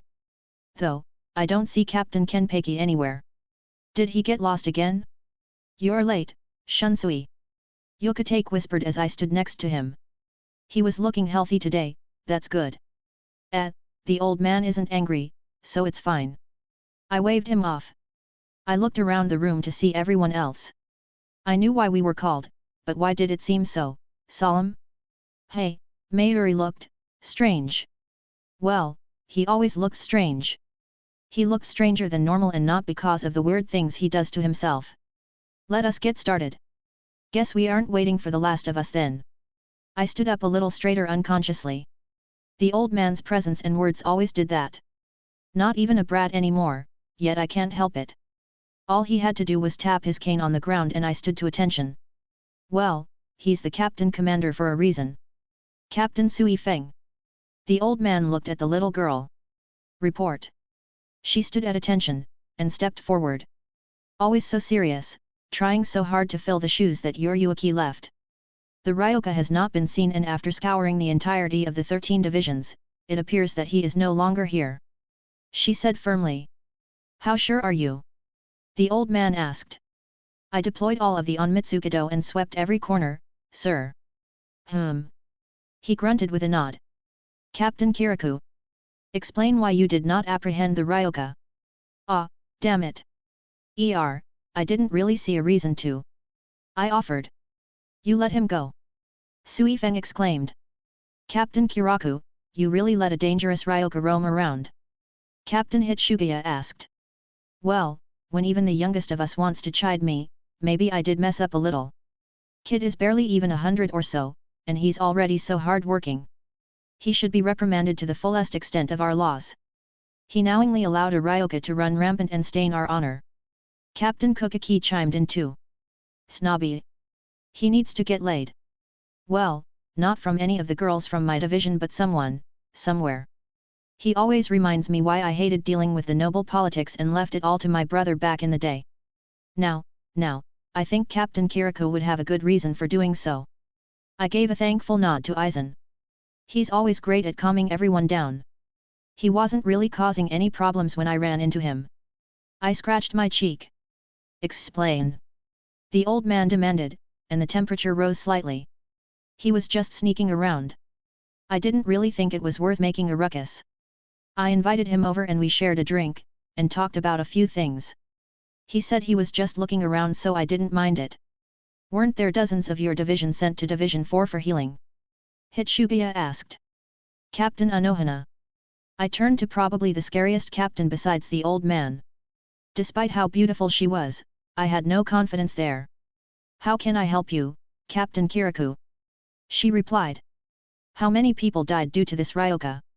0. She said simply. Thank you, Captain Anohana. It's not a matter of death, Captain Kirikou. Captain Komamura replied. It's always fun to hear his gentle tone even with how loud and intimidating he usually is in stature. I don't know why he hides his face behind that armor either. We all know that he's a bit on the hairy side, and none of us really care. If you don't have a good reason, you will be punished. The old man added. Well, I thought it'd be good practice. I ran a hand through my hair. He said he wasn't going to be killing anyone. And if my guys couldn't handle a ryoka that wasn't trying to hurt them, then they wouldn't really do much against a real invader, you know? How long has it been since we've been attacked? I think we've gotten a little lazy. You wish to use this ryoka as a whetstone. The old man looked at me and I felt a little scared there for a moment until he closed his eyes. Very well, your words hold merit. However, you will still be punished for derelict of duty. Expect your budget to be cut and further reprimands to come. Damn, Nanao is going to kill me. I grumbled. What can you tell us about this ryoka? He asked again. Well, there wasn't much to say. His ryotsu, while impressive for a human, I think he's human, it felt weird, shouldn't have really been much compared to one of us. He did have some tricks, he said these words and my sword flung out of my hand and I couldn't stop it. Thought it might have been a good idea to leave a good impression for when he dies. A good chance he might be standing here with us in a couple centuries. That's it. Nothing about his overall strength? We barely have a description and a name. Sui Feng snorted. I didn't really fight Kurosaki Ichigo, so I can't say. I shrugged. I wonder why he gave that name, it obviously wasn't his.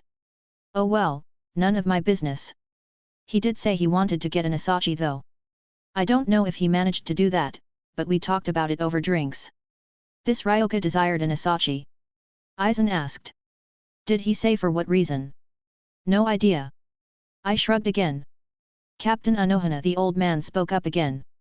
You also had dealings with this ryoka. Captain Anohana, you too. Suifei looked at her with surprise. I could understand Kirikou, but how could you ignore the laws? Captain Suifeng, are you suggesting that I should have ignored the welfare of my patients and engaged a ryoka within my medical barracks? She smiled gently at the little captain, but it got frighteningly cold in here, despite the old man's fiery temperament. No one is faulting your decision. The old man quickly interrupted. We are aware of the importance of the medical division. If the ryoka posed no immediate threat, you made the correct choice. Suifeng shuddered and closed her mouth. So this ryoka snuck into the 4th division? Captain Aizen asked. For what purpose? He revealed an interest in our healing arts. We had a conversation about it and I gave him a demonstration. Captain Anohana replied. Really, that's it? Suifeng muttered. Did he mention any plans? Or his overall purpose for coming here was anything else that would be useful? No, besides speaking about healing, well. She paused. I do not believe it important. What? Any information may be valuable. He spent the remainder of the time, attempting to flirt with me, if I am not mistaken. I think, I didn't hear that correctly. I took a peek around the room, and even the old man had his eyes open, looking at her with a bit of shock. All right, guess I heard that correctly. Well, someone flirting with Captain Anohana that's not from around here?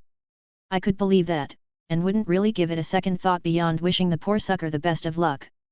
But, why did she sound receptive to it? I really need to buy that kid a drink the next time I see him because that is impressive. So, you were distracted by such nonsense? Mayuri snorted. I expected better from you at least. Well, I'll pour you a drink at your funeral, Mayuri. Captain Kuratsuki, give your report. The old man wisely changed the subject, because Captain Anohana did not seem pleased with his comment. Oh, you ran into him too, Mayuri. I was surprised. Wait, why was he being so quiet? Mayuri should have been chomping at the bit to get his hands on a ryoka with anything strange about it. Something is wrong here. Did you even read the report? Suifeng huffed. Do you really think us captains would gather for a single Ryoka who hadn't even killed anyone if there wasn't a good reason? Oh, Mayuri, what happened to you, hey? Oddly enough, he wasn't his usually arrogant self. He hadn't spoken a single word, even when I used his first name. I know he hates it when people call him with such familiarity. Captain Kuratsuki, report. The old man ordered. I engaged the Ryoka outside the perimeter of the 4th Division. He said simply. And? I asked. He twitched slightly. And he proved to be troublesome. Nothing about the dragon that appeared. Captain Hitsugaya asked. Dragon? I blinked. Hiran Maru confirmed it. He stated. His Zanpakuto was a dragon, if I remember correctly. But I still had an important question. What? I was still stuck on the whole dragon thing. I saw it when I approached after feeling Captain Kuratsuki release his Bankai. I can understand why Shunsui couldn't see it from his division. Yokotake responded. Hey, so that's what that Ryutsui spike was. I rubbed my chin. Did he really push you so much that you had to use your Bankai, Mayuri? I chuckled. It was fun watching him twitch in annoyance. He merely surprised me. The pale-faced captain grit out. Can you please elaborate on what you mean by a dragon? Aizen asked. I was unfortunately preoccupied and could not see the situation up close. Right, dragon, yet. I nodded along. Sounds weird to even say out loud. I do not know what it was. Mayuri grit his teeth. However, it was able to contend against my Bankai and not lose. However, he fled before a winner could be determined. Yes, and how is your new arm, Captain Kuratsuki? Captain Anohana asked. I hope there are not irregularities with it. I can't claim to know what you concocted, but limb regrowth isn't easy. You refused me to provide medical attention after the fight. Era, Mayuri, I don't think you are being honest. I chuckled. Sounds like a lot more than a tie. Did you lose an arm to a human? 2 arms. Sui Feng corrected. I retrieved the first severed one and returned it to him afterwards. Thank you for your input, Captain Sui Feng. He practically growled. Hey, so the kid is able to tangle with a captain. Can't say that's something I expected with his Ryutsu. Give your full report, Captain Kuratsuki. The old man commanded. He twitched in annoyance again, but it's not like he could talk back to the captain commander. The Ryoka appears to possess weapons capable of harming us, however they did not appear to be Zanpakuto. He showed abilities similar to our kid, but I sensed no use of Ryoryoka when cast. He possessed speed and strength far above what a human should possess. He possessed some sort of spiritual shield that protected him from my poison. And the dragon? I added. Yes, and the dragon. Mayuri hissed. I was unable to analyze this dragon in detail, so I cannot speak about it one way or another. I will need some time to prepare countermeasures. Right, a sore loser wouldn't let this go. I'll make sure the kid doesn't get near Mayuri if he pops up again. He isn't the strongest among our number, but give him time to prepare, and he's scary. Are you sure, Captain Kuratsuki? A human with the power to match a captain shouldn't be unknown to us. Aizen commented. It does sound concerning. Yokotake also shared his thoughts. Though, the fact that this Ryoka didn't kill anyone does speak well about them, despite everything else. Doesn't matter. We should find him and kill him. He already invaded and attacked our own. This is a direct insult and declaration to us. Sui Feng crossed her arms. If he's human, he's in the human world. Give me the order and I'll track him down. Humph, and you think you can handle him? I will deal with him myself. Mayuri scoffed. I will bring him back and research him thoroughly. Yet, how'd that go for you this time? Sui Feng shot back. You dash. Enough. The old man slammed his cane against the ground. Everyone seemed to go silent after that. Anything else of note? I asked, clearing my throat. I was probably just going to hand over the report to Nanao again, so if there was something important, better find out now. Did you analyze the weapon he used before he departed, Captain Kuratsuki? Captain Anoahan asked. You were left in a poor state when I first arrived. I merely caught the last moments of the fight. There is nothing to analyze. Did something happen? Nothing happened. I am just concerned. I have never seen a brick able to inflict such damage on one of our number before. To see Captain Kuratsuki reduced to such a state after having one thrown at his face. I am merely concerned. Captain Anohana's words sounded reasonable, but there was an odd bite to them. And I recall him running around with a brick and beating up the people from my division. Mayuri, did you get beat up with a brick? A bunch of my subordinates did too, so you don't need to feel bad. I was going to have Nanao give them extra training later. You can come join in if you want. I smiled. Perhaps we should move on. Aizen politely coughed. However, I would like to request a detailed report on everything that happened. Merely just to check any information we could have missed. Well, leave it to the nicest guy here to even defend Mayuri. I could tell he was ready to burst. Maybe I should stop while I'm ahead. I could tell the old man was starting to get annoyed at it too. But still, the thought of Mayuri getting a brick thrown at his face, I'll need to ask Captain Anohana for the details. It will be done. The old man grunted. I expect a more detailed written report, Captain Kuratsuki. I would settle for him scowling and being ashamed for now. Never really liked him that much. Despite the uncertainties. It is clear that this Ryoka has the ability of a captain in combat potential. The old man tapped his cane on the ground again, gaining our undivided attention. Due to the battle that occurred, there is a significant amount of damage left in the aftermath. While no Shinigami were killed, I will be elevating this Ryoka to a higher danger rating. If he is to appear again, you will all be required to apprehend him, and I clear. He looked at me. I nodded. You have been provided with the Ryoka's information. Be on the lookout for this Kurosaki Ichigo. He has stolen a Shinigami uniform, be aware that he may mix in with our own members. Everyone else had been kinda quiet. Jin usually has more to say, but he's just been snickering. Though, why did he look like he was holding back a laugh at the name? Was it some joke I wasn't aware of? Well, I don't know why the kid told me that, but I'd report it anyway. It's not like he'd probably even come back at this point. He would have to know that things would be bad after his fight with Mayuri. Nah, the kid didn't seem that stupid. Chapter 374, Interlude 27. Jin POV. Why are you in my bed? I felt some hair tickle my nose. Silly girl, you climbed into my bed. Doesn't matter, don't get up yet. I grumbled, wrapping my arms around her. I am not used to sleeping beyond the early hours. Skathik said gently. And I have duties I must uphold. You can sleep in your own bed if my schedule discomforts you. Don't like to sleep alone. Is it a wonder that our shared lover dotes on you? I felt her hand run down my hair. Very well, I will stay for a little while longer. I have been through this with you on numerous occasions at this point. If you desire companionship during the night, you may come find me whenever you want. You don't mind? I asked quietly. You've kicked Wilhelm out a few times. She chuckled. My student is an insatiable man who will not allow me proper rest. You, my sweet girl, are merely seeking for someone to accompany you unto your dreams. Thanks, sister. I closed my eyes again.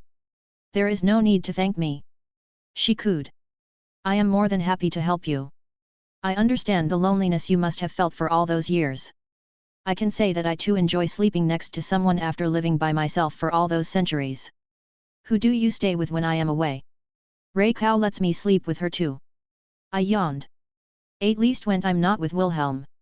Of course, she adores you just as all of us do. Skathik giggled again. All my sisters are good to me. I snuggled closer. Silly girl. She sighed. I will wait an hour or two. Rest well. She gently pat my head. I looked in the mirror and decided to wear my normal dress. Shoes? I'll wear my favorite heels, I'm in a good mood. Jewelry? Maybe just some earrings. Maybe just the studs I got recently. Wilhelm likes to play with my ears, so I don't really want to put too many on. That should be everything important. Got my bracelet that Wilhelm made me, so I pretty much have anything I could need. Really, the only last important thing to note is my lamp, and well, it's still safe. Snug and not going anywhere. At this point, I think it'd be more weird to take it out and try to walk around without it in my butt. Geez, I still can't believe that man did something so ridiculous with my lamp. A relic created by the gods and he, turned it into a means of stimulating me sexually. I can't deny that it's convenient for carrying around. I can't really get far from it due to how tied I am to it. And I don't think anyone would look for it there. Admittedly, I've grown to like it quite a bit. It's not like I'm using my butt for anything else. My body belongs completely to Wilhelm. If he wants my lamp in my butt, it's staying there until he decides otherwise. The real surprise was finding out how quickly my heart followed. I joke about it early on when I first joined with him. But, it's strange, this feeling. I couldn't even have fathomed these thoughts I was having merely a year before. The lengths I would go in order to protect what I now have. It would have made my younger self shocked. Jin. I walked down the stairs, seeing a couple of familiar faces. Artoria. He smiled, rushing right at her and quickly hugged her. I missed you. I missed you as well, Jin. Artoria giggled. Even if it has only been a few days. And Rin. I shifted to the younger girl, giving her a big hug too. Jin. She squeaked by my surprise hug. I missed Rin too. We just met at the college 2 days ago. She responded, unable to escape. But that was at the college, not at our home. Hugs are nice. They all need more hugs. What are you both up to today? I refused to let go of Rin. I think she realized, because she just stopped fidgeting, accepting her new position. We are visiting the clock tower. Artoria replied. Something happened? No, I just need to grab some things from over there. May as well stay for a little while since we haven't been home in a few weeks. Rin spoke. Then I will be coming back to inspect the knights from the Pendragon family that have been training with Yasaka's forces. I imagine I will be assisting Skathik with whatever training she had devised. Artoria added on. What about you, Jin? Would you like to accompany me? It's sweet that she's trying to include me. I think my favorite thing about Artoria is how she is so blunt with her intentions. I actually need to go see grandfather. I was going to go to Remnant and I wanted him to give me a lift. Hey, you really call the old man that? Rin blinked in surprise. Of course. I'm Wilhelm's woman, that means he's my grandfather too. I am envious of your forwardness. Artoria said quietly. Really? I think I'm the one who should say that, Missy. I finally released Rin and stole Artoria again. I heard what happened from Skathik. Ah. Artoria blushed a little. I was surprised that it happened and still find it hard to believe. Ah, she's so cute. I'm happy for you. I reassured her. She did have some self-esteem issues, so I wanted her to know she was doing good. Though I am a little jealous. Maybe I'll work up the courage soon too. She quickly recovered. What do you desire back from your home? I believe you were against returning for the time being. I can't put it off forever. I was scared of going back. I just had to remind myself that Wilhelm wouldn't abandon me back to that same existence I was before. Besides, there's something I need to take care of there that's been weighing on me. Is there trouble? Do you require assistance? It shouldn't be dangerous. But I will be going to pay someone a visit. I think you know who I'm talking about. Are you sure? Artoria hesitantly asked. I have felt similarly, perhaps I should go with you. No. I shook my head. It's my home world, let me handle it. If you are positive, I will not interfere. But I expect you to reach out for aid if you find yourself in trouble. Of course. I pushed my cheek against hers. My sister will be here to help me if I get in trouble. It's nice having people that care about me. When are you heading out? I asked. We can go now if you want. Rin suggested. And I was all for it. Grandfather. I ran towards him too, giving him a nice big hug. If it isn't my darling granddaughter. He chuckled, happily accepting. What mischief are you getting up to today? Or are you coming to complain about my grandson? Has he been mistreating you? Do I need to have words with him? Nuhui, Wilhelm treats me good. I quickly shook my head. Good. He nodded proudly. But tell me if he does anything you don't like. I don't mind giving him a little kick in the behind to set him straight. He winked. I'll be sure to tell you. I grinned. Family was nice. Wizard Marshal. Artoria greeted politely. One of these days, I'm going to get you to address me with more familiarity. Zelretch chuckled again. Look at Jin, you should take notes from her. Artoria smiled amusedly. She was polite, but it wasn't anywhere near stiff or formal. Teacher. Rin also was polite with her greeting. Rin. Zelretch smiled warmly. How have your studies been coming along? I'm doing well. I study the kaleidoscope nearly every day. And I'm also learning a lot at the college. Good, good. He nodded again. But don't just coop yourself up behind a book or in your workshop all the time. Go make some friends, go on an adventure, explore a little. Real-world experience is just as important as theoretical knowledge and studies. Don't worry, Wizard Marshal. Rin and I have been venturing far and wide within the land of Skyrim. We have uncovered tombs and old ruins. We have also taken quests to slay dangerous monsters and earned many valuable resources in the process. Artoria was quick to support Rin. I will not allow Rin to fall to one side or the other. Very good, I know I can count on you, Saber. Zelretch smiled. Where's Lucretia? I asked, looking around. She's usually out by now when I come to visit. She's nice and I like spending time with her. She treats me like her actual granddaughter. She's finishing up some matters back at her home world so she can move in permanently. Zelretch coughed a little. Wonderful. We should celebrate. Haha, we will when it's done. He laughed. We'll make sure to get everyone to come and celebrate. But enough about that, what brings you lovely ladies back here? I'm just picking up a few things. Saber's following along. Rin jerked her thumb at me. She's the one who needs you. Oh. Zelretch quirked an eyebrow. What do you need my help with? Well. I watched Rin and Saber walk off. Saber gave me a smile of encouragement before she disappeared. Can you drop me off somewhere if I give you the coordinates? I am capable, yes. But, I would like to know the specifics. I can't in good conscience allow you to venture somewhere dangerous without knowing the details. I want to go back to Remnant. I said simply. Oh. He rubbed his chin. Very well, I don't think I need to tell you to be careful. I can see how motivated you are. But even so, I do hope you take care of yourself properly. He said warmly, before shuffling around his pockets. Let's see, this will work. He pulled out a talisman. I admit I wasted some time playing around with this stuff after seeing Wilhelm devote time and effort to it. I had some inspiration after thinking about the idea of one-time use mystic codes, and well, I made this on a whim. Simply tear it and I'll immediately know, and I'll open a portal at your location. Thank you, grandfather. I cheered happily. And here you go. I handed him a piece of paper with the coordinates I needed. It's my pleasure. He waved his hand, his weird jeweled sword was already there. A simple motion with it and a portal all too similar to Wilhelm's opened up. Take care now. I'll be careful. I reassured him before stepping through. It was odd being back after so long. I felt myself being pulled towards my old role. It wasn't something I couldn't shake off, but I didn't like the feeling. I didn't want to stay here any longer than I needed. Especially in this place, so close to the grim pools left behind by the God of Darkness. I had no idea what he was thinking when he made these.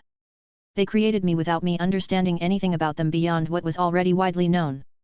I would almost call it childish in practice despite how horrible it sounded. Despite that, this was something I had to do. This was far from the extremes I would go to protect what I now have. And this was certainly a matter of protecting something precious to me. I don't know why Wilhelm feels the way he does about Salem. While his tastes are rather obvious, he also doesn't chase every single woman who matches them. I guess it doesn't really matter. The only important thing is that Wilhelm has feelings for Salem, the Grim Queen. And I absolutely would not allow her to hurt him because of that. I know him all too well at this point. As intelligent he is, he opens himself up easily to those he has affection for. I could easily see Salem abusing that for her personal gain. The thought of Wilhelm getting toyed with and heartbroken because of her made me feel emotions I didn't know I was capable of. He's said good things about her so far, but I feel anxious about it. And that feeling persisted as I stared at her castle ahead. Zelretch dropped me off right in front of it. It's exactly as I recall. I knew everything about it, its construction, its design, its history. I knew how many bricks were used to create it. I knew where every room was, where every secret passage was, and everything that was hidden within. And more importantly, I knew everything about that woman. I even knew her 3 sizes, if Wilhelm ever thought to ask me. Though, while I was looking at it, something grabbed my attention. The snarling and growling that appeared all around me. Grim, many of them. However, they weren't immediately attacking me. I suppose my existence was strange to them. I was neither human nor faunus. I had emotions, but I didn't quite register with their pre-programming. I was close enough that they were hostile, but not enough to blindly rush me. Something like this. I had no qualms about killing. They weren't truly alive, so I didn't hold back. A single step forward, and I created a magic circle under my foot. What a wonderful discovery upon entering Wilhelm's birth world. The ability to pre-program a spell into a viable storage unit, or a spell circle. The calculations and everything necessary to cast the spell were all stored within the spell circle, and once you memorized it, you merely needed to reproduce it once again. The minute variables such as terrain could easily be added with additional clauses in the calculations that took it into account on each cast rather than needed to individually add each time. It's no wonder that something like this was never created here. The gift of magic from the god of darkness was always leaning towards destruction via the natural elements. Most magic users in the old era only used elemental manipulation. Few sought to forge their magical energy into other effects. The spell I actualized was simple and leaned into what I was predisposed to. A simple method of manipulating the earth. A single spike shot up from the ground, impaling a rather large Ursa that was looking at me menacingly. I took another step forward, and created another magical circle.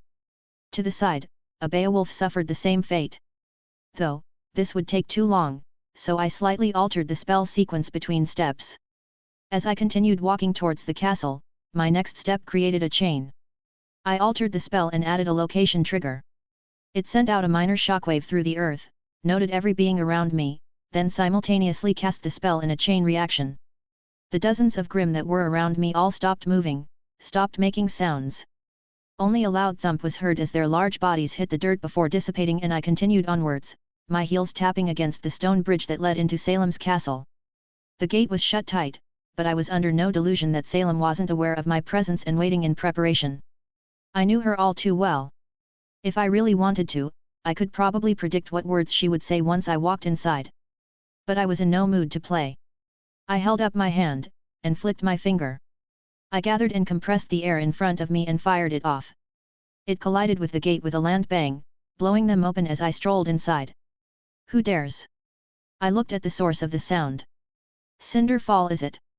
I could recall her with but a thought. Her hands lit up with the familiar feeling of magic.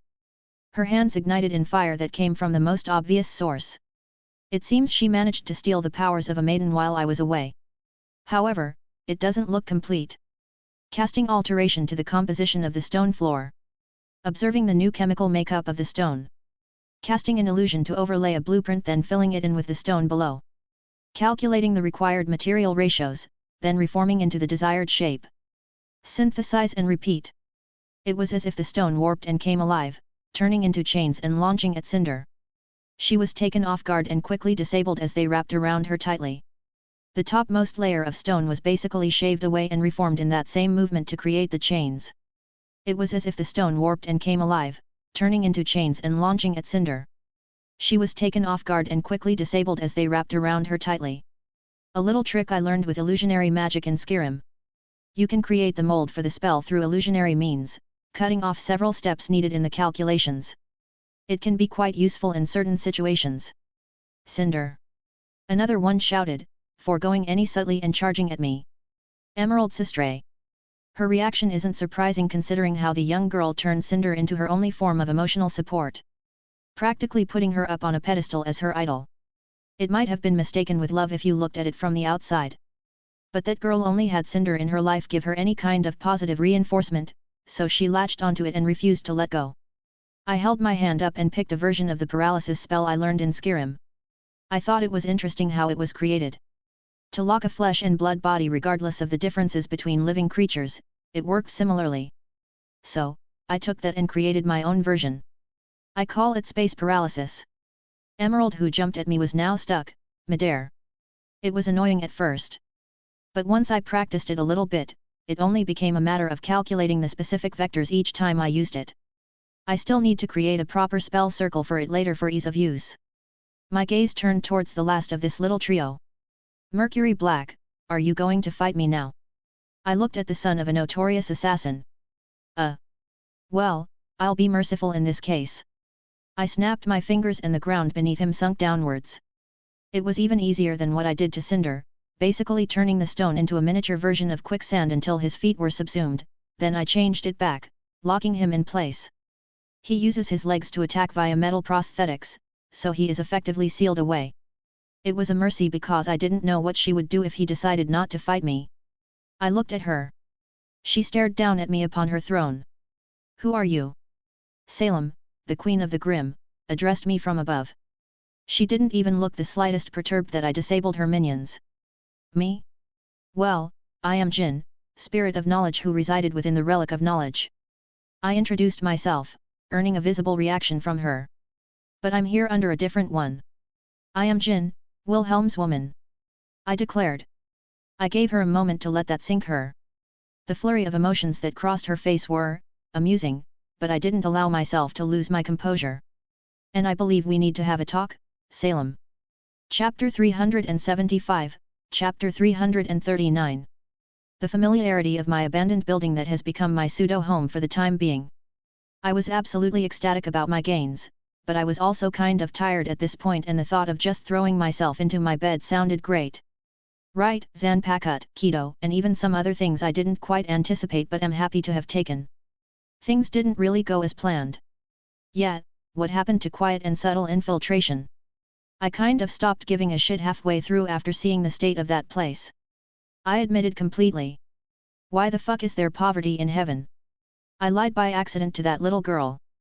I can only hope that she passed through the cycle of reincarnation and didn't get stuck in soul society. She didn't have that much ryotsu, so I'm hoping she didn't get dropped somewhere, least of all, the outer districts that were literally slums. Finding her would be practically impossible. There had to be tens of millions of people in the Rukanga. And it's not like that wisp of divine power stayed with her, that was just asking for trouble. It was dispersed as soon as she entered the realm that encompassed soul society. What an absolutely clusterfuck that afterlife is. God, and I'm going to have to explain this whole thing to Izzy. I have no idea how a death god would react to how shitty that place is.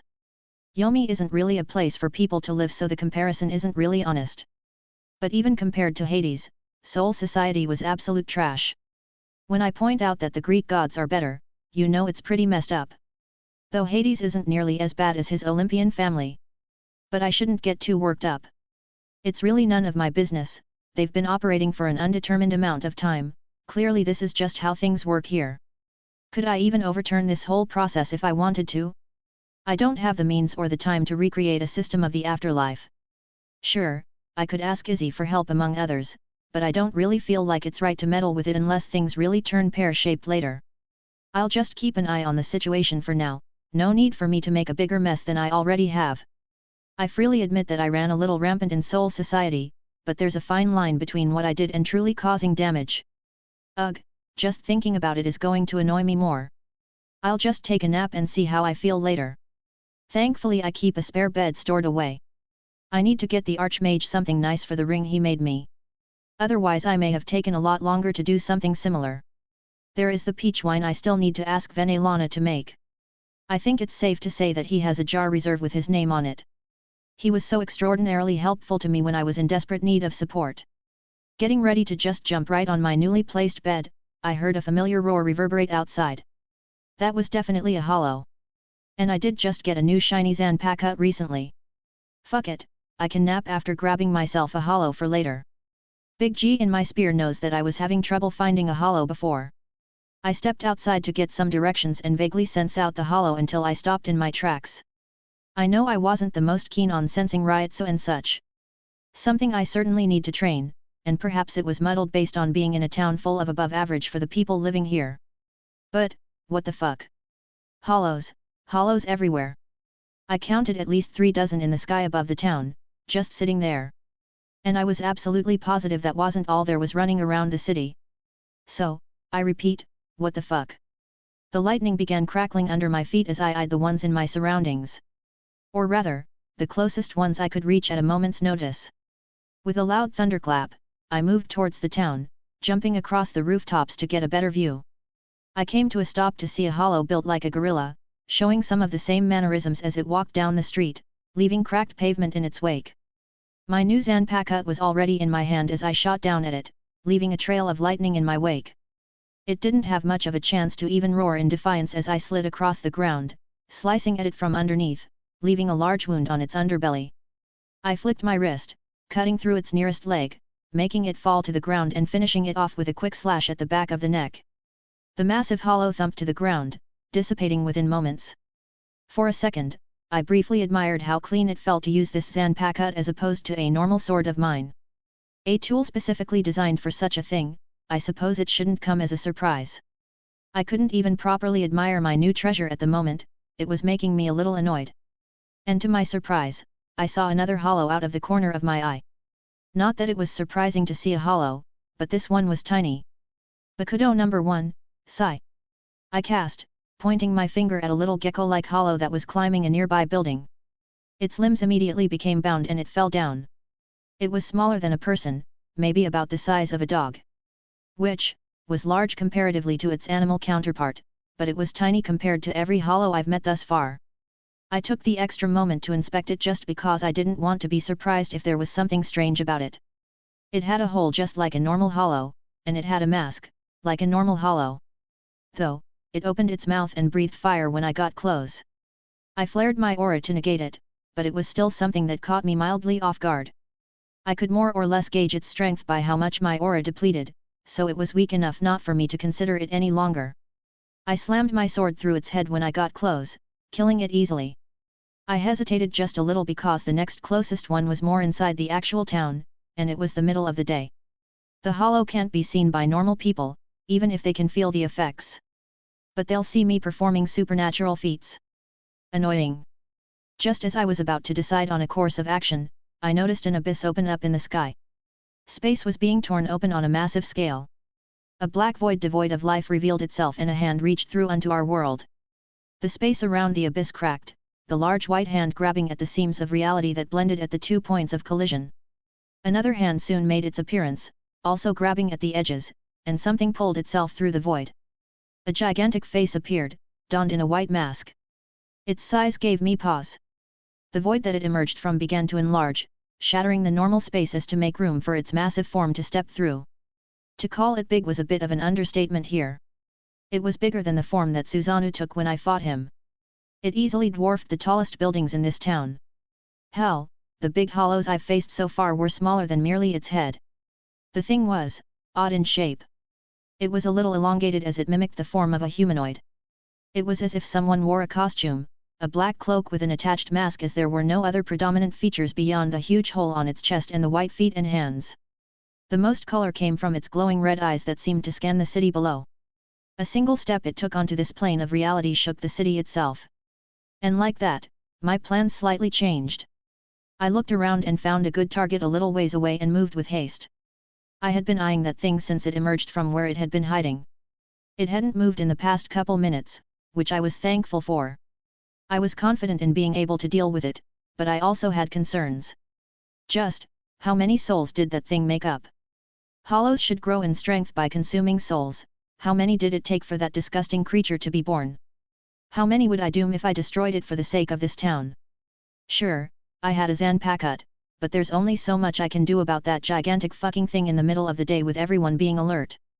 It was a really shitty situation, not to mention there were still dozens of hollows running rampant. Really, it seemed like that big fuck-off hollow wasn't that intelligent. Perhaps when that many souls converge into a single being, it loses its own coherent thought process. These other hollows were animalistic in nature, but they still retained some degree of thought. This one just seemed mostly vacant. But I sorta had a plan, I think. However, I did stop for a moment as someone familiar approached. A little black cat jumped up to the building I was standing on. "You're Yuki." I looked over. "Hey, I noticed you up here.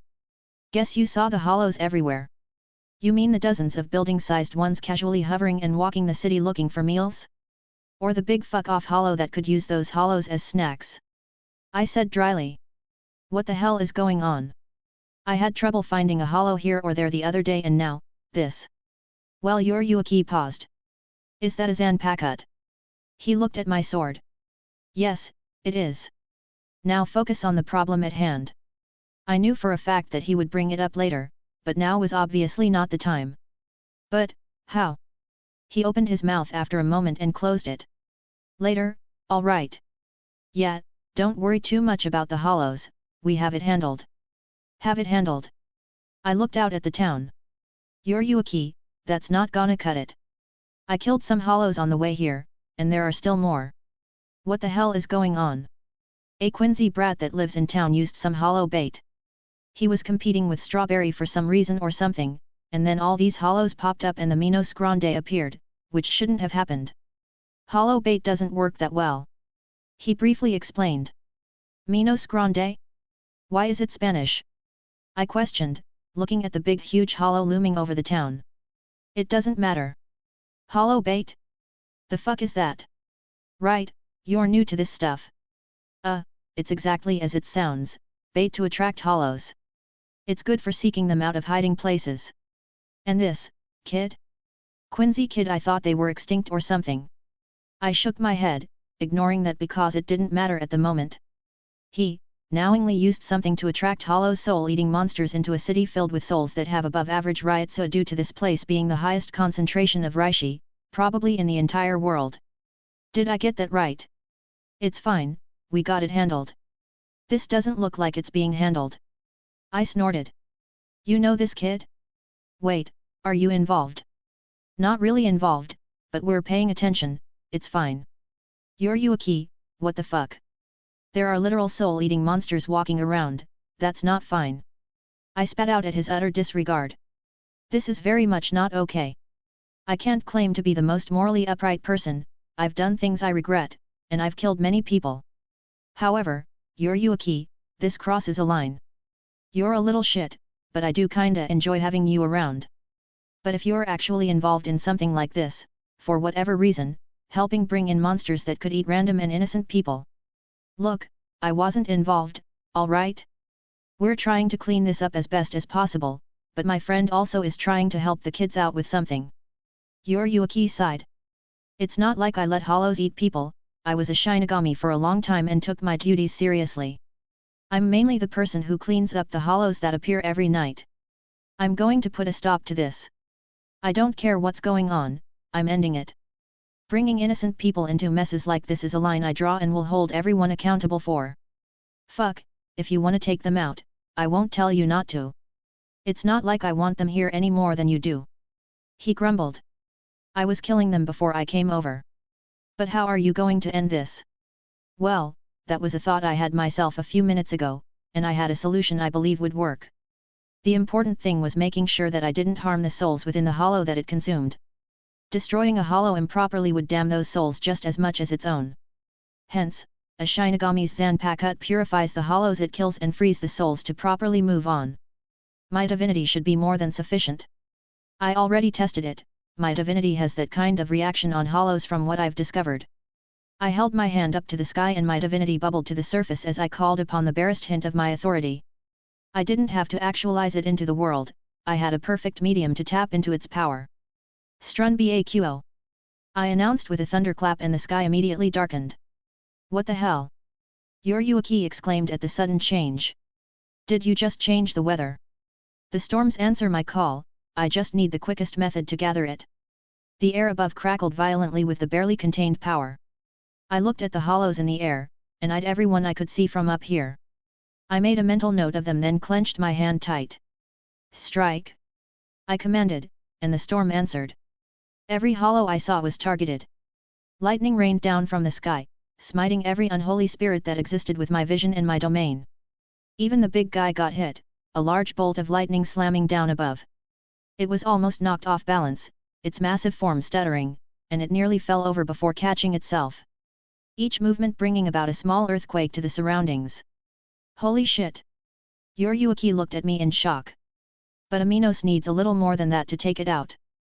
But holy crap, that was insane. Can all wizards do that? What did you say? I didn't understand those words, but they felt heavy. Yuaki prattled on.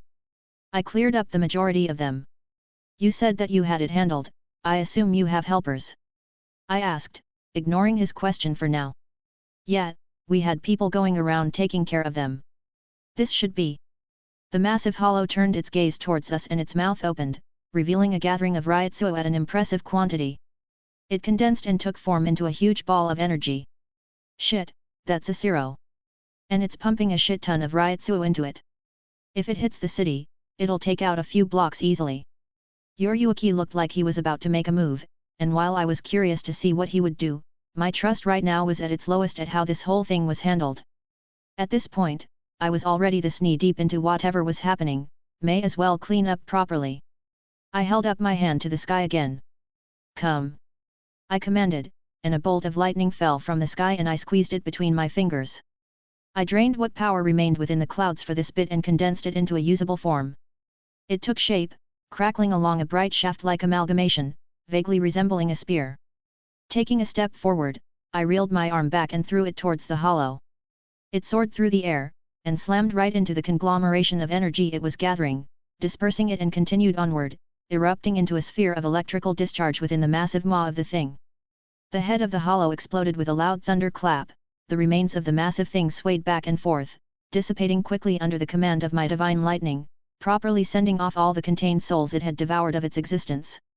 I was prepared to intervene, but the body didn't collapse downward before it fully dispersed from the mortal world. God damn! Yoryuki muttered. Are you really human? What's that supposed to mean? I looked at him. That isn't something a human should be able to do. I know plenty of humans who can accomplish similar feats. Yoryuki looked at me silently, apparently having trouble formulating a response. The kid who used this hollow bait, is he nearby? I asked. He's down below with Strawberry, why? I'm going to have a chat with him about his actions. I put away my Zanpakut, kind of wishing I had my brick at this moment because I felt like I was going to need it. Alright, but I'm coming with. That's fine, lead the way. I gestured. Thanks for listening.